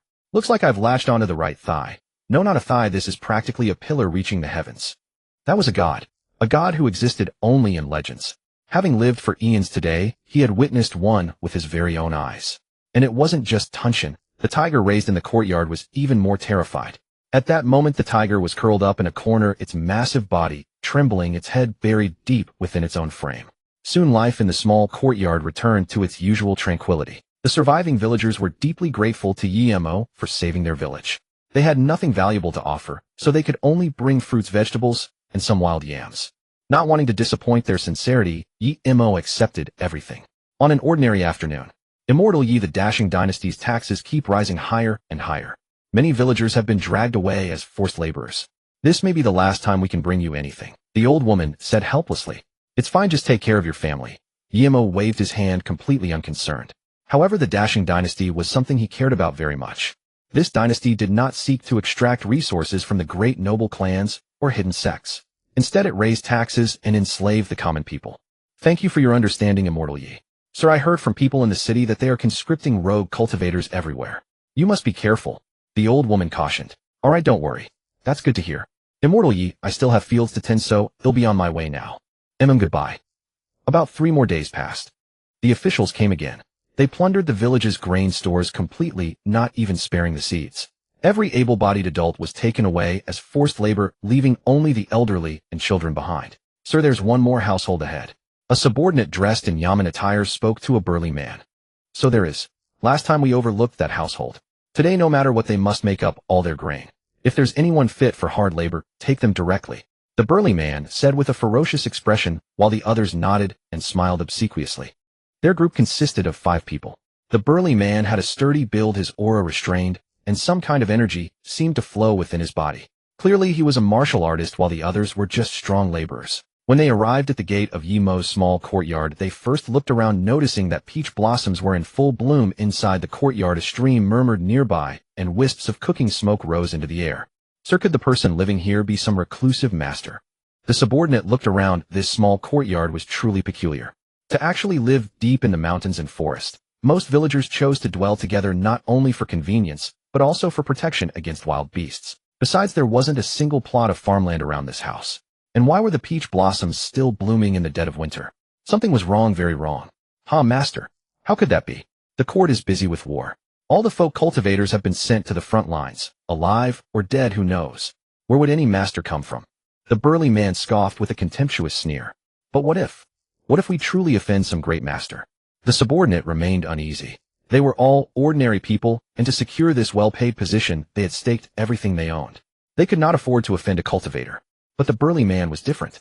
He came from a martial arts family and had no shortage of connections among cultivators, which was why he acted with such reckless confidence. Stop your yapping. Whatever we collect from this household, you each get 20%. Anyone not satisfied can leave right now, the burly man said, impatiently disgusted by his timid subordinates. 20%. Sir, from now on, whatever you say, you'll do. Me too, sir. If you say go east, I want. Faced with the temptation of profit, all their worries scattered away. The burly man stepped forward and launched a flying kick, ready to smash the courtyard gate down. A bit rude, wouldn't you say? Yemo suddenly opened the door, and the burly man's foot did not land on the gate. Instead, it stomped hard onto the ground, kicking up a cloud of dust. I thought we'd find some lofty cultivator, but it turns out to be a brat whose hairs haven't even grown yet. Gentlemen, what business do you have? Yemo revealed a strange smile, not regarding them in the slightest. What business? Collecting taxes. At the leader's command, a subordinate stepped forward, holding an abacus. His hand flew across the beads as he declared, according to the taxes accrued over these days, you owe the land fee, the breathing fee, the spiritual energy fee, the eating fee. Oh, there are more people. The subordinate spotted Xuanxi, Su Nianan, and Tunshin behind Yemo, and his eyes lit up. 2 women. I see you're struggling, so I'll cut their taxes in half. Same for the dog, half as well. After tallying the numbers, the subordinate paused and stated, you now owe 300 tons of grain plus various fees totaling 3,000 taels of silver. But since you don't look like you have any money, well, convert it to grain. 1,134 tons in total. Yemo nearly burst out laughing when he heard that. Over 1,000 tons of grain. Do you really have the guts to demand that? And what are these so-called heir fees, land fees, spiritual energy fees, and eating fees? A strange smile curled at the corner of Yemo's lips. All right, I'll give it to you right now. Yemo snapped his fingers, and to everyone's astonishment, gleaming white silver came raining down from the sky. Molded in the shape of Sai-Si ingots, the silver struck the earth, sending up clouds of dust, and even carving out small craters. Silver. It's silver. All of it is silver. We're rich. We're rich. The government officials facing the heaven-sent silver were wild with joy. Their eyes had long been filled with nothing but silver. Of the 5, only the burly man wore a grim expression. He said nothing, looking contemptuously at his subordinates whose eyes were far too deep in the money pit. Damn it. You still want money. It's obvious he's a cultivator. You've lived too long. The silver rain did not let up. Instead, it fell heavier and heavier. Countless ingots dropped like raindrops. Rather than protecting themselves, the men tilted their heads back and spread their arms wide, trying to catch as much silver as possible. As the first scream of agony rang out, an ingot smashed into one man's forehead, and bright red blood seeped from the wound. Then a second, then a third. Stop. Stop right now. No more. I don't want the silver anymore. Stop. Yemo paid no attention to their pleas. The silver rain fell as densely as a violent storm. Apart from their leader, all of them were battered into a bloody pulp by the heavy silver. Virtually every one of them died. Immortal Master, please stop. Under such a dense silver rain, the burly man was clearly nearing his limit. He was not a cultivator, but a martial artist, which was the only reason he could still hold on. But even a martial artist could not withstand an onslaught like this. Li Wanshan was the patriarch of the Li family of Huiqing and practiced the martial way. Their family's rise to power was extremely short. It was said that Li Wanshan's father, the previous Li patriarch, had been sent to the front lines by the Imperial court, where he scraped together some military merit. After the war ended, he returned home in glory and founded the Li family with his own hands. Truly like father, like son. The burly man frowned at these words, momentarily unable to understand. It means nothing. You don't need to know. Yemo took a step forward, and the silver that had been plummeting downward seemed to hit the pause button. The burly man's expression instantly froze solid. His body dissolved like ice in water. His arms vanished, then his legs, then his chest. All disappeared. His vision gradually blurred, darkness swallowed his world, and in the end his head also turned to dust and scattered on the wind. But this was not the end. If only the burly man died, that would still be letting the Li family off too easily. In recent years, the Imperial court had been busy with wars, and the oppression of the common people through taxes and conscripted labor had grown increasingly severe. But the Li family, relying on their ancestors' merits, ruled Huicheng with an iron hand and bullied the people at will. Of the taxes they collected aside from the portion delivered to the imperial court, everything else went into their own pockets. Truly the people were poor, the court was destitute, and the family was rich. Guillermo looked at the sky. Countless fine threads intersected in a chaotic web, some real and some illusory, as if woven into a giant spiderweb. Slender white strands stretched across the 8 wilds and extended 10,000 li. Every thread represented a bloodline of the Li family. Guillermo singled out several crimson threads. These represented people guilty of great evil. Now he severed them. In an instant, dozens of threads collapsed, disintegrated, and dissolved between heaven and earth. The people were dead. We can't stay here. Let's go into the city. Guillermo beckoned to the two. All right. Brother, have you heard? Grain prices have gone up again today. I already knew. I need to go buy grain now, or it'll go up again this afternoon. Sigh.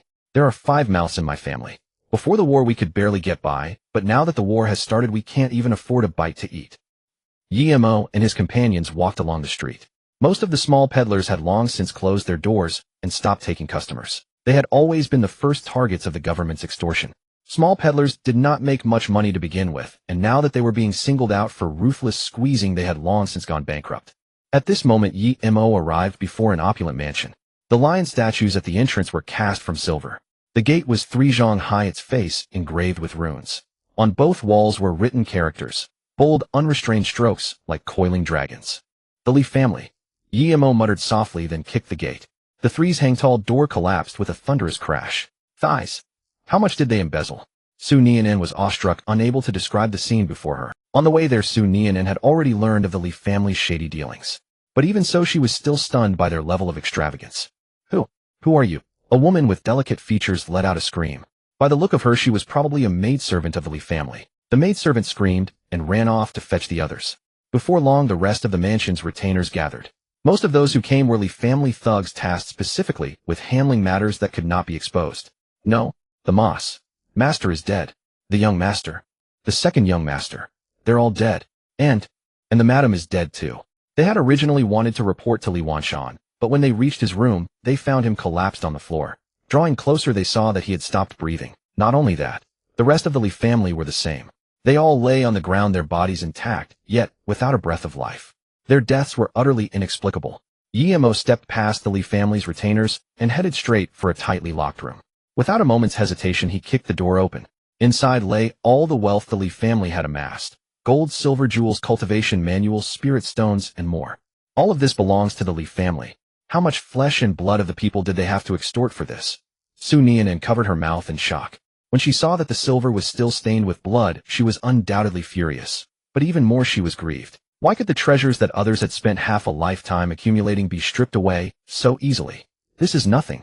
The Li family has 5 treasure vaults like this and 10 storehouses of grain. They deserve to die. Shuangshi, go and distribute all of this. Guillermo and all right. In the space of a moment, all the treasure and grain that the Li family had exacted from the people were returned to their original owners. The authorities got wind of this and rushed to the Li mansion with lightning speed. All they saw was the Li family's ruin. The silver lions at the gate were gone, the people were gone, and not a single treasure remained in the house. Meanwhile, Guillermo had arrived at Li Wanshan's room, the most luxurious room in the entire mansion. Li Wanshan actually reads books. Su Nianen walked over to the desk, where a book lay open. Guillermo heard the sarcasm in Su Nianen's words and explained with a smile, reading books and being a good person are 2 completely different things. Some people never read, yet they do many good deeds for society, while others are soaked in books all their lives, yet remain vile people. And with so many famous maxims and paintings hanging on the walls, how ironic. On the walls hung numerous calligraphy and paintings, all bearing words of heroic ambition, loyalty to the nation, and care for the people. For example, cherish the lofty aspirations of 1,000 autumns, determining the fate of all under heaven. With the world in heart, one's deeds settle the rivers and mountains. Such inscriptions were too numerous to count. But the reality was that the Li family were all villains, especially Li Wanshan, the worst of the lot. Guillermo led Su Nianen out and ran straight into a group of government soldiers. Who goes there? The soldier barked. Guillermo ignored them, brushing past without a glance. You son of a bitch, do you know who we are? We are the magistrate's men. What do you think you are to act so boldly toward us? The soldier kept ranting, and seeing that Guillermo ignored him, his temper instantly flared. The soldier drew his long blade and dashed forward, intending to stab through Guillermo from behind. He was fast, but just as the blade was about to touch the hem of Guillermo's robe, it was knocked flying, and a numbing shock shot through his palm. What? The soldier gasped. The saber in the air spun out of control, its edge pointing down, and a scrawny soldier was slashed on the neck by the falling blade. It hurts. It hurts so much. Save me. Blood gushed from the scrawny soldier's neck as agonized screams echoed through the vacant mansion. The others remained unmoved, as if the one in pain was not their comrade. The screams faded, and the man gradually stopped breathing. It was then that the soldiers finally got a clear look. A young woman stood with a long sword in hand, its tip aimed directly at them. A martial artist or a cultivator? The soldier frowned, deeply pondering. The force behind that blow was immense, knocking away his blade in an instant. She was no ordinary mortal. Judging by their clothes, they must be outsiders. Outsiders who come to the Li family, and the Li family suffers a heavy blow. If they truly did this, the Li family is a martial arts clan. Oh, a common martial artist could never have gone this far. A cultivator, most likely a cultivator. Young lady. No, immortal maiden, let's talk. The soldier had just begun to beg for mercy when a cold gleam flashed, and his head was chopped off. Wah. What? The soldier's eyes bulged, and they swallowed hard, stepping back. No. It's not. Kill. Within the time it takes an incense stick to burn, every soldier present lay dead, blood dyeing the ground red, a stench rising to the heavens, and screams ringing without end. Su Nian unsheathed her sword, and exhaled a long breath. The Shuangyue's sword had not a trace of blood. Let's go. Yimo said softly, turning to leave. Who dares to leave? A furious shout carrying sky-engulfing rage erupted, followed by earth-shaking orderly footsteps that kicked up swirling dust. The magistrate's men again. Yimo stopped and gazed calmly, awaiting their arrival. You brat, and that girl. You killed my men, robbed my wealth, and are guilty of heinous crimes. The county magistrate of Hui City stepped forward, pointing at Yimo and Su Nianan as he began flinging accusations. You may be honored cultivators, yet your hearts harbor such evil. Since you know we are cultivators, what makes you so fearless? Yimo asked with a mocking smile. Perhaps in the past I would have treated you with some respect, but today is different. I'm in the business of catching cultivators. Catch you, send you to the front lines, and get paid for it. As the magistrate spoke, 3 young men stepped out from beside him, all at the body-tempering realm. He'll have to trouble you gentlemen, the magistrate said, cupping his fist to them. Magistrate, you're too polite. They're just 2 rogue cultivators. Leave the girl to me. Her sword is nice. Then he'll take the man. Quick and clean. The young men didn't put Yimo and Su Nianan in their eyes at all. Their tones were playful, treating the fight like a game. Master'll do it. Su Nianan stepped forward, shielding Yimo, and pointed the tip of Shuangyue at the young men. One of them leered at her, his gaze utterly despicable. Clang. Swords collided, sending up a few sparks. Su Nianan turned her wrist, sending Shuangyue sweeping in from the side, moving so quickly that afterimages appeared. The young man did not yield. He raised his sword to block, but the numbness in his arm proved how extraordinary the blow was. Seeing the situation turn bad, the other 2 also burst out with their aura and joined in to surround Su Nianan. All 3 were at the 5th level of body tempering, while Su Nianan was only at the 1st. She retreated 1 step to put distance between herself and the 3, the Shuangyue, sword in her hand, humming. Without hesitation, she unleashed her trump card. Shuangyue first form, Frost Slash. Her gaze was resolute, and Shuangyue let out a series of sharp rings as an endless, chilling, murderous aura spread in all directions. Not good. Danger. Damn. That woman is about to use her killing move. Senior brothers, let's fight her to the death. No matter how strong she is, she's just one person. Sensing fatal danger, the 3 young cultivators stood together, spiritual energy surging around them. 1,000 wind blades. Thunderflame. Mountain collapse, earth split. With all 3 ultimate moves unleashed, they blasted towards Su Nianan. The vast ocean-like sword chi instantly shredded their painstakingly crafted killing techniques. The sword chi was like a creature that had lost reason. The sword's hum turned into a savage roar, and it violently charged at them. No. I am. There was no heart-wrenching scream, no curses against heaven and earth. Everything dissolved into nothingness in that vast sword chi.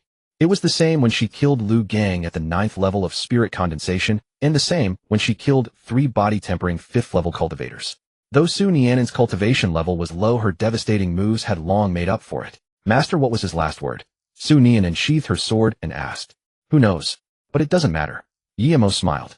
This is how immortals fight. Truly terrifying.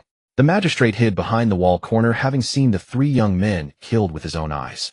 Just now he had sensed something wrong and slipped off to hide behind the wall. As an ordinary man, he had no place in a battle of immortals. No, I have to run. If those 2 catch me, I'm doomed. The magistrate muttered under his breath, already plotting an escape route in his mind. Thinking of running. Somehow Tunshin had already appeared behind him. Tunshin opened its enormous mouth, and crimson lights gathered within. Whoosh! A blood-red beam shot out like an arrow from a bow, carrying a force of utter destruction toward the magistrate. The magistrate felt a chill down his back. He turned his body stiffly, but it was too late. The terrifying light wave had already devoured him entirely, and thus the main villains of Hui City were eliminated. Shaolin. What? Head to Luodu. Alright. Luodu was the capital of the Dashing dynasty. The oppression in Hui City was only one among countless cities. To eradicate the problem completely, one had to strike at its root. The Imperial court was the very source of all things in the Dashing dynasty.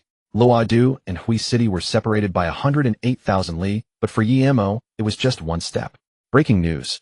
The Dashing dynasty has dispatched 1,000,000 troops to fight against the Han dynasty, the Shuo dynasty, and the Shi dynasty. What? Has the Imperial court gone mad? How could we possibly win this fight? You're absolutely right, my friend. I'm puzzled too. Even if our nation is stronger than the other three, it's not enough to take on all of them at once. The reason Dashing was called Dasheng was that this nation possessed a sage. In the eastern continent, Dashing was the weakest nation in terms of strength, but geographically, it was the most powerful among its neighbors, Han, Shuo, and Shi. However, Dashing's geographical position was extremely unfavorable, completely sandwiched between the other three dynasties. To break free from such an adverse position, wars were a common occurrence. Yimo walked along the street. The prosperity of Luodu remained entirely untouched by the war. Shops stretched on endlessly, crowds thronged the thoroughfares, and the smiles on the citizens' faces formed a stark contrast to the impending war. We're at war, so why are they still smiling? Su Nianan blinked her big eyes, noticing the expressions on the citizens' faces. She was deeply puzzled. This is the capital. Wars don't affect them much. Su Nianan let out a thoughtful oh. The two rested at a tavern, choosing the top floor for its panoramic view. The entire city could be seen from there. In the distance, cultivators rode clouds and flew on swords, streaking across the sky like shooting stars. Can they win? Su Nianan asked, somewhat worried. War was cruel. No one knew how many lives would be lost before it ended. Even if they win, it's useless. Victory in war won't bring the dead back to life. Why fight at all? Can't everyone just live in peace? There's no why. It's just a war. For the rulers who start it, even if they lose, they can always flee. And with their power, they'd live comfortably in any nation. But if they win, the spoils they gain far outweigh the losses of war. Lose and flee, I'll win and flee. Sigh. A nation with a population of hundreds of millions, a matter concerning the livelihoods of countless lives, is decided by a single person. Su Nianan couldn't help but lament. What she didn't know was that 2 years later, the invasion of the Gui clan would bring another cataclysmic disaster. The war of the Holy Dynasty had nothing to do with her now, but that future war would make her truly experience despair. Let's go. Where? To see the old emperor. In the blink of an eye, the two arrived deep within the palace, where a burst of playful noise echoed from the Imperial kitchen. Zheng, what is this? Is it rice? A young boy of about 5 or 6 stood there holding a handful of crystalline grain in his hands. Beside him stood a beardless, slightly plump old eunuch. Zheng explained patiently. Your Highness, this is spirit rice, not ordinary rice. It has many uses, restoring spiritual power and enhancing cultivation, for instance. Is there a lot of spirit rice? Of course. It's everywhere in the palace and is part of the daily diet. That's wonderful. They'll feed it to my Awang. Haha, whatever pleases your Highness. Everything under heaven belongs to your household. As Zheng spoke, Yimo and Su Nianan happened to pass by. The child addressed as Your Highness caught sight of the two. He casually tossed the spirit rice to the ground and fixed his gaze on Su Nianan. Your Highness, what are you looking at? Zheng, I want her. Her sword looks so cool. Zheng followed the prince's pointing finger and saw the long sword hanging at Su Nianan's waist. The sword's blade was razor-sharp, exuding a chilling aura that unsettled the heart, while its surface was so clean and bright it resembled a mirror. It was an excellent sword, a supreme-grade treasure. Your Highness, please wait. This old servant will be back in a moment. Zheng hurried over to the two and called out loudly, You two hold on. What is it? Yimo frowned and asked. His Highness has taken a liking to this young lattice sword, Zheng said tersely. The meaning was unmistakable. If they didn't want to offend the prince, they had better hand over the sword willingly. Why should I give it to him? Su Nianan said with a delicate fury. Because he is the prince, the emperor's son. Isn't that enough? Zheng didn't dare offend the two outright, either, since anyone wielding such a fine sword was certainly no ordinary person. Of course, His Highness isn't taking it for nothing. He's willing to exchange it for other treasures. The prince had never said such a thing, but Zheng didn't want to burn bridges, so he deliberately made the offer. Zheng, the sword. Where's the sword? The prince ambled over to Zheng side, reaching out his hand expectantly. Your Highness, please wait. They're still considering it. Give me the sword now. The prince brushed past Zheng and demanded directly of Su Nianan. Why should I? It's not yours. Su Nianan felt the child was utterly unreasonable. demanding someone else's belongings as if they were his due, with not a trace of upbringing. It is mine. Everything under heaven belongs to my family. Isn't that right, Zheng Gonggong? The prince looked at Zheng Gonggong, awaiting confirmation. Of course. Everything under heaven belongs to your highness family. Who are they compared to that? Did you hear that? Your sword is mine. The prince flashed a smug smile, hands on his hips. Su Nianan stood frozen in place, dumbfounded. At that moment, she realized this was simply a spoiled, unreasonable child. Yi Mo couldn't be bothered to waste words. He stepped forward and grabbed the child's head. You? What are you doing? It hurts. You lowly commoner, you. How dare you? Release his highness at once. Zheng Gonggong tried to threaten them, but just now Yi Mo had teleported right beside them in an instant. A crown prince's personal eunuch was no pushover. His strength was absolutely formidable, yet even he hadn't been able to react. You. Zheng Gonggong's terrified expression froze on his face as his body crashed heavily to the ground. His life force vanished. The next moment Yi Mo's figure had already appeared in a bedchamber. He hurled the prince he was carrying toward the door, which crashed down with a bang. Who goes there? Something's wrong. Enemy attack. Guards, come quickly. In an instant, shouts rang out without end as the palace guards converged from all directions. The guards inside the bedchamber immediately rushed out, joining the others to surround Yi Mo and Su Nianan. Among these 100-odd blade-wielding guards, even the weakest aura was at the Wanxiang realm. Amid the escort of guards, a man emerged. Crowned with a dragon coronet draped in a golden dragon robe, his aura profound, and his gaze deep and unfathomable. This man was none other than the emperor of the Dashing dynasty, Jiang Zhentian.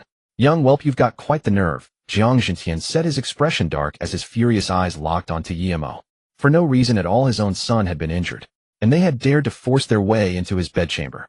If word of this got out, where would the Imperial family's dignity be? Jiang Zhentian said in a deep voice, since you act with such audacity, you must have some backing. As an emperor, Jiang Zhentian at least had that much discernment. Two reckless youngsters dared to cause chaos on his turf and even wound his son. Had they not appeared on their own, hardly anyone in the entire palace would have known. Moreover, every prince had a dedicated personal eunuch. The fact that they had harmed his son meant their strength surpassed that personal eunuch's. Yi Mo laughed upon hearing this. When it came to backing, he had never feared anyone. After all, Yi Mo was still the eldest legitimate son of the Yi family, an imperial clan of the Great Wilderness. Imperial clan, Yi family, Yi Mo. Imperial clan. Huh. A sheer fabrication. Jiang Zhentian sneered coldly, not believing a single word. How could anyone from the mighty Imperial clan ever come to his humble countryside? Yi Mo offered no explanation. He took a single step forward, and a pressure as vast as the boundless universe rippled outward. In the blink of an eye, the guards surrounding him were reduced to fine dust. There were no miserable screams, no fierce battle. Merely an instant, and the entire contingent was annihilated. What a... Jiang Zhentian hastily retreated 10 paces, his gaze gradually sharpening, laced with terror. He could not have imagined that a single step would reduce all of his guards to ashes. Even he, the ruler of an entire nation, could never have accomplished such a feat. Yet a mere boy had done it. A Dao guardian. A treasure. A secret art. Or perhaps the boy truly possessed such terrifying strength. Jiang Zhentian dared not entertain the thought. Alarm bells clanged wildly in his heart, and he feared that the next second death would claim him. Do you have any last words? Yi Mo asked softly. What? Yo. You overestimate yourself. Jiang Zhentian was enraged. In all his years, he had never suffered such humiliation. In the past, he had always stood high above others, deciding with a few words whether they enjoyed wealth and honor or faced death. He never expected the tables to turn today. Jiang Zhentian hastily soared into the sky. He did not wish to fight here. Even if he won, the palace would suffer damage. Boy, such arrogance bodes ill for you. Jiang Zhentian glanced at Yi Mo not far away, his voice low and ominous. All of a sudden, the clear, radiant sky was swallowed by dark clouds in an instant. Sunlight could not pierce the gloom, and heaven and earth were plunged into endless darkness. At that moment, a violent wind howled. Trees on the mountain tops bent under the hurricane's force, their crowns drooping low. What's going on? What's happening? Is it about to rain? No. Look, up in the sky. There are people. There really are. Is that His Majesty? And who is that young man? Who knows? They seem to be fighting. The citizens' exclamations rang out one after another. Seeing the emperor make his move, they were all wild with excitement. High above the sky, Yi Mo quietly awaited his opponent's strike. The pressure of a sage flooded out, surging like myriad tides and crashing waves. You're only at the sage extreme realm, and you wish to wage war against 3 empires. What a fanciful delusion. The sage realm itself was subdivided into Sage Foundation, Sage King, Sage Dao, Sage Sovereign, and Sage Extreme. And Jiang Zhentian was precisely at the Sage Extreme realm, a veteran sage extreme at that close to half a step into the supreme realm. Jiang Jintian had concealed his true realm for a long time, hoping to catch everyone off guard today. Unfortunately for him, he had met Yimo. Yet even without Yimo, the sovereigns of the Han Shuo and Shi empires had likewise hidden their cultivation. In the end, Jiang Jintian would still have lost. Suddenly the sky transformed through endless changes, lightning lashed like silver serpents, and thunder boomed deafeningly. Bolts of lightning spread endlessly above Yimo's head, and in an instant tens of thousands of lightning strikes engulfed him. Yimo was submerged within a bath of lightning, enduring the baptism of thunder. Die? Just die? No one will ruin my plan. Jiang Jintian roared in mad frenzy. Then all at once, centered on the thunder domain, an endless white radiance expanded. Beneath that sacred light, the thunder gradually faded away. The dark clouds dispersed, and the sun's brilliance once more illuminated the earth. Struggling in vain, Yimo walked out entirely unharmed, gazing calmly at Jiang Jintian. Impossible. How can you be completely unharmed? Jiang Jintian was driven to madness. That had been his ultimate technique, his most powerful strike. He had originally planned to use it against those three rulers, but faced with the inscrutable Yimo, he dared not act presumptuously. Even so, Yimo remained unscathed, while Jiang Jintian, having unleashed his ultimate technique, was already spent. You can't kill me. If you kill me, what will become of this nation? Jiang Jintian roared in desperation, trying to hold Yimo hostage with the greater good of the nation. Without you, this nation will continue to function just fine. You? Why do you want to? Before Jiang Jintian could finish his words, a streak of white light pierced through his body. His face was frozen in the terror he had felt at the instant of death. Jiang Jintian died. He did not understand when he had offended Yimo, nor why Yimo had wanted him dead. And so he died a muddled death. Must killing you require a reason? Yimo's voice was ice cold. He killed Jiang Jintian just as casually as Jiang Jintian had once erased others. No motive, no cause. The Holy Dynasty's loss of Jiang Jintian was undeniably a disastrous blow. Bereft of its supreme combatant, it now faced invasion from other nations at any moment. Back on the ground, Yimo had already determined who should be the new sovereign. Young Master Yi. A rugged voice thundered from the distant sky. A middle-aged man could be seen flying on a sword, shouting loudly toward Yimo below. Yimo turned to look. The newcomer was Gao Zhinshan. When Gao Zhinshan drew near, he said excitedly, "Young Master Yi, it truly is you." Gao Zhinshan had originally answered the Imperial court's call to arms. He had only just arrived at Luodu when he witnessed the earth-shattering battle between Yimo and Jiang Jintian. Others had hesitated and dared not approach, but he knew Yimo. He came without a second thought. Yimo nodded. "You've arrived just in time." Gao Zhinshan remained puzzled. "What do you mean?" "Become emperor," Yimo said concisely. The one he had in mind was Gao Zhinshan. As for candidates from the Imperial clan, there was no need to mention them. Among all the people he knew, only Gao Zhinshan was the most suitable.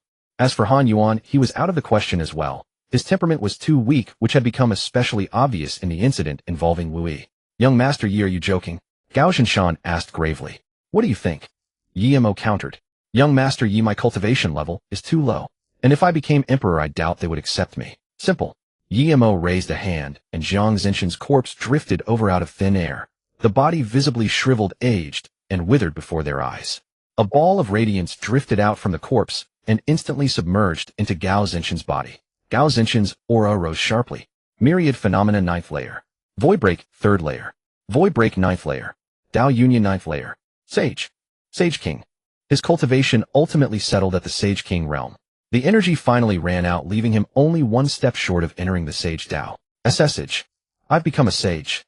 Everything had happened so quickly that Gao Zhinshan felt as though he was in a dream, utterly staggering. Enough. The Sage King realm is already more than enough for you. Gao Zinshan's eyes reddened. With a thud, he knelt to the ground.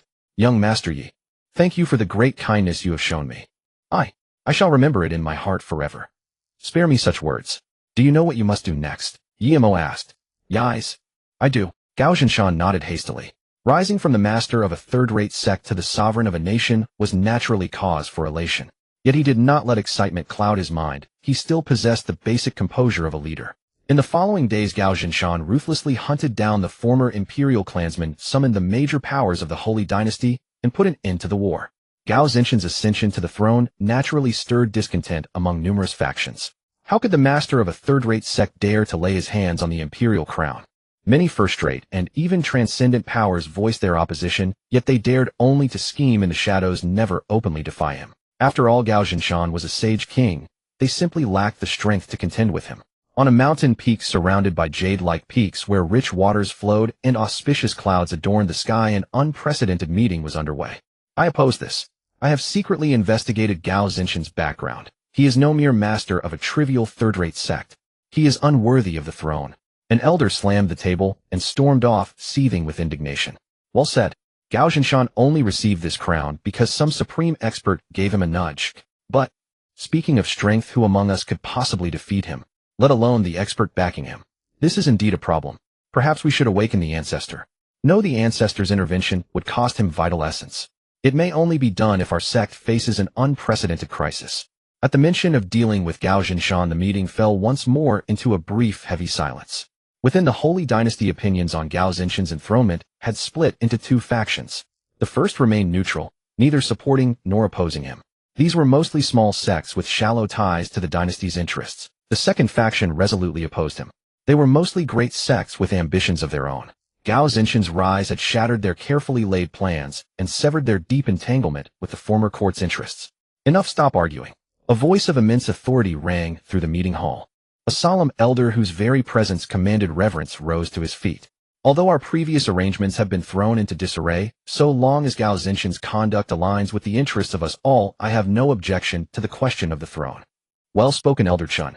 As long as he knows how to behave, why not let him keep the crown? Very well, since all of you agree, we shall send a representative to negotiate with him in a few days. Elder Chun nodded. For them, the question of whether Gao Xinshan became emperor was ultimately a matter of interests. Claiming that he was of humble origins and lowly status was nothing more than an excuse to wrangle for advantage. If Gao Xinshan's actions served their interests, then even if some still objected, they would help suppress the dissent. At this moment, inside the Imperial Palace, the elite combat forces of Qinglan sect had fully assembled. Brother Gao, you're really the emperor now. Han Yuan stared at Gao Xinshan seated upon the dragon throne, utterly astonished.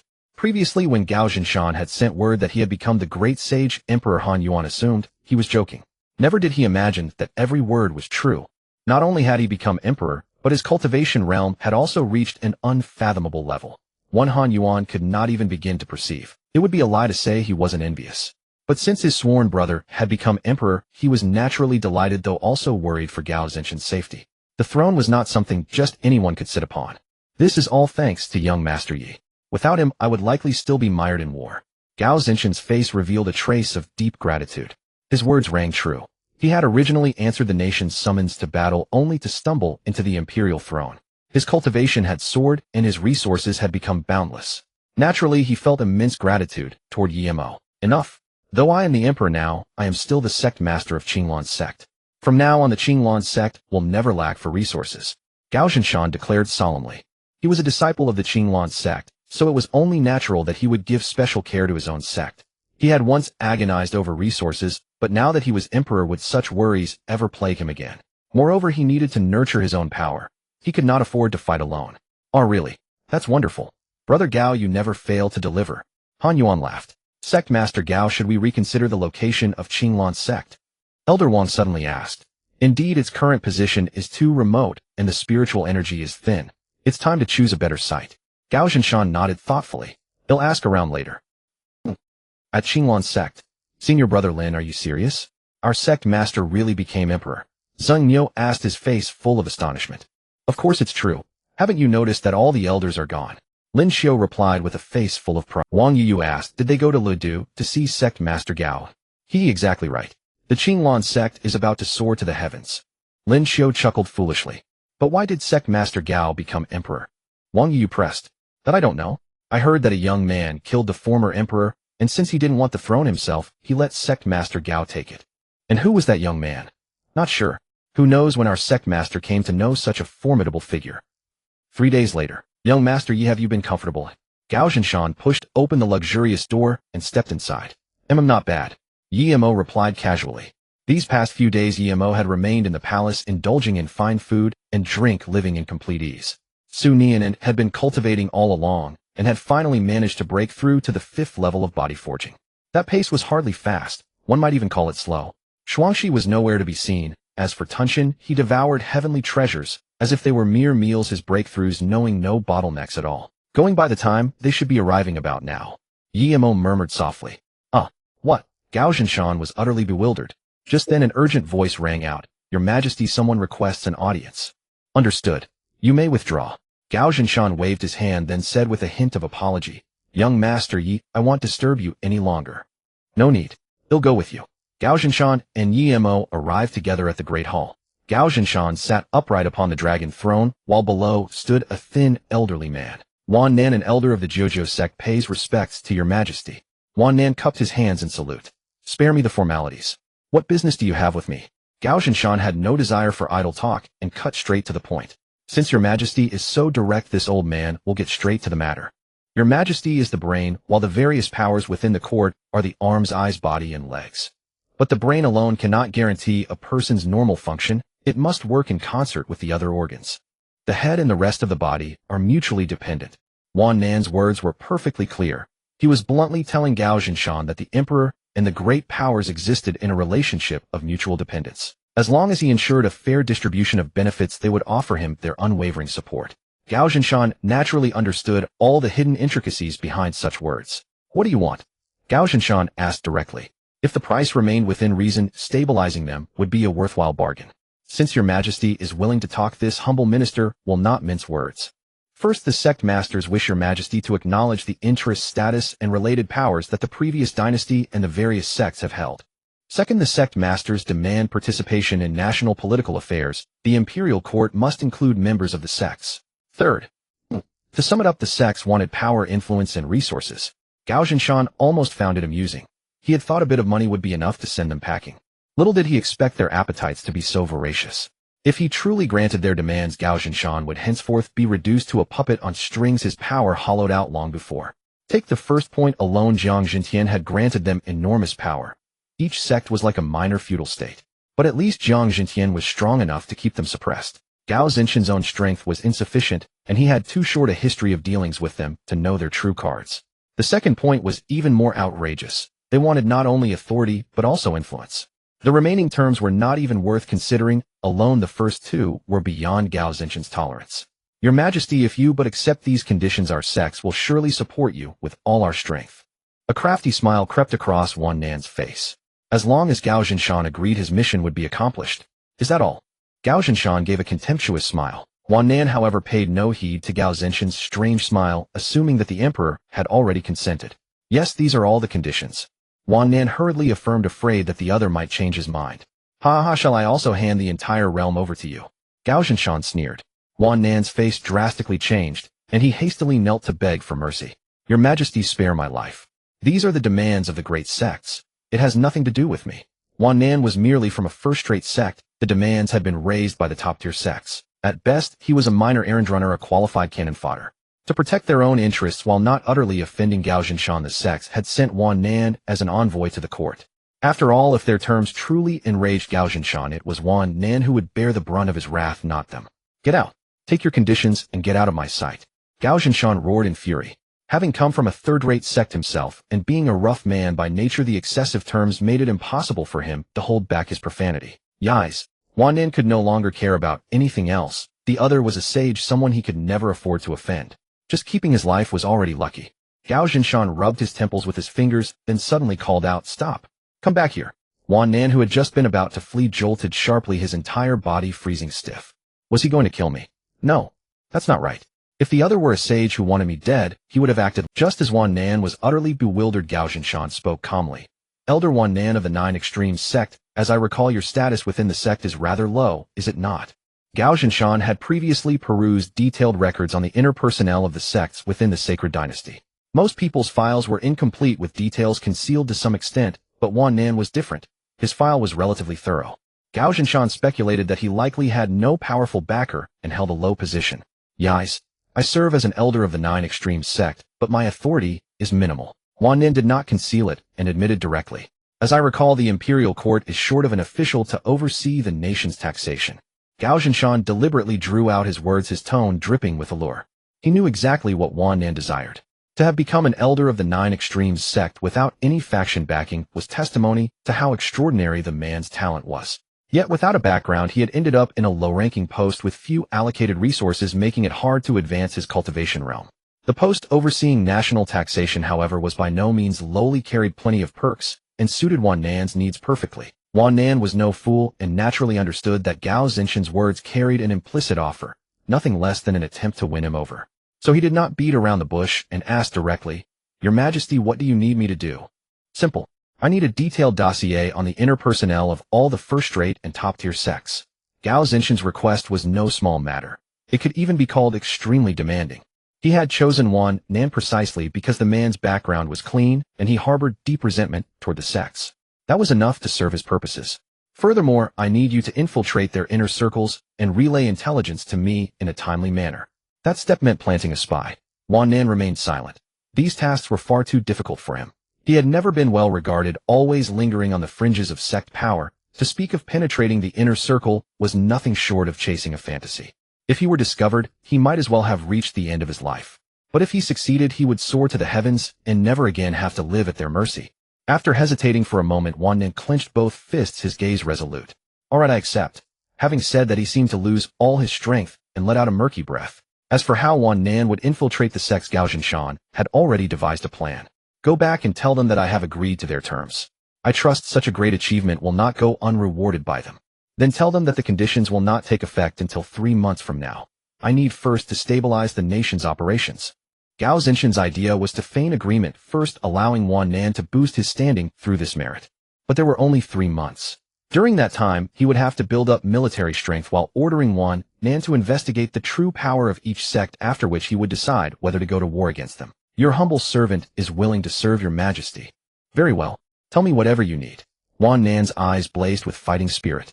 With the Emperor's support backed by the artifacts and resources of the Imperial Treasury, it might actually be possible to accomplish. After Wan Nan left, Gao Zinshan collapsed onto the dragon throne, looking utterly exhausted. The fate of a nation would soon be decided. 3 months from now. "Young master, do you think we can win in 3 months? Gao Zinshan's tone sounded extremely feeble, his voice drained of strength. He was indeed the Emperor, and although he was the strongest person in the sacred dynasty, the sect's forces were formidable. The ancient ancestors of the top-tier sects might still be alive for all he knew. The pressure was as heavy as Mount Tai. It weighed on Gao Zinshan so much that he could barely breathe. "With me here we can win." Yi-Mo took a sip of tea and said languidly, appearing utterly unconcerned. "With those words I am reassured." Gao Zinshan mustered a genuine smile. His greatest pillar of support was Yi-Mo. He had witnessed with his own eyes the scene when Yi-Mo dispatched Jiang Zhentian with a single move. With Yi-Mo around, he could feel relatively at ease. At least he was not fighting alone. Yi-Mo returned a smile. Of course, he would act. His current refusal to help was merely a test of Gao Zinshan's capability. If Gao Zinshan relied on him for everything, then he might as well not be emperor. Just then a soldier rushed frantically into the great hall, nearly tripping over himself in his haste. "Your Majesty, terrible news. Terrible news. Dozens of cities have fallen to massacre. Over 1 million dead or wounded." Gao Zinshan shot up from the dragon throne with a whoosh, his frame trembling and cold sweat beading on his forehead. "1 million. Over 1 million dead. Who did this?" Gao Zinshan's voice rose abruptly, seething with fury. "We have not yet." The soldier bowed low, not daring to meet Gao Zinshan's eyes, fearing he would draw the fire upon himself. "What use are you? Millions dead and you haven't even a single clue." Gao Zinshan's chest heaved violently. He had seen through them now. His subordinates were nothing but a gang of gluttonous good-for-nothings. Millions of lives. Dozens of cities had been brutally massacred, and they didn't even know where the enemy was. 3 days. I'll give you 3 days to find out who the culprit is. As if not yet vented, Gao Zinshan added. "If you can't find out, you'll all be put to death." "Yes, Your Majesty." The soldier's voice quivered with terror, and he hurriedly withdrew, not daring to remain there a single second longer. On a certain breathtakingly beautiful mountain peak, an assembly of many major powers was being held. "Elder Wan Nan, you say Gao Zinshan has agreed to our terms?" One elder asked tentatively. "Yes, Wan Nan, tell us in detail. How did he respond? Did he have any requests?" Another female elder chimed in. They harbored a deep disbelief about Gao Zinshan's concession. Either it was a concession with conditions, or else. The assembled elders waited silently for Wan Nan's explanation. Many eyes converged on Wan Nan, making his heart involuntarily skip a beat. He was lying, and with so many formidable figures staring at him, his panic only deepened. But nervousness would give him away, and excessive calm would too. Wan Nan smiled and explained, "He does have conditions." "What are they?" "What conditions?" "Tell us quickly. If they're within reason, it's not impossible to agree." "He said your terms can only take effect after 3 months. During that time, you must contribute resources to build the nation and help him reorganize the court officials." Wan Nan was improvising. Gao Zhinshan had never said such things, but if he had made no demands at all it would surely have raised suspicion. The demands Wan Nan raised were not excessive, remaining within reason, because the great sects now lacked nothing more than resources. Having them give resources to build the nation would let him embezzle a good share in the process, and perhaps Gao Zhinshan would come to value him. Resources? No way. Does he even leave room for negotiation? Some elders from the pro-war faction immediately retorted. Exactly. I absolutely oppose it. Give resources? Not a chance, the other elders echoed. Let's just give resources as long as there's no war. The resources will flow back to the sects anyway. Right? As long as he accepts our terms, why not give him some resources? I have no objection anyway. Cold sweat broke out on Wan Nan's back. He had still underestimated the greed of these powerful high-ranking elders. While the meeting raged in heated discord, a silver-haired elder, leaning on a cane, tapped the floor lightly with his staff. Enough. All of you shut up. His commanding voice instantly filled the meeting hall. This man was none other than Zhang Li, the Grand Elder of the top-tier Wushuang sect and the representative of the pro-war faction. Wan Nan said, "How many resources does Gao Zhinshan want?" Zhang Li asked in a deep voice. Though Zhang Li belonged to the pro-war faction, he was not a brainless warmonger. War consumed resources too, and its cost far exceeded the resources they would hand to the court. So obtaining the power they demanded by simply giving up some resources was also a good approach. The key was the quantity of resources. If it was too much, war would be their last resort. Well, he said, you only need to contribute 20% of each sect's income. Wan Nan spoke with a twinge of guilt. The number was entirely fabricated by him. 20% of income was not much after all. They could simply squeeze the smaller sects harder, it wouldn't cost them much blood. 20%. Zhang Li pondered briefly. Fine, I agree. I agree too. Another elder in a cyan robe rose and said. This cyan-robed elder was the representative of the peace faction, the grand elder of the top-tier Gi sect named Kong Mian. Since both leaders had spoken, the rest had to suppress their dissatisfaction. Wan Nan immediately breathed a sigh of relief. If they had pressed further, the lie he had woven would likely have. Afterwards, because of his meritorious diplomatic mission, Wan Nan's position and status in the Jiuji sect were both elevated. He gained many privileges, but also bore responsibilities in foreign affairs. Though his power was limited, he had won their trust. Overall, a good thing. 3 days passed in a flash. In the Imperial Palace, many ministers knelt prostrate, their eyes darting nervously, their breathing heavy, heads lowered, not daring to say a word. An eerie silence filled the great hall, broken only by Gao Zhinshan's furious roar echoing through the palace. 3 days. Still no culprit. Gao Zhinshan cast a cold, sidelong glance at the kneeling minister's, fury surging within him. Your Majesty, the culprit has not been identified, but there are some clues. One minister answered, trembling. What clues? The massacre of dozens of cities and over 1 million deaths were the work of a cult. Gao Zhinshan froze for a moment, his thoughts drifting like a gentle breeze. Then suddenly he thought of that person again. Elder Wu. Wui. To save his own life, he had not hesitated to collude with cult followers, and in the end, maddened, he killed them and fled into unknown obscurity. Since it was a cult, their purpose was roughly clear to him. It was certainly for that pitch-black crystal block. But why slaughter 1 million people? If it was an organization claiming to champion the people, why would it kill millions? Was that not self-contradictory? Or perhaps in order to obtain that crystal, they were compelled to kill 1 million people? No, that thought was too absurd. If liberating the people required killing millions, that was too extreme. In other words, it was an inevitable process that had to be accepted. Gao Zhinshan stopped pondering. Who knew what their true aim was? Go investigate. Get the hell out and investigate now. He bellowed, yet he did not choose to execute these officials, for without them the Imperial court could not function. Yes. Yes. Yes. After everyone had taken their leave, Gao Zhinshan sorted through the events of these past few days. Too much had happened in recent days.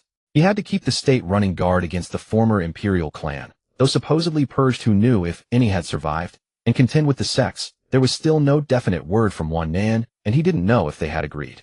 Then there was the recent cult incident. Gao Zhinshan sat on the dragon throne, feeling his head about to split. Suddenly, a humiliating memory surged to the surface. He had been so busy before that he had completely forgotten it. Now it came back to him. I almost forgot about you, Tianyin sect, and the demon beasts behind you. What? You're saying that old bastard Gao Zhinshan has become emperor? A cunning-faced, middle-aged man abruptly seized his subordinate by the collar. Yais. Sectmaster.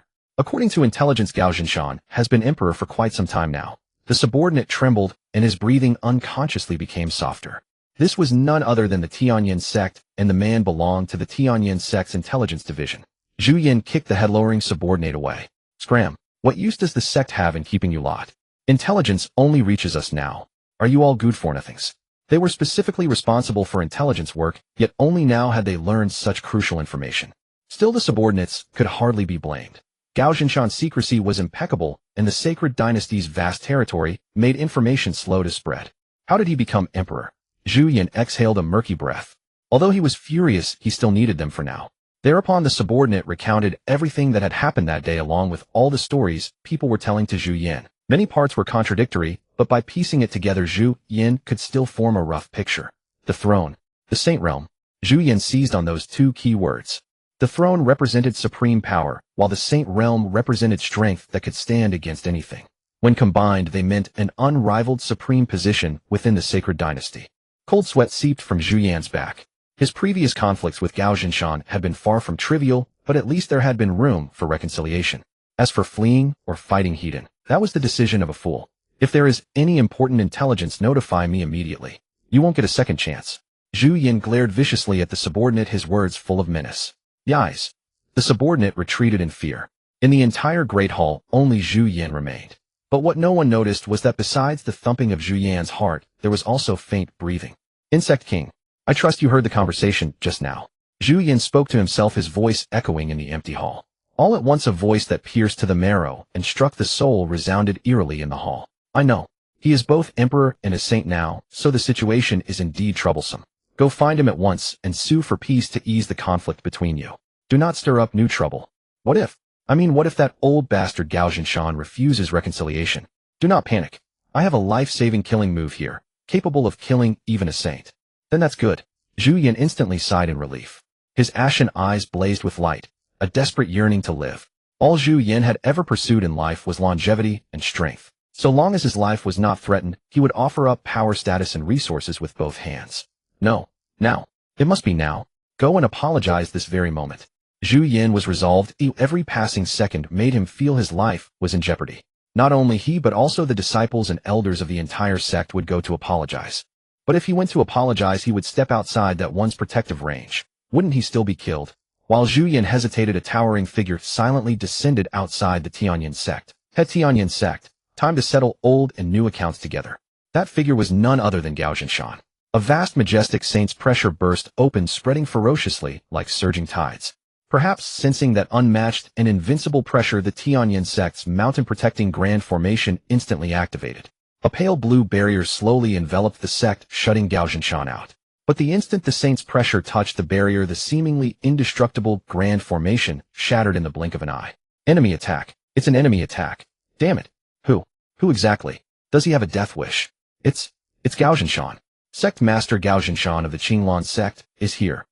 Sensing the barriers collapse, the disciples of Tianyan's sect fell into utter chaos. Weeping, cursing, and begging for mercy, countless voices filling the air. But Gao Zhinshan did not strike at them. The source of the calamity lay not with them, but as Sect Master Gao. At that moment a sudden voice echoed through the clouds. Zhu Yan appeared. He had sensed it the instant Gao Zhinshan descended. Still, this was just as well. He could apologize face-to-face while remaining under that one's protection. Seeing the newcomer, Gao Zhinshan could not help but sneer. Sect Master Zhu. It has been a long time. Cold sweat poured from Zhu Yan. His heart quailed, and he dared not look Gao Zhinshan in the eye. Forcing an appearance of calm, he said, Brother Gao, it has been a long time. The weather outside is cold. Would you care to step into my sect for a cup of warm tea? Zhu Yan saved that hypocritical act. It really doesn't suit you. Gao Zhinshan gave him no face at all. After all, when you've come to destroy a sect, what damn face is there to give? Brother Gao, what are you saying? Little Zhu simply wishes to have a heart-to-heart talk with you. Gao Zhinshan only stared at him coldly, his eyes as cold as ice, sending a chill into Zhu Yan's bones. Sect Master Gao, I Zhu Yan admit that many unpleasant things have happened between us. The Tianyan sect knows its wrongs and is willing to present 70% of its resources. No, 90%. How about 90%? Since Gao Zhinshan gave him no face, Zhu Yan saw no need to waste words. Face and resources had both been offered. Surely this could end here. Do I look like I need your paltry scraps? Gao Zhinshan narrowed his cold eyes. As an emperor of a nation, how could he lack the resources of some third-rate broken sect? Zhu Yan's expression darkened, uncertain and grim, but he forced a smile. Then may I ask, Sect Master Gao, what exactly do you want? Your life? And the great demon behind you. Gao Zhinshan said no more. Vast, boundless saint might erupted from his body and spread wildly. The pressure of a saint bore down on Zhu Yan like Mount Tai, leaving him unable to move. What are you talking about? Zhu Yan refused to admit it. Despite the crushing pressure, he forced out the words. You know very well what I mean. Gao Zhinshan unleashed his full presence, and the pressure heavy as Mount Tai instantly crushed Zhu Yan. The bones all over Zhu Yan's body crackled and snapped, and even his blood began to stagnate. His chest felt tight, he could not breathe, and a ringing sound buzzed in his ears. He wanted to flee, but he had already lost control of his body. Now Zhu Yan was nothing more than a fat pig waiting to be slaughtered. No an ant facing unknown terror wanting to escape, but unable to. Insect King! Insect King! Zhu Yan screamed. It might have been from unbearable pain, or the long-buried hatred for Gao Zhinshan, or resentment against heaven's injustice. At last the sound gradually faded, and the final trace of his voice vanished completely between heaven and earth. He was in despair, utterly completely in despair. Feeling his bodily functions swiftly fading away with no one to help him, and no one who cared, only a clear breeze passed by. Finally his body dispersed into the clouds and mist. Gao Zhinshan turned his gaze toward the Tianyan sect. In that place lurked an immensely powerful force that made even him, a saint, feel a chill of dread. Gao Zhinshan did not pause. With a single flicker he arrived within the great hall of the Tianyan sect. Some cultivators had wanted to stop him, but after seeing their own sect master killed in an instant, they immediately lost their nerve. Hesitating and daring not to step forward, they could only watch helplessly as Gao Zhinshan entered their Tianyan sect. A great demon. No, it's you. Gao Zhinshan sensed that familiar feeling, and a ferocious face surfaced in his mind. Void Chill Curse Worm. Gao Zhinshan gritted his teeth and spat out those 4 words. Why did it feel familiar to him? He had previously pored over ancient records and major events that had taken place within the territory of the Great Saint Dynasty. Among the records were many cases that had yet to be resolved, and one of them concerned the Void Chill Curse Worm. Though it was called an ancient text, it was actually a magic treasure. Within it was preserved the aura of the Void Chill Curse Worm. Void Chill Curse Worm, your sins are grave indeed. You slaughtered tens of thousands of innocent people, so heaven and earth cannot tolerate you. Today I, Gao, will cut you down and use your corpse blood to honor the innocent lives you savagely ended. Gao Zhinshan was burning with fury. The long sword in his hand let out a ringing hum. Emperor Gao, do you truly want to kill me? The Void Chill Curse Worm showed not the slightest anger at being exposed. Its tone was extremely calm, as if it was certain that Gao Zhinshan did not dare to make a move against it. Worm, cut the nonsense. Gao Zhinshan's saintly might had already locked onto the worm's position. Hidden in the shadows, the worm felt a chill seize its heart, the absolute threat of death. No! Stop! In the instant of the worm's terror, Gao Zhinshan's gaze hardened, and his boundless saintly might spread forth like an unending surging river. The space within the great hall could not withstand such overwhelming force, and split with several cracks spreading rapidly like a spider's web. Boom! Space shattered, and the scattered fragments of space were like exquisite, flawless mirrors. The figure of the Void Chill Curse Worm hidden within space was completely revealed. Gao Zhinshan raised his eyes and looked over. What came into view was a huge bloated worm that gave off a reeking stench, its elongated body covered with deep blue spatial stripes. The giant worm writhed, and waves of foul odor filled the air. Every single squirm stirred upheaval in space. This was the Void Chill Curse Worm, a creature that commanded spatial power. Gao Zhinshan, let me tell you the truth. I possess a killing move capable of beheading a Saint Realm expert. If you insist on attacking me, I will not show mercy. At that moment you and I will perish together. A vicious light blazed in the worm's eyes. Though it did not open its mouth, the message it conveyed entered Gao Zhinshan's sea of consciousness without missing a single word. A stinking worm that survives by clinging to one cheap trick. What does Gao have to fear? Gao Zhinshan sneered, deeply contemptuous of the worm's words. Wretched worm, take this. Gao Zhinshan bellowed, and in a single stride charged at the worm.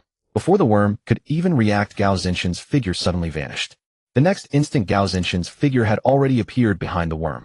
A fist brimming with boundless, saintly power landed squarely on the worm's body. With a thunderous bang, the worm was smashed to the ground.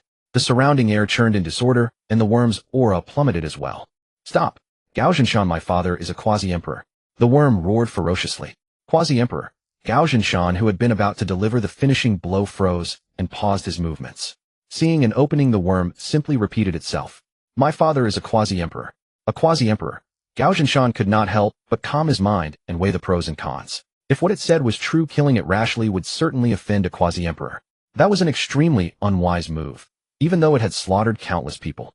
As the ruler of a nation by rights, he had no authority to choose on behalf of the dead to spare a killer who stood. But if he truly offended a quasi-emperor, the other party could trample his Saint dynasty flat at any moment. At that time, hundreds of millions of people would be displaced and left wandering in misery. But the grudge had already been thoroughly set.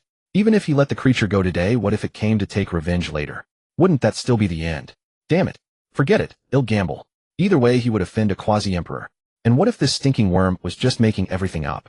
At this thought a cold smile curled at the corner of Gao Zinshan's mouth. A smile of desperate valor, of helplessness when all roads were closed, and of unshakable resolve. Wretched worm. Let alone a quasi-emperor. Even if a great emperor came I would still kill him, without hesitation. Gao Zinshan's aura soared at a terrifying speed, his might surging ever higher like the rising tide. You? How dare you? My father is a genuine quasi-emperor. You're merely a saint who just broke through. Seeing that Gao Zinshan paid no attention to its words, the worm immediately panicked. Gao Zinshan, I was also a saint back then, and I was about to step into the supreme realm. Unfortunately, I was gravely wounded by someone.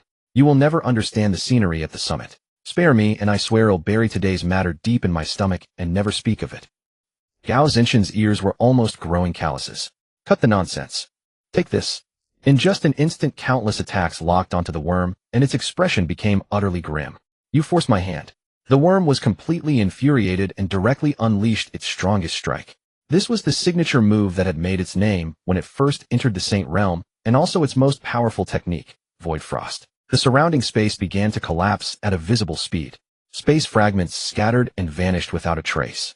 The world around was reduced to endless void, and a suffocating dark, lonely aura rushed forth. This ominous aura made Gao Zinshan shudder. He had not expected the other party to possess such a trump card. Void Frost, fusing spatial power and freezing power, gave birth to nothingness. Golden light suddenly burst from Gao Zinshan's body. Hundreds of millions of brilliant golden rays shot outward, shining like stars. Yet those dazzling rays were devoured by the boundless nothingness, plunging into the void as if into a black hole. Troublesome. Extremely troublesome. Gao Zinshan felt a chill of dread.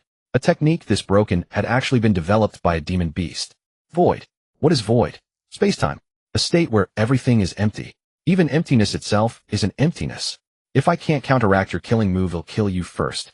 Gao Zinshan glared at the void chill curse worm with icy eyes, the long sword in his hand trembling slightly. The next second, he thrust the sword at the worm. At the critical moment, the worm manipulated space. The space before Gao Zinshan collapsed and split in an instant, and a boundless sense of nothingness surged out. Gao Zinshan's face stiffened. He hurriedly retreated, but it was already too late. Half of his body had been drawn into the void. His lower body and upper body could no longer move in unison. He only felt that his lower body had been severed from his flesh. Die, the worm roared. The space around Gao Zinshan cracked apart inch by inch, and the void gradually devoured his body. Cold sweat poured wildly from Gao Zinshan's forehead. He had tried every magic treasure he possessed, but none was of any use. Void. This move was simply too broken. Gao Zinshan, die. After you are dead, I will devour every last one of those lowly commoners of your Saint dynasty. Ha ha. Listening to the worm's arrogant, deranged howls, a wave of helplessness surged into his heart. The nation, the people, the Cangxuan sect, and the people at his side. He had not been able to protect a single one. Farewell, world. Young Master Yi, I believe that with you here the Saint dynasty will not fall. Just as Gao Zinshan was about to be completely devoured by the void, a thread of light descended. The soft radiance split into trillions of interwoven rays, gradually illuminating the entire void. The so-called void that devoured everything was actually filled with light. Gao Zinshan was stunned for a moment, and then the dying embers of his hope were rekindled. The warm, spring-like light kindled Gao Zinshan's last lifeline, casting the thriving hope of rebirth upon his fading, dwindling life. Gao Zinshan forced his eyes open, afraid that he would be forever lost in the empty void. The endless darkness was quietly crumbling, the light pierced through with overwhelming force, and even the seemingly indestructible void was gradually shattering. Who is it? The Shuhan curse worm gnashed its insect fangs, its voice burning with rage. As the creator of the void, it could naturally feel the void it had forged falling to pieces. But it had no idea who was responsible. Against such an unsolvable technique, even a great emperor would be powerless. Escaping the void was not terrifying. What was truly terrifying was being able to destroy it. A figure drifted down from the sky. From afar it seemed to be surrounded by immortal clouds, and a hanging Milky Way shrouded in misty celestial aura like a banished immortal utterly free of mortal dust. It's you. It must be you. Seeing the youth, the Shuhan curse worm could no longer suppress its emotions. Ferocity, unease, wrath, and fear. Numerous tangled feelings quietly festered in its heart. After all, living beings are always afraid of the unknown. Yi paid no heed to the Shuhan curse worm. He simply raised his hand, and countless rays of light scattered from his palm.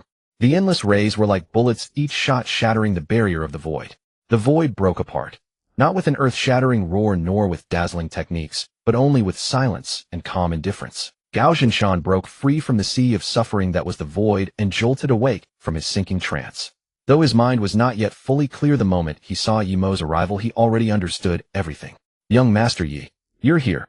Cangxuan greeted him respectfully, a trace of gratitude flashing through his eyes. Without Yi Mo, Cangxuan would have died long ago. Yi Mo had saved him once before, and now he had saved him again. He simply did not know how to express his gratitude. Yi Mo merely responded with a faint his expression largely unchanged. "Impossible. How? How could you possibly shatter the void?"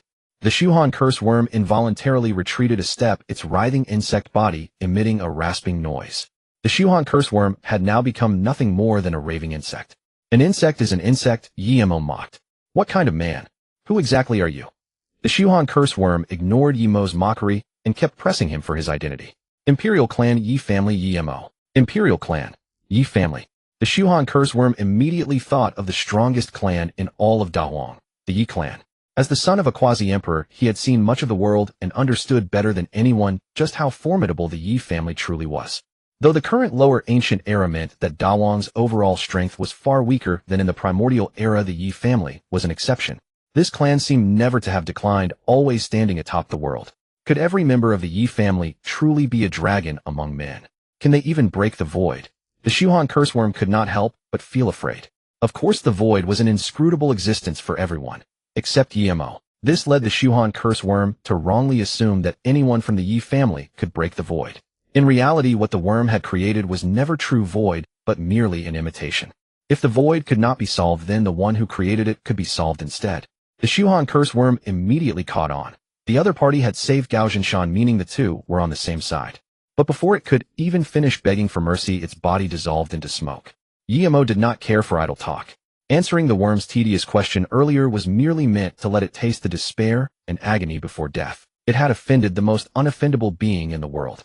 Unable to save itself, dragging its family into disaster, powerless to change anything, it could only depart with bitterness. When Cangxuan turned back to look for Yi Mo's figure, he found it already gone. "Since you've come, why not go see them?" Yi Mo's voice echoed through the empty hall. Cangxuan froze, then nodded. "All right, thank you, young Master Yi." He was currently at Tianyin sect, not far from Qinglan sect. Although Cangxuan had become Emperor, Qinglan sect had yet to relocate. After all, various hostile forces were still stirring within the country. A complete move and stabilization would likely take about 3 months. Cangxuan cast aside further thoughts and flew toward Qinglan sect. Meanwhile, Yi Mo had already returned to the Imperial palace. Your Majesty." A sword-bearing guard hurried to the Emperor's bedchamber only to find no one there besides Yi Mo. "What is it?" Yi Mo asked lazily, hardly lifting his eyelids. "It's—" The guard hesitated, unsure whether he should speak. Then he remembered the Emperor's instruction. "You must treat young Master Yi with even more care than you treat me. Do not be negligent." With that thought, the guard spoke directly. "The truth is, the culprit behind the massacre of 1 million people has been found." Yi Mo gave a slight nod. "It's Wu Yi, right?"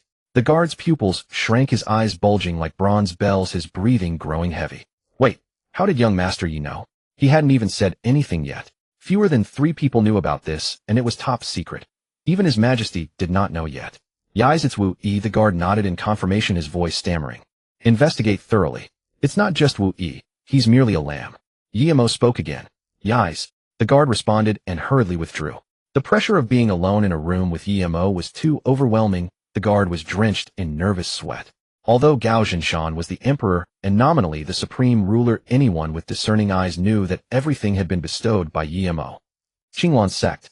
Cangxuan had already arrived above Qinglan sect. Gazing at this familiar place, a complicated feeling rose in his heart.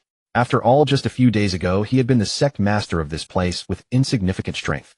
Yet now he had transformed into an emperor of a nation with profound power. It felt like a lifetime had passed in a single world. The higher-ups of Qinglan sect had now been arranged by Cangxuan to cultivate in the Imperial palace, which was rich in spiritual energy. However, with so many disciples in Qinglan sect, it was indeed unsuitable to place them in the palace. Besides, the palace still had its own residence, so the entire sect had not been moved there. Yet even without its leaders, other sects dared not invade. Instead, they came bearing generous gifts, and even the lowest-ranked disciples were greeted with smiles and utmost respect. All because their sect master was the emperor. Gao Xinshan's figure descended within Qinglan's sect, and the instant he appeared Lin Xiu caught sight of him. Who is it? Lin Xiu's figure immediately arrived before Gao Xinshan. When he recognized the visitor, Lin Xiu took a startled step back, staring intently at Gao Xinshan, his voice trembling violently. Sect Master Gao. You're back. Yes. Xiao Qiu and everyone am back. Welcome back, Sect Master Gao. Welcome back, Sect Master Gao. Endless cheers and congratulations rose and fell in waves. Gao Xinshan scratched his head with a sheepish grin. During my absence, have you all been doing well? Haha, we've been doing quite well, Sect Master Gao. It's all thanks to you. The masters of the surrounding sects have been coming to visit one after another with endless congratulatory gifts. Lin Xiu explained with a foolish grin. Not only the nearby sects, but virtually all outside sects sent visitors almost every day. All kinds of privileges and resources were delivered to Qinglan's sect, further elevating the living conditions of its disciples. Sect Master. Zheng Niu looked at Gao Xinshan, some words unable to leave his mouth. Gao Xinshan smiled back at him, already guessing what he wanted to say. You want to ask what happened during my absence, don't you? This question was not only on Zheng Niu's mind. Nearly every disciple of Qinglan's sect wanted to know. Although they already had their own guesses without hearing Gao Xinshan say it personally, they still harbored some doubt. Gao Xinshan had never intended to keep it hidden. Since it was hardly a top secret and would be known eventually anyway, there was no harm in speaking of it now. A hazy golden glow spread across the horizon, announcing the arrival of dusk. After the crowd dispersed, Gao Xinshan called Lin Xiu over and pulled him into a secluded corner. Has there been any unrest within the sect? None in the sect master, but Wuji City. Lin Xiu hesitated, as if holding something back. Wuji City. What about it? Gao Xinshan pressed. He studied Lin Xiu for a moment and noticed the other's obvious tension. Wuji City has fallen into internal strife. When? On the second day after you left, Lin Xiu answered without hesitation. At that point the sect's elders should have intervened, shouldn't they? Wuji City housed a family supported by Qinglan's sect. If internal strife erupted there, the upper echelons of Qinglan's sect would certainly not have stood idly by. But for it to descend into complete chaos was not that easy. The 5 great sects had not yet reached the point of tearing all pretenses apart. In the end, the matter was likely resolved through reconciliation. They did intervene, but without you stepping forward, Qinglan's sect was at a relative disadvantage in Wuji City, already a rank weaker than them in combat. And with the news of your ascension to the throne and your summons for them to enter the palace, the matter quietly came to nothing. Gao Xinshan was silent for a moment, then asked, how is the Chun family now? They're fine. During the internal strife, they resisted tenaciously. Though many disciples of the Chun family died, their core members were preserved. Because Qinglan's sect's combat strength was relatively weak, they gave up Wuji City and came to Qinglan's sect for protection. But fortunately, when the news of your ascension reached them, those sects not only came to apologize one after another, but even handed over the governance of Wuji City to Qinglan's sect. After hearing all this, Gao Xinshan felt boundless emotion surge within him. Had he not become emperor, he would probably already be on the battlefield, locked in slaughter by now. By then, Qinglan's sect would have been annihilated and Wuji City would have been lost as well. Perhaps it's for the best.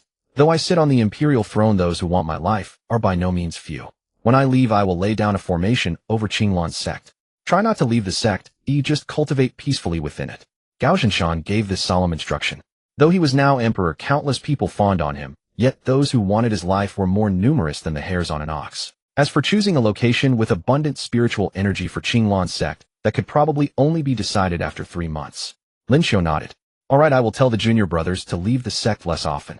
Gao Xinshan gave an and then tossed a storage ring to Lin Xiu. The resources inside are enough for everyone. Since the senior members of Qinglan's sect are absent, you are the sect's leader. Be cautious in everything you do. I will, sect master. Lin Xiu clenched his fist, his eyes resolute. Good. Until next time. Farewell, sect master. Amid the farewells of the crowd, Gao Xinshan's figure had already vanished from the sect. The next moment, Gao Xinshan's figure appeared outside Qinglan's sect. Countless golden rays burst forth like a golden sun hanging in the sky, spilling holy and resplendent light across the ground. Countless golden rays lit up half the heavens, radiating in all directions and turning into specks of glowing light that drifted down upon Qinglan's sect. An immense wave-like halo enveloped the whole of Qinglan's sect, and dazzling starry radiance cloaked the sect. The light scattered, gathered, and condensed until it covered every corner of Qinglan's sect. A dazzling golden barrier gradually became solid, shimmering with star-like brilliance and emanating warmth as blazing as the sun. This was a formation Gao Xinshan had deliberately left behind for Qinglan's sect. It had been forged by a sage and interwoven with many imperial formations, one could well imagine the might of the finished work. This formation possessed both offensive and defensive capabilities.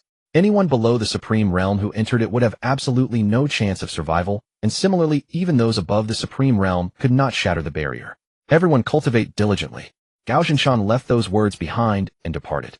Beneath the evening glow, his figure dissolved into endless starlight and merged into the barrier. Su Nianan hummed a tune, her steps light and nimble, her white ruchuan swaying as she hopped along. Master, master, I've broken through again. Keep it up. Yimo looked at the lively little girl and spoke. Su Nianan pouted, her cheeks puffed up in anger. She turned her head away indignantly. Master, can't you just praise me once? After cultivating for so many days, and with the aid of Imperial resources, she had already broken through to the spirit-gathering realm. You cultivate too slowly, Yimo said mercilessly, paying no attention to Su Nianan's feelings. He then continued, as if to himself, I can't blame you for it. This body of yours just isn't suited for cultivation. Oh, what do you mean? Su Nianan didn't understand what her master was saying. Nothing. Humph. Master, I heard every word. You said I'm not cultivation material. Su Nianan put her hands on her hips. Yimo explained with a smile, all right, I did say it. But meeting me is the greatest fortune of your life. Your talent in the future will be the absolute best in the entire cultivation world. Talent. Isn't talent something you're born with? Su Nianan was rather confused. Yimo's words were full of holes. At least that was how it seemed to her. Yet for some reason, she still believed him deeply. Yimo only smiled and offered no explanation. Su Nianan was about to press further when a deep, powerful aura swept over from the distant horizon. Yimo still lay in his rocking chair, utterly unconcerned by the disturbance outside. Suddenly a fierce wind arose outside the house, shaking the wooden door and making it creak. The wooden door was suddenly pushed open. The candle flames in the room flickered wildly in the gale, and tiny sparks scattered through the air. If you're coming, just come. What kind of trick is this? Yimo shouted impatiently. Su Nianan stared fixedly at the wooden door, not daring to look away. She slowly shifted her feet until she stood beside Yimo. A black shadow darted through the crack of the door, rushing toward them like a specter at terrifying speed.